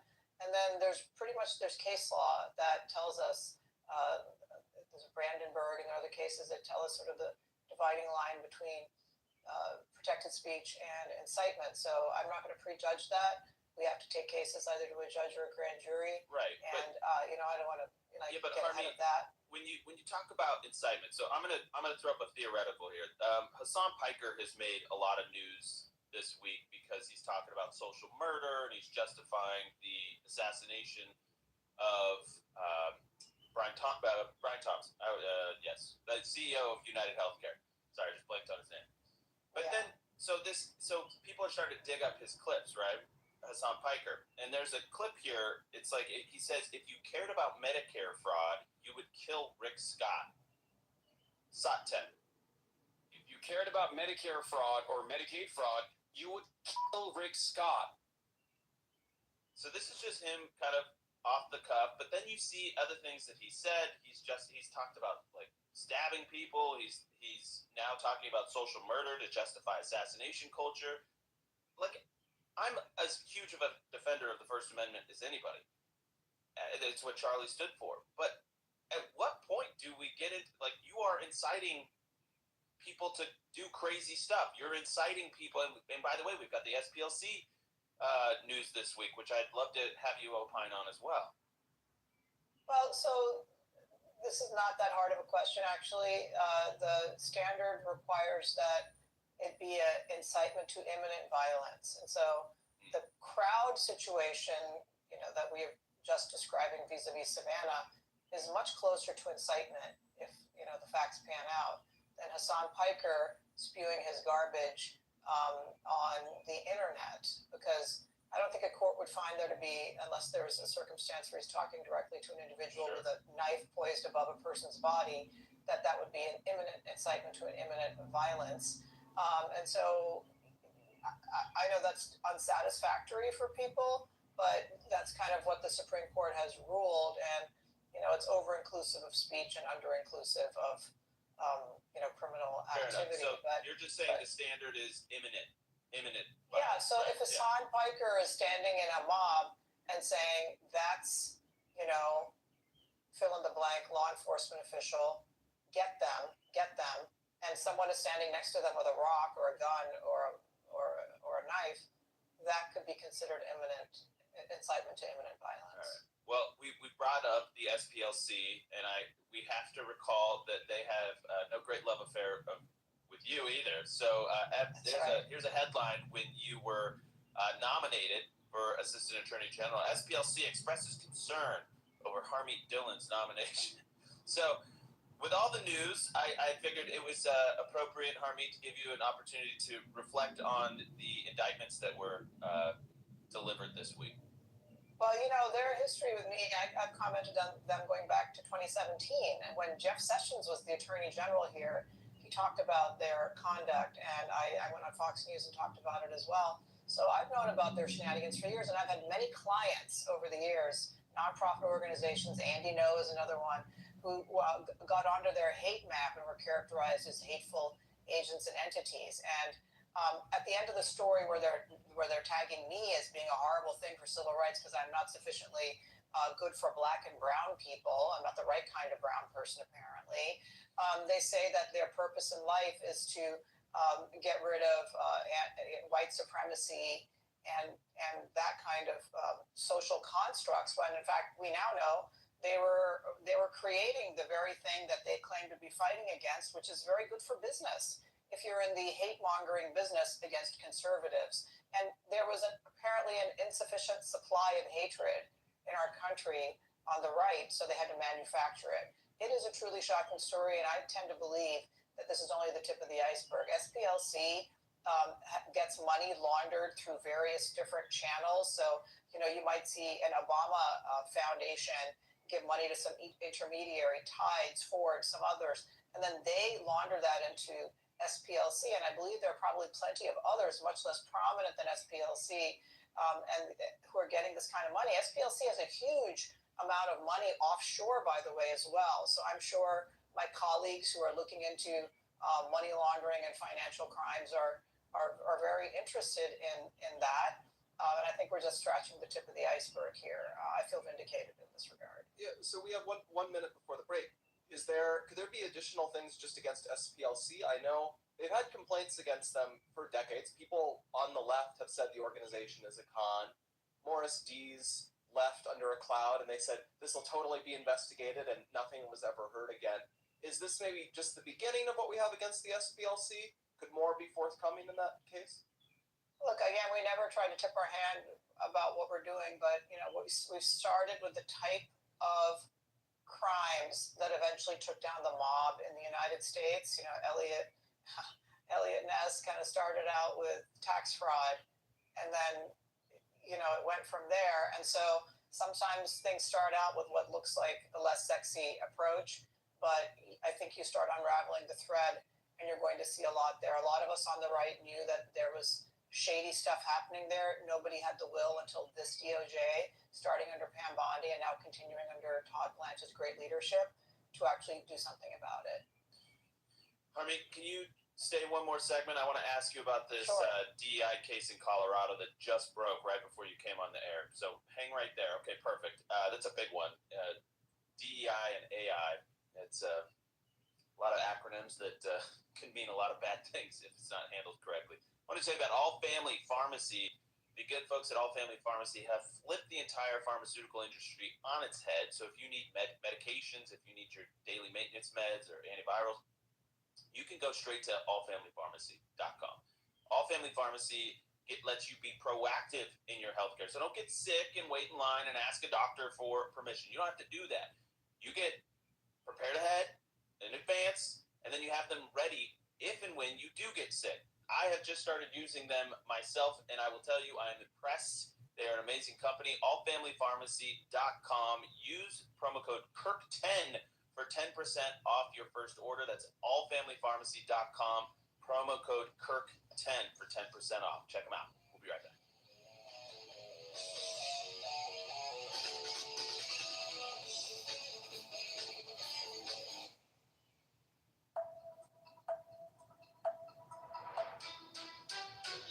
Hello, all you freedom-loving people. The SPLC is in the spotlight with a case alleging that the SPLC funneled donations to informants who are affiliated with the same extremist groups that they were founded to oppose. And the U.S. team is headed to Pakistan while the Iranian government's team is shaken from Golubov walking out. But why? Okay, let's get into it. Major legal fight around the Southern Poverty Law Center, known as the SPLC, is growing. The SPLC is one of America's most well-known civil rights organizations. Yesterday, House Judiciary Chairman Jim Jordan ordered the SPLC to hand over their documents by April 30th. The request is about the SPLC's ties to the Department of Justice and the FBI under the Biden administration. Jordan wrote a letter to Brian Fair, who is the SPLC interim president and chief executive. In that letter, Jordan said that public records show that the DOJ under the Biden administration worked closely with the group during the Biden-Harris years. This included regular meetings along with early sharing of federal law enforcement data and allowing SPL staff to train prosecutors. Lawmakers now want to know how much influence the organization may have had on federal policy. Jordan is also asking for the communications that the SPLC made with informants. The informants were called field sources, or Fs, and Jordan wants the field source records that date back to 2017. These records were tied to fake business names and were allegedly used to move the money. The committee also wants communications between the SPLC and federal agencies that date back to 2021. The committee is investigating whether the SPLC helped shape federal policy during the Biden-Harris years. The committee pointed to the now withdrawn 2023 FBI Richmond memo, which dates back to when Christopher Wray led the FBI. That memo described some radical traditionalist Catholics as being prone to violent threats, and it cited the SPLC as a source of the description. The House Judiciary Committee has sent a letter to the Southern Poverty Law Center requesting documents on any communication and coordination between the group and the Biden administration. Now, in that letter, the committee claims the FBI had at least 13 documents, including a memo that labeled traditional Catholics as violent extremists. That memo, according to the committee, cited material from the SPLC. This after a 2023 report from that same House committee found that the SPLC identified Christian identity as a hate group. And the memo caused major backlash after its publication. This new congressional move comes after a grand jury issued an 11-count indictment against the SPLC. In the Middle District of Alabama, a grand jury returned an 11-count indictment charging the Southern Poverty Law Center with 6 counts of wire fraud, 4 counts of bank fraud, and 1 count of conspiracy to commit money laundering. According to the charges in the indictment, the SPLC is a nonprofit entity that purports to fight white supremacy and racial hatred by reporting on extremist groups and conducting research to inform law enforcement groups with the goal of dismantling these groups. As the indictment describes, the SPLC was not dismantling these groups. It was instead manufacturing the extremism it purports to oppose by paying sources to stoke racial hatred. The indictment describes the SPLC's conduct in detail. In one case, they paid a member of a leadership group that planned the 2017 Unite the Right rally in Virginia.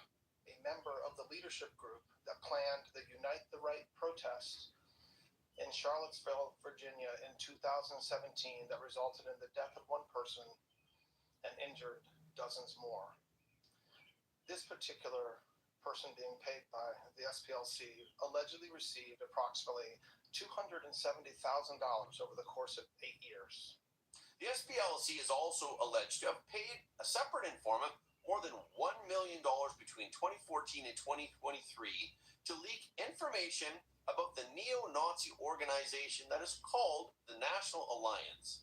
Federal prosecutors say that in total, the SPLC secretly sent more than $3 million between 2014 and 2023 to leaders and organizers of racist groups. In total, according to the indictment, between 2014 and 2023, SPLC paid at least $3 million to 8 individuals at least. These individuals were affiliated with the Ku Klux Klan, United Klans of America, National Socialist Movement, Aryan Nations Affiliated Sadistic Souls Motorcycle Club, the Nationalist Socialist Party of America, Nazis, and the American Front. The Southern Poverty Law Center themselves advertised to raise money to dismantle violent extremist groups for a period of at least a decade. They used their donor network to raise money to purportedly dismantle violent extremist groups. However, the SPLC, the Southern Poverty Law Center, used the money they raised from their donor network to actually pay the leadership of these very groups. I just want to say that again. They used the fraudulently raised money by lying to their donor network, thousands of Americans, to go ahead and actually pay the leadership of these supposed violent extremist groups. The groups, as the general laid out, include the Ku Klux Klan, the United Klans of America, Unite to Right, National Alliance, the National Socialist Movement, the Aryan Nation Motorcycle Club, and the National Socialist Party of America, and also the American Front. And Kash Patel outlined how the SPLC used shell companies to hide their criminal activity. In at least one of these matters, our investigation revealed that funds were used to facilitate the commission of further state and federal offenses, totaling over $3 million.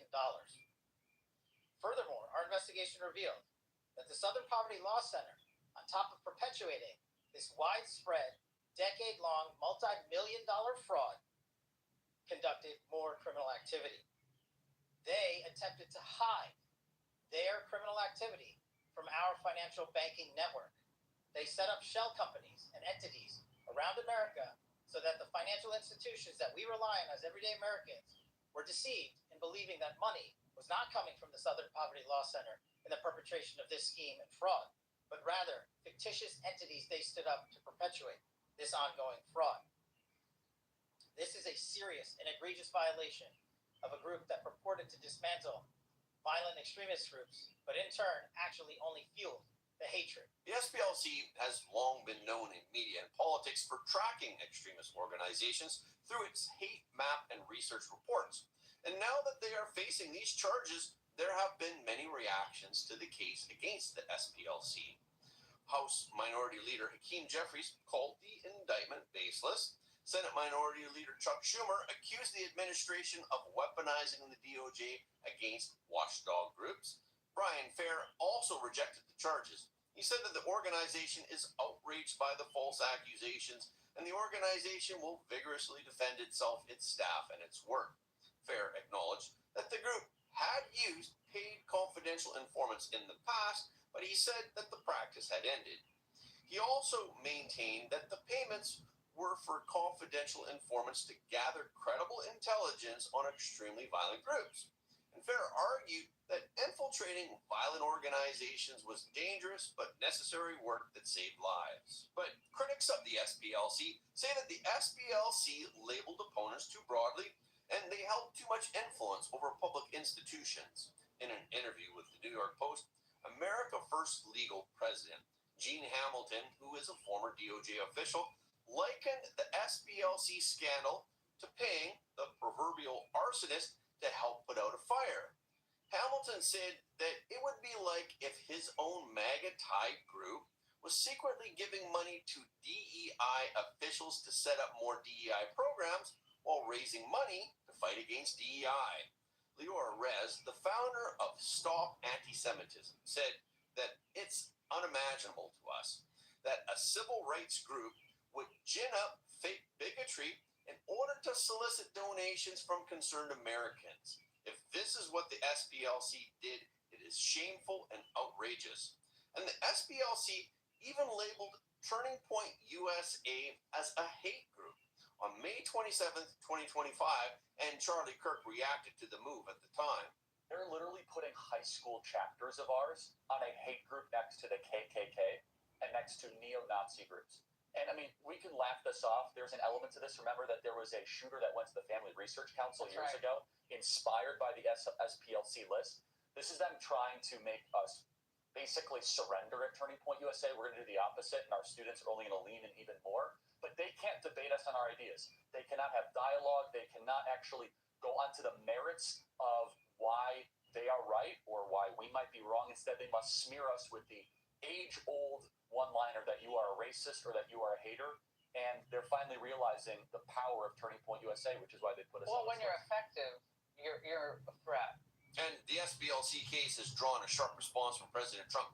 In a post on True Social, President Trump wrote that SPCL are true, then the 2020 presidential election should be permanently wiped from the books and be of no further force or effect. And President Trump questioned, how do you defend the SPLC when they are giving money to the KKK while pretending to fight hate groups? A few days ago, we reported that Kash Patel said that there would be news coming out about the 2020 election.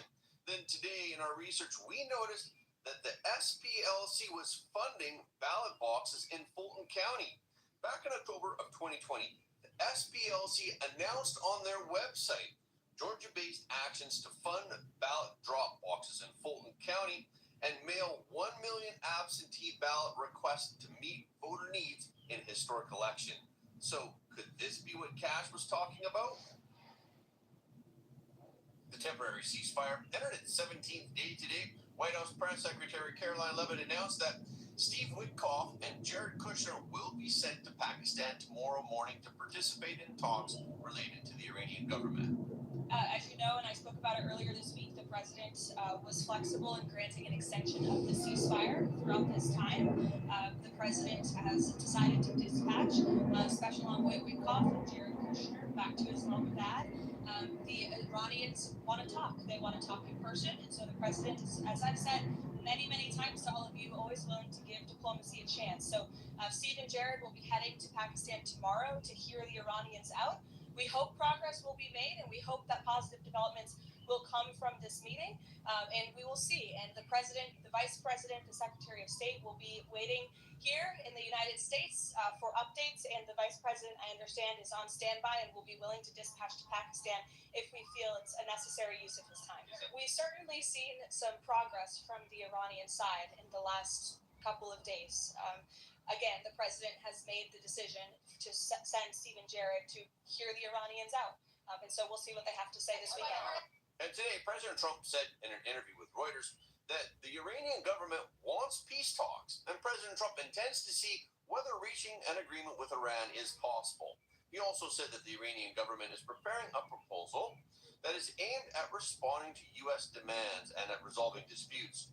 Two Pakistani government sources told Reuters that a delegation from the Iranian government, including Abbas Araghchi, the foreign minister of the Iranian government, has already arrived in Pakistan today. Earlier today, Araghchi said on X that he is also traveling to Moscow, but Mohammad Ghalibaf will not be attending. Israel's Channel 12 claimed that Ghalibaf stepped away from the Iranian government's negotiating team. This apparently was because of interference from the Islamic Revolutionary Guard Corps, the IRGC. The report said that Ghalibaf had been handling secret contacts with the United States and managing negotiations in Pakistan, but he has now left those roles. Channel 12 said that Ghalibaf opposed the growing influence of IRGC commanders, including the head of the IRGC. Apparently, their involvement limited Ghalibaf's ability to move talks forward. The report also said that the dispute between Ghalibaf and an IRGC head came to a turning point after a Qatari proposal failed. Under that plan, the United States would allow 20 Iranian ships to pass through Iranian ports, while the Iranian government would guarantee safe passage for 20 ships from Arab Gulf countries through the Strait of Hormuz. But according to the report, Arachi sided with the IRGC hardliners and blocked the Qatari proposal. Meanwhile, there's a major development regarding Israel and Lebanon. Representatives from Israel and Lebanon held a second round of talks at the White House yesterday. The United States served as a mediator, and President Trump also attended the talks. Vice President J.D. Vance, Secretary of State Marco Rubio, U.S. Ambassador to Israel Mike Huckabee, and U.S. Ambassador to Lebanon Michael Issa accompanied President Trump. After the talks, President Trump said that the meeting went very well and it is a great start. President Trump wrote on True Social on Thursday night, "The United States is going to work with Lebanon in order to help it protect itself from Hezbollah. Hezbollah is the Iran-backed militia that operates in the country's south. It holds seats in Lebanon's parliament, and it operates as an armed wing that works independently of the national military. The U.S. State Department has designated the group as a foreign terrorist organization since 1997. One day before the talks, Israeli Foreign Minister Gideon Sa'ar called on Lebanon to work with Israel to disarm Hezbollah. Sa'ar said, "We don't have any serious disagreements with Lebanon. There are a few minor border disputes that can be solved. The obstacle to peace and normalization between the countries is one, Hezbollah." He also said that Lebanon could have a future of sovereignty, independence, and freedom from the Iranian occupation. President Trump wrote, "The ceasefire between Israel and Lebanon will be extended by 3 weeks. I look forward in the near future to hosting the Prime Minister of Israel, Bibi Netanyahu, and the President of Lebanon, Joseph Aoun. It was a great honor to be a participant in this historic meeting." He also clarified that the ceasefire does not bar Israel from launching strikes in self-defense.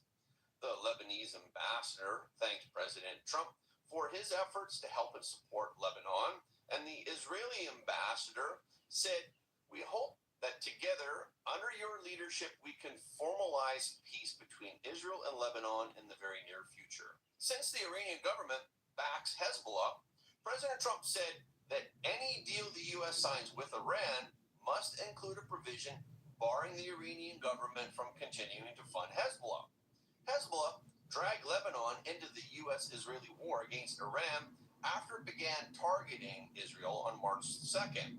After the U.S. and the Iranian government agreed to a ceasefire on April 7th, the Iranian government insisted that it cover Lebanon as well. Due to the anti-Hezbollah stance of the current government of Lebanon, the Trump administration saw a unique opportunity for a peace deal through a separate channel, direct talks between Israel and Lebanon. Rubio said that the ceasefire extension gives time for Israel and Lebanon to work toward a permanent peace. President Trump told reporters in the Oval Office after the meeting, "It'll be a wonderful thing to get this worked out simultaneously with what we're doing in Iran." The White House has recently dealt a series of heavy blows to the CCP.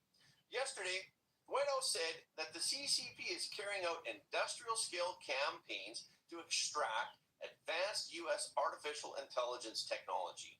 In a memo that was addressed to federal agencies, Michael Kratkios, the director of the White House Office of Science and Technology Policy, stated that American officials have evidence that foreign entities, primarily based in China, are systematically targeting U.S. frontier AI systems.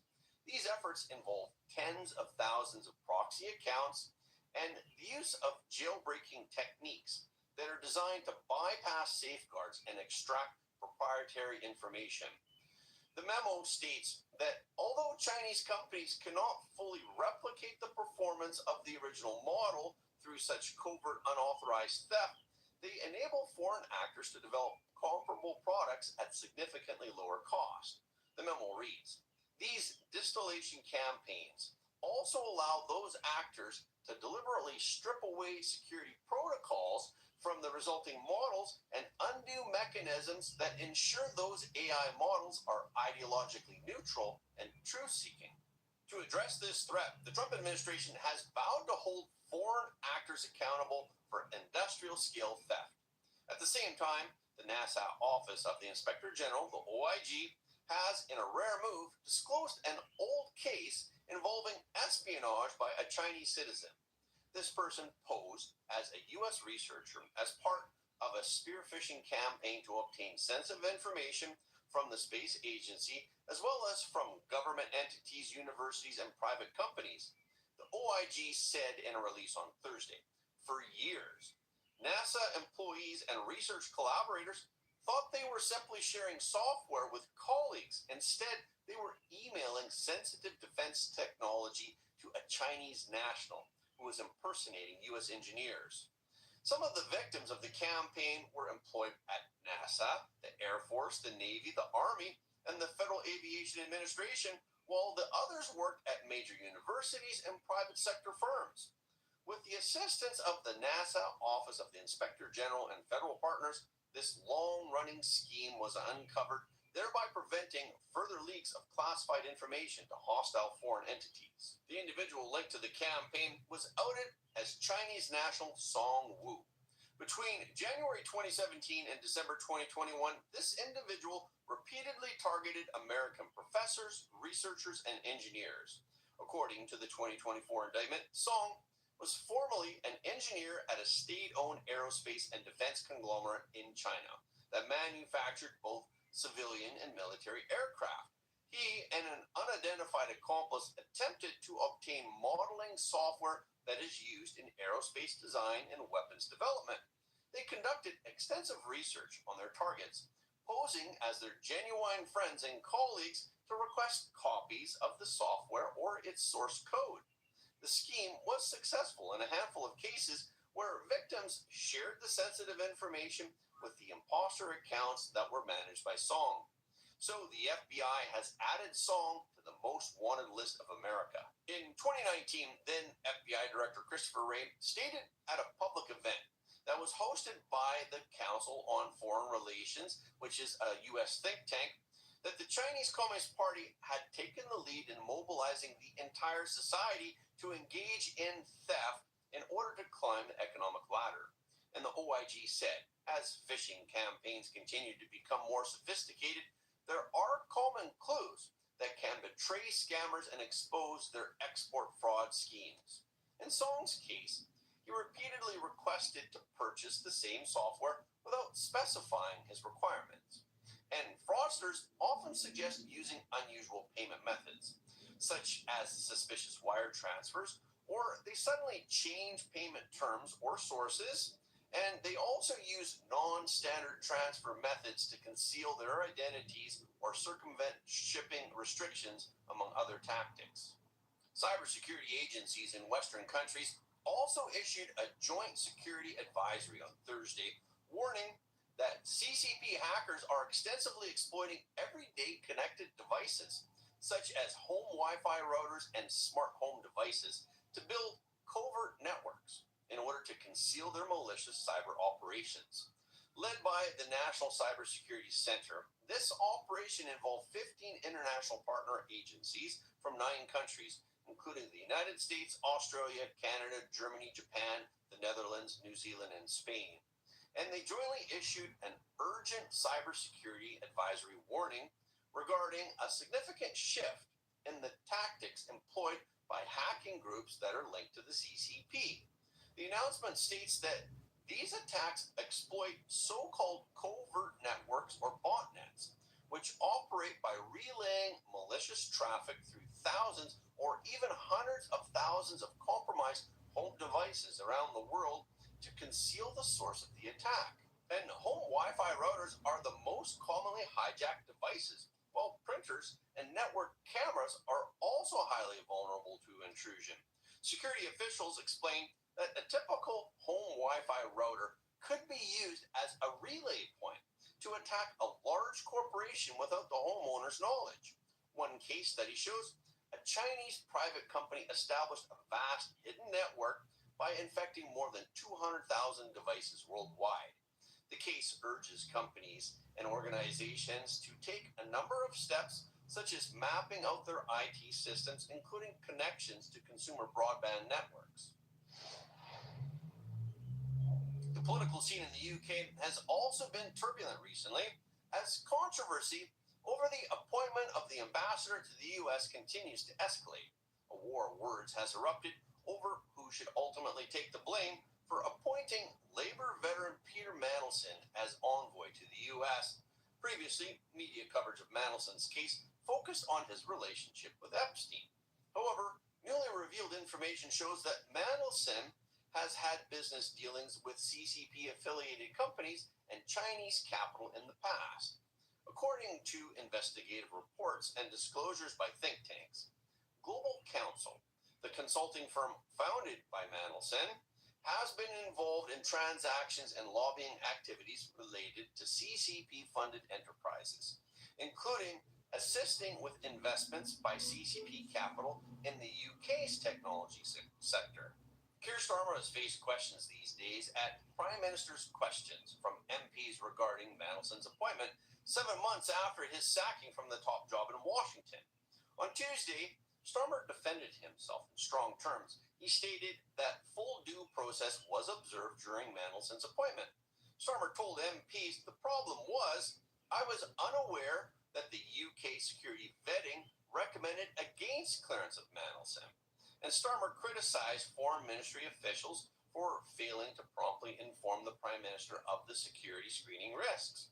And he alleged that relevant information had been missing on multiple occasions. The Prime Minister called the withholding of information a deliberate decision. He described the entire information processing process as incredible and astonishing. He said that he would have canceled the appointment of Mandelson had he known about the vetting concerns. On the other hand, Ollie Robbins, a former top civil servant in the Foreign Office, described someone that he called number 10. Apparently, number 10 was so determined to press ahead with the appointment of Mandelson that he thought that there should be no vetting at all. But Robbins still insisted that his department follow the process rigorously. However, Robbins was sacked last week, and now number 10 denies that they put pressure on the Foreign Office to appoint Mandelson. And Pat McFadden, the Secretary of State for Work and Pensions, also denied such pressure was made to appoint Mandelson. He said that Ollie Robbins made the judgment that he did, so he did not have to tell Keir Starmer about Lord Mandelson not clearing security vetting. So McFadden said that Starmer has acted fairly in these circumstances. But politicians from opposition parties have repeatedly criticized the Prime Minister over the appointment.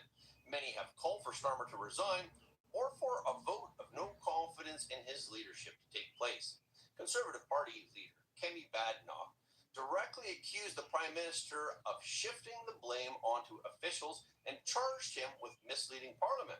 Several opposition parties, including the Liberal Democrats and the Scottish National Party, have also joined in the criticism, questioning whether the appointment process has been seriously compromised. The atmosphere in the House was tense.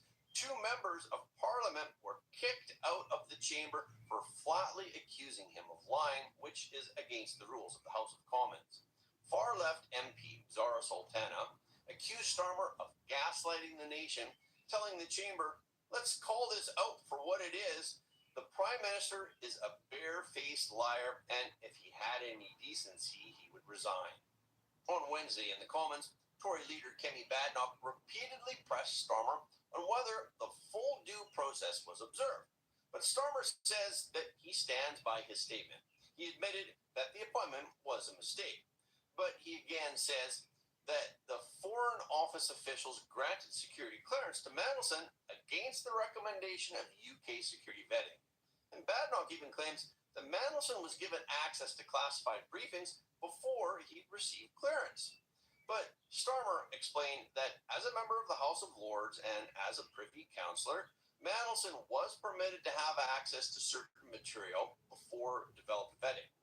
And on Tuesday, Pat McFadden claimed that Mandelson was appointed because he was a political operator and someone with trade experience.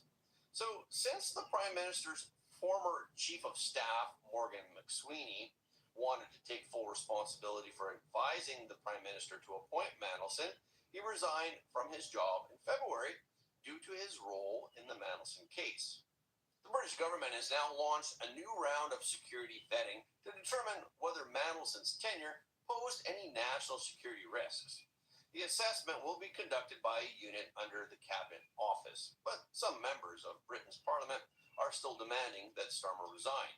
The Prime Minister's future is on the minds of some of his MPs, but President Trump believes that Starmer will recover from the scandal. President Trump wrote, Prime Minister Keir Starmer of the United Kingdom acknowledged that he exercised wrong judgment when he chose his ambassador to Washington. I agree, he was a really bad pick.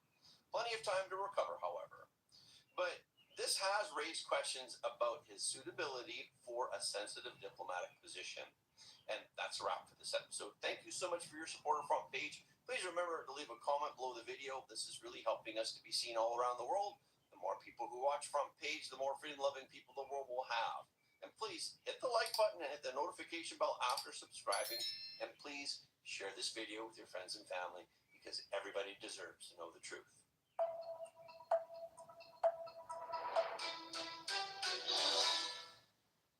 Right, time for the papers at 7:47 with Suzanne Evans and Kevin Schofield. Morning, both. To the Express, Suzanne. Keir Starmer is being told by the Tories must give a public apology to grooming gang victims. Yes, that's right. So the Express has done an investigation into Keir Starmer's prosecution when he was head of the CPS of the Rochdale grooming gangs and have found him severely lacking. And now Chris Philp, the Shadow Home Secretary, is saying that there needs to be an investigation into this as part of the current inquiry into the scandal. So this is much more pressure on Starmer, this time from the Tories and from regarding a case that, of course, has got huge emotions around it. So basically, you might remember Maggie Oliver, the police officer who blew the whistle on the whole scandal. She resigned because of the way the Crown Prosecution Service handled the cases at the time, saying that the victims deserve much, much better. She's long been critical about how it was handled. So, for example, there was one perpetrator called Adil Khan who was charged with a lesser crime of conspiracy to commit sexual activity with a child, a 13-year-old, whereas in fact he raped her, made her pregnant. Is what apparently, and so they got the DNA from the baby. That's how they caught him. So basically, the idea is that Starmer was finding lesser charges to convict these men, but his leadership rival, Mayor Andy Burnham of Greater Manchester in 2024, did a report into this and talked about the CPS's behaviour basically amounted to deplorable further abuse of these children because their appalling suffering was basically dumbed down. So, much more pressure on Keir Starmer now. And arguably, if the CPS didn't prosecute to the full extent of the law, and we know there are other perpetrators who are still out there who have evaded justice, then I can quite see why the Shadow Home Secretary is calling for him to be grilled as part of the inquiry. Well, and who knows, he may not be Prime Minister by then, if that ever was to come to pass. I don't know, can we move on to something I'm feeling a little bit schadenfreude about today? I have to say, I did have a little bit of a giggle when I saw this headline about EU chiefs investigating Peter Mandelson over Epstein corruption. Here we have Mandelstein. I'm nearer there. Arch Remainer, EU lover Mandelson is being pursued by the very thing that he loves. So I have to say, as an arch Brexiteer, I did have a little bit of a giggle about that this morning. Basically, what happened is earlier this year, Sir David Davis, the former Tory cabinet minister, used parliamentary privilege to claim that Lord Epstein, Lord, I've done it again. Lord Epstein, Lord, no, you put it in my head now. I got it out of my head. Mandelson's relationship with a Russian oligarch called Oleg Deripaska could be as bad as the one he had with Epstein. Because when George Osborne was on the boat as well. That's right. So when he was EU Trade Commissioner, he put basically contracts worth £148 million in his pocket. So David Davis wants this investigated, as does Nigel Farage. So I did have a laugh. Schadenfreude. All right, you two. Thank you. Here's what most people don't realise. Your personal data isn't just floating around. It's being bought and sold every single day by data brokers. That means employers, strangers, scammers, and even criminals can access it. And that's how identity theft, fraud, and harassment starts. Now, sure, you could try removing it yourself. but it takes hours of forms and emails, and even then, it usually pops right back up. That's why this video is brought to you by Incogni. Incogni contacts data brokers on your behalf and demands your information is deleted from their databases, and they keep on doing it to make sure it stays gone. And they've just launched an unlimited plan with custom removals. So if your info appears on some random website, you can paste the link and their privacy team will personally work to get it taken down. It's simple. Click the link in the description, create your account, give permission, and they handle the rest. Head to incogni.com/GB News. And with the code GB News, you can get a huge 60% off an annual plan. Click the link in the description or scan the QR code now. It works out at less than a coffee a month. It's also totally risk-free for 30 days. Take back control of your personal data today with Incogni. And a big thanks to them for supporting the channel.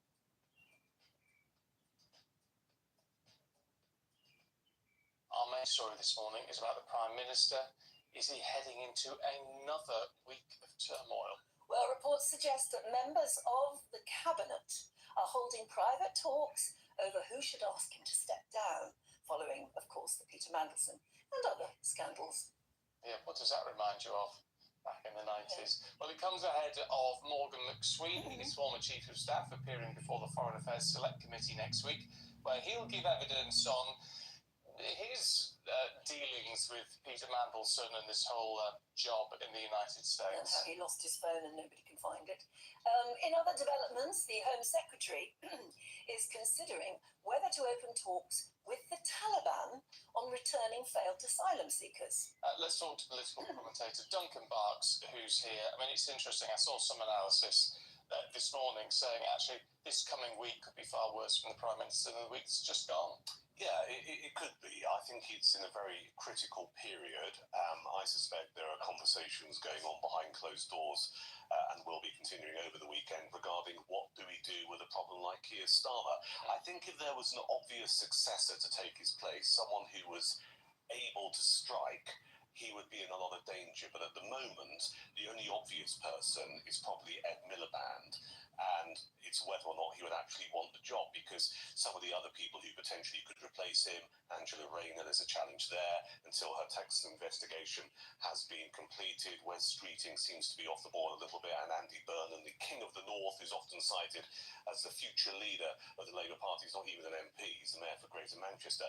So the forthcoming week will be interesting. If he can survive it, I think he's all right for a good few weeks. There was an interesting story last night in the Independent newspaper by David Maddox, their political editor, saying that the Speaker of the House of Commons, Sir Lindsay Hoyle, looks set to give MPs a say on whether the Prime Minister is referred to what's known as the Commons Privileges Committee, regarding whether or not he misled Parliament over the appointment of Mandelson. Now, if that were to happen, that would put Starmer in such a dangerous position, because GB News viewers and listeners will recall it was that Privileges Committee that basically did for Boris Johnson. Well, so Mr. Speaker's going to put it to a vote? Not yet. MPs apparently have written to him saying we would like you to consider having a vote about whether or not the Prime Minister should go in front of the Commons. Well, because that's going to be fascinating with such a big majority. Yeah. Would it get? It depends how. It would absolutely depend on how many backbenchers vote against it, and how desperate they are to get rid of Keir Starmer. I mean, take a step back from this. You know, the optics of this for a Labour Party who I think got a sizable amount of their vote back in 2024 by effectively saying, look at the Tories and how chaotic they were and how, you know, how grubby they were in certain areas and had this lack of probity. You know, for a party that actually got into government in July 2024, Labour saying, we're not like that. Look at where we are now with this. Straight into it, really. Yeah, I mean, it would basically be though a vote of no confidence. It would be. So it comes back to whether or not those Labour MPs are that desperate to get rid of Keir Starmer. But then you go full circle. Who is the obvious replacement? Do you want a summer of chaos where there's some kind of leadership contest? And then you've also got to consider the impact it has on our economy and the markets, because for all of Starmer and Reeves's faults, stability does make people who lend this country a lot of money feel relatively secure about handing over the dosh. Can we talk about the Taliban? Yes. This is a very odd situation. I mean, one of the biggest groups of people crossing the channel on small boats are Afghans. And there's an issue sending them back because obviously the Taliban is now in charge. The Home Secretary says she's considering talking to the Taliban. To give her a due, it's been announced that EU countries and Sweden are talking to the Taliban about returning people. It's a difficult one, though. It is, because ultimately for this to happen, you have to recognise officially the Taliban as a government that you're prepared to deal with. And we don't.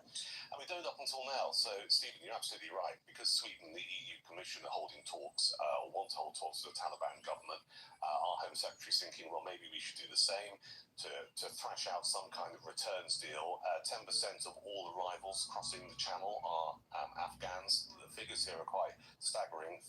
36,000 Afghans claimed asylum since 2020. In the United Kingdom, most of those arriving on small boats. And we have this almost perverse situation where we might have our Home Secretary acknowledging this regime. And, you know, just a bit of background here, the Taliban, I think, took control of Afghanistan back in 2021, you know, because American forces withdrew, we withdrew. Some people say we just left, you know, a lot of people in Afghanistan literally hanging. So we could end up in a situation where we have some kind of returns deal with the Taliban. I can't quite see it happening, can you? Because there's no way the Taliban are going to accept kindly people who have tried to escape the country. Yeah, and I mean, the people that they're looking to return effectively are either those who have got criminal convictions in this country or are failed asylum seekers. And then it gets us into this awful area. What kind of deal would it look like? And is it going to be a case of us paying the Taliban to take these people back? Now, that's not being suggested because those negotiations have not happened. But there is a prospect there, because what would be the incentive for the Taliban to take back a load of people? All right, let's bring this guy in. You know this guy. He's probably one of the most connected people I know. He gets scoops everything. He's got just a pipeline into the administration, because everything that comes out is just, if it hasn't happened yet, let's bring in a good friend of mine, CEO and editor-in-chief of Just News, John Solomon. John, around 11:30 p.m. last night, Just News posted a story entitled "The Art of No Deal." Tell us what you mean by that and where we head. Yeah, so it's important to understand that what's going on right now is that the president has a clear proposal to the Iranians, but the Iranians don't have a clear negotiating team. Something you and I talked about a couple of weeks ago. There's a division between the IRGC, which are the most radical of the fanatics in the Iranian regime, the Revolutionary Guard. They would like to fight to death. Trump could deliver that wish if he would like to. And then some of the civilian leadership, which vacillates between a partial to full deal. I do think what has happened in the last 48 hours is that the Iranians have agreed on a potential strategy. They've identified the foreign minister as the sole voice for speaking for all the different factions that are left behind in the sort of splintered Iranian leadership. And that allows for clear negotiations. And the only question will be, will the Iranians accept the president's terms? The Iranians don't have much to leverage. They are the losing, defeated party. They can cause a little mischief here and there in the Hormuz Strait. Probably not as much as we think. But they are the defeated party. You said the Hormuz Strait. Trump said that the other day, and he backed up with, this. Some would call it the Strait of Hormuz, a much more beautiful word. Yeah. I love that. Yeah, it is a Strait of Hormuz. I always I shorten it when I'm talking about it fast hands. But you meet with a guy, maybe he picked it up. Anyway, I digress. Yeah, I don't think I can blame him for that one. That's my own brain on that one. I do think that this is the last round of negotiations. A little while ago, Senator Roger Wicker said that the time for negotiating is over. The Iranians are never going to make a deal. And I think that's a general assessment inside the intelligence community right now. That said, I think the president wants to exhaust every possible option here. And there are some inklings that Iran wants to move towards a deal. The parliament speaker has been pushed aside.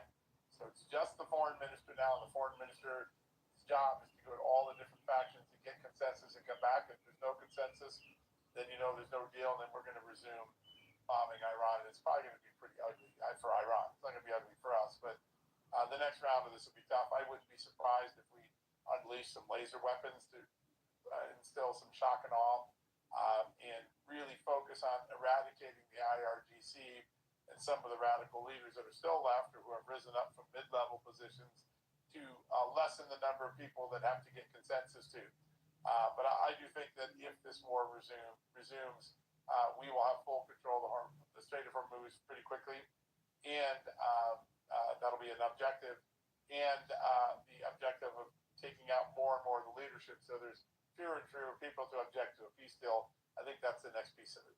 So Fox is reporting in the last 2 hours, I believe, that Kushner and Witkoff are going to head to Islamabad over the weekend. Sunday. Yep. The question is, it's not shitty bands. Do Kushner and Witkoff have signing capability to actually cut the deal? Well, they have direct access to the president. So, look at the deals they have cut all around the world. They've been quite a tandem. I think pulling the vice president back is a statement to the Iranians that it's not worth our time to send our vice president given the charades that you've had. But if you establish at this meeting that you can speak with one voice and that when you say you agree to something, you can back it up, then we might bring the vice president back to close the deal. So, there are all these little nuances in diplomacy. Pulling the vice president isn't because it's a failure, it's because it's not worth his time if you guys are going to play cat and mouse. And quite frankly, if this is another cat and mouse, we're unleashing another round of fury on you. So I do think that there's what's interesting is that the Iranian negotiating team has shrunk. And I think that creates a more quick path to getting answers. And we're going to know pretty quickly who's in charge and whether they agree with what we want.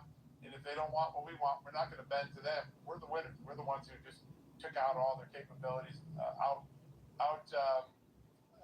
blockaded their blockade. The losing party doesn't get to dictate. I know that's been the past behavior of Iran, not with this president. So I think by Monday or Tuesday, we'll know whether we're resuming the war for a little bit or whether we have a deal. And it will be the last round of negotiations. John, so Abbas Siraj, I hope I'm pronouncing it right. If I'm not, please correct me. He's the foreign minister who will be meeting with Witkoff and Kushner. You say they've narrowed it down to him, but who does he speak for? Does he speak for little mini Ayatollah with one leg hobbling around, or the IRGC? Listen, I think he speaks for five factions. His job is to go back to the five factions. We so decimated their leadership that they're factionalized, and they can't get together because every time they get together, we kill them, right? So it is sort of a pigeon carrier exercise of five, what I've been told are five different factions. You got the IRGC, you've got the Ayatollah who's very close to the IRGC but has his own sort of insights and who's also medically very severely wounded. Then you've got the parliament, and then you've got the leftover original leadership, and then you got some of these new figures in the foreign ministry that have popped up since all the other leaders were taken out. The foreign minister's job is to get to those five people and say, can we speak with one voice? And if not, get your helmets on because we're about to get our butts whooped again. And I think that is what's going to happen this weekend. Witkoff and Jared Kushner are going to be able to just sit there and say, this is the last thing. The president's not going beyond this. If it's not good enough for you, just tell us and we'll resume bombing. No problem. All right, let's switch gears a little bit for the last few minutes of the segment. You talk about election vulnerabilities. Explain what you mean, please. Yeah. So about 3 weeks ago, we got declassified at our request from Tulsi Gabbard documents showing that China had penetrated, contrary to what we've been told for the last 6 years, multiple states' voter registration databases. This is a major breach.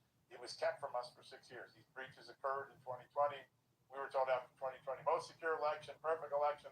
Those statements were not true. Iran and China infiltrated and penetrated, and in some cases hacked into voter registration data, creating a major vulnerability. Last week, we showed that before those penetrations occurred, so the penetrations occurred in spring of 2020, in January and February of 2020, the intelligence community unanimously assessed that America's election infrastructure was significantly vulnerable and could be compromised by a foreign power. That's very different than what the Chris Krebs and the Chris Wrays of the world told us. Everything's fine, secure election.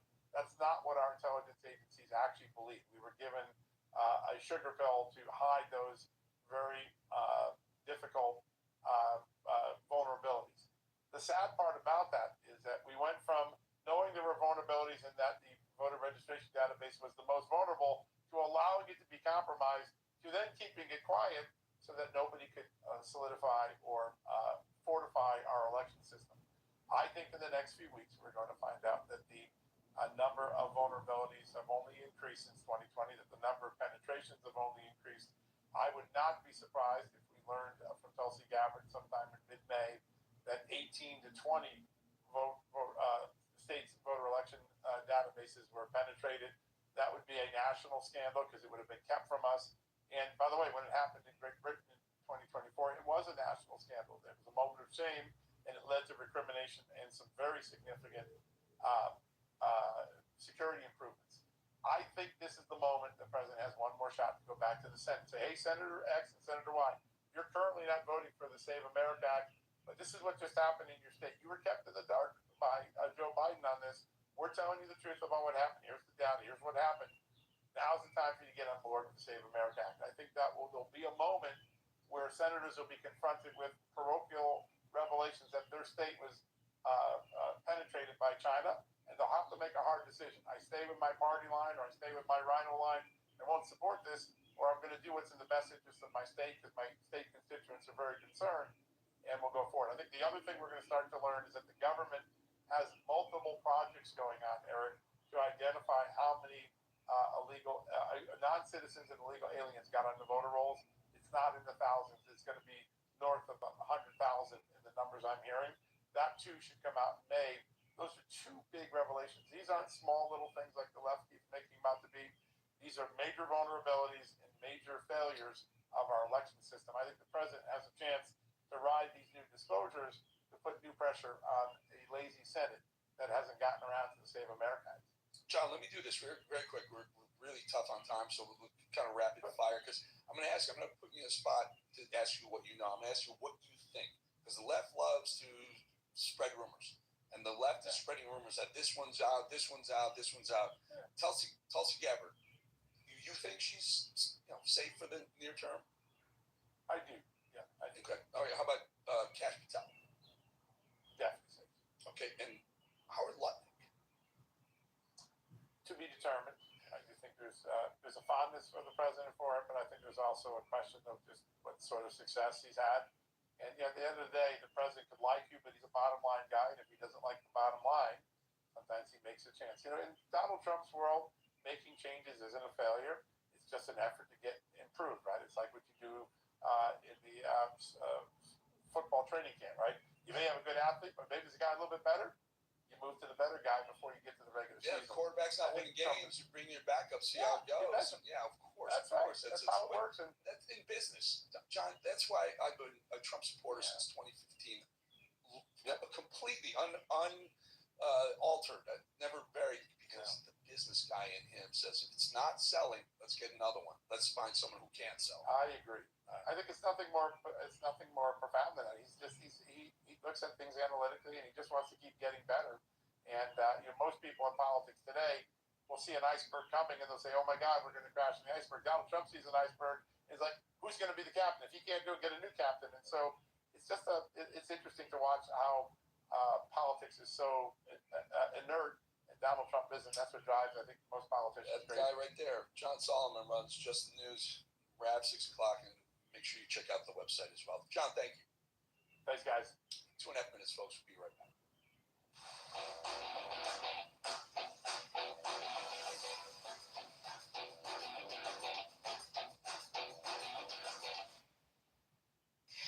That's right. So, as I said earlier, there are rooms basically where there's lots of socialising, lots of networking, lots of celebrating actually of the journalists who work very hard in this town.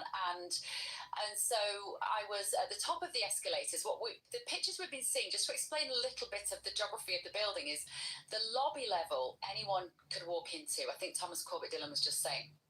Anybody could walk into that level. Guests, of course, people who work in the hotel, anybody. And there was no security at that point whatsoever. And you walk in and there's a table with two ladies with a piece of paper, and they basically tick your name off. I mean, it is incredibly informal.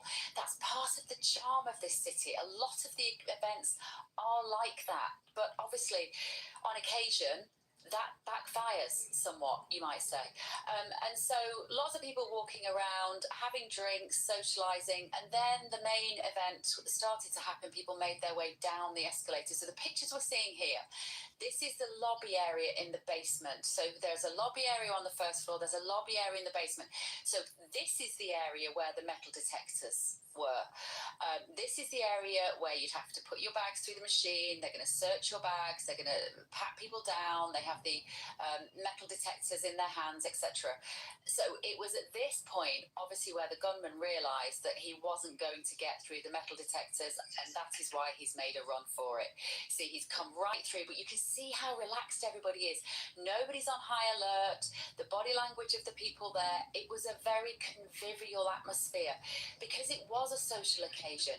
It wasn't like going into a conference. It wasn't like walking into the White House on any particular. It was a social occasion, and so I think they had their guard down is the best way I can describe it. I mean, I spoke to a couple of guests. In fact, you might play that this morning, but there were two women who were just guests in the hotel. I got chatting to them in one of the bars actually beforehand, and they were sort of baffled by the event because they just booked for a weekend.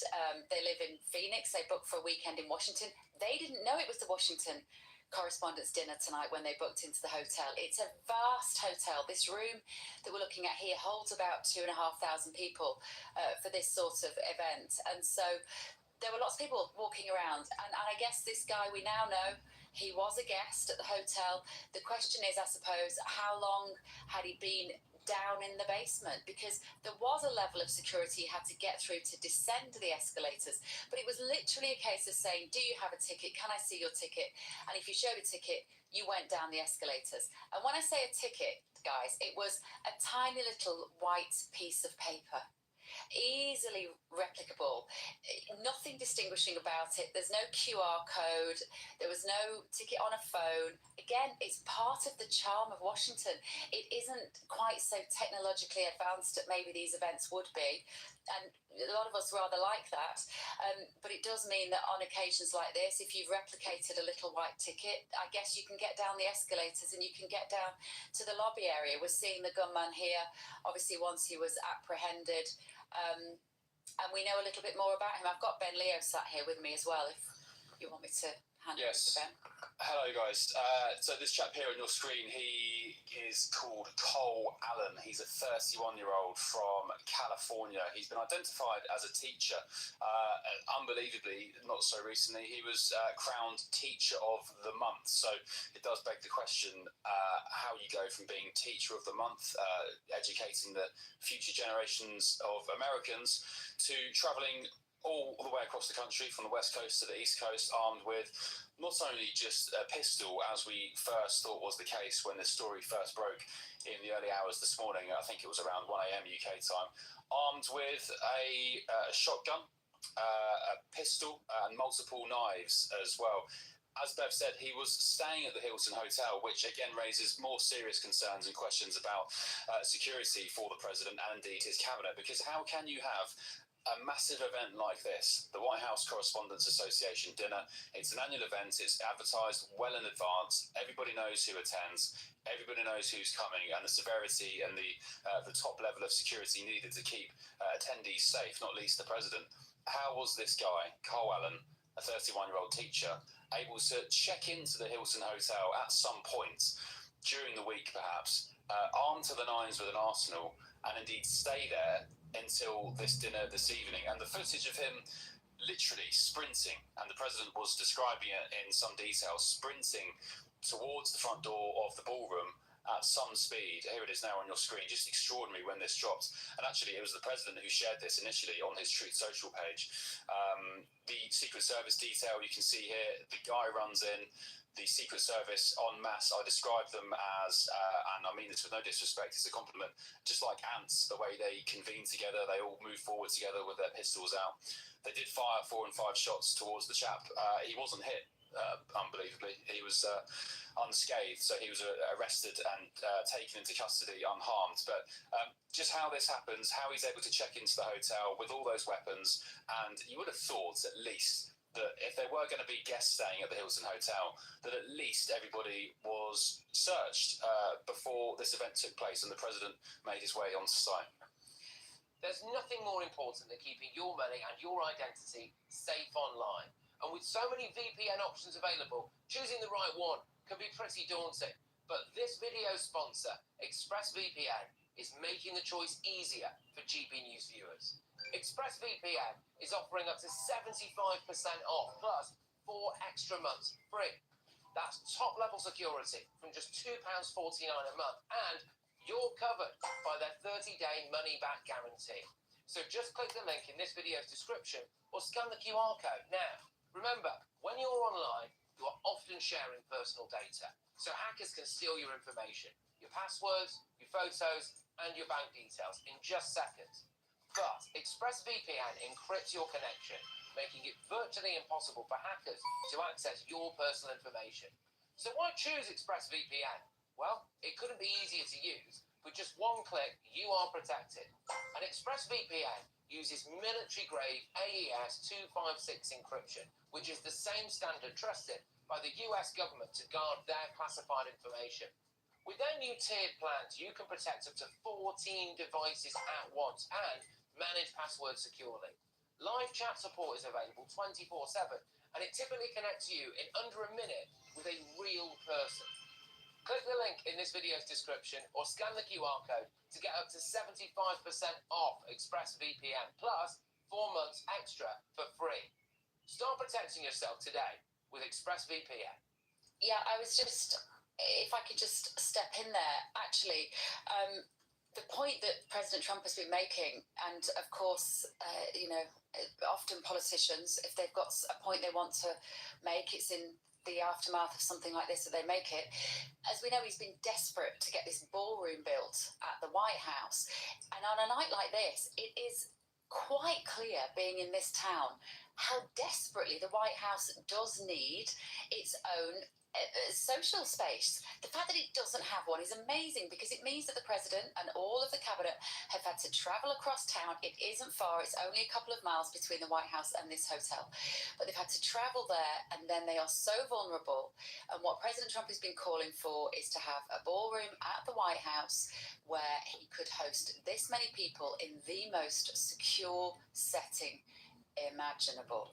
And that's obviously the point that he will be making in the next few days. Now, some would say that's in some ways a happy coincidence, actually, that it's worked out like that, because he's even had issues with the planning permission for the ballroom. Part of it got rejected recently, didn't it, Ben, if I remembered that correctly? Yeah, there's been a back and forth, legal challenges as well, and it's worth reminding viewers and listeners that the president is funding the ballroom himself. It's the East Wing. I guess it's a moot point in light of what's happened tonight, but he wants that ballroom, and he said in his press briefing this evening, this is the reason we need the ballroom. We cannot keep having events such as this in public spaces where we can't fully trust the security. He pretty much had a dig at the Hilton Hotel for saying their security, or the building, apologies, was not secure. He said this is why we need the ballroom and why the military at the White House are asking for it. Bev, I just want to get your thoughts on other comments made by the president in that press briefing. He was very quick to get to the podium. I guess one of the most poignant comments he said was, in light of this evening's events, I ask that all Americans recommit with their hearts to resolving their differences peacefully. We have to resolve our differences. What did you make of his tone? Unexpected. I genuinely found that really surprising. We don't hear that rhetoric of unity very often from the president. As we know, he likes to come out swinging. He's on the front foot most of the time when he talks to the media. He's on the front foot when he gets onto Truth Social, let's be honest, when he posts online. And I would hope also that he would heed some of his own advice, because he doesn't help with the temperature. I understand why he does it. I understand his frustrations, having been in those briefing rooms. You know how it's been. We've been in that room. We've seen the information be given firsthand to the media, and then we've seen how it's been misinterpreted sometimes by some elements of the left-wing press here in America and in the UK as well. And so I do understand the frustration of the way that he, particularly as an individual, is demonised repeatedly and cast as evil. We've heard people say that he's evil. In fact, there was footage online this weekend, just a couple of days ago, of a preacher in a church praying to God, please take President Trump, to ripples of laughter from the congregation. And when you've got church leaders, I think it was a Christian, maybe it was a Catholic church, asking for him to die, don't be surprised when vulnerable onlookers take that advice literally. One of the things I think is probably worth reflecting on actually on this occasion is the fact that the shooter, the guy that had the gun, as Anne said quite rightly, we don't know precisely why he was there. We can hazard a guess. But he hasn't been killed. So it's one of those rare occasions where actually we might get some understanding about what his motive was. Yeah, it could have been the president himself who was after, or it could have been just talking about the rhetoric and the kind of political toxicity we see both sides of the pond. It could have been, we've heard about what the left tend to say, the pictures outside placards, death to all of them, death to tyrants were some of the placards. But on the flip side as well, Bev, President Trump, he will say things such as the media, enemies of the people, so on and so on. So it could be, it's not been struck out yet, that possibly maybe this man was heading towards journalists. Who knows? Maybe he was after journalists or broadcasters. Maybe he was a right winger. Maybe he was a left winger. Yeah, it's a very good point because, in fact, I'm glad you've reminded me, Ben, some of the heckling when I was walking into the building this evening was directed at the press. No doubt about it. And they were saying, how can you support him? How can you report on him? They were shouting. And so clearly in their mind, there were several targets in that room tonight, not just the president or members of his cabinet, but also the media. It was a group of individuals who will just find somebody to hate and find somebody to yell at. Some of the pictures, Ben and I just sat here now with the laptop open here, but actually some of the pictures of the protesters, and that was what I saw very much, masked up, all of them with their faces covered. Almost none of the protesters there tonight would show their faces. We see it all the time, in particularly the Antifa, particularly the left-wing protesters and political agitators. They always have their faces covered up. They will never freely stand there and show you who they are. And sure enough, it was the same thing today. Stephen, and just before I throw back to you, Christian Turner, the new ambassador here, the UK ambassador to the United States, has posted on X not so long ago. He says the UK embassy team attending tonight's White House Correspondents' Dinner are grateful for the swift and professional response of the Secret Service. We're thankful that the President and all those in attendance were unharmed, and our best wishes are with the injured officer. Bev, just finally, they'll have some questions to answer, I argue, sort of heightened security detail to consider ahead of the King's visit on, well, he's here on Monday, isn't he, ahead of Tuesday. They will be thinking about this now. Well, we are both at the Ambassadors tomorrow. There is a huge event in town tomorrow at the British Ambassador's residence. It was meant to be the morning after the night before. Hundreds of people will be there on British soil at the embassy with Christian Turner and his wife Claire tomorrow morning, having a brunch, and it will be a very different mood in the air now tomorrow. Now, of course, as you say, Ben, the state visit starts on Monday. We have the biggest 3 days, on the 4 days probably, on the calendar this year in Washington, D.C. The 4 days which will unite our two countries happen in just over 24 hours or so, and 48 hours. And so the security will be extremely heightened now, of course. I hope it doesn't change the plan of the state visit. I hope it doesn't change what they were going to do. As Thomas said, King Charles, is due to take a trip up to Shenandoah, one of the national parks just outside of Washington, on Thursday, and to Virginia. There are several occasions welcoming. There's an afternoon tea, there's a dinner. We'll be covering every single second of it on GB News for you from Monday morning onwards, and this will certainly add a level of tension to proceedings, there's no doubt.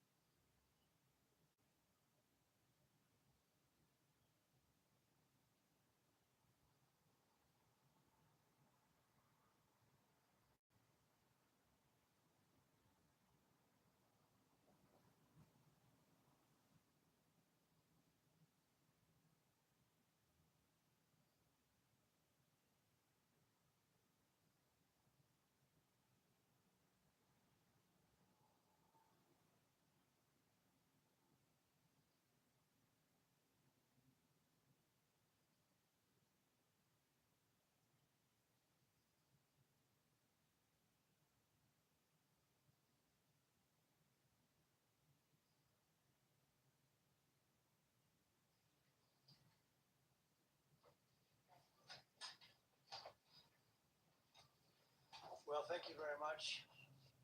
That was very unexpected, but incredibly acted upon by Secret Service and law enforcement. And this was an event dedicated to freedom of speech that was supposed to bring together members of both parties with members of the press. And in a certain way it did, because the fact that they just unified, I saw a room that was just totally unified. It was in one way very beautiful, a very beautiful thing to see. A man charged a security checkpoint armed with multiple weapons, and he was taken down by some very brave members of Secret Service, and they acted very quickly and have just released, for purposes of transparency, clarity, I've ordered it to be put out. You probably have it by now. Put out on Truth and put out on many of the platforms. A tape showing the violence of this thug that attacked our Constitution, and also showing how quickly Secret Service and law enforcement acted on our country's behalf. Really did a great job. One officer was shot, but saved by the fact that he was wearing obviously a very good bulletproof vest. He was shot from very close distance with a very powerful gun, and the vest did the job. I just spoke to the officer, and he's doing great. He's in great shape. He has very high spirits, and we told him we love him and respect him, and he's a very proud guy. He's very proud of what he does, Secret Service agent. And we looked at all of the conditions that took place tonight, and I will say, it's not a particularly secure building, and I didn't want to say this, but this is why we have to have all of the attributes of what we're planning at the White House. It's actually a larger room, and it's much more secure. It's drone-proof, it's bulletproof glass. We need the ballroom. That's why Secret Service, that's why the military are demanding it. They've wanted the ballroom for 150 years for lots of different reasons, but today's a little bit different, because today we need levels of security that probably nobody's ever seen before. But everyone owes a tremendous debt of gratitude to the courage of law enforcement, the law enforcement, and working with the DC police. And we just spoke with the mayor, and when we're finished, the police chief is going to take over and discuss it also from their viewpoint. But they also performed exactly as they were supposed to, and you see the attacker in different positions, but you also see the attacker totally subdued and under control. So as you know, this is not the first time in the past couple of years that our republic has been attacked by a would-be assassin who sought to kill. In Butler, Pennsylvania, less than 2 years ago, you all know that story. And in Palm Beach, Florida, months after that, came close. We really had, again, we had some great work done by law enforcement. But in light of this evening's events, I ask that all Americans recommit with their hearts and resolving our difference peacefully. We have to resolve our differences. I will say, you had Republicans, Democrats, Independents, Conservatives, Liberals, and Progressives. Those words are interchangeable, perhaps, but maybe they're not. But yet everybody in that room, big crowd, record-setting crowd. There was a record-setting group of people. And there was a tremendous amount of love and coming together. I watched, and I was very, very impressed by that. But First Lady and I were taken very well care of, very quickly rushed off the stage. Vice President J.D. Vance was here, was likewise beautifully done. He was just saying how quickly everybody acted, law enforcement, Secret Service in particular in this case, but law enforcement. Marco had the same thing. Pete was there. Pete didn't want any help. He didn't want anybody to help him. He doesn't want anybody to help him, but he did get some, didn't you? And I think you also said that it was very impressive. So with that, I'd like to ask Todd Blanche to come up, say a few words, and tell you it's already underway. The man has been captured. They're going to his apartment. I guess he lives in California, and he's a sick person, a very sick person. And we don't want things like this to happen. I think it's very important that I say, though, and I told the representatives of the evening, they did such a beautiful job with such a beautiful evening. And again, they're talking about free speech in our Constitution. That's what it's all about, not just White House correspondence. It was really based on free speech in our Constitution. But I said very importantly that we'll do it again within the next 30 days, and we'll make it bigger and better and even nicer. So I just want to thank everybody that was involved. I also want to thank the press and media. You've been very responsible in your coverage. I will say, I've been seeing what's been out. You've been very responsible. So Todd Lynch, I'd like to say a few words, and then we're going to have cash. And then you're going to go on, and we can ask, I guess we can take a couple of questions. I want to thank the First Lady for, that was a rather traumatic experience for her. There's a lot of action taking place up there very quickly. But again, the response time was really incredible. And we're going to reschedule. We're going to do it again. We're not going to let anybody take over our society. We're not going to cancel things out because we can't do that. We wanted to stay tonight. I will tell you, I fought like hell this day. But it was protocol. They said, please, sir, because they didn't know there was a lot of action going on, and they didn't know could there be probably a lone shooter, but we'll find out. We'll find out very quickly. They have it very well under control. So I want to thank everybody very much, and Todd Blanche, please. Thank you very much, Mr. President. Tonight you saw the very worst and the very best of this country. You saw the very worst by the actions of that coward that the president just talked about. But you also saw the very best because you saw law enforcement do exactly what they're supposed to do. And you'll see the videos come out, I expect, very shortly, and you'll see law enforcement do exactly what we want them to do. And so I echo what President Trump just said, that we are extraordinarily grateful and appreciative of the men and women of law enforcement that did their jobs tonight, including one who was injured. This investigation is ongoing. I expect you will see charges filed shortly. The charges should be self-evident given the conduct, but as you'll hear, there will be multiple charges surrounding the shooting, around the possession of firearms, and anything else that we can get on this guy. The investigation is obviously ongoing and just started.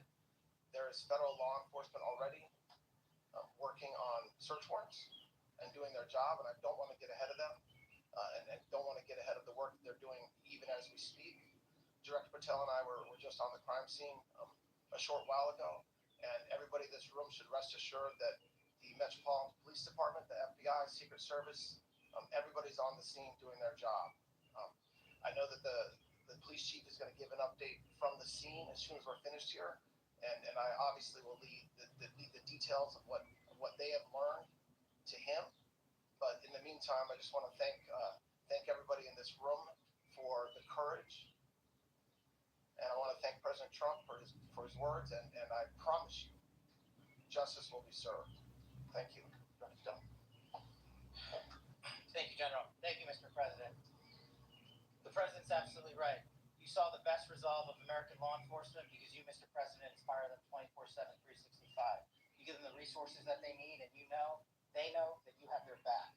And that is a changing dynamic in this country, and that's why you saw brave Secret Service agents respond immediately, swiftly, subdue and take down the suspect, and safeguard the lives of thousands of individuals at that hotel.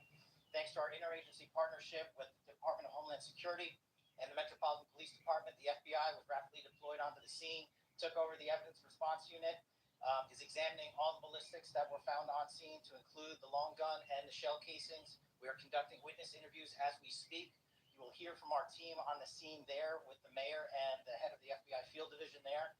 But please know what the Attorney General has just said reigns no truer. You saw the very best of America tonight. The very best unite us at a time of uncertainty because we have leadership here with the President, Vice President that backs law enforcement, and the men and women that I shook their hands on the scene today could not have been prouder to show up on scene. And as the Attorney General said, make no mistake, we are conducting witness interviews. If you have any information whatsoever related to this event, 1-800-CALL-FBI. 1-800-CALL-FBI. No piece of information is too small. No piece of information is inadequate. We will evaluate it all. We will also be conducting interviews of those that were there. And if any of those individuals have information, please come forward to law enforcement of the FBI or the Metropolitan Police Department. We will be examining this individual's background thoroughly. That process has already started. And we are going to ensure that he was either a lone wolf actor or anyone else that was responsible. We will analyze all evidence immediately to make sure that we safeguard this country. Mr. President, Mr. Vice President, thank you for your leadership. Attorney General, Homeland Secretary Mullen, thank you for your partnership with law enforcement. Okay, we'll do a couple and then we go to the chief. Madam Chairman, I just want to say you did a fantastic job. What a beautiful evening, and we're going to reschedule.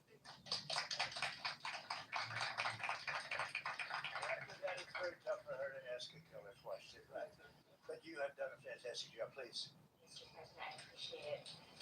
As you mentioned, it all happened so quickly, and I wonder, especially because unfortunately you have experience with these sorts of threats, in that moment when you realized there was a threat and service agents were telling us to get down, can you describe what was going through your mind, how you were feeling in that moment? That's a very good question, actually. It's always shocking when something like this happens. It's happened to me a little bit, and that never changes. The fact we're sitting right next to each other, First Lady on my right, and I heard a noise and sort of thought it was a tray. I thought it was a tray going down. I've heard that many times, and it was a pretty loud noise. And it was from quite far away. He had reached the area at all. They really got him. But so it was quite far away, but it was a gun. And some people really understood that pretty quickly. Other people didn't. I was watching to see what was happening. Probably he should have gone down even faster. Melania was very cognizant, I think, of what happened. I think she knew immediately what happened. She was saying, "It's a bad noise," and we were whisked away along with other people. We were really whisked away. And again, the performance of the Secret Service and the police, all of the law enforcement, I thought was very good. So it was very quick. There wasn't a lot of time to be thinking because it was a matter of seconds before we were out the door and gone into an area. We very much, and you wanted to too, very much wanted to continue it because I don't like to let these sick people, these thugs, these horrible, horrible people change the fabric of our life, change the course of what we do. So we held out. We were there. We held out right till the end, but they didn't want to take a chance, and I understand it was protocol. But we're going to be doing one hopefully within the next 30 days or sooner. And I am ready, willing, and able. And I was all set to really rip it. And I said to my people, this would be the most inappropriate speech ever made if I said one. So I'll have to save it. I don't know if I could ever be as rough as I was going to be tonight. I think I'm going to be probably very nice. I'll be very boring the next time, but we're going to have a great event. And you did a fantastic job. Thank you very much. Peter, go ahead. Thank you, President Trump. There's a report in the New York Post that this assailant assembled his weapon somewhere on site at the hotel. What do you think about that? And I ask respectfully, why do you think this keeps happening to you? Well, you know, I've studied assassinations, and I must tell you, the most impactful people, the people that do the most, you take a look at the people, Abraham Lincoln, I mean, you go through the people that have gone through this, where they got them.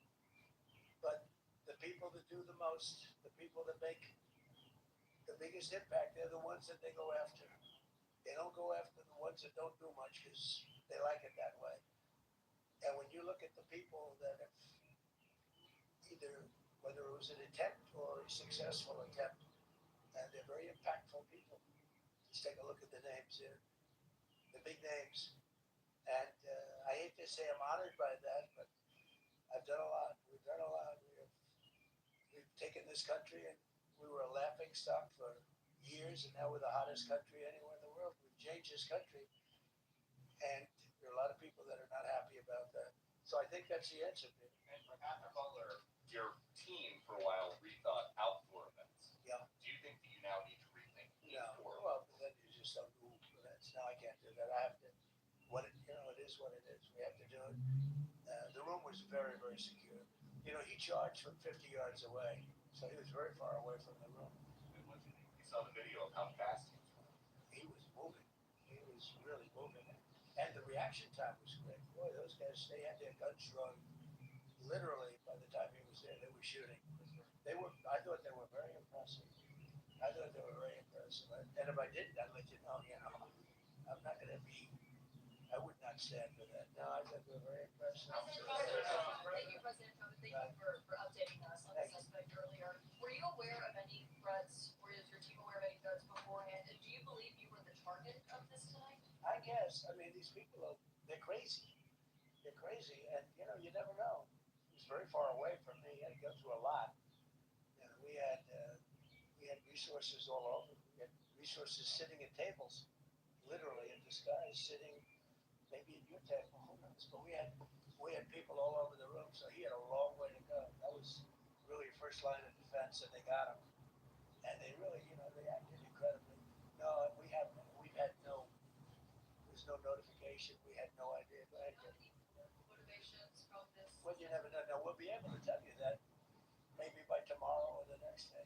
He's in custody, and they're asking him a lot of questions. I guess they're going over Todd, and they're already at his apartment. He lives in California, and they're over there, so they'll be able to tell you. Thank you, Ken. Did the suspect say anything, or was he wearing anything that would allege some type of motive here? No, I mean, he was a guy who looked pretty evil when he was down. They had him down. He was fighting hard. He was, in my opinion, a sick person. Who would do that but a sick person? But I think you're going to find everything about him. No reason to talk about it now. But tomorrow at this time, long before this time, you're going to know a lot of things about him. They seem to think he was a lone wolf, and I feel that too. Are you concerned about U.S. Secret Service protection ability? We saw several of the detainees take minutes to be escorted out. No, they acted very quickly. No, I was very impressed by Secret Service. I mean, I'm the one, and Mark, when you would agree with that, I think, I'm the one that would complain. You don't have to complain for me. I would be complaining. I'd be up here right now saying they didn't do their job. Well, believe me, because, it's my life, and I want to live because I want to make this country great. That's why I want to live. But when you're impactful, they go after you. When you're not impactful, they leave you alone. Okay, a couple of more. Go ahead, please. The indication that this shooting could have been linked to war in Iran. I don't think so. But you never know. We're going to know a lot. We have the best people in the world working on it, and we're going to know a lot. Please. President, there's a lot. You, as well as some of us who have covered Butler, experienced another horrific day 2 years ago. Yeah. What felt similar? You had the First Lady with you today. What felt different? And you have another 2+ years in office. Are you concerned about something like this happening? Well, I can't be concerned. I can only get great people. They did the job. In my opinion, a much better job than Butler. Butler had 1 week's money. But even Butler, we had our sniper on our side within 4.2 seconds from a distance of about 400 yards. One shot, and he was gone. And if he didn't do it now, he's David. His name was David. I say, hello, David, every time I see him. David, I like you very much, David. But think of that. Now, if he doesn't hit him, and he hit him right between the eyes from 400 yards without any notice, nobody knew. He heard a sound. He looked over, and there was actually a tree that was somewhat in his way. You know the story very well. And he aimed, he fired, and if he didn't do that, beyond me, you would have had a lot more people killed. We lost one great person and 2 people very badly hurt. They're okay now. But no, that was so. In a sense, it was pretty amazing the job they did. But they did have that 1 weak spot. As you know, they should have had that covered. Tonight they had everything covered very quickly. and he was fast. He was running full blast, and they got him before they got any further. I was very far away. You know, he hadn't anywhere close to breach the doors of the ballroom. The ballroom was sealed, and everybody in there. That's why once those doors opened, they didn't want to do tonight. If the doors weren't open, we could have probably done it tonight. But I think we're much better off rescheduling. Yeah, please. So, President, for you and perhaps law enforcement as well, what is the level of confidence that this was a lone actor, and has the suspect made any statements to police while in custody? Yeah, I think that's just that's not my profession. We have great professionals up here and outside that have been working with us. My impression is he was a lone wolf, whack job. These are crazy people. And they have to be dealt with. We had that in the second attempt, as you know, and he's spending life in prison. Because if you let him out, they'll probably, if he serves 10 years or 15 years, you let him out, he'll probably try to get with somebody else. They're sick people. We have a lot of sick people. But you're going to know, I think very shortly, you're going to know, Todd, a lot about him. You're going to know a lot about him. We got a couple of more. Yeah, please, go ahead. Are you concerned about political violence? This could be politically All motivated. violence. I'm concerned about everything. Look, but I can't be so concerned that you can't function. No, I'm here. It's a dangerous profession. You know, I tell the story. Race car drivers, I think it's very dangerous. So you take 1% and then take about 10% of 1%, just to break it down very easily. They die. So much less than 1%, 10% of 1%. I think bull riding is very dangerous. If you take about the same, 10% of 1%, much less than 1%. But if you take presidents, it's 5.8%.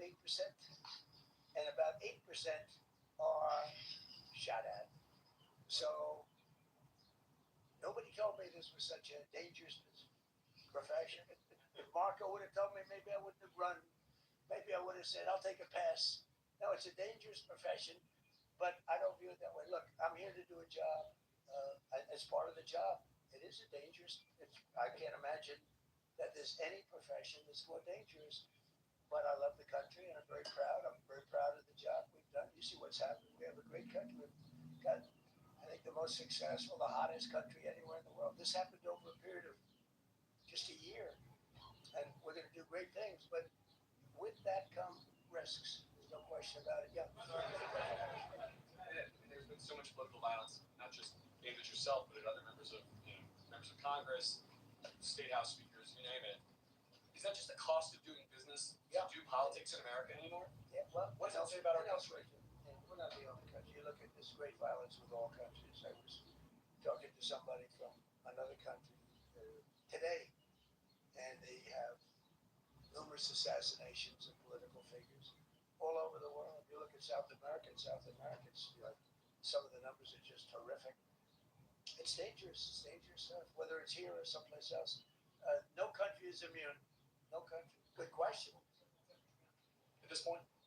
Well, probably if I decided to just not do much, let everybody rip us off and take advantage of us. Look, we're leading the world in trade now. We're leading the world in the military. We're the greatest military in the world. I rebuilt it in my first term, and now we use it because we have no choice. We can't let, as an example, Iran, we can't let them get a nuclear weapon. Everything will be peanuts compared to that if they ever were given a nuclear weapon, and they'd use it too. Marco and I were talking about it today. They would use it without even hesitation. We can't do that. It was a shame. I said, oh boy, look at the numbers. We just broke 50,000 in the Dow. We just broke 7,000 in the S&P. They said we couldn't do it in 7 years, like 5 years, 4 years. They were saying maybe in 5 or 6 years. And we did it in 1 year. And I called everybody together. I called all of these people and others, said, we have to take a little journey. I seek to do this. We just had the great number. We just broke 50,000. Wasn't supposed to happen during my term. Wasn't reachable. Did it in 1 year. And I said, we're going to have to make a journey to Iran. They're going to have a nuclear weapon if we don't do it. We had the B-2 bombers take them out. I terminated in the first term the Obama agreement, the Iran nuclear agreement, which was a disaster. That was a road to a nuclear weapon. They would have used it. They would have used it 100%.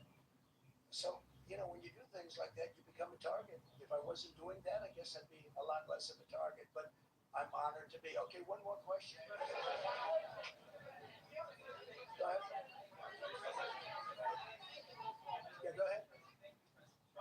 Thank you, President Trump. Did you know how the gun was brought into the hotel? And also, how does this event impact you as the leader of our country? Do you think it will change? I like not to think about it.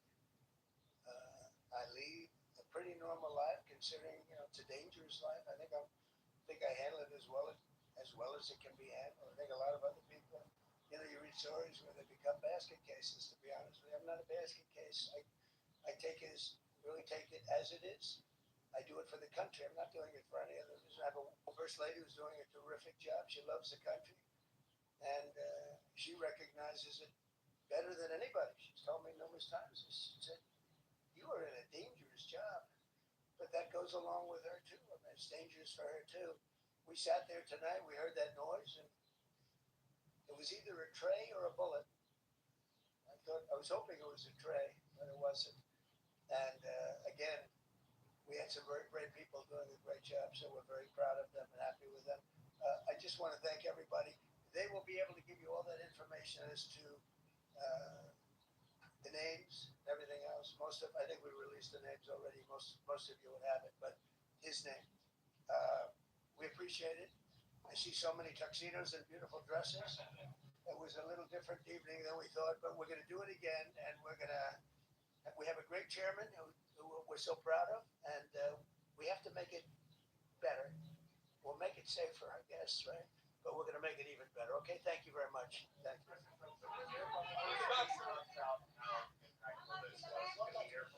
Bonnie, would you want to say something?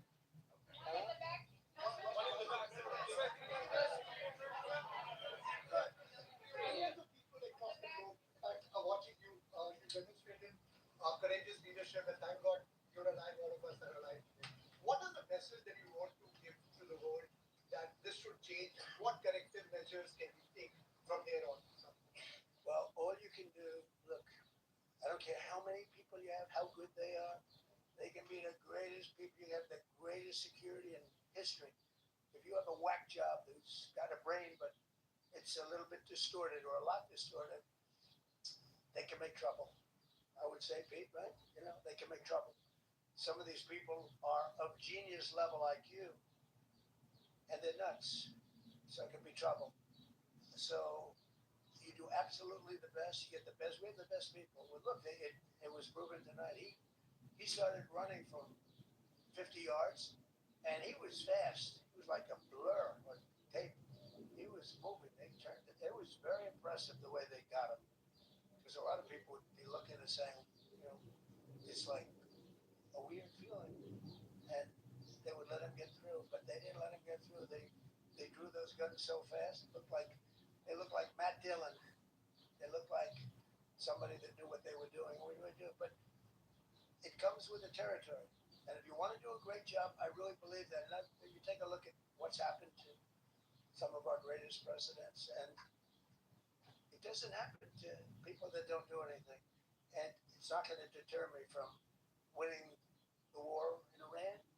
I don't know if that had anything to do with it. I really don't think so, based on what we know. But we're going to continue to do a great job. That's all I can do. Thank you very much. I'll see you tomorrow. Thank you.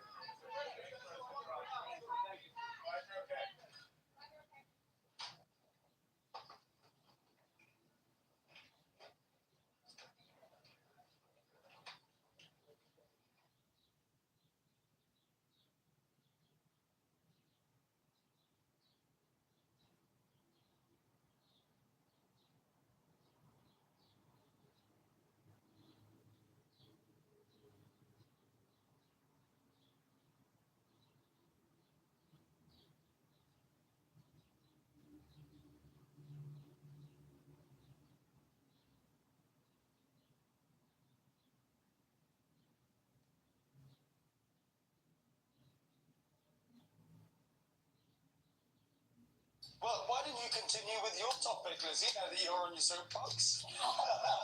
Well, where do I begin? Zut Allah, What do you mean? Yes, we're giving more money to our French allies. We are indeed. Pourquoi? Pourquoi? No, pour us. It's 662 million, that's what. In fact, the total amount that we have given to the French so far is going to be 1.3 billion. That's right, folks. And what for? They haven't even got their feet wet. And who's paying for this? Shall I tell you? Yep, it's you and me and the panel that, it's all our taxpayers' money that is paying for the French, and I don't understand. Because remember, Starmer said in the Rose Garden that we've got troubling times, they're really tough times ahead. Yet he seems to find the money to pay the French police. Even Trump has raided in to Starmer saying, you know what, you've got to get on top of those immigration policies or else you're toast. Well, I tell you, Starmer, you are toast. And if you give more to the French, well, I tell you what will happen. Rien, which means nothing. Using the internet without a VPN, a virtual private network, is a bit like taking to the road without car insurance. All it takes is one unlucky moment to cost you a lot of cash. This video's sponsor is Private Internet Access. They are the VPN to help keep you safe. Click the link in the description below to find out why over 30 million people have downloaded PIA to protect themselves online. A virtual private network is an app that hides your IP address and helps keep your data private. When you're browsing the internet at home, you give up a large amount of data to businesses, to shops, and indeed to social media giants too. Hackers have the ability to steal your personal data with ease, including sensitive information such as passwords, keystrokes, and even your personal photos. Private internet access helps protect your personal data by encrypting your internet connection to keep your data out of the hands of cyber criminals. And it's not just hackers either to be concerned about. Information can be censored too. When Canada passed their C-18 bill, social media giants decided to ban news content on their platforms. But PIA can protect your ability to consume the news and content you love.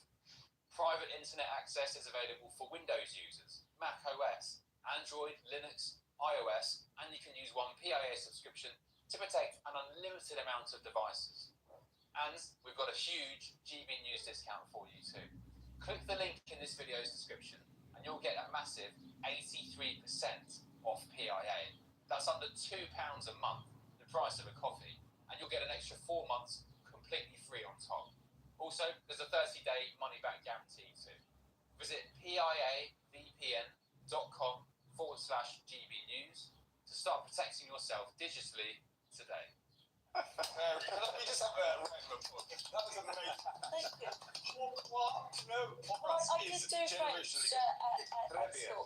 It's one of the ironclad rules of television that frog bashing is always good for ratings, and I think that was no exception. And they deserve a good bashing, the French, because in the money we've given them so far, it hasn't been anywhere near worth it. And no matter how much you give them, the fundamental problem remains that it is not in their interest to carry out this job. In other words, it's not in their interest to actually go the extra mile to stop these migrants crossing the channel, because they don't want to keep them in their own country. They're very happy for the UK to deal with it. That's why there isn't change. And just another thing, since Starmer's been in power, the boats crossing has gone up 45%. That's a huge amount. So what are the French doing with this money? Well, we're hitting summertime now, so it's calmer waters, so it means more boats crossing. Yeah.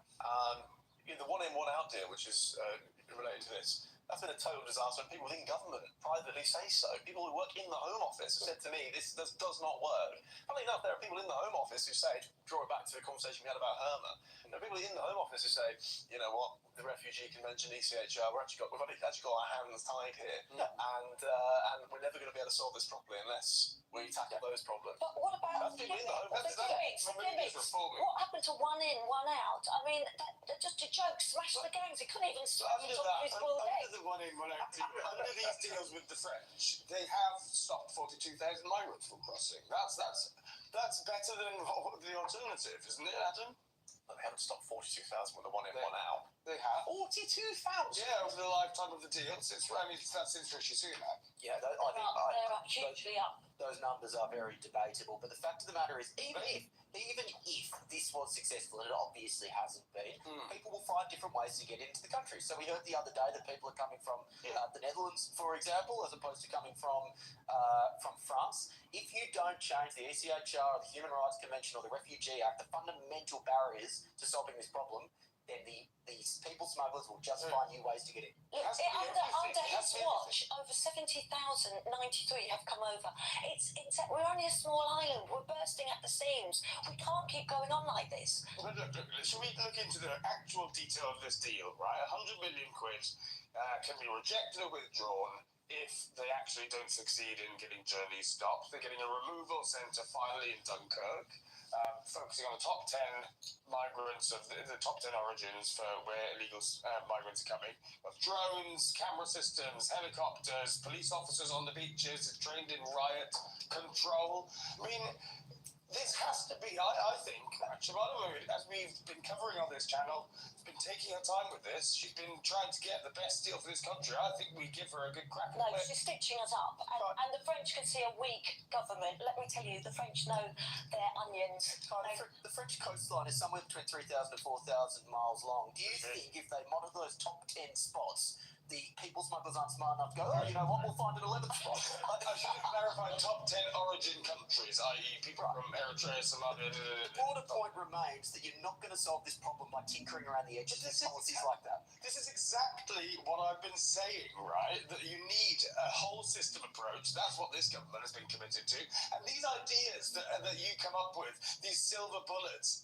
Oh, you mean the silver bullet that worked in Australia? Beware of politicians who tell you that there's an easy solution, and if only they tried the easy solution. It's an easy principle which is moderately difficult to implement, which is if you make it so unappealing to this country, people will stop coming. It is that simple in terms of the principle. How you do that, moderately difficult, but start with getting rid of accommodation, start with getting rid of benefits, and make sure that you have offshore detention and processing, and you tell them that if you try and get to this country by a dinghy, you will never ever stay in the United Kingdom. Well said, and Will is completely right. It happened in Australia. It worked. Why can't it work? We have to do something. The reason So it worked. they have to go back. They're coming over illegally. Research recently showed the reason it worked in Australia was the repulsion of the small boats, not any other policy. Anyway, Trey, you haven't said anything. This is surprisingly quiet. So, do you want to come in? Do you know what I think? You know, if we ever do have a reform government, I think we're going to be having the same conversation. That's exactly what's going to happen. Nigel will I think most make of a the countries massive want difference. something done about the books, but I don't think it's easy to do. And I think Shabana Mahmood is trying to do something, at least something. She's all talk. Well, She's trying to all do talk. something, at least No give us action something. again. Well, my God. We are going to talk about that after the break, aren't we, Adam? What do you have? We sure. Blood and soil, bought and paid for. Thank you, Patriots. Good friend of yours, the dearly departed Scott Adams, he talked about two things almost incessantly. One was the Southern Poverty Law Center, and the other was Charlottesville. Now, I don't know if Scott ever came out and said that the SPLC was behind Charlottesville, but he seemed to be able to intuit that Charlottesville was he always called it the tentpole hoax of the anti-Trump era, and he always said that if you can knock down Charlottesville, then you can knock down this entire idea that Donald Trump is a racist and all the rest, that they're all lying. Well, here we are, just a few months after Scott left us, and we find out that not only was there a lie about what Donald Trump said about Charlottesville, that the entire thing was a setup to begin with. And Joshua, how is it, do you think, and this, I want to go a little bit on a meta level here, how did Scott know this? How did he figure that all out without any evidence? He just looked at it and could figure it out. One of the books that Scott released in 2019 was a book called Loser Think, which are ideas that impoverish our own thinking, our own reasoning, but we think are actually really smart. Well, if we think that way, we end up losering a lot in our lives.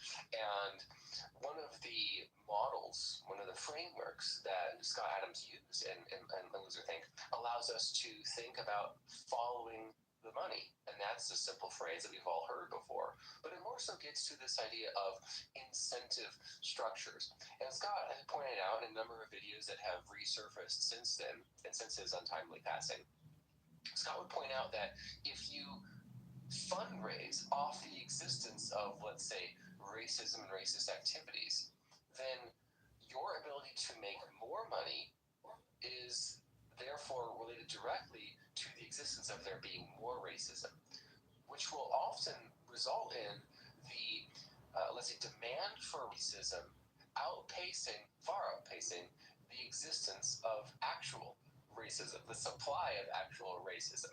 So when you're incentivized for there to be racism, what do you need to do? You need to fan the flames. You need to exaggerate. You need to do whatever you possibly can to make the problem seem as large as possible. And this, frankly, is the trap of every charitable organization. If you're dedicated to fighting a specific cause, your ability to make money is directly related to the existence and the perceived trouble that that cause is. In the case of the Southern Poverty Law Center, and by the way, their 501c4 sister organization, the SPLC Action Fund, which does do the political work that a nonprofit charitable organization otherwise has a wall preventing that, but they can work kind of in tandem unofficially. Well, and so to speak. I think the SPLC before we go Action down that Fund road, should be.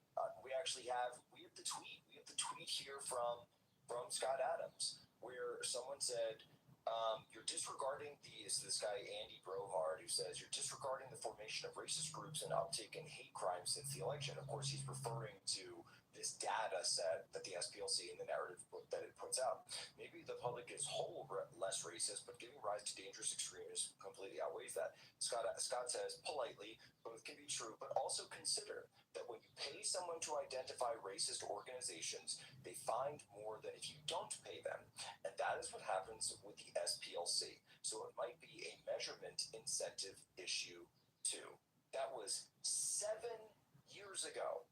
Scott Adams called it all out, and Elon Musk had tweeted this out. A bunch of us were quote tweeting it, where this is just how far ahead Scott was. And it's really simple. He followed the incentives, he followed the money, and when incentives and money align, that is when you're going to find hoaxes. Now, I don't know if he ever tied directly the SPLC to Charlottesville, but my goodness, I think he knew.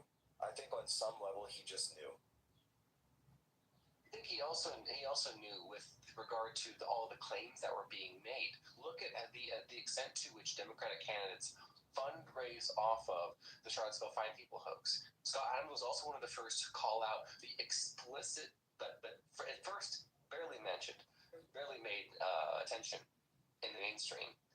But remember candidate Joe Biden, when he was asked in 2020 why he was running for president, what did he say? It was because of Charlottesville, the Fine People hoax. So we had for 4 years a hoaxocracy. We had a hoaxer in chief because of this one event that, if you added it all up, collectively billions of dollars likely changed hands as a result of this lie, the Charlottesville Fine People hoax. And now that the SPLC's funding of it, partial, whole, still figuring all of that out yet. But what the SPLC has done to basically increase the supply of racism so that their services can meet the demand, so to speak. It does look like a bit of a racket, but it follows the incentive structure description that Scott Adams laid out in Loser Think, in the book, and elsewhere. Joshua, where can people go and remind people the name of the book again? Yes, I'm at Joshua Leisig on X, and you can get the book by me and Cliff Maloney at runrightbook.com. And the guy who represented Kerry Lake in Arizona, he sent a formal criminal referral to the DOJ before Che Alexander even filed her motion to dismiss. So if your whole hang-up is about, well, they were going to dismiss the case, that's why you initiated the criminal matter. No, we didn't, idiots. We said explicitly to you that it happened before that was even filed. So they then filed the motion to compel. They say, Judge, this is ridiculous. Rule 41G, it's a civil case. It's not a discovery tool.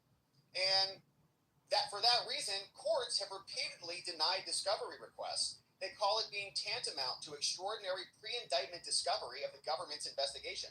Before someone is charged, you can go get the case file. That's not how it works. And that was dictated back from the District of Arizona in 2006. So petitioners cannot circumvent those limitations. They cannot say, well, we're not cooperating, and so therefore you have to force them. They can't file a motion to compel for additional discovery under the guise of TUI. And in any event, these TUI regulations are governed under the arbitrary and capricious standard, which we are well beyond. Nothing that we've done is arbitrary. Nothing that we've done is capricious at all. And moreover, the information they seek is irrelevant to their claim. When we are receiving their complaints, we will consider it. To establish our equitable jurisdiction to grant pre-indictment relief, they must show a callous disregard of their constitutional rights. That comes from a Trump case in 2022. They say that the information they want would be relevant to whether the search warrant was a pretext to acquire records that they couldn't get in the civil court. As we've already explained here, Judge, this theory could not possibly establish callous disregard. They have not even tried to identify what constitutional right is at stake. They cite no authority, no case law that suggests that obtaining a search warrant from a judge violates a constitutional right. We went and got one twice. To the contrary, civil and criminal investigations regularly happen in parallel. And it would stifle law enforcement if they only had to pick one. They're not alleging any due process problems. They're not alleging any bad faith collusion. They're not alleging any affirmative misrepresentations or trickery or deceit. Nothing. Instead, they can't. The United States used a criminal process, okay? In a civil case, there's a civil standard, but we actually imposed upon ourselves a higher burden, went and got a search warrant, and then seized the records. So the information they seek is also irrelevant. They don't even need it. The county director said literally during the seizure, in italics, that the United States could make paper airplanes with the records for all she cared. We don't need them. Now they need them because they're being investigated. So they desperately need that murder weapon back, or else the forensics might come back and show, oh, their fingerprints are all over this. In this case, it's not a murder weapon, it's the ballots, and the fingerprints are on the election. All petitioners muster in response to this is they said, well, it came up during the hearing, but all sorts of topics came up during the day-long hearing. That doesn't make them relevant and then give them permission for intrusive quasi-discovery. And so at the post-hearing, the United States has cited a bunch of case law to show none of this is relevant at all. Because the department's conclusion that the information that they seek is irrelevant, it's not arbitrary and capricious, and so, Judge, you should deny their request. Similarly, their motion fails because they want confidential information about an ongoing criminal investigation, one that is clearly privileged. Under the TUI regulations, we need to review these things. Whether or not, if we give them info, it would disclose investigative techniques or interfere with a criminal matter. And so that's another reason we denied these. There are two reasons why. Law enforcement investigatory privilege, which we need to safeguard to prevent the disclosure of law enforcement techniques and other matters, and also executive privilege called the deliberative process privilege. We're allowed to talk about these things and have debates about who should be charged, what should they be charged with, when should they be charged, how does it work. We can have those conversations without having to splay them all out for you to read. Now, this is all quantified in case law. There's a balancing test, and we've explained this in our TUI denial over and over, that this would interfere with our proceedings. It would disclose sensitive techniques, but they continue to seek information about this. They want the date of the referral, the formal opening of the investigation. They want to know when an FBI agent began drafting the affidavit. That is in addition to their demands for meetings and communications about the search warrant and all of the other things. They literally said whether there were DOJ officials discussing using a search warrant.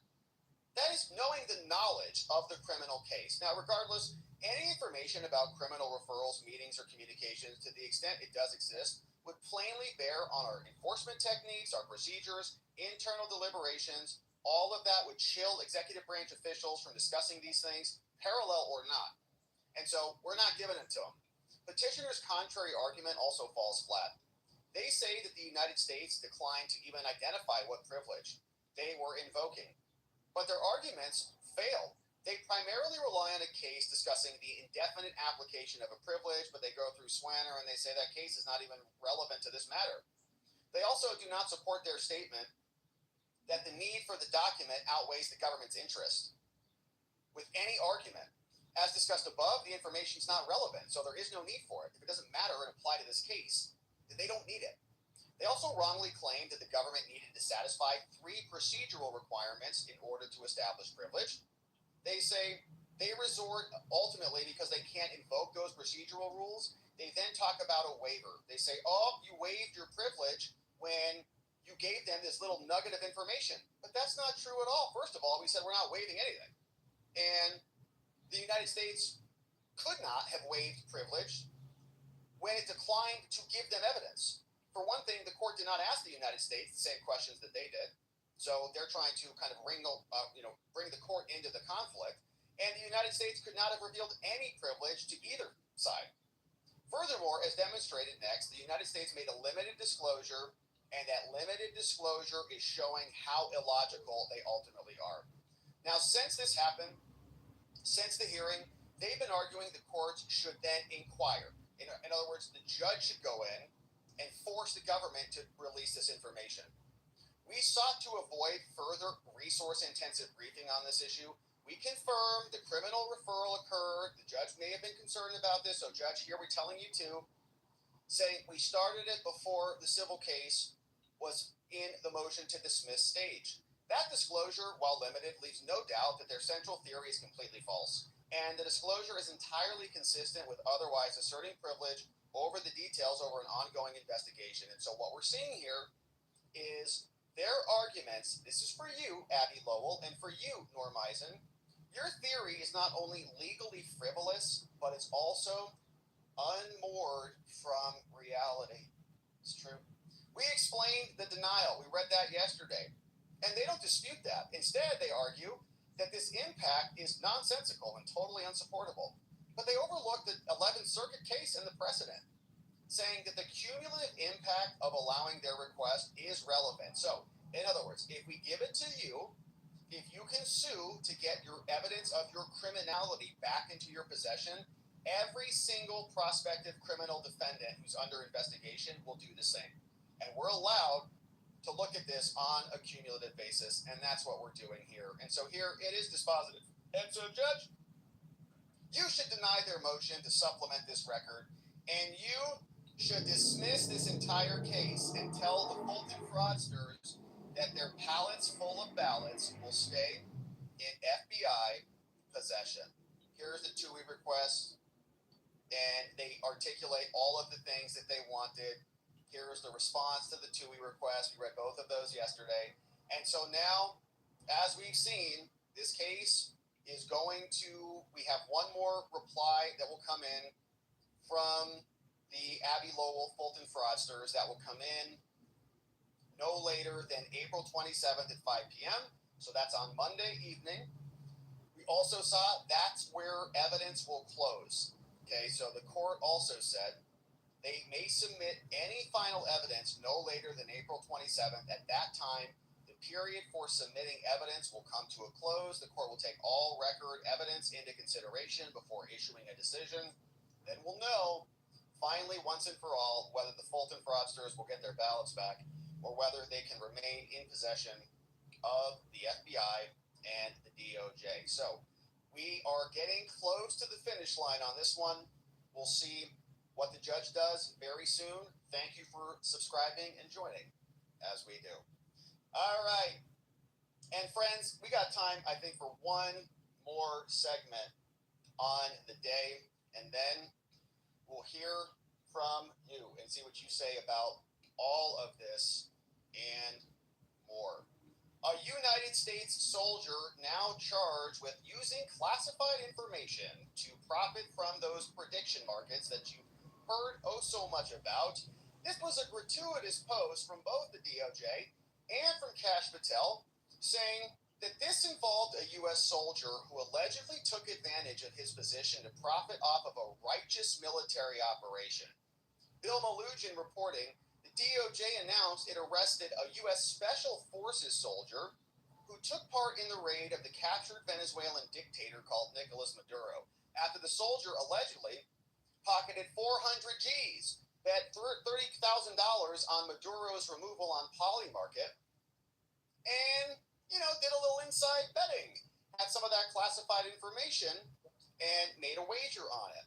So the DOJ said, you're not a congressman. You're a special forces operator. If you were a congressman, then, whatever. Or if you were a stock trader and you were placing shorts on the opening and the closing of the Strait of Hormuz, or you're in the crypto markets and you're kind of getting some inside knowledge that the Trump family is going to launch a new coin or something, and you place some bets on that because you're on the inside, no problems for any of you.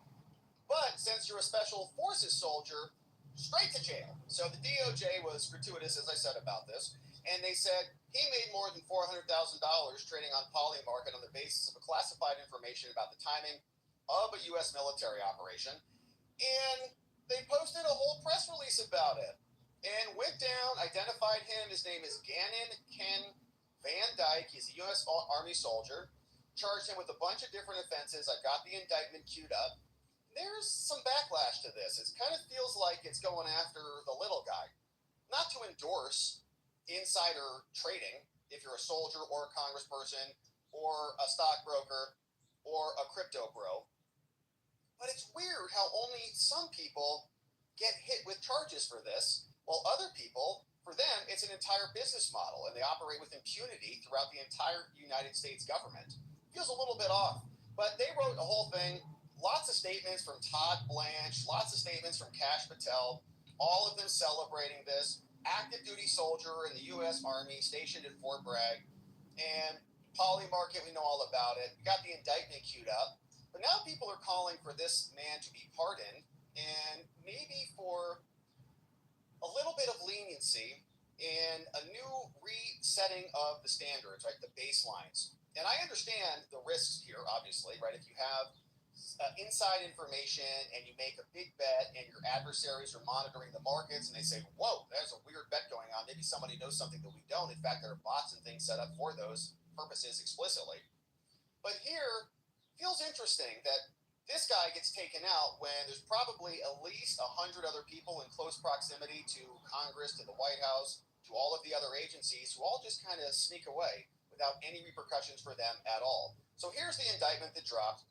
Came out of the Southern District of New York. They're infamous for all of their charges. They say Gannon Ken Van Dyke misappropriated classified non-public information when they went to go capture Nicolas Maduro and Sicilia. He made more than $400,000 in illegal profits, which, compared to those oil shorters or the oil longers when the Strait of Hormuz opens and closes and opens and closes, that's like tit money, man. That's they're like hundreds of millions of dollars in the swings that are absolutely being placed based on insider information. But 400,000, that's not enough. If he would have gotten like 400 million, then he might, I don't know, get a raise, like maybe put him in the Treasury Department or something. It's just not enough. You got to add like 3 zeros to that, and then all of a sudden you're like, you go to work for Goldman Sachs or something. Now, at the time, Van Dyke was an active duty member of the U.S. Army. He had sensitive access to non-public classified info. Rather than safeguard that information, he used it on a prediction market. And then, after he thought he was going to get caught, concealed his unlawful use of classified information. Wow. Amazing. So they'd say, since this, he's been an active duty soldier since 2008. Since 2023, he's been a master sergeant at the top of the U.S. Army Special Forces. He was stationed at Fort Bragg. He housed, they housed the 82nd Airborne, and dude's a badass, okay? It's a unified command assigned to Special Operations Command and more. In September 2018, he signed sensitive compartmented information documents, non-disclosure agreements, and they placed the government special confidence and trust in him. But apparently not Nancy Pelosi or Ro Khanna. Have you seen Ro Khanna's portfolio? It's incredible. Van Dyke also promised to never divulge anything, and he said he wouldn't do stuff like this. We got it. So on or about December 8, 2025, he signed a non-disclosure agreement about the Western Hemisphere. He said, I'm not going to say anything about any of this stuff, okay? From then, at least about December 8th, he was involved in the planning and execution of Operation Absolute Resolve. So you get the point. He's not going to disclose anything, never publish, reveal, writing, or anything else. And I guess legally it's important or otherwise, right? So, or otherwise, because it doesn't specifically say, like, if you're a defense attorney, as I am, attacking this, you say never divulge, publish, or reveal by writing, words, conduct, or anything, any classified information related to our operations. Well, is a bet on Polymarket divulging information? It's divulging maybe his analysis of the odds of this happening, like he knows it will happen, but he doesn't know if it's going to be successful. Let's see what the bet says. Publish, reveal by writing, words, or conduct. Okay, so maybe that's the one, conduct. He made a bet on a site that he's intending to win. So the conduct is not divulging words. He didn't tell anybody this was happening. He just did something and moved some numbers around on a market.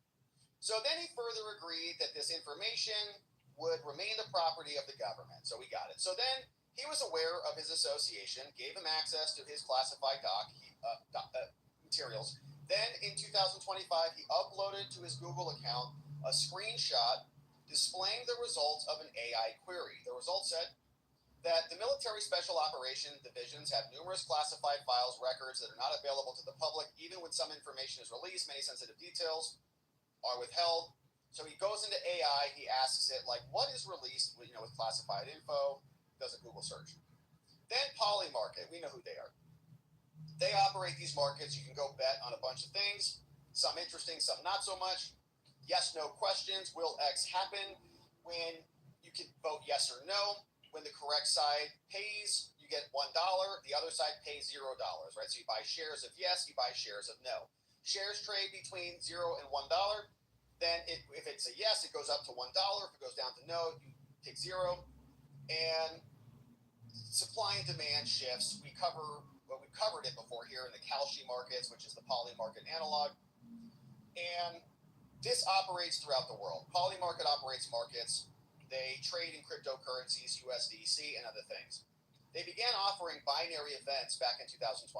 Yes, no's. One was U.S. forces in Venezuela. One was Maduro being out. One was offering about the likelihood of invading Venezuela, and some other ones. Polymarket also said Trump invoking war powers against Venezuela. So then, on December 26, Van Dyke, the defendant, created a Polymarket account. He used the VPN service connected to Polymarket through an exit node to hide his internet traffic. And Polymarket, my understanding is that you can't create an account if you're in the United States because it's not regulated by the United States. You need to go onto Kalshi if you want to do that, which is regulated here, which is geolocated to a foreign country. Then between December 27 and January 2nd at 9:58, he purchased 33 grand worth of yes shares on Maduro and Venezuela related markets. Let's see what they were. He specifically got 13 separate contracts, a couple of them.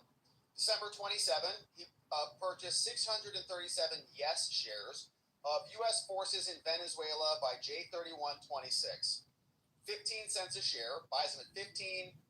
Then that will go up to $1. So he buys them at 15, he'll sell them for $1, and he'll make the difference. Then he also purchased 13,000, so he gives a little test buy at 634. A little test buy, then he goes up to 13,700 yes shares. Maduro out by January 31 at 9 cents a share, and that's about $1,200. Then 850 additional shares at about 10 cents on another bet. Then it goes up. So on J1, 17,800 yes shares. Will the U.S. invade Venezuela?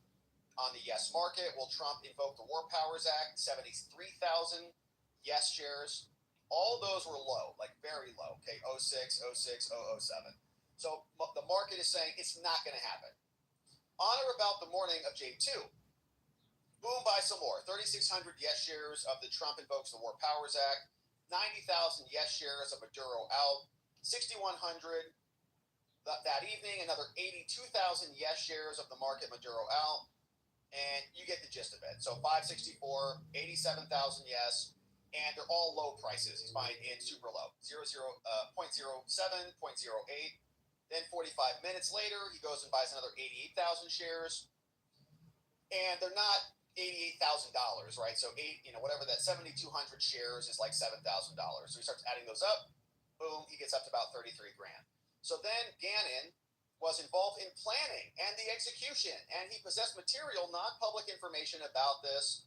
He received that information as part of his employment. We trusted him not to use this classified information for personal gain. He misappropriated this and executed the trades, violated his duty. Then in the pre-dawn hours of J3, 2026, he's dropping bets like right up to it. Special forces apprehended him, Maduro, and his wife in Caracas, Venezuela. Trump announced the operation, and just hours after this, they put him on the USS Iwo Jima. There's a photograph of Van Dyke, the defendant, was taken and uploaded to his Google account. He's in there in the operation. That photograph depicts him on the deck of the ship at sea, wearing U.S. military fatigues, carrying a rifle and more.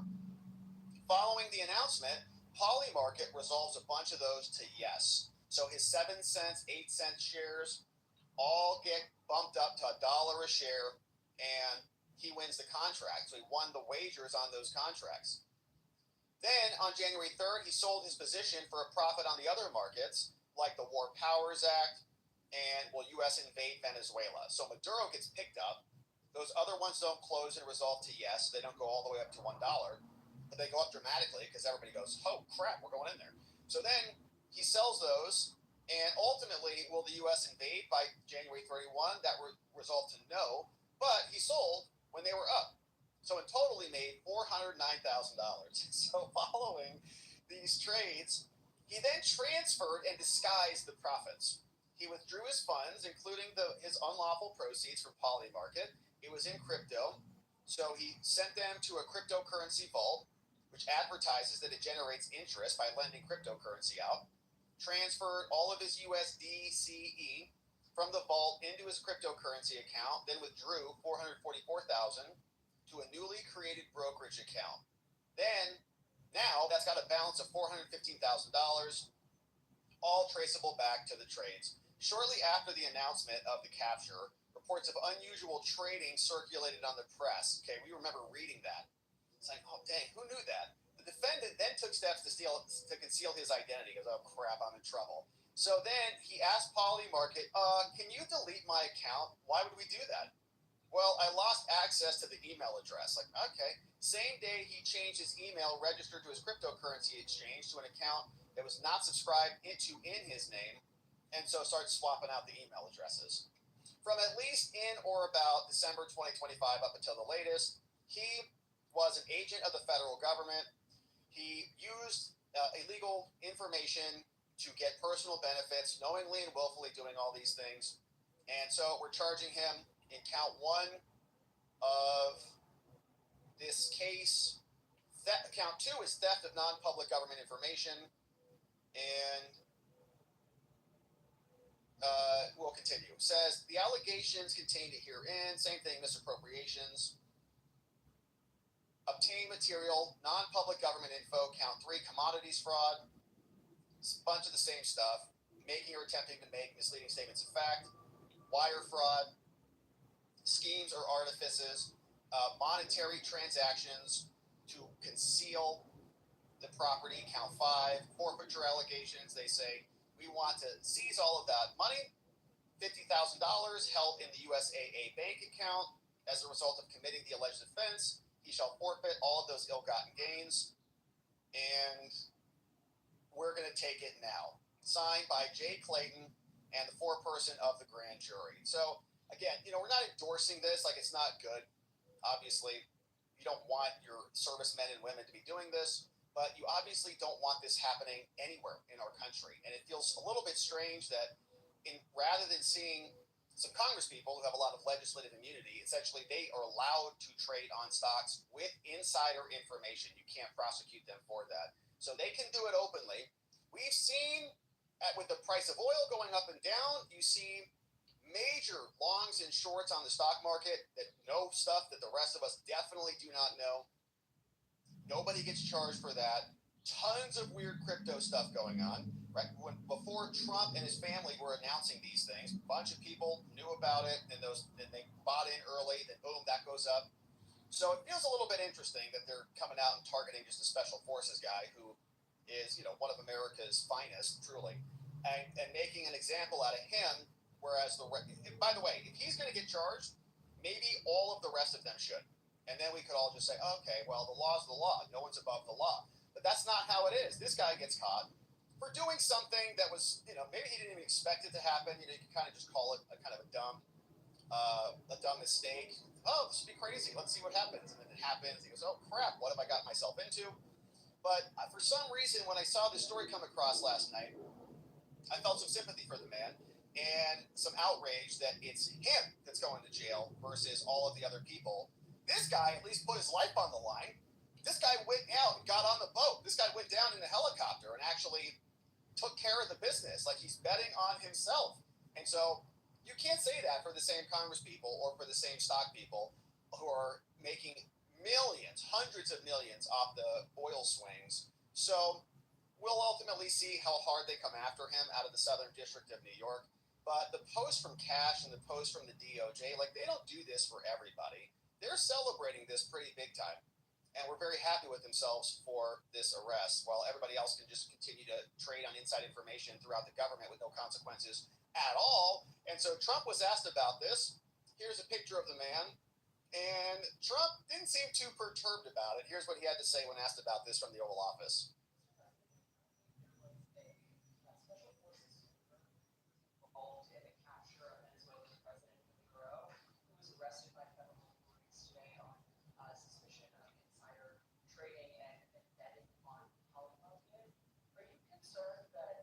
See that little flinch? Well, I don't know about it, but was he betting that they would get him or they wouldn't get him? It sounds like he was betting on his removal from office. That's what you're That's like Pete Rose betting on his own team. It's a little like Pete Rose. Pete Rose, they kept him out of the Hall of Fame because he bet on his own team. Now, if he bet against his team, that would be no good, but he bet on his own team. I'll look into it. I'll look into it. And I don't know if you noticed it, but there's that little right there. See that little jolt right there? See that little body language? So what? See it? One more time. Then let me zoom in on this so you can just see it nice and clear. He goes, he bet inside. He goes, whatever, who cares?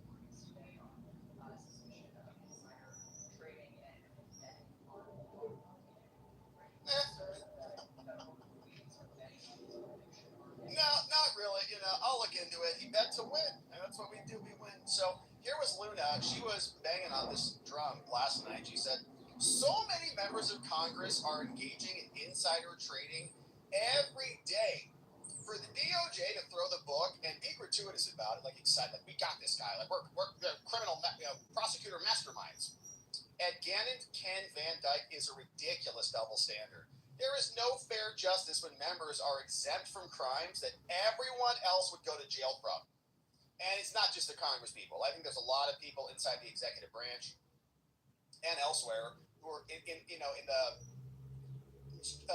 kind of extended executive branch and the interfaces with all the banks and hedge funds. Like, who are making these shorts and longs on these oil trades? Wild, hundreds of millions of dollars swings like this.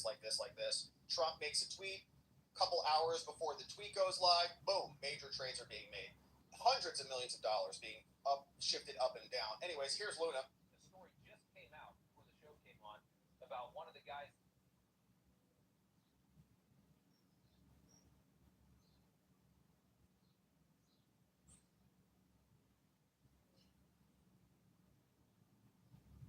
Can you hear this?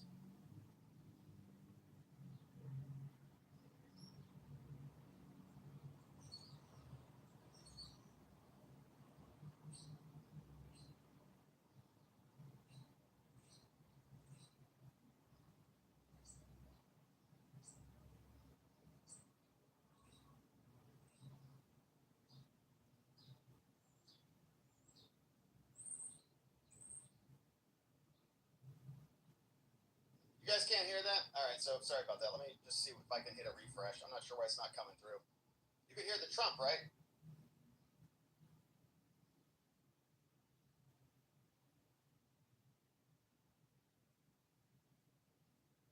All right. Well, I don't know why that's not coming through, but you can't hear it. She says, this is ridiculous. There should not be double standards. You should go to jail if you're in Congress and not escape liability for your insider trading activities. You can hear Trump, though, right?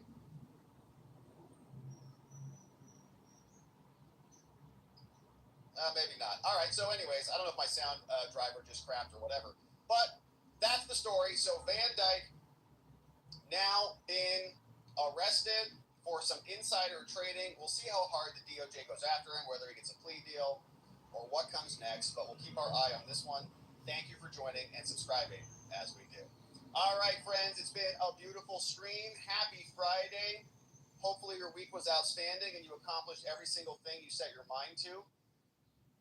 And it was enjoyable as well. We talked about, if you just got here, a couple of good stories. Virginia update, redistricting battle, which is underway. We got our minds around the latest arguments and filings that will be making their way up to the Virginia Supreme Court coming back on Monday. I think we'll do an early stream on Monday and cover that live to see exactly what's going on that one. Then we talked about Fulton County. We got the latest filings that dropped in courtesy of the DOJ. They said that we're not required to give you anything at all, and we're not going to. And so they submitted their final argument to the judge. The judge will be closing evidence on Monday, and then we'll get the decision about whether or not the Fulton pallets full of ballots can remain in DOJ and FBI possession, or whether they have to be returned over to the Fulton County fraudsters. And then lastly, we talked about Van Dyke, who has been now charged, 38 years old, out of North Carolina, in the Southern District of New York. And some people, like Luna, are calling out the double standard, and rightfully so.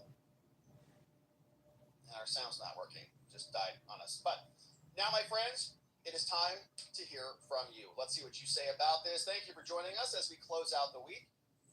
And see if we got any comments here. We do. Hey, John. Yes, what do you guys think about the Van Dyke story? Kind of don't like the feel, you know. I don't like the conduct, but I also don't like the singling out. It feels like singling out of a Special Forces American hero, bro. I don't appreciate that, but we'll see what happens ultimately. You do also have to kind of send a message, but it's like, okay, just can they handle that in the military? Can they lower his rank or dock his pay or go through some internal process? Like, why does he have to be paraded around the whole country in the civilian courts when he's a member of the military? Can they do that? Or will they do that? Will they go after the other insider traders? I don't think so. Anyways, hey, it's Nicolas Cage from Con Air. Feel that? It's Friday. What's the good line from that movie? Put the baby down, something like that. Great film. Need to remember something. Hey, Tim Jake, what's going on? Thank you, Tim, for bringing in new members. We'll do a short after party with our members today, so stick around, new members. Bob Jones in the house. Jonathan Marcus, good to see you. Wilden Dinah for life. Sabin Putzik, Walt Kowalski in the house. And so if you're on YouTube when the show ends, don't go anywhere if you're a member. It will automatically transfer you over to our new stream, and we'll see you soon. Hey, Mach Schnell. Good to see you, Mach Schnell. And thank you, Mach Schnell. Look at this, 50 new members coming in. Hey, good to hear you live, Rob. I'm slowly recovering the loss of my mom in 5 weeks. Man, Mach Schnell, I'm sorry, brother. We love our mamas here. May your mother rest in peace. She's up in heaven with our other family members, having a great time, looking down upon you, taking good care of you from up in heaven. And we're very sorry for your loss. There's nothing that can even possibly explain that. But Mach Schnell, thank you for at least sharing that with us. I know there will be other people out there praying for you, as will we, and for your mama up in heaven and for your family. But need to do something good for myself, so giving out some membos. And you're an amazing person. Your mama would really appreciate this. New friends coming in, courtesy of Mach Schnell and his amazing mother. Isdilla GAF is here. Chris Tingani. We got Spitz MJ. What's up? Johnny Average. Edward LB.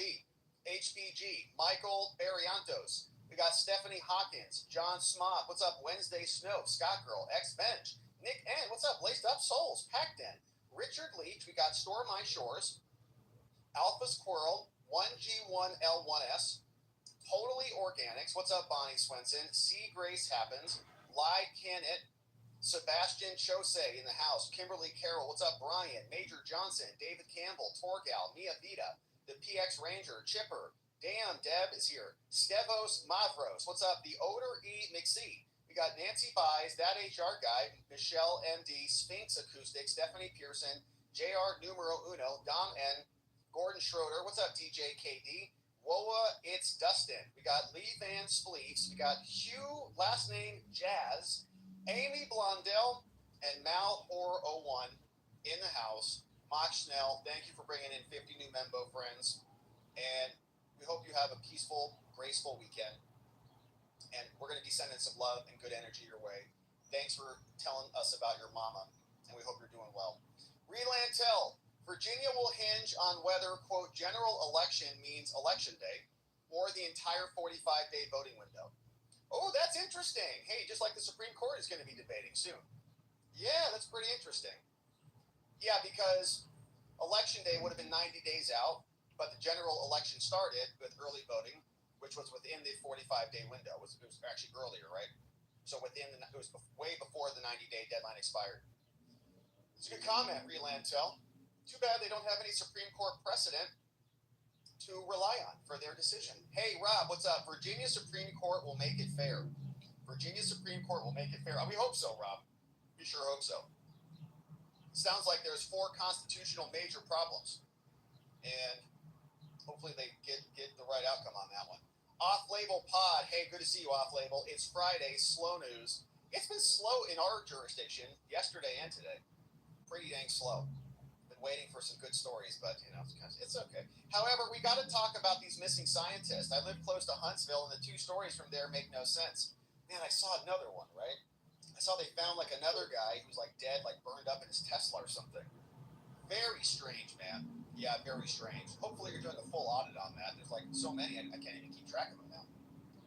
Off-label podcast right next door. Check it out. Hey, Gauntlet KI, what's up? Bet DC residents claim Virginia's second house as primary to ballots. Claim the Virginia second house as primary to. Oh, I see what you're saying. Yeah, maybe there's some overlap between the two. Interesting, Gauntlet. Well, if DC takes back over Northern Virginia, then we just don't have a real problem anymore. Virginia becomes a lot more red. E. Texley, the redistricting project is Eric Holder in action. He started the National Democratic Redistricting Committee a few months before Obama left office. The wingman has a plan to go state by state. The website presents his current priorities, very informative. Democratic redistricting. Yeah, and I saw that other dork, what's his name? Bill Kristol, I think. He was saying that now redistricting should also go into the Supreme Court. So they want to add a bunch of Supreme Court justices because it's to save democracy, just like these are. Founded by Holder, wingmen to Obama, and they never said that was political retribution at all. Remember that? Interesting. Thank you for the heads up on that. I did not know that. Holder behind the Democratic redistricting. They're all just power-seeking maniacs. Hey, who's that knocking on the door? Oh, man, you guys can't even see my... Oh, look who it is! It's Joey in the house. What's going on? What do you have to say to all your fans out there? Well, I just thank you. What do you think about this right here? Oh, cool. I love it. All right, so let me see if I can fix... For some reason, I think my OBS is just kind of crapping out on this. Think that's pretty cool? I am. You think, yeah, you are the Terminator? Sometimes. Yeah. All right, let me fix this. Now, let me show you what Joey's seeing. As soon as I can fix this, let's go to whatever this is. Let's go back to this. So this froze, and then let me show you what Joey's seeing right now. Let's pull this over here. What do you think of that? That's cool. It's pretty cool, huh? So this is it. Here, come in the frame so they can see you. It's pretty cool, huh? Where'd that one go? Yeah, you got it. It's pretty cool, huh? I think that's from John. John McCarthy made that. Thank John. I love it, man. He loves it, man. That's awesome. Yeah, he made that. Big bowl, like T7 and T6. Yeah, T7, T6. Those are good ones. Pretty cool. Thank you, John. Pretty amazing. Well, what else? What else is going on? Any other updates? Did you have a good day today? Oh, yes, very good. What are we doing? Beach day? Got some sun? You got some ice cream? Yes. Fun stuff? Yes, I do. Having a good time? Yeah, I'm on with you. All right. I think what are we having for dinner tonight? Yeah, I'm going to look check it inside. Pizza and wings with some ketchup on the side. Yeah. All right, man. Well, I'll save that. I'll send that to you when we're done. Just send it to my post. All right. Love you, man. Always, I back. He'll be back. All right. John, amazing. Thank you for that. As you can see, he loved it. Here's another one. He just left. But hey, Joe. All right, he's gone. We'll see if he comes back. Jeegum just made another one. Super cool. You guys rock. He loves those. How cool is that? So awesome. Thank you for that. That's my brother. He loves those face swaps. And he loves being Terminator. Arnold in the house. All right. And so, friends, thank you for doing that. Shout out to my brother. Thank you for saying hello and sending some love over to him. He loves his fans out there. Hey, Lenny Malley, don't do it for me. Do it for Lenny. Like, share, and subscribe. Share on all social media platforms. God bless you all. Please and thank you. Thank you, Lenny. And it's for Lenny. It's not for me. But thank you, Lenny, very much. Hey, King of Biltong, are you craving a snack that's bold, authentic, and packed with protein? Biltong boasts over 50% protein, B vitamins, creatine, iron, zinc, and more. Check out BiltongUSA.com. Use code Robert for 10% off. Amazing. King of Biltong, thank you for the dono. Hopefully that Biltong's flying off the shelves over there. Firebox Guy, what's up? Welcome aboard. Our newest supporter, Membos on YouTube, stick around to the very end. It will forward you in to our new members-only after party happening today. What's going on? John, I am pissed at the overcharging of this Patriot. I think a lot of people feel that way. Yeah, it feels a little gratuitous. It feels like you got to do all these social media. Like, if you're going to indict him, can you just do it kind of like, under the radar? Like, we got him. Like, all right, come on. Everybody sees this happening all over the country, everywhere. But you're going to go get this guy? All right. NC November Girl. Yeah, Schiff can divulge secrets with no consequences at all. They can make up. You can lie about insider information and create an entire hoax that the whole nation has to suffer through for multiple years on end. And there are no consequences for that at all. But one special forces dude makes, a couple hundred G's for doing maybe one of the most incredible military maneuvers in history. Like right to jail. Like, all right. Like, I get that it's not good, but can you just... If you're going to apply the standard, apply it across the board. Why can't they do that? Thank you, NC November Girl. Thank you for being here for 15 months, almost 2 full babies coming up. King of Biltong, did you hear about NATO giving Iran intel against the U.S., possibly in trade for better oil prices once everything is over? No, I did not hear that. That's not funny. The U.S. needs to leave NATO ASAP. Yeah, we've been wondering what that even does for the longest time ever. Even before Iran. Even with Ukraine and all these, like, what are we doing over there? Why are we paying for all of their military, essentially, when they don't even like us and they threaten our social media companies? Now they're betraying us by stabbing us in the back? Wild. King of Biltong, I did not see that story. Hey, Nancy, NTX Nancy. Hey, regarding Van Dyke, leave him alone. Hey, Rob. Good to see you, Nancy. Yeah, I have that same kind of instinct. I know it's not right, but it's kind of just like, all right, you just give him a little bit of a slap on the wrist and don't do that, special forces. You're not supposed to do that. Make a little bit of an example out of him, but this was just like over the top. It felt like, what are you guys doing? There's a lot of other really, really, really problematic people. This guy at least had some skin in the game. He's like, we're gonna do this. We're gonna go get him, 100%. And they did. Judith, what's up? Judas Jam. Hey, God bless you, Joey. Thank you, Judith. God bless you back. Thank you for that. Joey is a blessing. I think he is absolutely blessed. We're all blessed to have Joey in our lives. Thank you, Judith, for the dono on Rumble. We appreciate you. Hey, it's the Munkets in the house. Hey, could you all please, Anne Marie shout out says, could you all please pray for Sweden? We are going towards an election in September. Yeah, prayers up for Sweden. Hopefully it's a good outcome. We need other strong allies with good governance in Europe and elsewhere. America is, the solo ship, it feels like sometimes. So we want other strong nations, including a strong England. Hey, Ray Mangle, what's up? Luke Profansic in the house. Torque Wrench, Eulogy for a Nange, and Gata Politica in the house. All gifted members, courtesy of Tony Hay Munkets. Hey, it's the Munkets. Thank you, Tony Hay. Great to have you in. Welcome, new Membo friends. We're going to hang out for a little bit before we go indulge on some pizza and wings and some ketchup on the side for Joey. Not for me, but for Joey. And so hopefully you can stick around. We'll say what's up. We'll have our after party on YouTube for Membos, on Locals, and on the Substack. Links are all in the description below. Neuro D, thank you for sharing our Locals over on X if you're watching over there. Click that link, come up and join us, and we'll see you here in just a moment. And Sharpie Guy. No, we did not get a metal detector for Joey. No, we just, I don't know that we're going to do it. But by the way, I miss your morning stream, but everybody needs a vacation, brother, and I appreciate you giving us something daily. Blessings, y'all, and watchers. Thank you, Sharpie Guy. I miss you guys too. But it has been good. A lot of good family time in, and a lot of sun. Your boy's getting a little crispy out there. So thank you, Sharpie Guy. We stopped at Lowe's to go get a metal detector, and they didn't have one.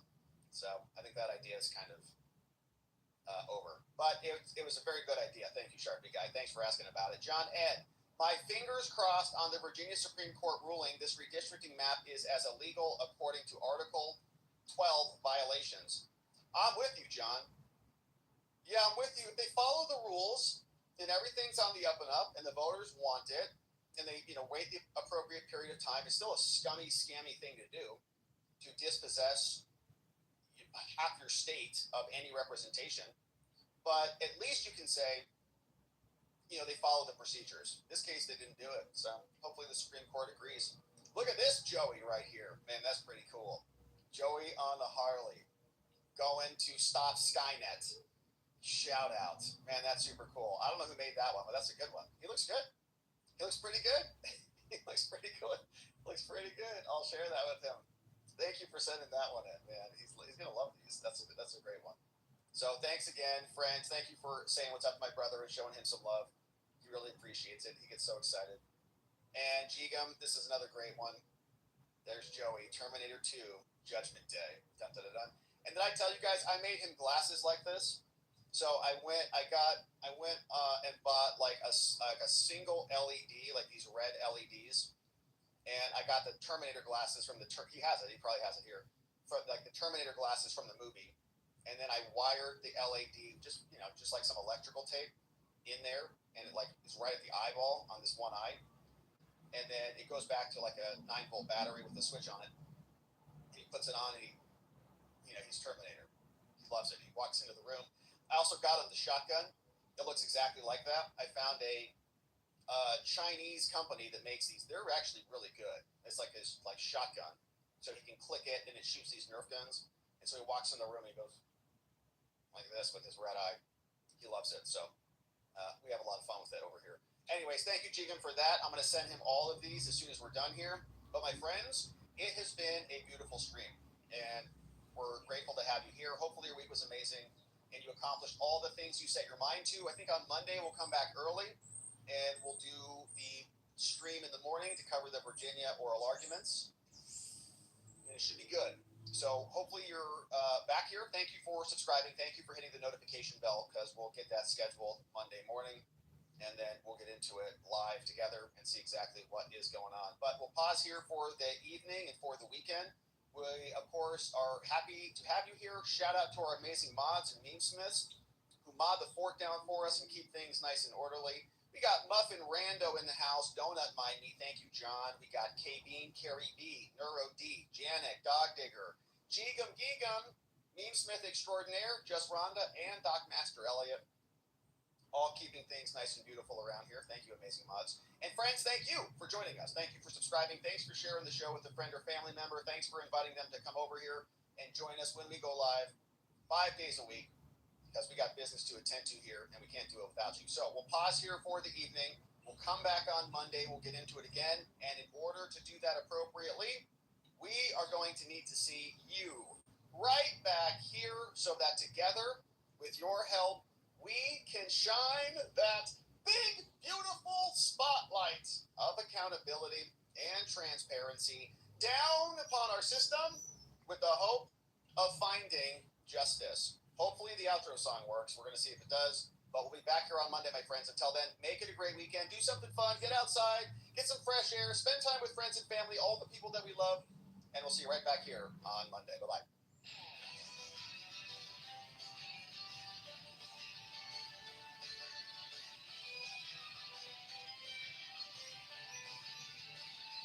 Thanks for watching, my beautiful friends. Now it's that time the stream must end. Brought the heat with every chat line.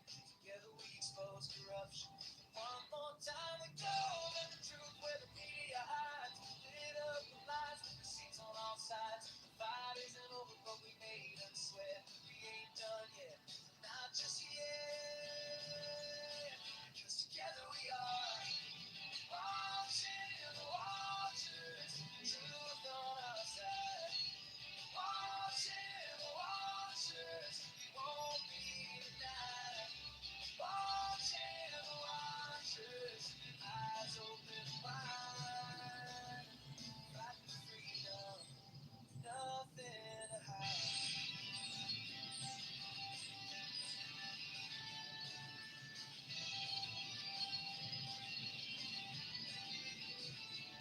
So drop a like, don't forget to share. Bring a friend who's ready to care. Tomorrow's lives are just today's news. Here we see through the scripted ruse. Together we are watching the watchers shine the light. Watching the watchers defending what's right. Watching the watchers stage night. Together living, holding the line. See you next time.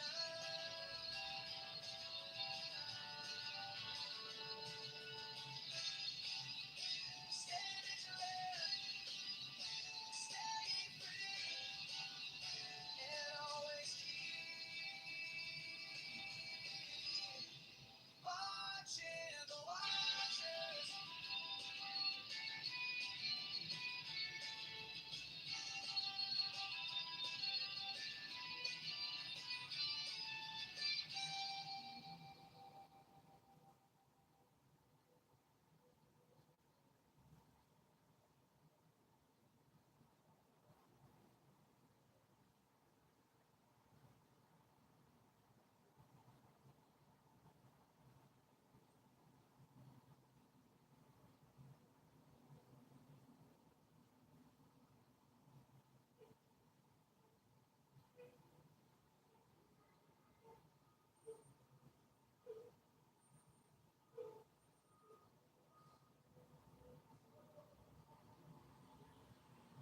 Your sister paper, the Sunday Times, has interviewed Keir Starmer, and in that interview, the top line, the headline, is that Keir Starmer thinks that he is going to be in place and still Prime Minister to fight the next general election.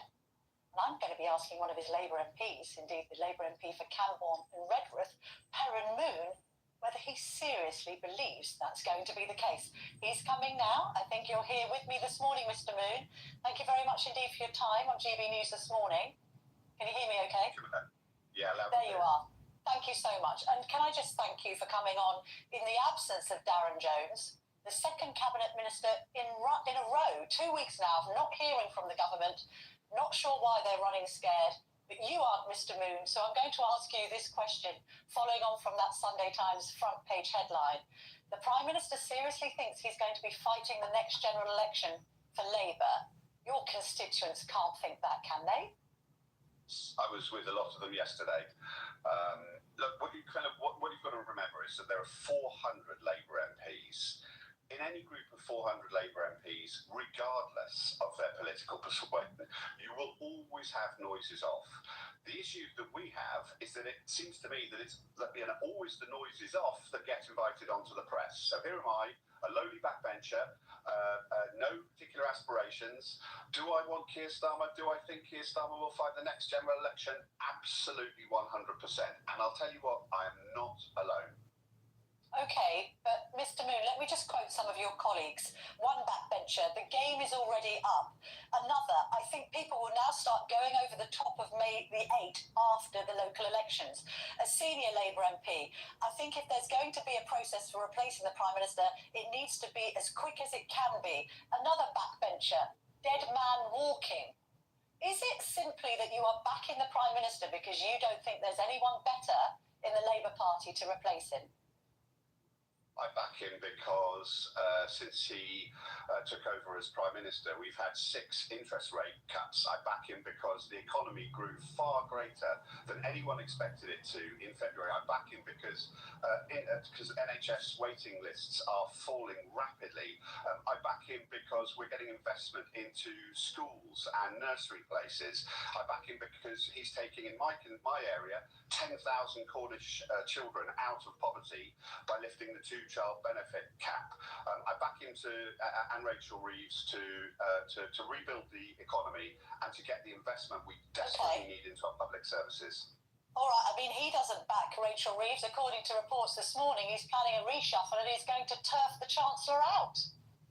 Well, you know, you're always going to get noises off. It's a febrile time. We're heading up to the local elections. Every single government in the local elections gets a shellacking because it's a free hit, and you will always hear noises off. We're focused on the job in hand. Mr. Moon, do you back the Prime Minister's 16 U-turns and him throwing successive staff under the bus over the Peter Mandelson scandal rather than taking responsibility himself? So let's just take some of those in turn.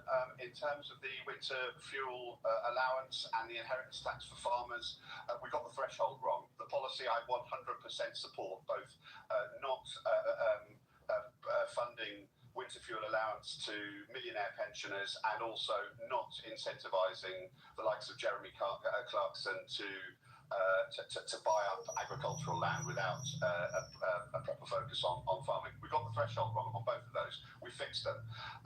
When it comes to kind of other matters, we're absolutely focused on the job in hand. In terms of the Mandelson affair, Ollie Robinson did not pass on a vital piece of information to the Prime Minister. The Prime Minister appointed Peter Mandelson. He deeply regrets it. He apologised. He didn't know. He wasn't told. He would have made a different decision had he known. Mr. Moon, we can't say that now, can we? Because he did know that Peter Mandelson had very close relationships with figures including Jeffrey Epstein and indeed those linked to both China and Russia. He knew that because we've been given paperwork that was released by the Cabinet Office showing that all of those reputational risks came out and were flagged to the Prime Minister, and indeed the former Cabinet Secretary, Simon Case, before the appointment said, Prime Minister, do not appoint this man before you've done the vetting. He ignored that advice from the most senior civil servant of the time and yet still claims with a straight face that due process was followed. How can it have been followed if he didn't follow the advice of his top civil servant? He was not told that Mandelson had failed the UKSV vetting. He was not given that vital piece of information. It was not passed on by Sir Ollie Robbins. It should have been passed on. Had it been passed on, the Prime Minister would have made a different decision. That's kind of where we're at. Had he had this vital piece of information, it would have been a different story. Hello, I'm Bev Turner. Now, it can feel like the money in our bank accounts at the moment does not keep up with the cost of living, and maybe there's a solution. I'm here today with the CEO of Tally Money, Cameron Parry. Cameron, what is Tally Money? Well, Bev, with Tally Money, you get a current account and a debit card, but instead of pounds, you use milligrams of gold as your everyday money. So, why gold? Gold traditionally is a great store of value. It has, on average, gone up at over 11% per annum for the last 25 years against the pound. It's tripled in value in the last decade, and in the last 2 years alone, it's increased by 50% against the pound. Banks' savings products just can't compete with that level of growth. But this isn't just about gold. This is about a currency that you guys have created at Tally Money. Explain it to me as though I'm an idiot. So, look, people need to be able to hold their earnings and build their savings in a money that retains its value and remains in their legal control and remains theirs to access, away from government control. Great. You had me at not exposed to government control. You should feel safe and happy with your money. You should have peace of mind the more money you see in your bank balance, and that's the type of thing we're trying to deliver, and give people choice in the type of money they get to use every day. Brilliant. Thank you so much, Cameron. Thank you.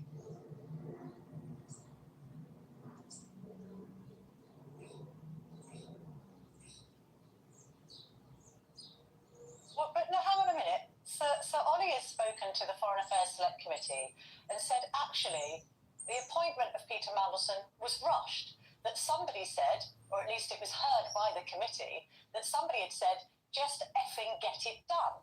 There was an urgent need to install Peter Mandelson as the US ambassador because they wanted to beat the deadline of Trump's inauguration. Therefore, due process wasn't followed, regardless of what he knew or didn't know about the vetting. And I go back to my original point, Mr. Moon. He was told by his top civil servant, Simon Case, in November 2024, do not appoint this very controversial man, nicknamed the Prince of Darkness. Do not appoint him before the vetting's completed. He ignored that because he was in too much of a rush to get Mandelson out to Washington. He must have to admit that due process wasn't followed, simply because it clearly wasn't, Mr. Moon. You can't argue it was. I've just cited the evidence to the contrary. You've cited somebody quoting something that may or may not have been said at number 10.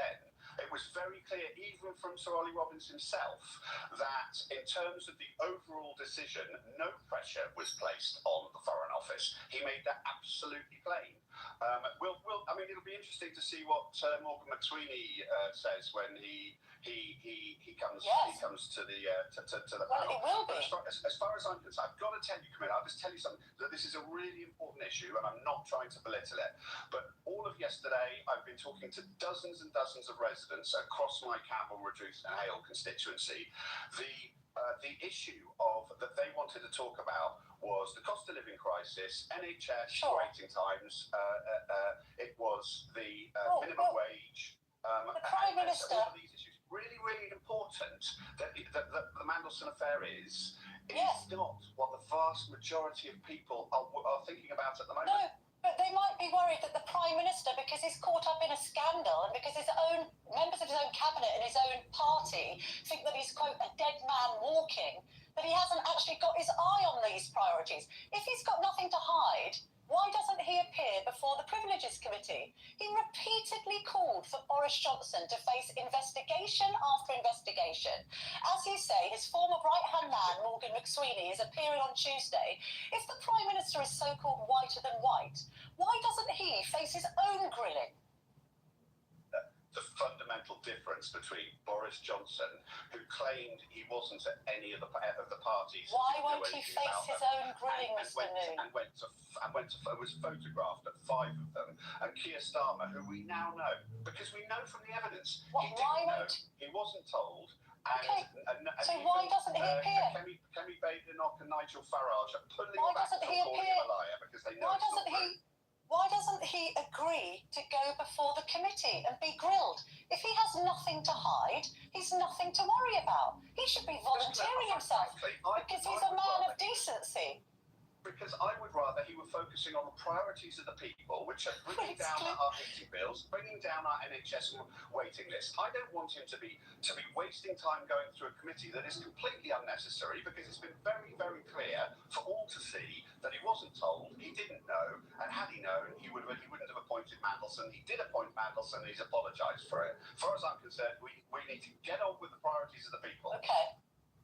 Do you think that your constituents agree with the appointment and indeed the continuation in office of Lord Hermer after the Telegraph last week exclusively revealed that he had been instrumental in a completely unnecessary witch hunt of British soldiers who were given medals for gallantry, and that he continued to represent their Iraqi accusers, even though he had his own concerns that they weren't telling the truth. And the Al-Swedi inquiry later revealed them to have deliberately lied. I'm aware of this report, Camilla, but frankly, I haven't had the opportunity to get more deeply into the story. As with everything, there are all sorts of other priorities going on at the moment, not least what's happening in the US. So yes. I'm not going to try and speculate on that story, Camilla. I don't know enough about it. All right, fair enough. Mr. Moon, what is your reaction to what's gone on overnight with the US President and the First Lady escorted from the Hilton Hotel at the White House Correspondents' Dinner as a result of a gunman breaching the premises? It's really, really worrying, and I believe that there was somebody, a Secret Service agent, who was injured in this, and what immediately jumped into my mind were, I hate to say it, but the horrific attacks on Joe Cox and David Amos, and how we treat our kind of elected politicians. Whatever anybody thinks about Donald Trump, he was democratically elected by the people of the United States of America, and to see any democratically elected individual come under attack in this way is shocking, frankly, and it's an affront to democracy internationally. Karen Moon, the Labour MP for Camborne and Redruth, you've done a great job this morning. You've given a great account of your defence of the Prime Minister in the absence of Darren Jones. I congratulate you and I thank you, and I salute your bravery for coming on. Thank you very much indeed. Thank you. You see, it's not that hard, is it? It's not that hard. If only we had a cabinet minister to defend this government. Instead, they leave it to backbenchers to do the heavy lifting. Consider the contempt in which the GB News audience is treated to not have the official minister on the official round 2 weeks in a row. Just lock that in your brains. Let's go back to Labour now, because joining me is the suspended Labour MP, Carl Turner. Mr. Turner, great to see you this morning. Good morning, Camilla. Morning. First of all, your reaction to the attempted shooting, we believe, of President Trump and the scenes out of Washington, D.C. overnight. Well, I don't agree with the politics of President Trump or the Republicans, but I don't appreciate any attack on what is essentially a democracy and diplomacy. So, I've heard what the Prime Minister has said, and I agree with him. Anybody who attempts to attack democracy, it's the second serious attempt at an assassination of the President, and frankly, we need to take that incredibly seriously. I worry a little bit about the security for our King's visit, which is coming up any time, and I do hope there's a review of the security and we can be absolutely assured that the King and Queen Camilla are safe on that trip. Should the visit go ahead, Mr. Turner, there's probably just about time to turn around to the King and Queen and say, look, there's a massive security event that's gone on in America. You're both in your 70s. Perhaps we should pull the plug. I think it's a matter for the King, but look, I think when you pull such things, you are effectively giving these terrorists, because that's what they are, what they want. And I think we should do everything we could possibly do to avoid giving in to these people. Let's bring it back to the Prime Minister, if we may, Mr. Turner. Sunday Times interview, headline, Keir Starmer, : I will fight next general election. Now, Mr. Turner, I know, like the Prime Minister, you are a legal eagle. Does that claim sound credible to you? Well, not at the current polling, Camilla, because if there was a general election next week, my seat in Hull East, which has been forever held by Labour, my predecessor John Prescott was the MP for 40 years, people around here have only ever voted Labour. If it was next week or any time soon after, I'd be gone. My P45 is already waiting to be dispatched to me, and I'm afraid to tell you, we'd lose, and we'd lose badly. Hello, I'm Bev Turner. Now, it can feel like the money in our bank accounts at the moment does not keep up with the cost of living, and maybe there's a solution. I'm here today with the CEO of Tally Money, Cameron Parry. Cameron, what is Tally tally money? Well, Bev, with Tally Money, you get a current account and a debit card, but instead of pounds, you use milligrams of gold as your everyday money. So why gold? Gold traditionally is a great store of value. It has, on average, gone up at over 11% per annum for the last 25 years against the pound. It's tripled in value in the last decade, and in the last 2 years alone, it's increased by 50% against the pound. Banks' savings products just can't compete with that level of growth. But this isn't just about gold. This is about a currency that you guys have created at Tally Money. Explain it to me as though I'm an idiot. So the people need to be able to hold their earnings and build their savings in a money that retains its value and remains in their legal control and remains theirs to access away from government control. Great. You had me at not exposed to government control. You should feel safe and happy with your money. You should have peace of mind. The more money you see in your bank balance, and that's the type of thing we're trying to deliver, and give people choice in the type of money they get to use every day. Brilliant. Thank you so much, Cameron. Thank you.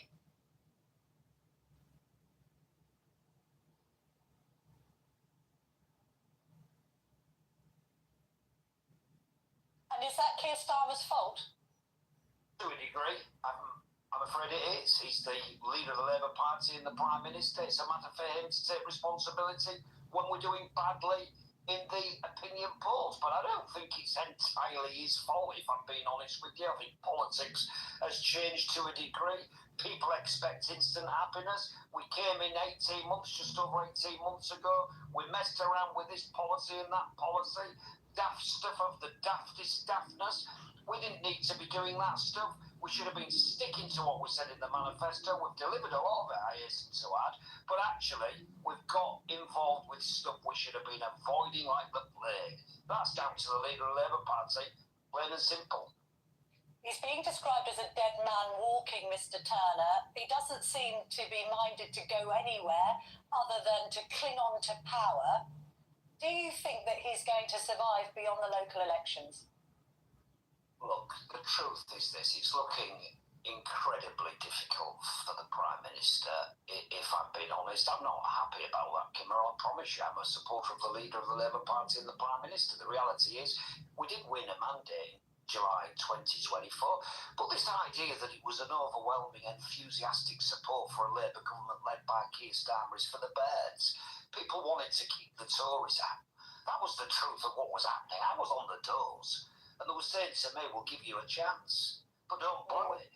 We'll give you the opportunity to govern, but don't let us down. And I'm afraid to say people feel a little bit let down. And we're not being able to speak, Camilla, about the policies that we have enacted that are actually about to start to make a difference to people's lives. I can reel them off. I'm not going to bore you or your listeners with that spiel. It's parliamentary Labour Party stuff. But the reality is, we've let the side down by the shenanigans that's unfolded in recent weeks and months. The Prime Minister should have took responsibility from the very second. He should have said, in my view, I appointed Mandelson in the interests of the British public, in the nation's interest. It may have been a mistake, but it's a decision I made because I thought he'd go to the US and do a job for the country. And when it became apparent following the Bloomsburg emails, I did the right thing again by dismissing him. He shouldn't have been looking around the room to say who is to blame for this. It was the Prime Minister who appointed him. It's always the Prime Minister to blame. That's the reality of politics. I'm sorry to have to tell the Prime Minister that, but it does happen to be a fact.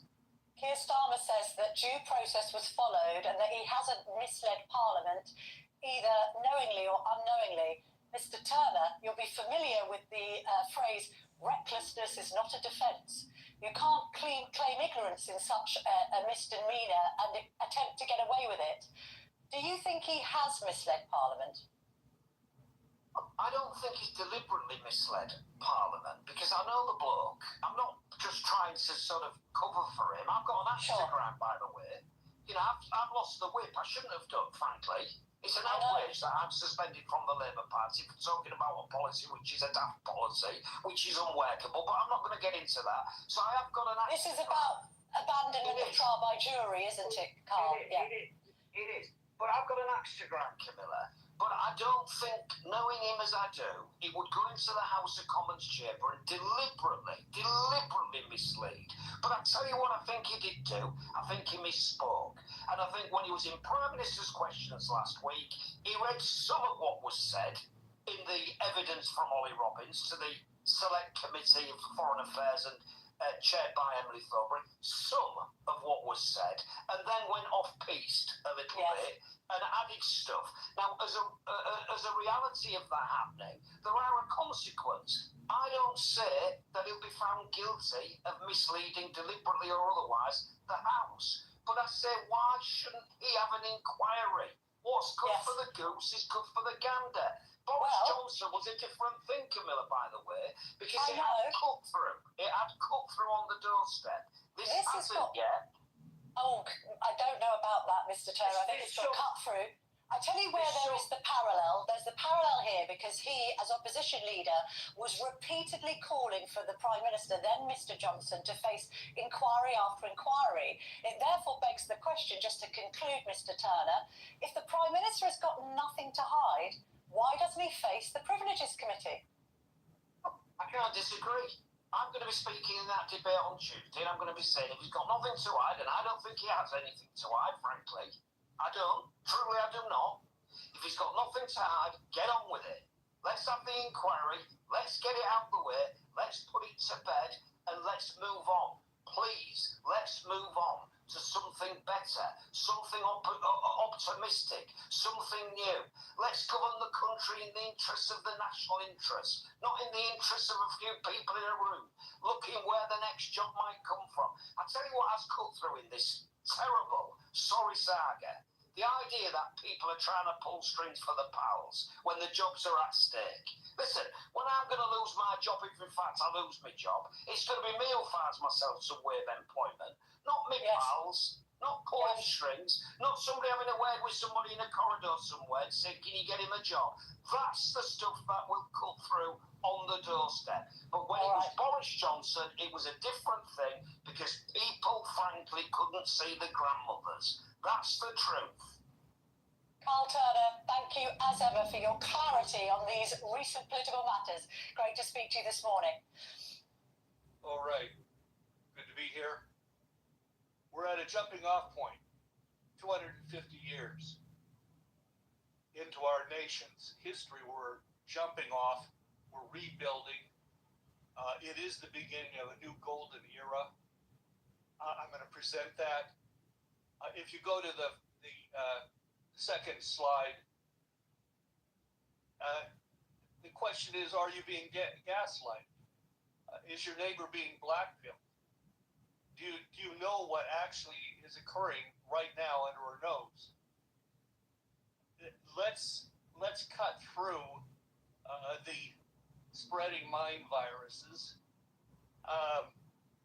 Let's get people out of their little holes that they've been shoved into, because the American system is back, and that's the name of our latest pamphlet. The American system is back. Bye globalism. You can take that slide down, Tony. The U.S. manufacturing is expanding, and we're going to be taking this message this coming week to Capitol Hill. Our delegation, self-chosen Promethean action activists are arriving right now in Washington, D.C., and they're going to be up on Capitol Hill next week with this picture and this big picture, and with the pamphlet as well. Durable goods orders in 2025 in the United States were up 8.2%. Durable goods are everything from refrigerators to big gas turbines and electric motors and so on and so forth. And I'm going to be taking you through here more or less in succession here, a quick set of slices, if you will, of what's going on in terms of the U.S. economy. Put up the next slide, if you will, Tony. Industrial production. industrial production. This is a Federal Reserve graph. Here is from January 2025 when Trump took office. On upward, the expansion of the economy. Forget the jigs and jags. That's partly statistical. It's partly, just the flux of the economy, shifts going on in the economy. But note the overall upward trajectory. This is the expansion of industrial production. That's manufacturing in the broad sense. And that's the improvement being shown consistently, and that isn't acknowledged, in the lamestream media, that's for sure. Go to the next slide. I want to give a broader perspective on this real quickly. This goes back through to the beginning of the Biden administration, and you see the jigs and the jags and the so on and so forth. But and you see that after COVID. Trump had already launched it. There was the recovery of the U.S. economy out of the COVID shutdowns. But what happened? And this is a lesson in terms of not believing statistics right off the bat. That expansion of the economy upward in 21 and 22, and then of course plateauing in early 22. That was financial. That was pumping money, cash into the system. This is what Kevin Warsh, the nominee to be the new head of the Federal Reserve, was identifying. President Trump, Bessent, and others have also spoken to it very directly. This was the cause of inflation. This was not real growth. This was, you say, industrial production? Well, what kind of industrial production was this? This was the Green New Deal. This was throwing real industrial capacity and manpower, labor, into a burn pit, using it for nothing of advantage really to the U.S. economy overall. So there's a limit to the way these graphs, what they look like, and how they can be used and what they can hide. But going back to that last slide, Tony, this is the picture of what has occurred so far, a little over a year into the Trump administration. A solid building of the U.S. industrial production out of the hole. We're digging ourselves out of the hole. It's underway. I want to bring forward that you can take that down. The announcement this last week by the White House of the presidential determinations, 5 of them, directed to the Department of Energy, ordering under the Defense Production Act of the United States, that's 1950 legislation, the Defense Production Act, ordering a massive deployment of resources, whatever, and all the federal government has in terms of tools at its disposal, to expand oil, natural gas, coal, and particularly large-scale energy projects.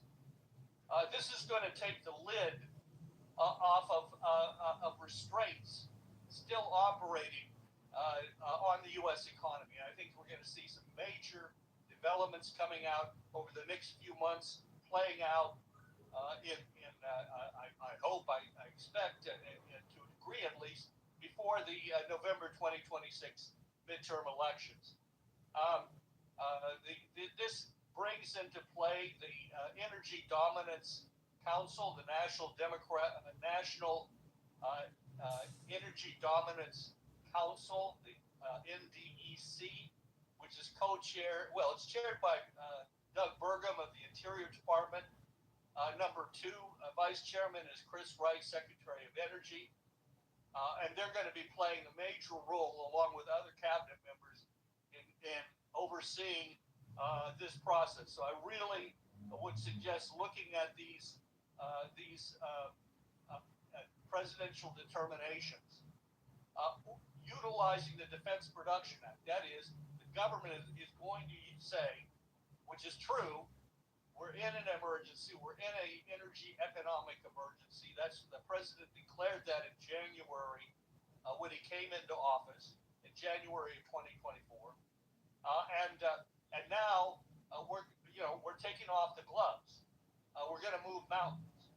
So I'll leave it there for right now. But that's going to be coming into play. But returning now to this question, well, let me move on to manufacturing starts. Construction starts. This is construction of new manufacturing facilities, factories in the United States. In the last 12 months, manufacturing starts were up 20%, 20.2% to be exact. And these are not, building solar panels, wind turbines. We're now going to big gas turbines for combined cycle natural gas plants and nuclear power plants and the rest. So coal plants perhaps comes into play again. The electric power utility starts in construction of factories, utility electric power related, grew 68.6% in the year to date through March of this year. 68.6% in 1 year. There's, one could rattle through a bunch of the projects. They include chemical projects, plutonium processing, natural gas plants in the panhandle of Texas, a new port terminal in Alaska, rebuilding of Terminal 1 in Anchorage, Alaska, to be exact. These are some of the projects underway. In January, industrial sales leads, which is utilized by contractors, identified 407 new planned industrial projects. These are planned projects. They haven't broken ground yet. Planned projects. Some of them have, but most of them are not. In March, they identified another 165. So this process is going to continue. Next, let me move to the Purchase Managers Index. You hear about it all the time in the financial media. You may not pay much attention to it. But the purchase managers, of course, they're purchasing for manufacturing companies. That Purchase Managers Index for manufacturing. They're purchasing for manufacturers in the United States. And they're polled, the most consequential and realistic such PMI is S&P Global, their manufacturing index. And it's shown again in March up to 52.3. That is, 50 is break even. 52.3 is solid growth. This is the 8th consecutive month of growth in the PMI for manufacturing. This is orders coming through from purchase managers, orders going out for equipment and the rest. Each straight consecutive month of growth. Machine tools going to machine. Now this is maybe should be more visceral. Machine tools is what you use to make machines. This is exactly what Tony mentioned at the very start. We'll get into it a little bit more in a few minutes.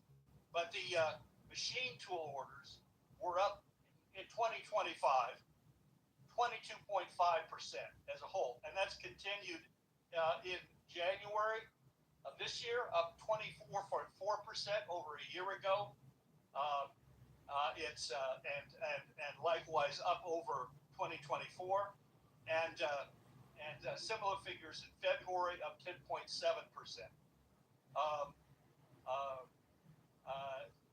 So this is this is a tremendous expansion. Let me just correct those figures. A 24% increase over January 2025, and then February 2026 was a 10%, 10.5%, 10.7% increase over January, the month before, but a 27.4% increase over February of the year before. So you get the gist. This is expansion. This is real expansion of the physical economy. Machine tools build everything else. And then we have a finer tuned reading, cutting tools. Machine tools actually don't cut anything. They need tools. Think of drill bits, abrasive instruments, and so forth. They're attached to machine tools, and they're used up very rapidly. And so a very important measurement of actual production levels right now is the rate at which we're consuming cutting tools, which are being used by machine tools, CNC machine tools, and the rest. Well, in 2026, orders so far are 445.8 million orders for more new machine for cutting tools, right, to replace other ones. That's up 11.3% just so far in the year, just through March. So these are all types, carbide tipped inserts, drills, milling cutters, etc., etc. Very important. And I'll just note there that one of the biggest machine tool companies and robotics companies, FANUC, based in Michigan here in the United States. It's a Japanese firm based in Michigan. I believe it's Highland, Michigan. FANUC has announced a new robot manufacturing plant that they're constructing. It will invest $90 million, 840,000 square feet. That's just the money for the building. And so they're going to target completion by 2027. This is part of the expansion that's going on in the U.S. economy. And we're growing productive jobs. I think this is important to look at. The goods producing, which is a BLS, Bureau of Labor Statistics category, a broad category. Goods producing, that's machinery. It's also construction and a broad area beyond manufacturing. Goods producing employment increased by 43,000 in March. We had a total increase in the payroll of 178,000 in March, which is really quite extraordinary. It all kind of averages out, but there's a steady buildup in terms of employment as well. I'll come to another aspect of that in a second. Construction added 26,000 jobs in March. They've upturned very significant numbers since November of last year, to the tune of 90, 100,000 construction jobs. And the Association of General Contractors reports that their members would be hiring more construction workers if they were available. This is largely for non-residential construction, factories, infrastructure, and so forth. Wages simultaneously are going up. Production and non-supervisory goods producing employees, again, BLS category, have seen an average of a raise of $1.40 an hour in wages and benefits over the last several months. This adds, if you calculate it, this adds to about $3,000 in a year in wages and benefits without including overtime. And of course, in terms of overtime, there's no tax on overtime now because of the one big beautiful bill. And further, there's no inflation. If we set aside the temporary inflation caused by the Iran conflict, which is here today, gone tomorrow, these geopolitical events, set that aside. That's not inflation. That's caused by those geopolitical events. Inflation is caused by monetary expansion, printing presses, and no correlated actual physical expansion of the economy. That's what we saw under Biden and the auto pen. This is real expansion going on, and therefore, the inflation, the nominal inflation, is around 3%, thereabouts. So then I want to just bring in another feature. This is a little deeper, but I think it's very relevant, something to keep in mind. We're in a new demographic reality. 2.5 million illegal immigrants, that's an approximation, have left the country. 600,000 of those left as a result of action by the government directly. The others did it voluntarily on their own. But the total figure's around 2.5 million. I'm not dwelling on that here at this moment, but that changes the layout, the topography, if you will, of the U.S. labor force significantly.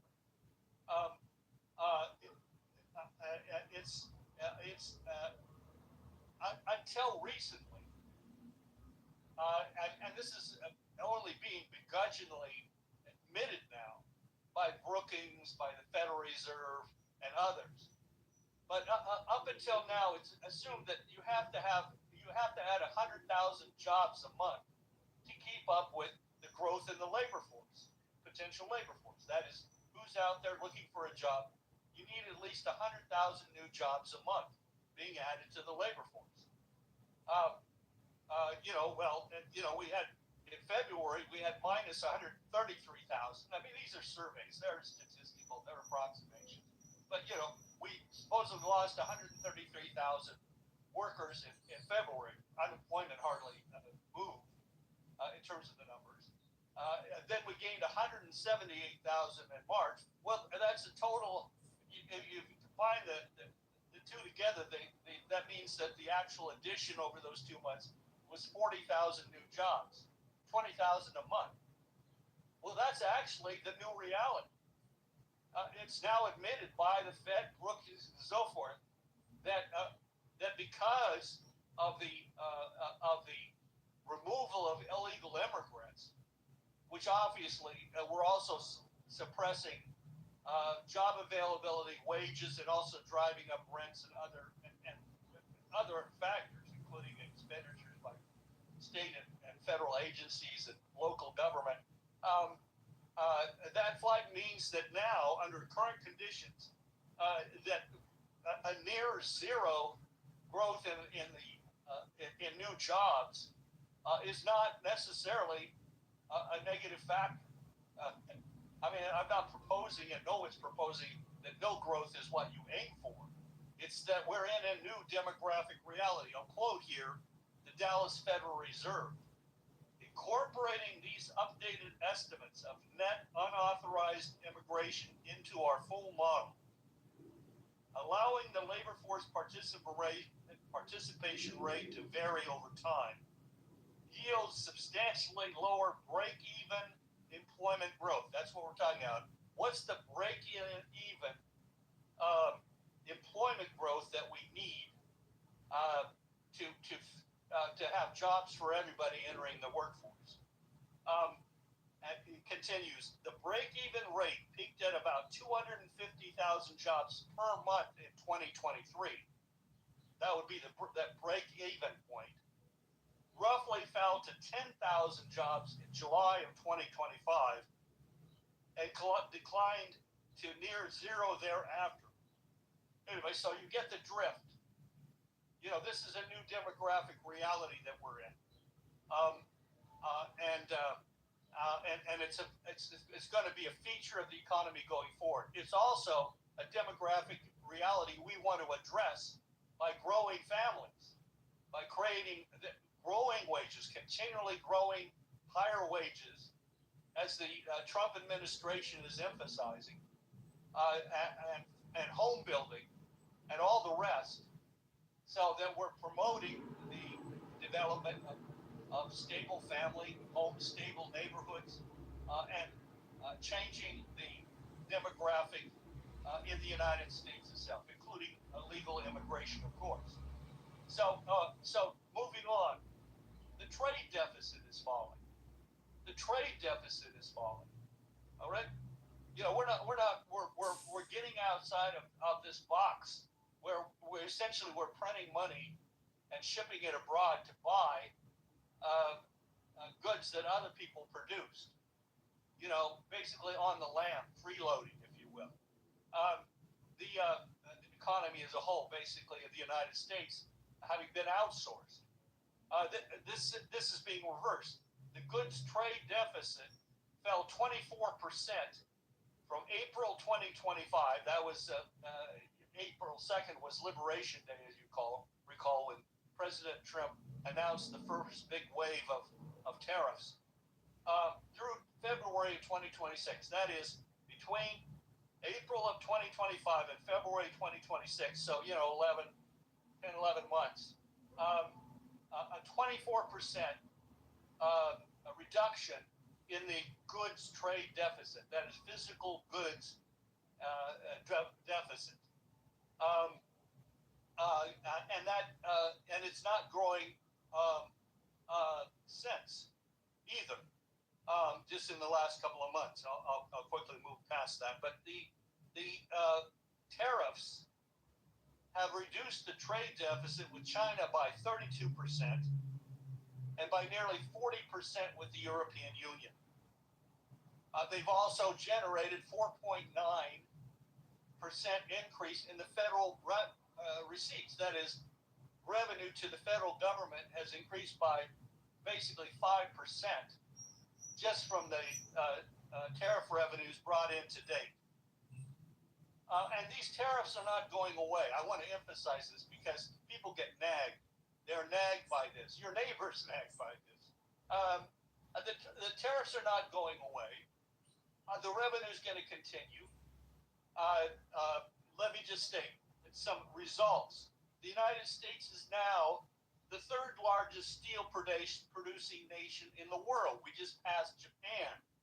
We haven't been there in a long, long time. We're now producing steel at a substantial rate. And we have more steel capacity coming online because of the 232 tariffs, Section 232. That's of the 1962 Trade Expansion Act, the 50% tariffs on imported steel, copper, and aluminum. So as a result, there's now 4 million tons of new crude steelmaking capacity that's expected to become operational in the next 2 years. These are plants I'm talking about here just in terms of steel. West Virginia, Arkansas, and South Carolina. And there's additional investments underway. And we've spoken in the past of the new aluminum plant that's now getting built will be built in Oklahoma, the first one in decades. That's Century Aluminum and in partnership with Emirates Global Aluminum. Emirates is in the United Arab Emirates. It's a joint venture. But additionally, Highland Copper, Ivanhoe Electric, Rio Tinto, and Wayland are expanding copper mining, smelting, and fabrication facilities. So all of this is going on. All of this is building out as a result of the tariffs that are making it possible to again invest productively, profitably in growing the real U.S. economy. There's 3 different tariffs now. We can come back to this in the Q&A if it's significant for people. But there's the 62 Tariff Expansion Act. That's the Section 232s. Those are on specific commodities. That's going to be applied to pharmaceuticals. That's already in the works. That's being negotiated right now. It's already been ordered by the president. He's already received a report back from the Secretary of Commerce, and we're proceeding with that. In conjunction with the 232s, there's in the 301s and the 122 sections, which are from the Trade Act of 1974, Kennedy era legislation. And that's the across the board 10 to 15% tariff that's in place now across all imports, with exceptions for like what the U.S., Mexico, Canada agreement and so forth. There's other ones enforced there as well, but these all are playing the role of replacing the tariffs, the IEEPA-based tariffs that the Supreme Court overturned. So that this is going to continue. Tariffs are going to continue. It's part of the American system. It's been there since Alexander Hamilton and George Washington. All right, so it's continuing. And I want to just say on Section 232s, forget the numbers. I mean, it's not that important that you memorize them or something. But under the tariffs on specific commodities like steel, copper, aluminum, pharmaceuticals, could be chips and so forth. Continuing, that's also now being applied to what are called derivative products. That is products that come in with steel content, and those tariffs are on the full value of the product. So if there's steel in a product, well, then the tariff is to the value of the entire product. That's not just trying to measure the aspect of steel that's in that product. So these tariffs are now being implemented. Before we had a situation, I mean, there's still some of it going on, where steel produced, it could be in China or Japan or whatever, for example, or Europe. They wouldn't come in directly to avoid the tariffs. It would be sold to some secondary to a user of that steel, who would then utilize that foreign steel in products and then import it to the United States, therefore skirting the tariff on importing the steel directly into the United States, but taking away a market for U.S. steel, and likewise with copper and so on. All right. So the expansion of Section 232s to all the derivative products, immediately, essentially you've got a worldwide cup of coffee here. The utilization of these basic essential minerals, resources, in all sorts of fields, means that these new tariffs become virtually a new IEEPA tariff in terms of its reach. So again, we can come back to that, and I'll just say, in terms of settling up on the IEEPA tariffs, who's going to get paid back, who's not going to get paid back, who really paid the tariffs? This is not straightforward. The way the media makes it out, who pays the customs? Well, that could be, it's the importer that pays it at the door. But in exchange for paying that increased tariff, the exporter may have given price concessions. Basically paying for the tariff under the table, and so on and so forth. So this is going to have to be worked out, and there's all kinds of ins and outs in it. It's going to be very messy, but obviously the Trump administration and the U.S. economy is rolling forward. Okay, so next slide, Tony. I mean, what else is it going to take? Energy we'll come back to if we have time. But what else is it going to take to make the U.S. a manufacturing superpower? What is it going to take to make the United States, again, a full-set economy? That is where we essentially produce everything. And that means we have the skill sets to produce everything, not just today, but the advancing skills, the creativity to generate the new technologies, the new capabilities tomorrow. We achieved that. By the time of the period of Lincoln through McKinley, we were a full-set economy. We imported, we exported, but we were largely self-reliant as a growing industrial economy. That was revived with the arsenal of democracy, mobilization of World War II. under Roosevelt, and Trump is calling for, as he calls it, a Republican New Deal. We're going to deliver the same kind of expansion today. So what else is required to make that happen? And this comes to the merger, an ongoing merger now. I want to single this out, of advanced machine tools with robotics and AI, artificial intelligence. Next slide. My Substack, Physical Economics, it's free. You can go there.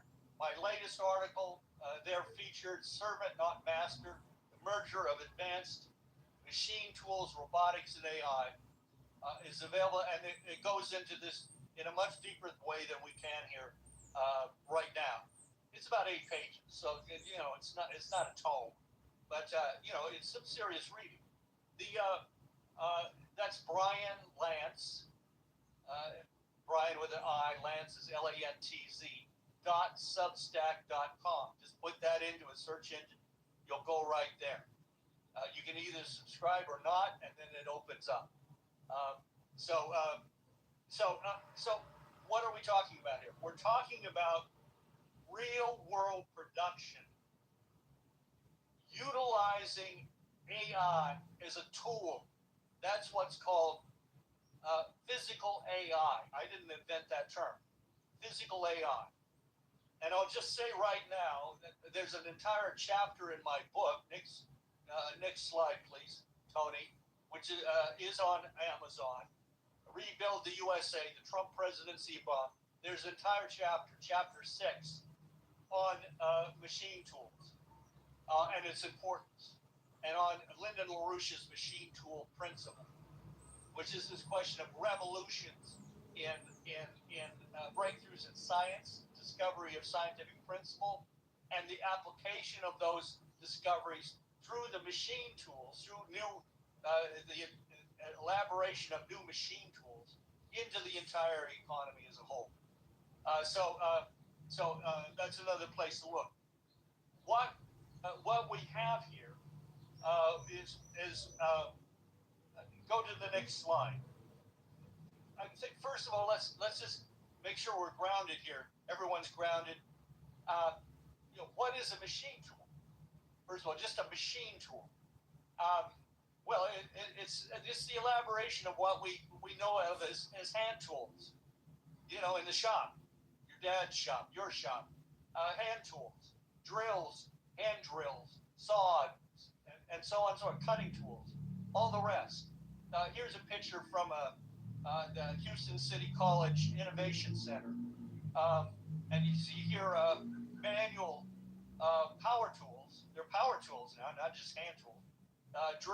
Drills here in the foreground of this picture. Just an example. That's power tools, machine tools of a manual sort. Go on to the next slide quickly. What we have now, and have had since the 1980s, is the development of CAD, computer-aided design, and then with 3D modeling.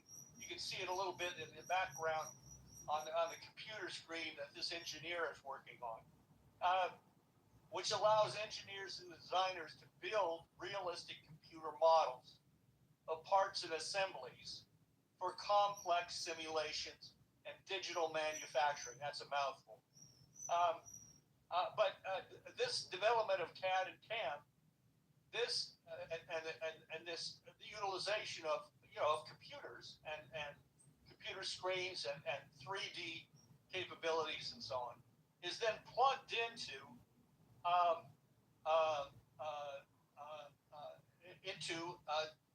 CNC machine tools. CNC machine tools are computer numerically controlled machine tools. That is, they're programmable. They're automated versions of the manual machine tools which are still in use today, of course, as well. They're directed through the use of computer software. They're programmable. I want to just emphasize that. And so they can automate production, but they also increase precision, speed, and capability in the process. Go on to the next slide. And then as a CNC machine tools, we have automatic tool changers. This is a rack, a rotating rack of tools, an automatic tool changer, a chain type they call it. Each one of those you see, vertically there is a tool, and that thing rotates, and each of those tools can be pulled out as required. The programming of the CNC machine tool now involves these automatic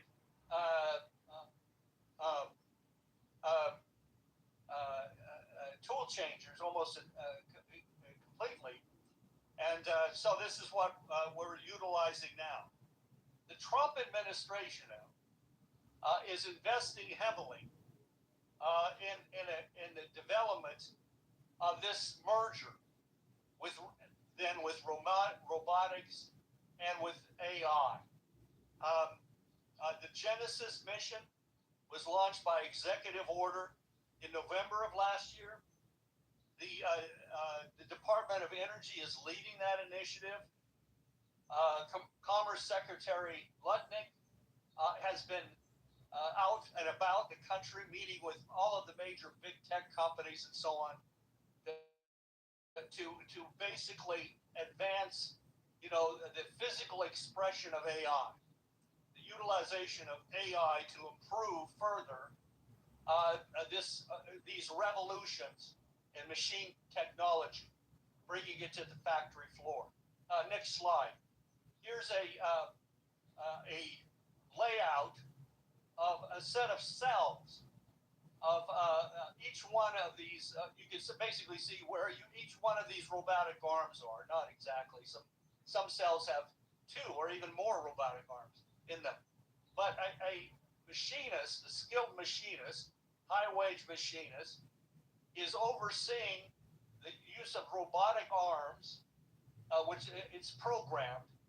They pick up parts or materials. They load them into the CNC machine tools that are otherwise been programmed, who then work that material, that block of metal, for example, and fashion out a product or a step in producing a product that's required by that shop. They then unload, robotic arms then unload those products, but the sensors on the arms also capable because they use digital cameras, and the sensors have measuring capability, digital measuring capability, to determine whether that product meets specifications. And that information is fed back into the computer program. And so here you have, obviously a layout of such a set of robotic cells. Common, what we used to call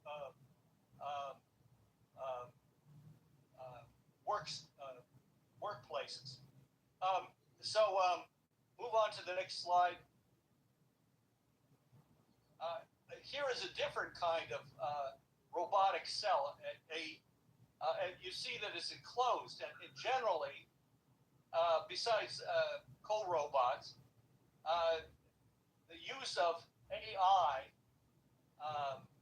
in directing robots and machine tools as a self-enclosed circuit, if you will, are fenced in, literally with metal fences, or it could be with lasers acting as essentially a signaling guard to protect the operation and keep people at a distance.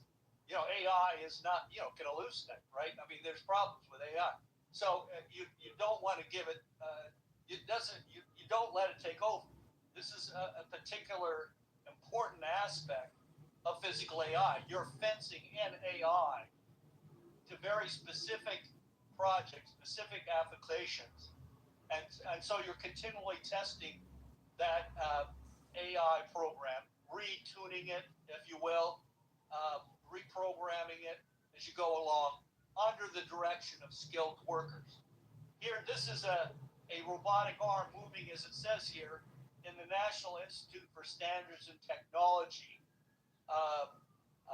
biological foundry, the Living Measurement Systems Foundry. The NIST is extremely important, federal agency based in Maryland. The NIST is extremely important because it determines the standards for machinery, weights and measures, you name it. And so they not only do that in some kind of, with a measuring tape, they build out facilities and test facilities. And so this is ferrying samples. This robotic arm is moving along this conveyor belt, if you will, ferrying samples, as it says, between different instruments for testing and analysis. And the next slide shows the arm of that robot or another similar robot picking up a box of samples. And you see that mass of wiring and so forth. That's inclusive of the sensors that are being used to ensure the pressure is right on the box, that it has it held correctly, and the same kind of device otherwise could include capabilities for measuring the actual item as it's produced in a CNC machine tool, for example. So that's some examples. There's now MTM, machine-to-machine platforms. These use two-way communications. They're often autonomous. This is what AI steps in to allow. The build-up of a great deal of pattern data through and use of algorithms allows a machine to infer solutions to problems that pop up within a very limited range, not profound problems that require human creativity, but problem solving in a more inferential sort. And data is fed back into the central computer or computer system, and that information is then shared with other machines, other programmable machines, as a database, and so forth. So these machine-to-machine platforms or Internet of Things platforms is an important feature of machine tools today. So I'd like to get into energy, but we're running short of time. I just want to quickly emphasize the next slide, please, Tony.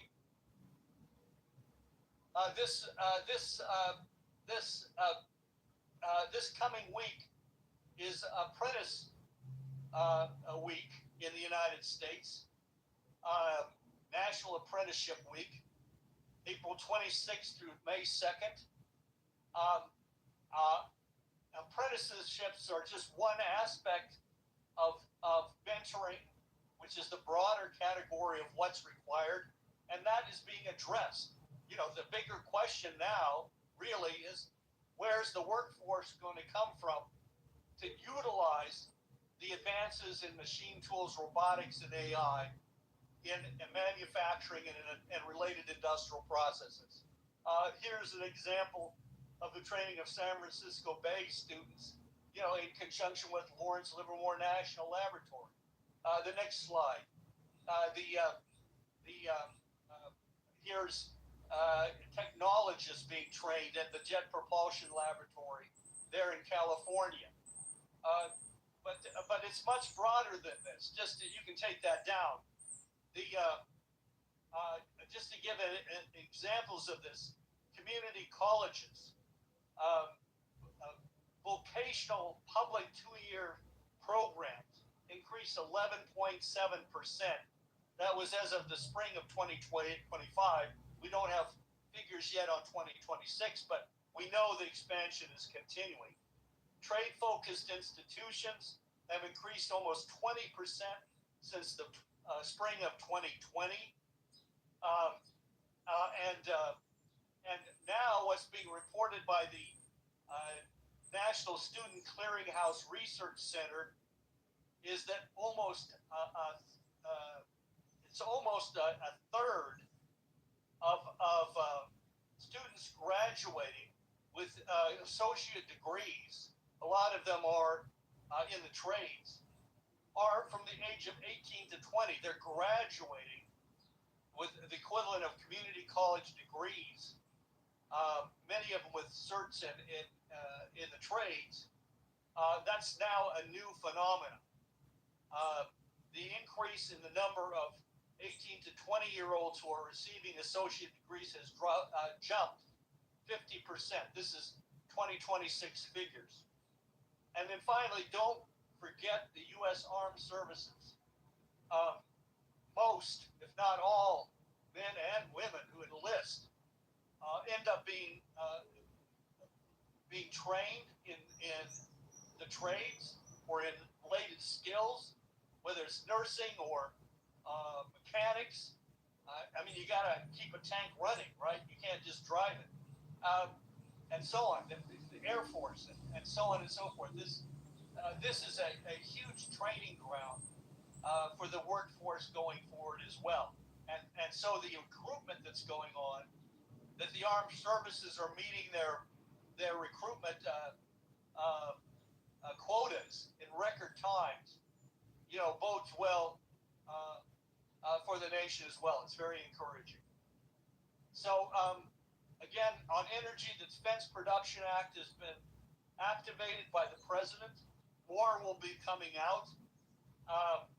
The governors of New England on March 31st issued a joint statement, all 6 New England governors, calling for the advance of a regional energy strategy focused on nuclear power plants and advanced nuclear technologies. They don't want to be an energy island cut off from the rest of the world. They need energy. So these realities are sinking in. There's a lot of developments on nuclear power. I'll just mention a few really quickly here. There's nuclear power in space. As of April 14th of this year, just a week ago, the White House established the National Initiative for American Space Nuclear Power to bring nuclear reactors into orbit by 2028 and to the moon by 2030. So this is another integrated aspect of the U.S. nuclear program. Air Force nuclear reactors, micro-reactors for bases, bases have now been selected. That's moving forward. Buckley Air Force Base in Colorado, Malmstrom Air Force Base in Montana are the first ones. New Jersey has lifted its de facto nuclear moratorium as of April 8th, just 2 weeks ago. Diablo Canyon's license in California just was officially extended. That was April 2nd. 20-year operational extension by the NRC. The Palisades plant in Michigan is moving forward, the restart of that facility. And there's a number of projects at Oak Ridge and the Tennessee Valley Authority area in Tennessee, including Caros Power's Hermes plant that's broken ground on April 17th. There's GE Vernova Hitachi's BWRX 300 plants that are being built at the Clinch River site of the Tennessee Valley Authority. Triso Fuel and other fuel projects are also underway. So I'll end there, and I hope I haven't overloaded you, but I hope that gives you a sense of what is in motion. What is in motion with our economy, with our nation, here on our 250th anniversary. If I can find it, I'll use it. If I can't, I won't. But I recall President Abraham Lincoln's statement that the whole world, you could say, the universe is a mind, and every man is a miner. So thanks for your attention. I look forward to questions and answers, questions and discussion, and so let's move to that.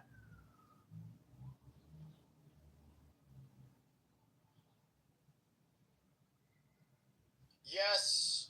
Hello, my beautiful friends. What a day it is. We are back. We've got yet another assassination attempt on our president. And this one was also, like the others, way too close for comfort. We'll talk about it. We've got a lot of reaction, a bunch of clips out there, a lot of people hitting the media. Of course, Todd Blanche was out, Kash Patel, President Trump himself.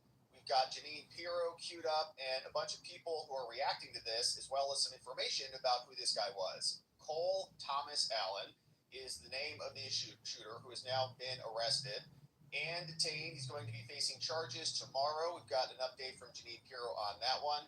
And we're starting to notice a pattern here that is very problematic. We've covered many of these here, unfortunately, on the channel.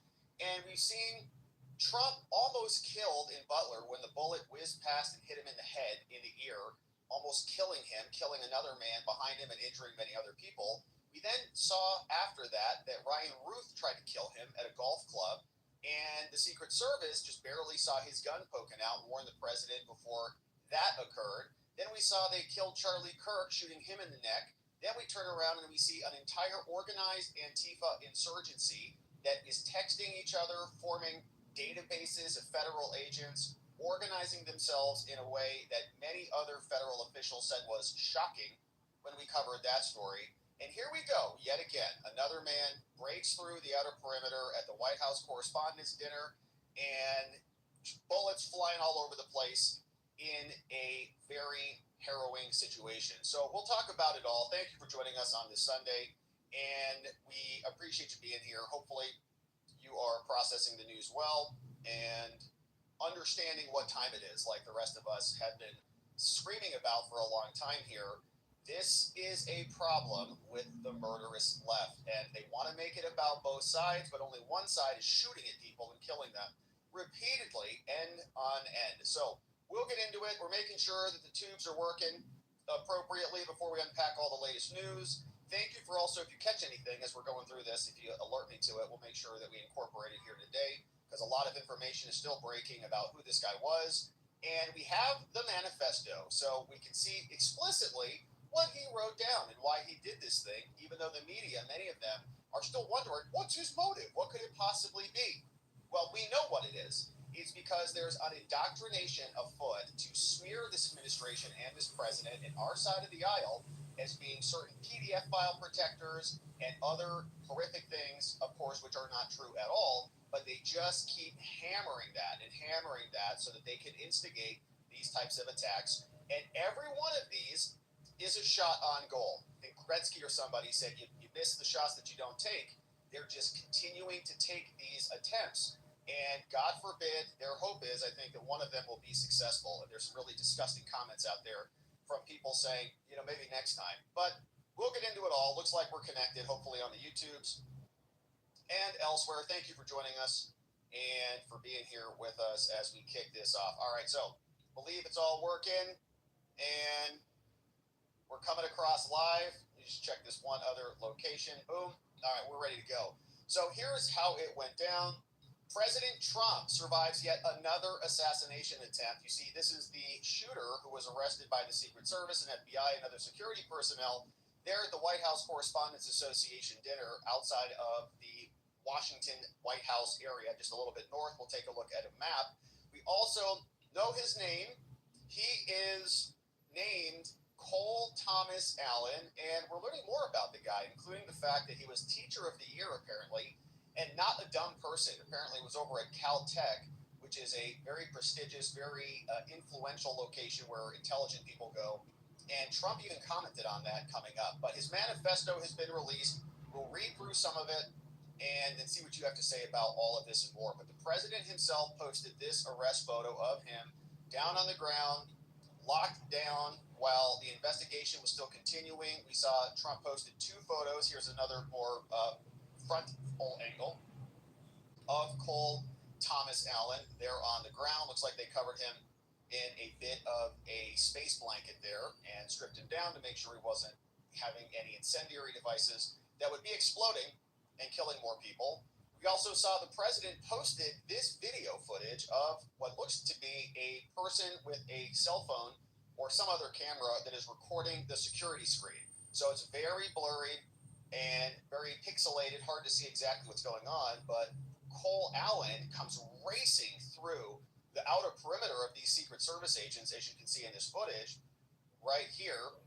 These are security agents, Secret Service and other personnel, and then Cole Allen is going to just run right through it. Right there. Comes racing through. Catches everybody off guard. Guns are drawn. And it's pretty amazing that he's not Swiss cheese. Okay, then they all continue to follow him. Shots are going off. We've got a bunch of video queued up here, courtesy of CBS. But it's pretty shocking how quickly this guy is moving and kind of catches them all off guard. One more time.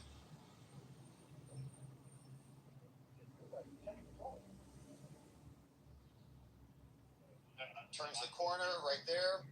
Boom, races around the corner. Racing right through.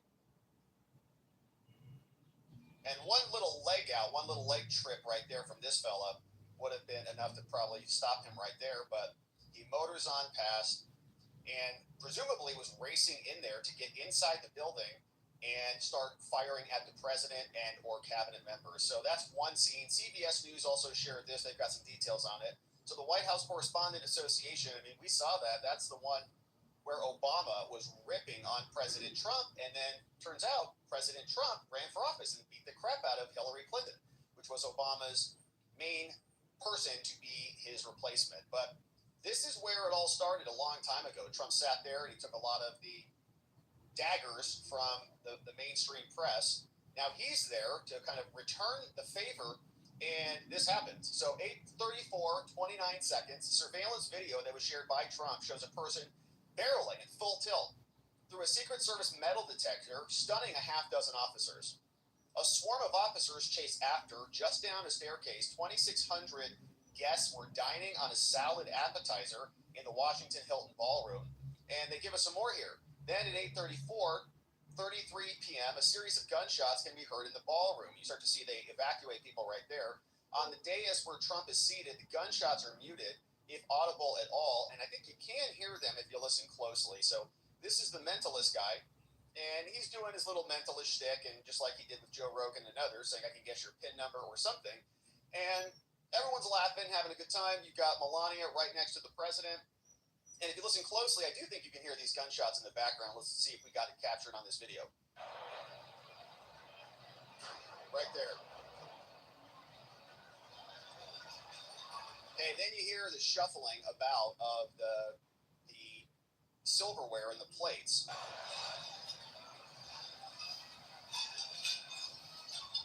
Guess is a word. Melania is shocked as can be. Gunshots are over at this point.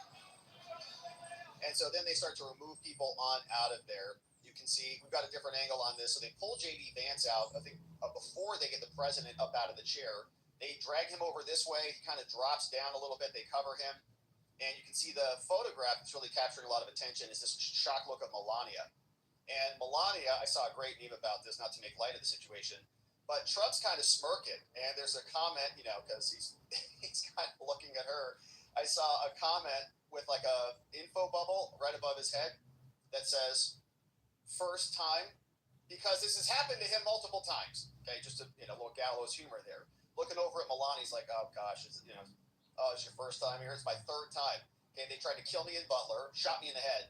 Then they tried to kill me on the golf course, and fortunately, Secret Service fired back when they saw a barrel poking out of the bushes. Ryan Root, that crazed maniac who was over in Ukraine a bunch. Then Trump now is the third time. Charlie Kirk's already been killed, and there's a horrific video of Erica Kirk, running out of there, very upset about hearing gunshots there. So Melania's shocked, and the mentalist and everybody realizes kind of what's going on. So then we fast forward a little bit. JD gets pulled out. He's over on the other side of the podium. Then they come to the president, and they grab him. He's kind of ducking and turning. A lot of other people drop under the table. And it's just ridiculous, right? That we have crazed lunatics who are trying to kill our president. So then at 8:34:35, some guests at the back of the ballroom are taking cover. A lot of video coming out from people. Here are some women underneath the table. Some shooting video on their phone of the unfolding scenes. And it's mostly bedlam in there. There's also some photos. I mean, everybody's reporting right there. So there's also some photos of some journalists grabbing bottles of wine. There's another photo that's video going around of a guy who's just finishing his salad, like, well, you know, all right, yeah, this is a good salad, though. Love that Caesar. And then security officers at 8:34:40 are rushing up the center aisle, climbing over chairs, fanning out across the ballroom to their protectees. We saw Pete Hegseth pop up. We saw Stephen Miller pop up, rush his pregnant wife out of the room. And it's bedlam as it's going on. Then, of course, some other guys are just down here just kind of recording like, wow, this is crazy. Dana White was also out, the UFC guy. And he was saying that was effing awesome. Dudes just popped in there and had firearms coming out of their jackets like Rambo, ready to protect everybody in the building. So he wasn't too perturbed about it. But then just seconds later, 8:34, Secret Service agents run on the stage 12 seconds after shots are fired, so they're up there quick. Vance is quickly escorted out of there. An agent blocks Trump with his body, but it takes several seconds for POTUS and the First Lady to take cover. POTUS is then escorted off stage 20 seconds after the VP. And here's how this looked. JD's getting dragged on out of there. Back over. Then they go to the president. Guy runs in there. Now, this guy was already jumping in front. Then they grab Trump. And then he's on the ground. They kind of are picking him up to help him get escorted on out of there. Every agent surrounding him to make sure no errant bullets are coming through. And other people just crawling out. So it's, I mean, just ridiculous. So JD gets thrown out first, the president thereafter. Then armed law enforcement agents at 8:35:47 occupy a stairwell at the rear of the ballroom. An agent shouts, "Is anyone in the kitchen?" Behind swinging doors, kitchen staff are lined up with arms raised as agent with guns drawn clear the area. So they pop in there. Everybody's okay. No guns here. We're just cooking the meals. So behind the scenes, nobody knows what's really going on, right? It's total chaos. So you don't know, are there multiple shooters? Was that one guy just a distraction so that somebody else could make entry through some other area? That's behind the stage and behind the scenes. Then at 8:37, security details start removing other administration officials, and there were a bunch of people there. Hegseth was there and many others. Rubio was there. Kash Patel was there. Todd Blanche was there. Looks like Scott Bessent is right there. From the ballroom, as dinner attendees continue to take cover under their tables. Among those escorted out are Scott Bessent, you see there, Secretary Hegseth, Blanche, and even House Majority Leader called Steve Scalise, all being pulled on out of there. And many people are noting, there's Hegseth, this is why we need a ballroom, so that we're not all corralled into a hotel at the Hilton, and you can actually have some security there without having to worry about getting killed or murdered. So here's more from CBS. Trump said at 9:17, called the all clear. He said, quite an evening in the D.C. Secret Service. And what they did a fantastic job. They acted quickly and bravely.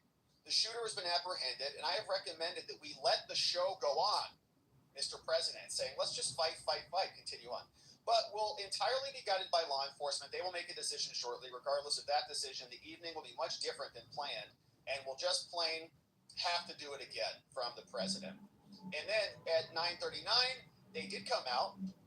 The president, Weijia Jiang, she returned to the podium, and she said, well, it's canceled. Okay, the president said we're going to come back in the next 30 days, and we'll do this whole thing again. Apparently, the president had some burners that he was just going to unfurl along and against the media. And there's also a clip of Caroline Leavitt saying, oh, don't worry about it. There will be shots fired that are coming soon. And I don't think she meant this. Okay, that's just kind of a common phrase there. So the whole thing unfolded pretty quickly. And moment by moment account, we went through most of it and saw what CBS had to say. But now they're trying to reschedule this whole thing.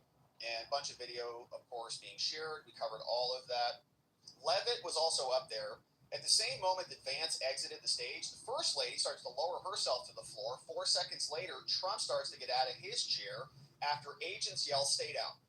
Caroline Levitt, who's pregnant and about to go on maternity leave, and others seated at the head of the table get on the ground. Two Secret Service agents pull Mr. Trump up, start to escort him off stage. After taking several steps, Trump is lowered to the ground and covered by four agents. Then Caroline exits the stage at a crouch. Trump then stands back up. He and the First Lady are escorted off by the Secret Service. He's out of there 20 seconds after J.D. Vance. And I don't know, exactly why that is, or if it was just different details in different positions. Trump posted on social media, then they canceled the event, and that's what we've got from the event itself, the attack on the president's administration. And we do have the manifesto because now everybody wants to say, well, we don't really even know what the motive is. It's very complicated to figure this out. Here's the dumb New York Times with their recap. And still at the top, they say, let me see if they just changed this.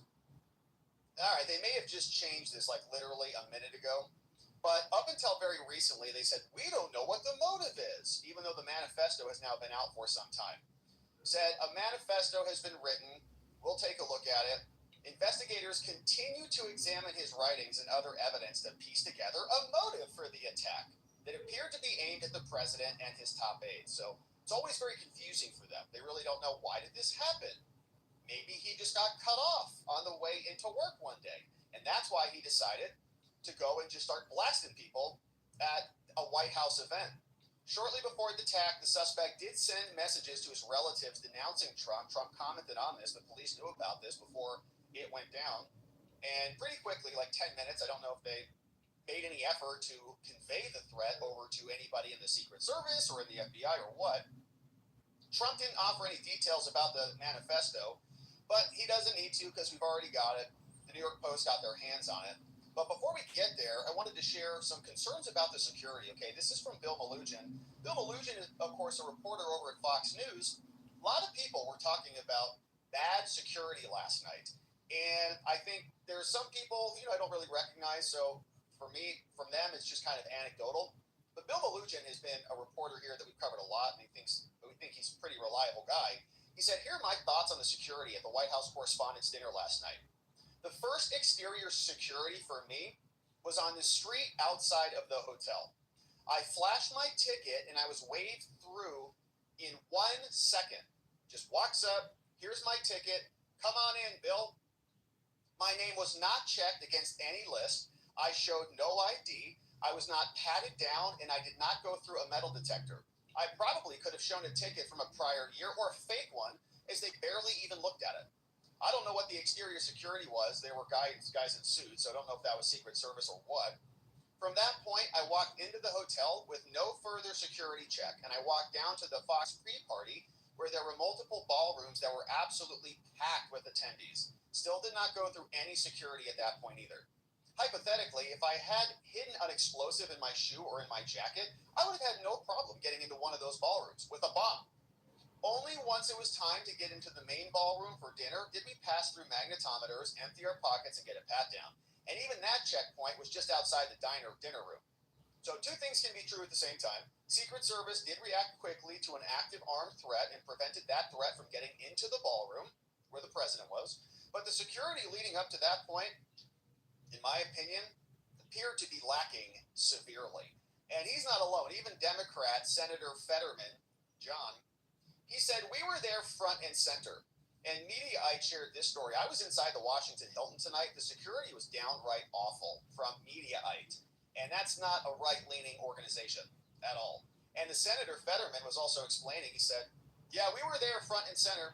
That venue wasn't built to accommodate an event with the line of succession for the U.S. government, Treasury Secretary, Department of War, Secretary of State, FBI Director, Attorney General acting, Todd Blanche, the whole government. After witnessing last night, Fetterman says, drop the TDS, okay, and build the White House ballroom for events exactly like these. Seems like it makes sense. So that you don't have murderers trying to breach the perimeter because it's on the White House property, not at a hotel. And the hotel is very problematic because you've got rooms, you've got ballrooms, you've got parking, you've got all these other things that are points of possibility of entry. So that's from Fetterman. And we're learning as well that this guy also is a pretty bona fide Democrat. Okay, so it's always, how come they did it? We don't really know. It's all confusing to them. And both sides are doing it. Yeah. So I see a lot of people, says Brent Scher. He says, they say the suspected shooter gave money to Act Blue.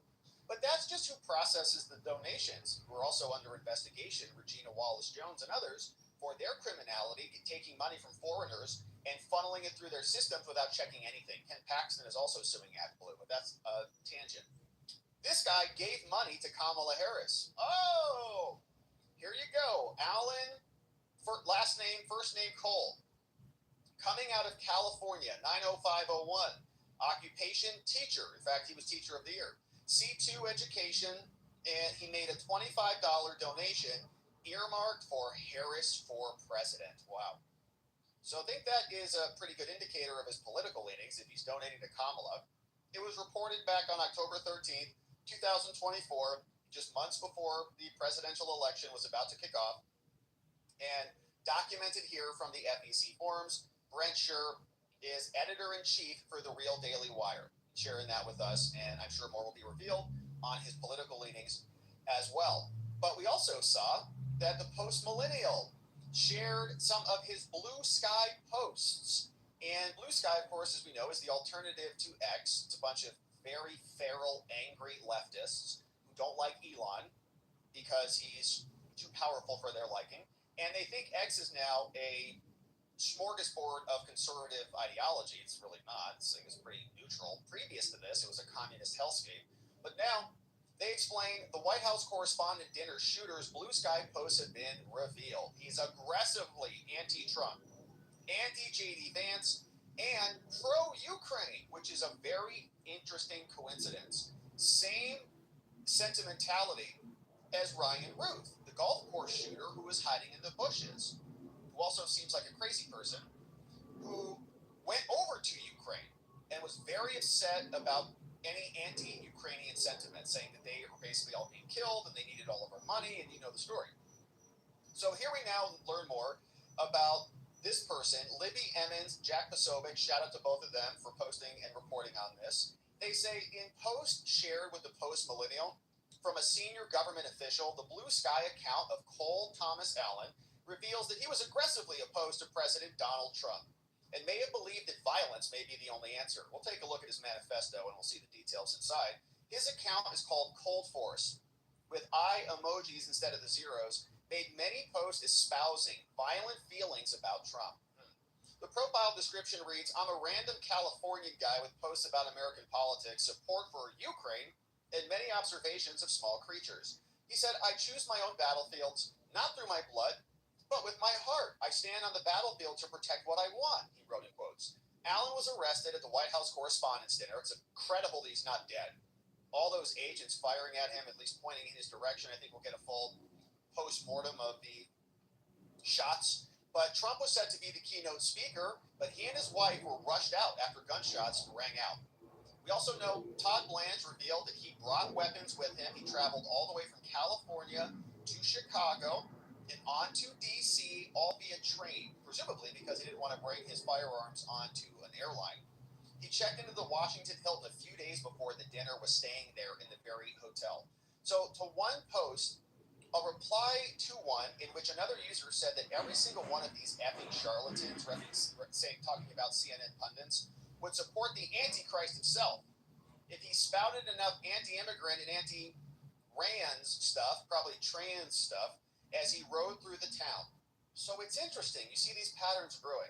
Just like the anti-ICE insurgency, which was creating an organized chaos and attacking federal agents. They did it, walked right up to the line of criminality, playing the I'm just a dumb tourist routine, just like Preddy did, Alex Preddy, when he was shot after constantly obstructing federal agents. They push him aside. He waltzes right back in. I'm just going to stand here. Oh, what's going on? What's going on? He kicked the crap out of the back of an ICE vehicle, breaking the taillight off, spitting at cops, attacking them repeatedly. Anti-immigrant is what they say. So they organize. They get the license plate numbers of all these federal agents. They blow whistles in their ears to deafen them. They want to instigate chaos, and then once something bad happens, they say, oh, we're victims. How dare you attack us? We're just peaceful protesters. We're so innocent. So again, you see the pattern with that. Then you see the anti-trans stuff. That's why they say Charlie Kirk was killed. Tyler Robinson said, "Oh, I have to protect my gay lover," and Charlie says maybe this is not a good idea to have our society trans itself up into oblivion. So they shoot and kill him for that. So it's the same type of content and comments as he rode through town. Allen said that it would be better stated every single one of these effing charlatans supports the Antichrist. So here's just one post. Hi, no thanks. Shares that one. That's the original post. Cold Force responds. Apparently this is the guy, Cole Allen, saying delete everything after himself, add an S directly after support. So revising the statement like he's redlining a document. Now, in response to a clip of Trump saying, I ask questions from very intelligent lunatics, you people. I give the right answers. There's never a scandal. There's never a problem. I give you answers that solve your little problems. Allen shared a GIF or GIF of an animated criminal thug character delivering a violent slap. Okay, so Aaron Rupar, who is an anti-Trump leftist, shared this one. Trump, he's commenting, is Trump in good health? I sit here, said the president. I do 4 news conferences a day. I ask questions from very intelligent lunatics, you people. I give the right answers. There's never a scandal. There's never a problem. I give you answers that solve your little problems. And then he says, right here, okay, this is a guy doing the old backhand, I guess, to the president. In another post, responding to Trump calling out the failures of Democrat leadership in California, Chicago, and New York, he simply also shared a GIF of a man pumping a long rifle, getting ready to shoot. So another post from Cole Allen, a.k.a. Cold Force at Blue Sky, sharing this guy pumping a shotgun saying shame. In response to this comment, Trump's talking about the radical left Democrats running the Democrat left communist hellscapes. San Francisco, Chicago, New York, and LA, all sanctuary cities. And Allen then advocated for buying guns in response to a report that Trump may be considering ways to ban trans persons from owning guns. Because if you have a mental disorder and you're unstable, hopped up on hormones and testosterone, maybe you become a little bit unstable. So he says best time to buy a gun was in parentheticals, or essentially greater than or equal to your state's waiting period days ago. Second best time is today. Trump DOJ looking at ways to ban the T's from owning guns, according to sources. So he says, go get some guns. Maybe he's also trans-aligned, just like the Charlie Kirk alleged assassin was. Another post shows him complaining about the perceived lack of coverage of the war in Ukraine. Yeah, Margot on Blue Sky says, have your mainstream media reported about Russian missile and drone attack on Kyiv this night? Cold Force, a.k.a. Cole Allen, says founded on one ABC but barely noticeable. A literal propane tank blowing up a mall has more visible entry than the coverage over Ukraine. It was every day under Joe Biden's administration. Now it shifted a bit because we've got other conflicts to worry about, and so they just want to go back to Ukraine, just like Ryan Ruth did. And lambasting J.D. Vance for saying he's proud that the U.S. has stopped funding for Ukraine. J.D. Vance said this one, stopping funding for Ukraine is one of the things I'm proudest that we've done as an administration. It's a very good thing. J.D. Vance was at a Turning Point event answering a question from this nice young woman. He says he's proud that we don't uphold our commitments. What a piece of crap, says Cole Allen. Another post from Allen shows him trying to hold Vance to account for opposing some of the commentary from the Vatican. Here is this one. The Pope is incorrect of matters of theology. J.D. Vance responds and drops this quote about the Pope. Then Cold Force says, why TF, the F, did this moron convert to Catholicism if he wanted to protest this much? Okay, from Cole Allen. Now, he also believed that Trump was in some way culpable in the Epstein files, saying, quote, I mean, from the Epstein files that have been released, it's public knowledge that he likely is basically a sociopathic mob boss. Like, that's just literally who he is. People got to stop treating him like someone who honors agreements. And we're going to read the manifesto, and it's going to corroborate a lot of this. That post was in response to another post that read, Trump is now totally fine with Iran, as long as they cut him in on the tolls they charge. The guy basically has the moral fiber of a sociopathic mob boss. He's a walking atrocity. Somebody shared that on Blue Sky. They're all basically feral over there. Then we got the post from Cold Force. Trump's a sociopath. People got to stop treating him like he honors his agreement. Then another post dropped, and you can read it here. Will Stancil says, I'm telling you, the best way to understand the ceasefire is that Trump, faithless and feckless, saw Iran winning the war and wanted to be on the winning side. He surrendered to them. Then he said, Trump is literally one of those villains that if you beat his hard enough, he'll join your team. Don't really have any other insights into this. It's not really actionable because no way Schumer just canes him into acting his age, but like it would probably literally work on him. So he talks like, I guess like a high school girl, like, and we're going to see how apparently he's very intelligent, went to Caltech and others. Now, Allen called U.S. officials in D.C. effing idiots who don't know how Shahed missiles work and more Ukrainian stuff. So here, Ukrainians had to make a PowerPoint presentation for U.S. officials to articulate the threat of Iranian drones. Americans dismissed it as just Ukrainian things, but then their two collective neurons finally connected after a Shahed above a U.S. military base. This is what's going on over there at Blue Sky. Wild. So he says, how the effing idiots in D.C. think these missiles work. If it's America, not a target. If it's Ukraine, it's a target. Responded to another post about the Pentagon's plan to automatically register men 18 and over for selective service, saying, that's a great idea. You should definitely present the armed, depressed, and lonely young men of this country with the choice to go between go die in the Middle East, to distract from a PDF file's incessant crimes. And every day the leftist media does this. Trump's a PDF file constantly. And do J6 but better. What could possibly go wrong for you here? Then he called Trump a known traitor, said he ran his campaign on revenge, that he effed up COVID, and that he has known connections to a murderous effer in the Kremlin, Putin. So he says here, we put a known traitor in office who explicitly ran on revenge, effed up COVID, who with known connections to murderous effers in the Kremlin, that's Putin. And it's like, we lived the whole first term of people being brainwashed that Trump was a stooge of Putin because of the Russia collusion hoax. Nonstop. Russia collusion. Trump, remember Colbert said Trump is Putin's whatever holster. Disgusting language and rhetoric, and it seeps into the brain and it permeates across ages.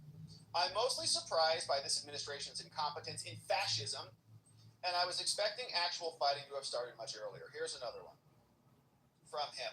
Someone's talking about the Ukrainians, and again, 4 years of Joe Biden, Ukraine, really, 2 years in 2022, right?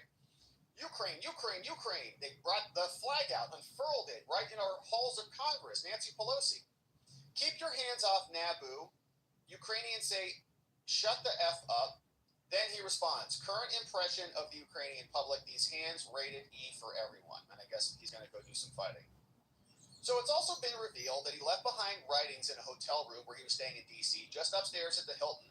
In those writings, he said, I am no longer willing to permit, this is in the manifesto that we'll look at next, a PDF file, a rapist, okay, which is, again, is another made-up hoax, courtesy of E. Jean Carroll and her lawyer, Roberta Kaplan.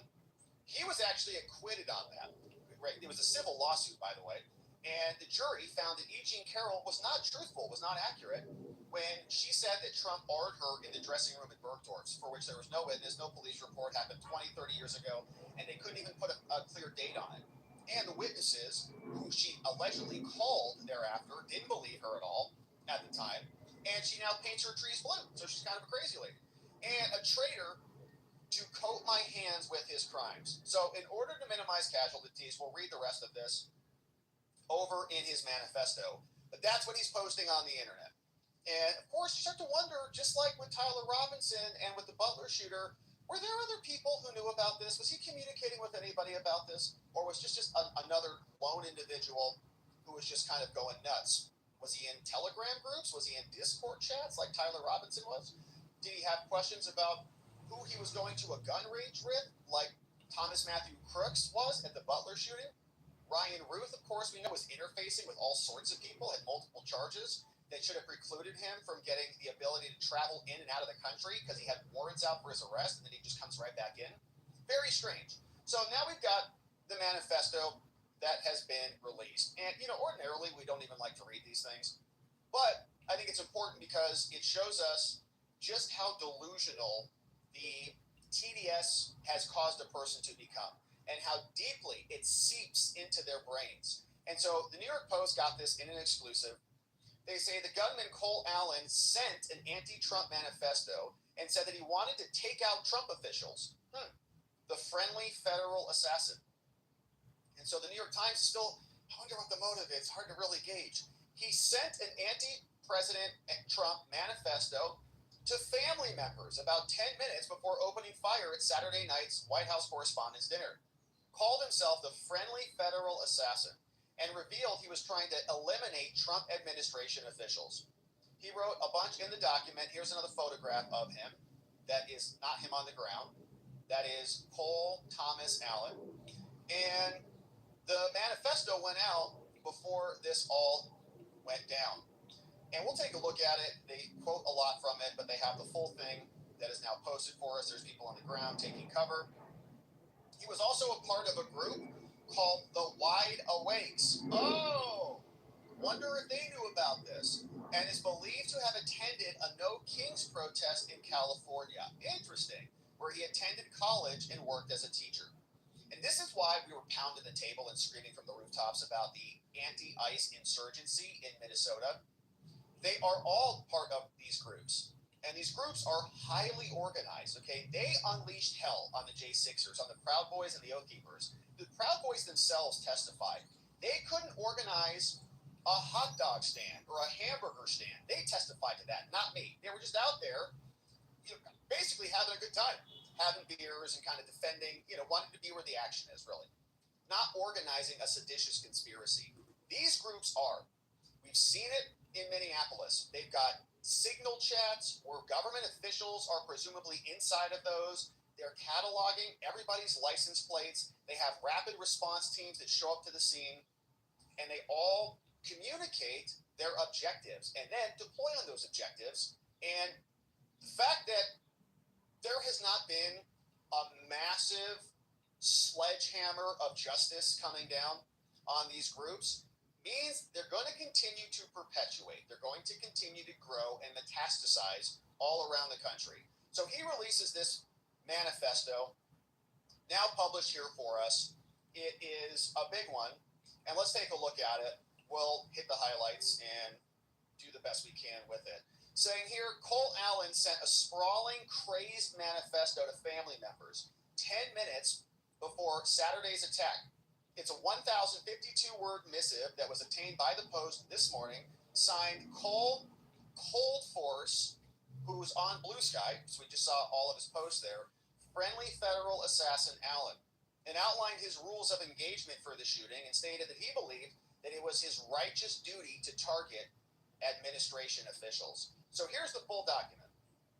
Cole Allen, the leftist shooter. He says, hello, everybody. So I may have given a lot of people a surprise today. Let me start off by apologizing to everyone who I trusted, whose trust I abused. I apologize to my parents for saying I had an interview without specifying it was for Most Wanted. Like, I guess that's a joke. I apologize to colleagues and students for saying I had a personal emergency. By the time anyone reads this, I probably most certainly do need to go to the ER, but can hardly call that not a self-inflicted status. And I don't know if he was even shot, to be honest with you. You don't see a lot of bleeding out going on in these photographs from the president. And I know shots were absolutely fired. You could hear them on camera, but maybe he wasn't hit. I apologize to all the people I traveled next to, all the workers who handled my luggage, all the other non-targeted people at the hotel who I put in danger simply by being near. I apologize to everyone who was abused and or murdered before this, to all those who suffered before I was able to attempt this, to all who may still suffer after, regardless of my success or failure. I don't expect forgiveness, but if I could have seen any other way to get this close, I would have taken it. Again, my sincere apologies. On to the why I did any of this. I'm a citizen of the United States. What my representatives do reflects on me. And I am no longer willing to permit a PDF file, a rapist, and a traitor to coat my hands with his crimes. It's insane. And this pedophile thing comes from Jeffrey Epstein. And you may have various opinions on that. We certainly do. We have a lot of conflicting beliefs on that. But what evidence in the files or in the absence of files points to President Trump. Nothing at all. You may have problems. You may say Pam Bondi covered it up, or the CIA covered it up, or the Mossad covered it, whatever. You pick one. But in the files, what ties it back to the president? There's like not even women who are making those accusations. And the women who are out are not even making complaints about who victimized them and whether they were underage.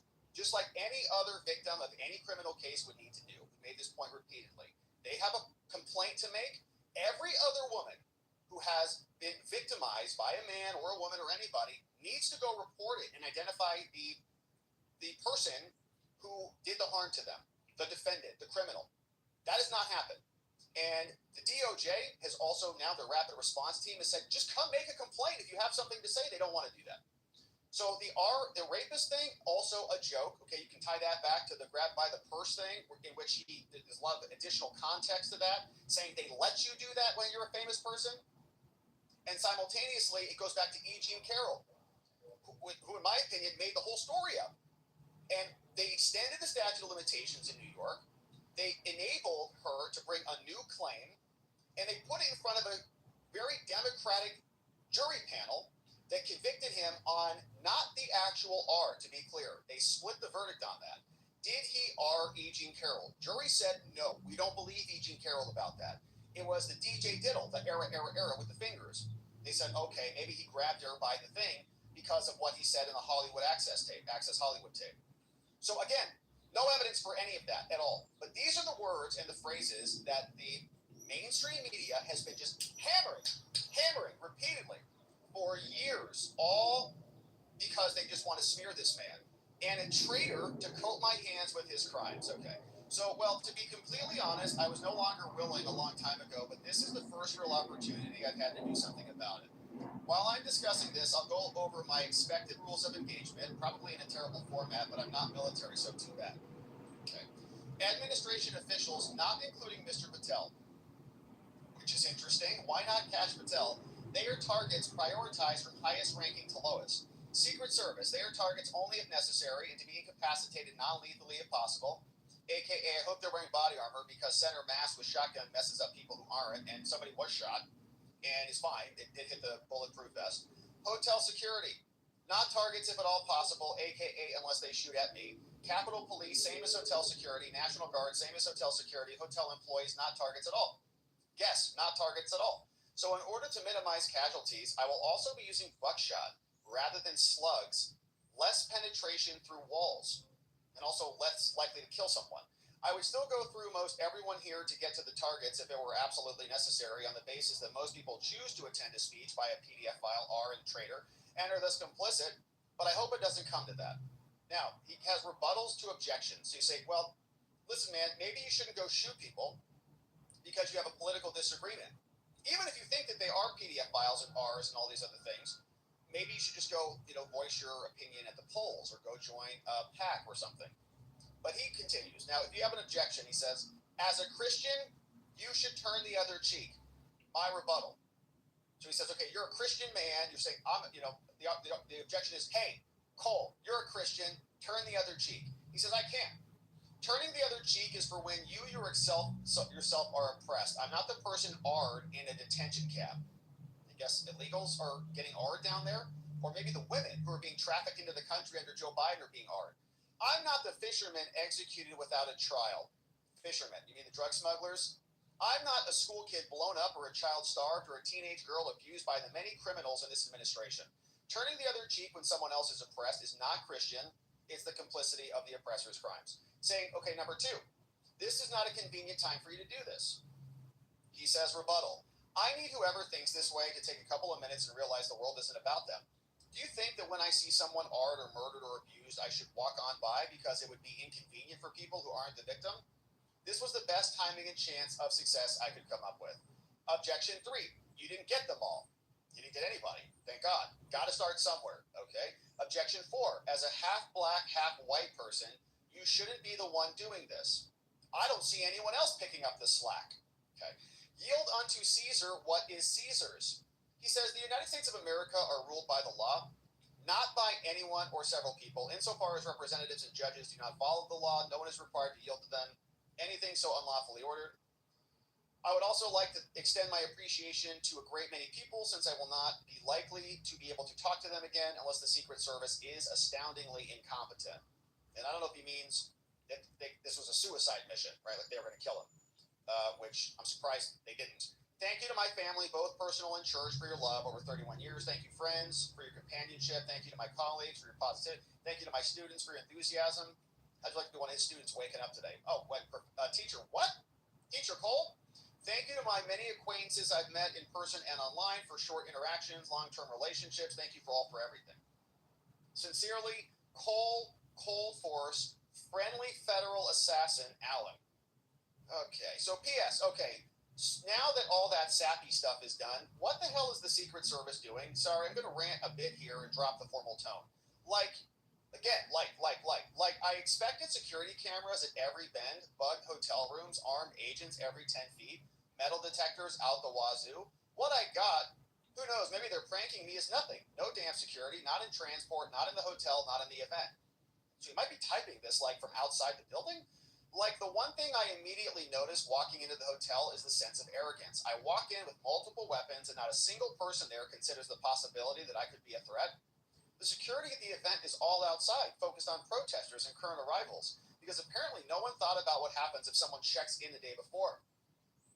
This level of incompetence is insane, and I very sincerely hope it's corrected by the time this country gets actually competent leadership again. If I was an Iranian agent instead of an American citizen, I could have brought a damn Madus in there, and no one would have noticed anything. Actually insane. Oh, and if anyone is curious is how doing something like this feels, it's awful. I want to throw up. I want to cry for all the things I wanted to do and never will. For all the people whose trust this betrays, I experience rage thinking about everything this administration has done. Can't really recommend it. Stay in school, kids.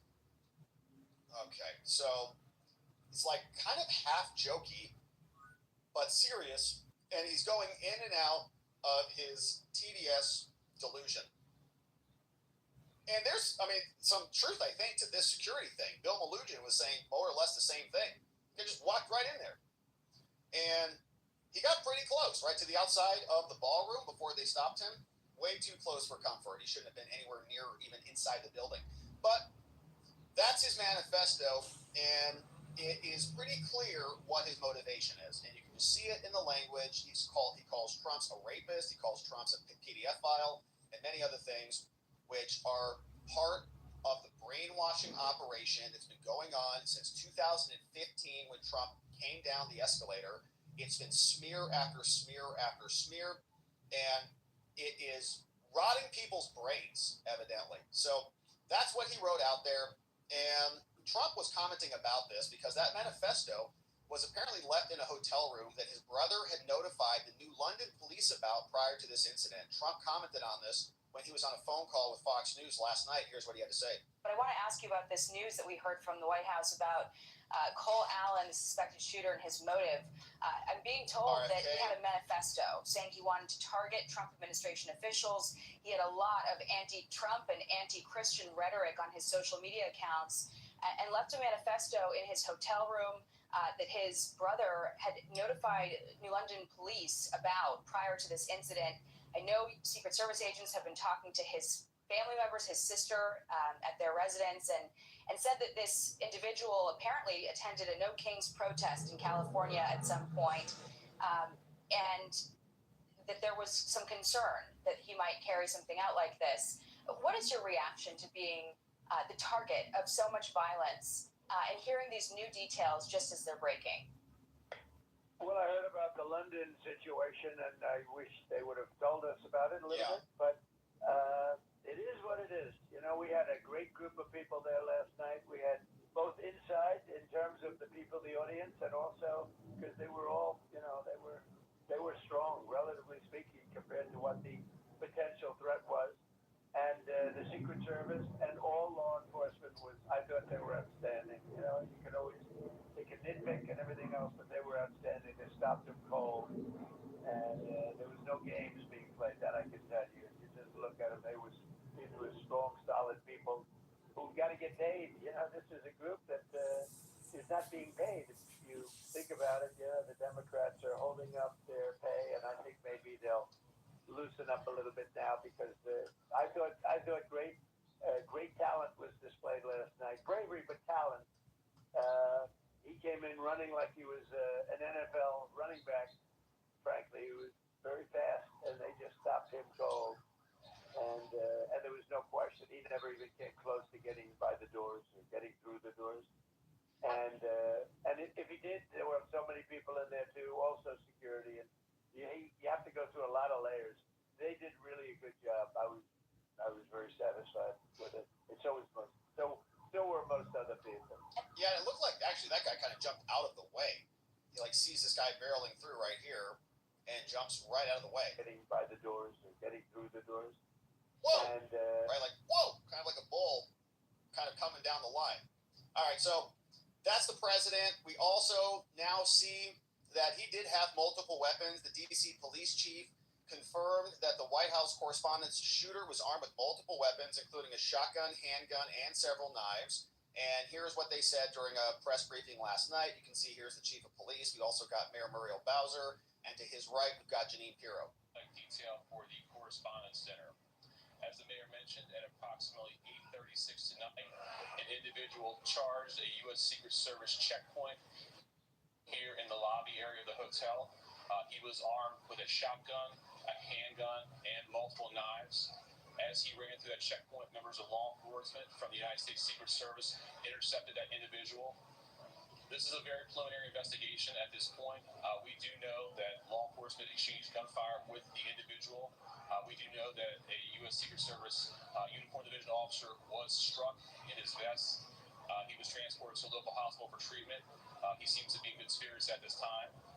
The suspect in this case, he was not struck by gunfire. However, he was transported to a local hospital to be evaluated. All right, so to be evaluated, was not shot. And we are learning more about this guy. National Chronicle on X resurfaced a video from several years ago. This is the guy, Cole Allen. He's over at Caltech. I don't know much about Caltech, but people are saying that a lot of very smart people go there, hard to get into. Kind of like an MIT, like one of these places where you got to be like a genius, very high IQ, got to be doing something interesting and innovative. And this is curious because I do believe in this video you see Usha Vance. Pretty sure that's her. Not positive, but certainly looks like her. People are commenting on this. Looks like J.D. Vance's wife is also at this event with Cole Allen, the shooter. College student Cole Allen developed a prototype for a wheelchair emergency brake. The wheelchair brakes tend to lock the wheels, but don't actually lock the chair to the ground. The idea with this is to... Let me correct that. I just got to confirm she was not there. She was clerking for the Supreme Court. That is not Usha Vance. Let me correct that right now. I just did a double check on that. Prevented from moving at all. Recent Aging into the Future conference held by St. Barnabas Senior Services and the Eisner Foundation offered a test run on products that have the potential to enrich the lives of seniors. 14 different tech startups got to present to over 350 people in the hopes of getting their projects into some sort of senior health facilities.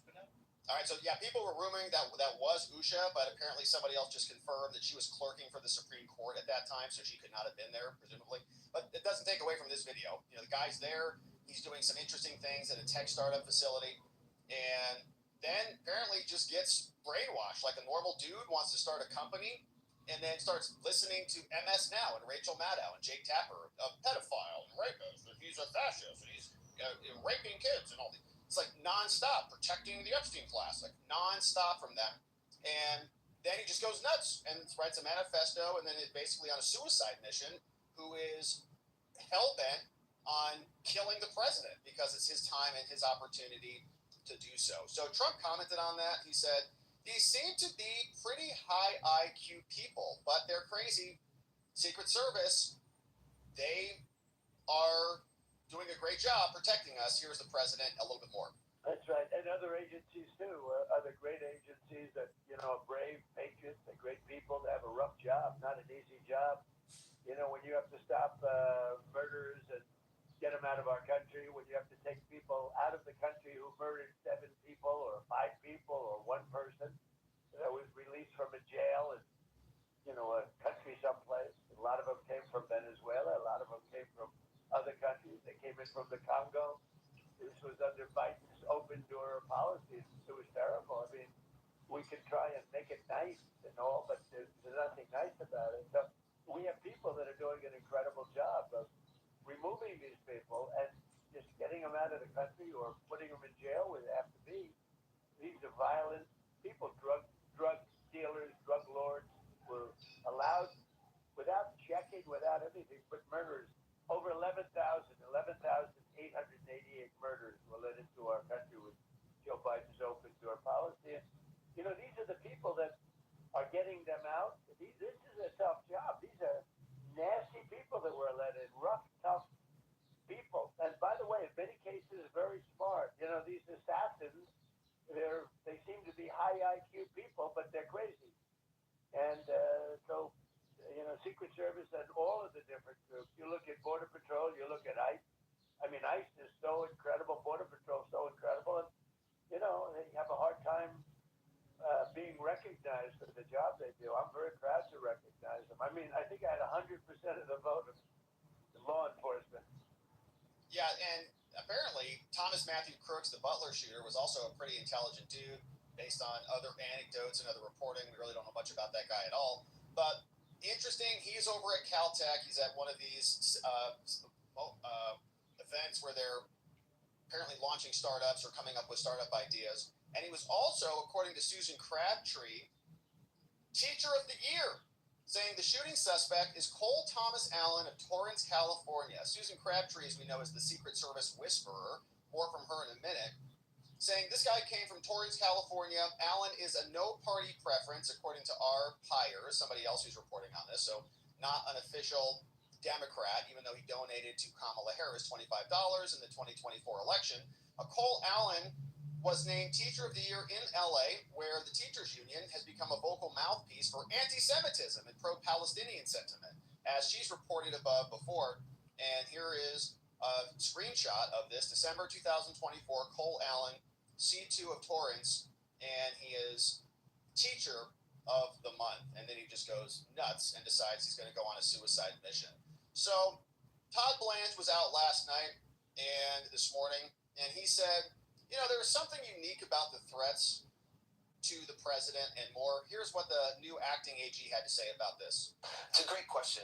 There have been threats against leadership for a very long time, years and years and years. That's not new. There is something unique about the threats against President Trump and his cabinet that is disgusting and it shouldn't be happening. On the other hand, that's why we have great law enforcement. That's why we have DHS and our intelligence community and the FBI and all of our other partners that are working every day to stop those threats before they happen. And we've seen that exposed publicly a lot, like you just said.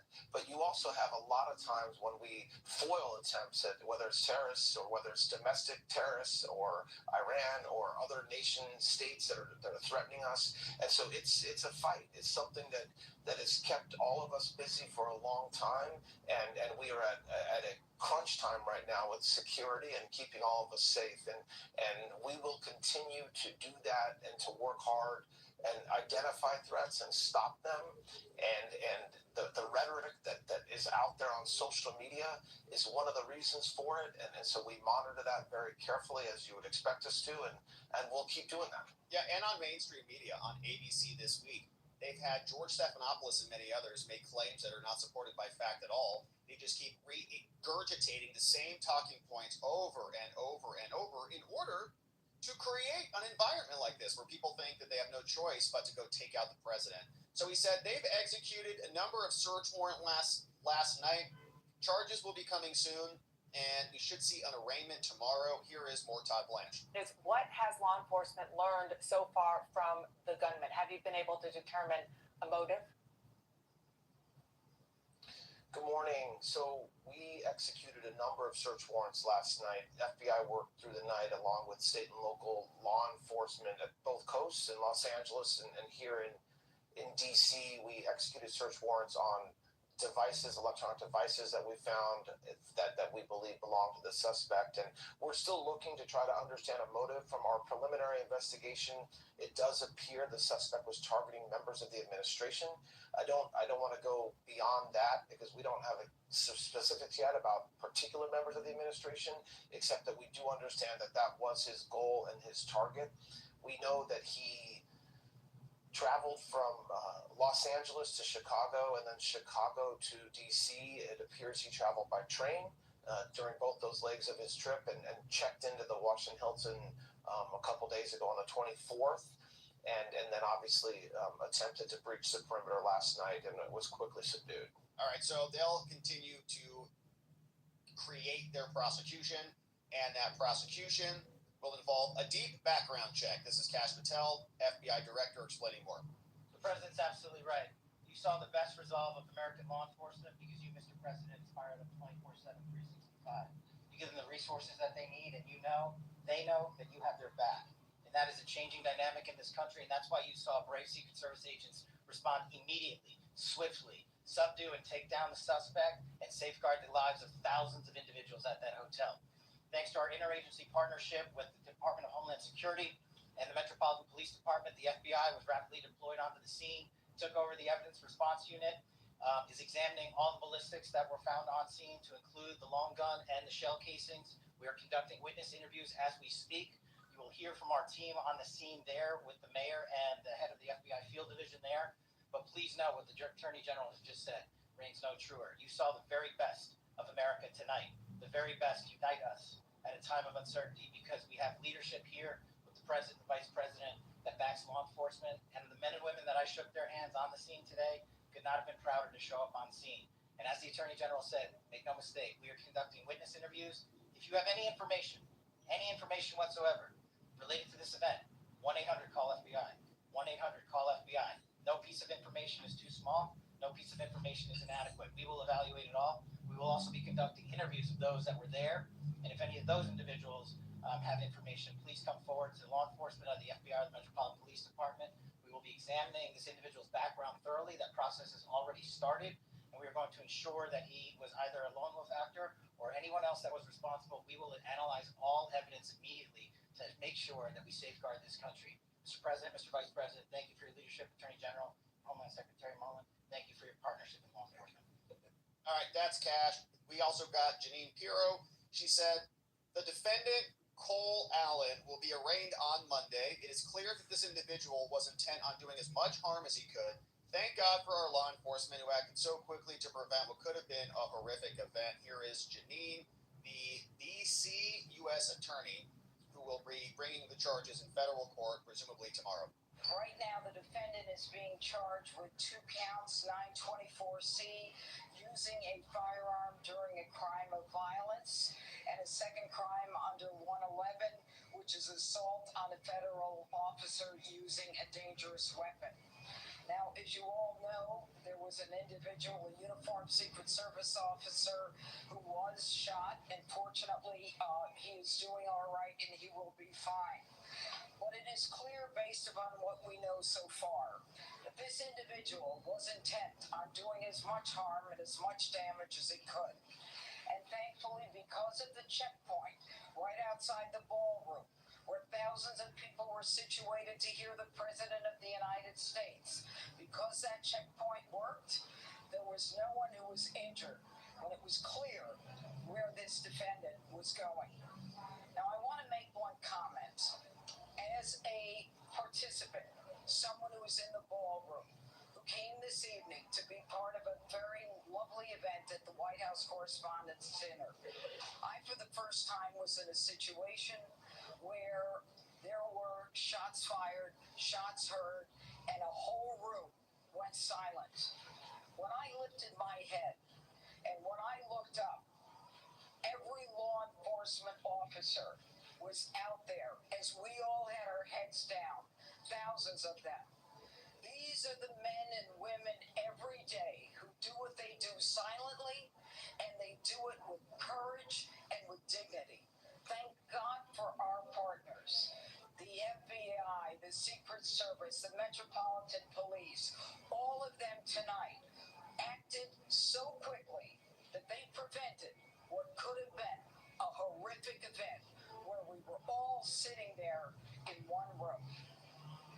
defendant will be arraigned on Monday in federal district court.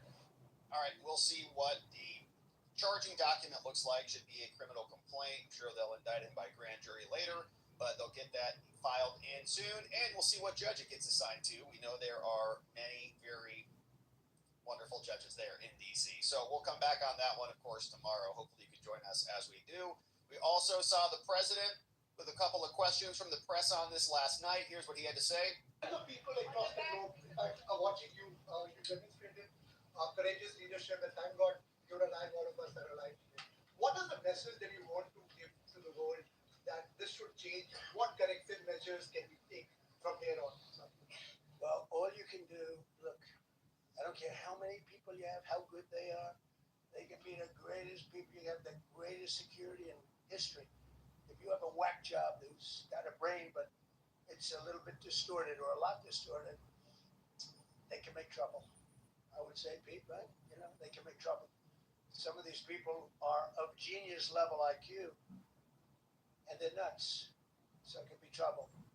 So you do absolutely the best. You get the best. We have the best people. Well, look, it was proven tonight. He started running for 50 yards, and he was fast. He was like a blur on tape. He was moving. They turned it. It was very impressive the way they got him. Because a lot of people would be looking and saying, you know, it's like a weird feeling, and they would let him get through, but they didn't let him get through. They drew those guns so fast. They looked like Matt Dillon. They looked like somebody that knew what they were doing. What were they doing? But it comes with the territory. And if you want to do a great job, I really believe that. And you take a look at what's happened to some of our greatest presidents, and it doesn't happen to people that don't do anything. And it's not going to deter me from winning the war in Iran. I don't know if that had anything to do with it. I really don't think so, based on what we know. But we're going to continue to do a great job. That's all I can do. A little bit more from the president.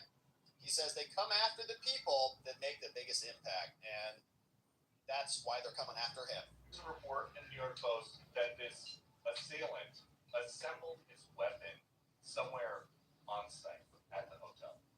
What do you think about that? And I ask respectfully, why do you think this keeps happening?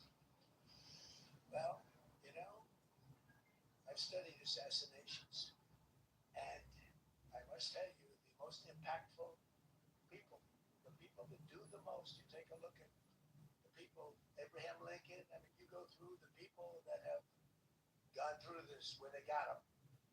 But the people that do the most, the people that make the biggest impact, they're the ones that they go after. They don't go after the ones that don't do much because they like it that way. And when you look at the people that have either, whether it was an attempt or a successful attempt, and they're very impactful people. Let's take a look at the names here, the big names. And I hate to say I'm honored by that, but I've done a lot. We've done a lot. We've taken this country, and we were a laughing stock for years, and now we're the hottest country anywhere in the world. We've changed this country, and there are a lot of people that are not happy about that. So I think that's the answer, Ben. All right, so that's the president in good spirits, and the rest of the administration, of course, safe. We're happy for that. We're hopeful that the Secret Service agent who got shot, it was just a little bit of a bruising there, and he'll be back on his feet in no time. And then, of course, we'll see what these charges look like when they hit the D.C. federal court docket and continue to cover this case. So thank you for joining us as we do. We're glad that this was not much worse than it was, but the problem remains. We've got a propaganda brainwashing machine that is in perpetual cycles all across America that is indoctrinating people to leave their jobs as teachers, to abandon their hopes to create a new technology startup, and becoming unhinged psychopaths who are willing to go on suicide missions to go kill somebody who is not anything that they claim that he is. And so hopefully now the pattern is becoming crystal clear. We've got Butler, we had Ryan Ruth, the golf course shooting, we had Charlie Kirk shot and killed in the neck by a trans activist lunatic. We also then saw this one today, along with the anti-ICE insurgencies that have been brewing all throughout the country. We're facing a real serious threat. The last FBI made up threats. They said, oh, the Catholics, or oh, the pro-lifers, or oh, if you believe in the First Amendment, the free speechers. They came up with every new quarter a new domestic, homegrown, violent extremist threat. This is a real one. This doesn't need to be made up. We've seen it in effect. We've seen it actually result in multiple deaths. And so hopefully the two guys right behind the president on the stage are realizing what time it is. And we see some good action soon to protect America for the future. And we're going to be here to continue to cover it. So thank you for joining us and subscribing as we do. All right, friends. Thank you for joining us on this Sunday. I wish it was under better news, but we're glad that we got to go through some of the latest and learn more about this person and what exactly happened. I saw some great comments and donos come in. Thank you for sending these in. Let's take a look at who's joining us and see if we missed anything and what else you happen to see that is going on out there. Hey, Viva rated us. Shout out to our friends over from Viva's house. Right next door. Good friend. We love Viva.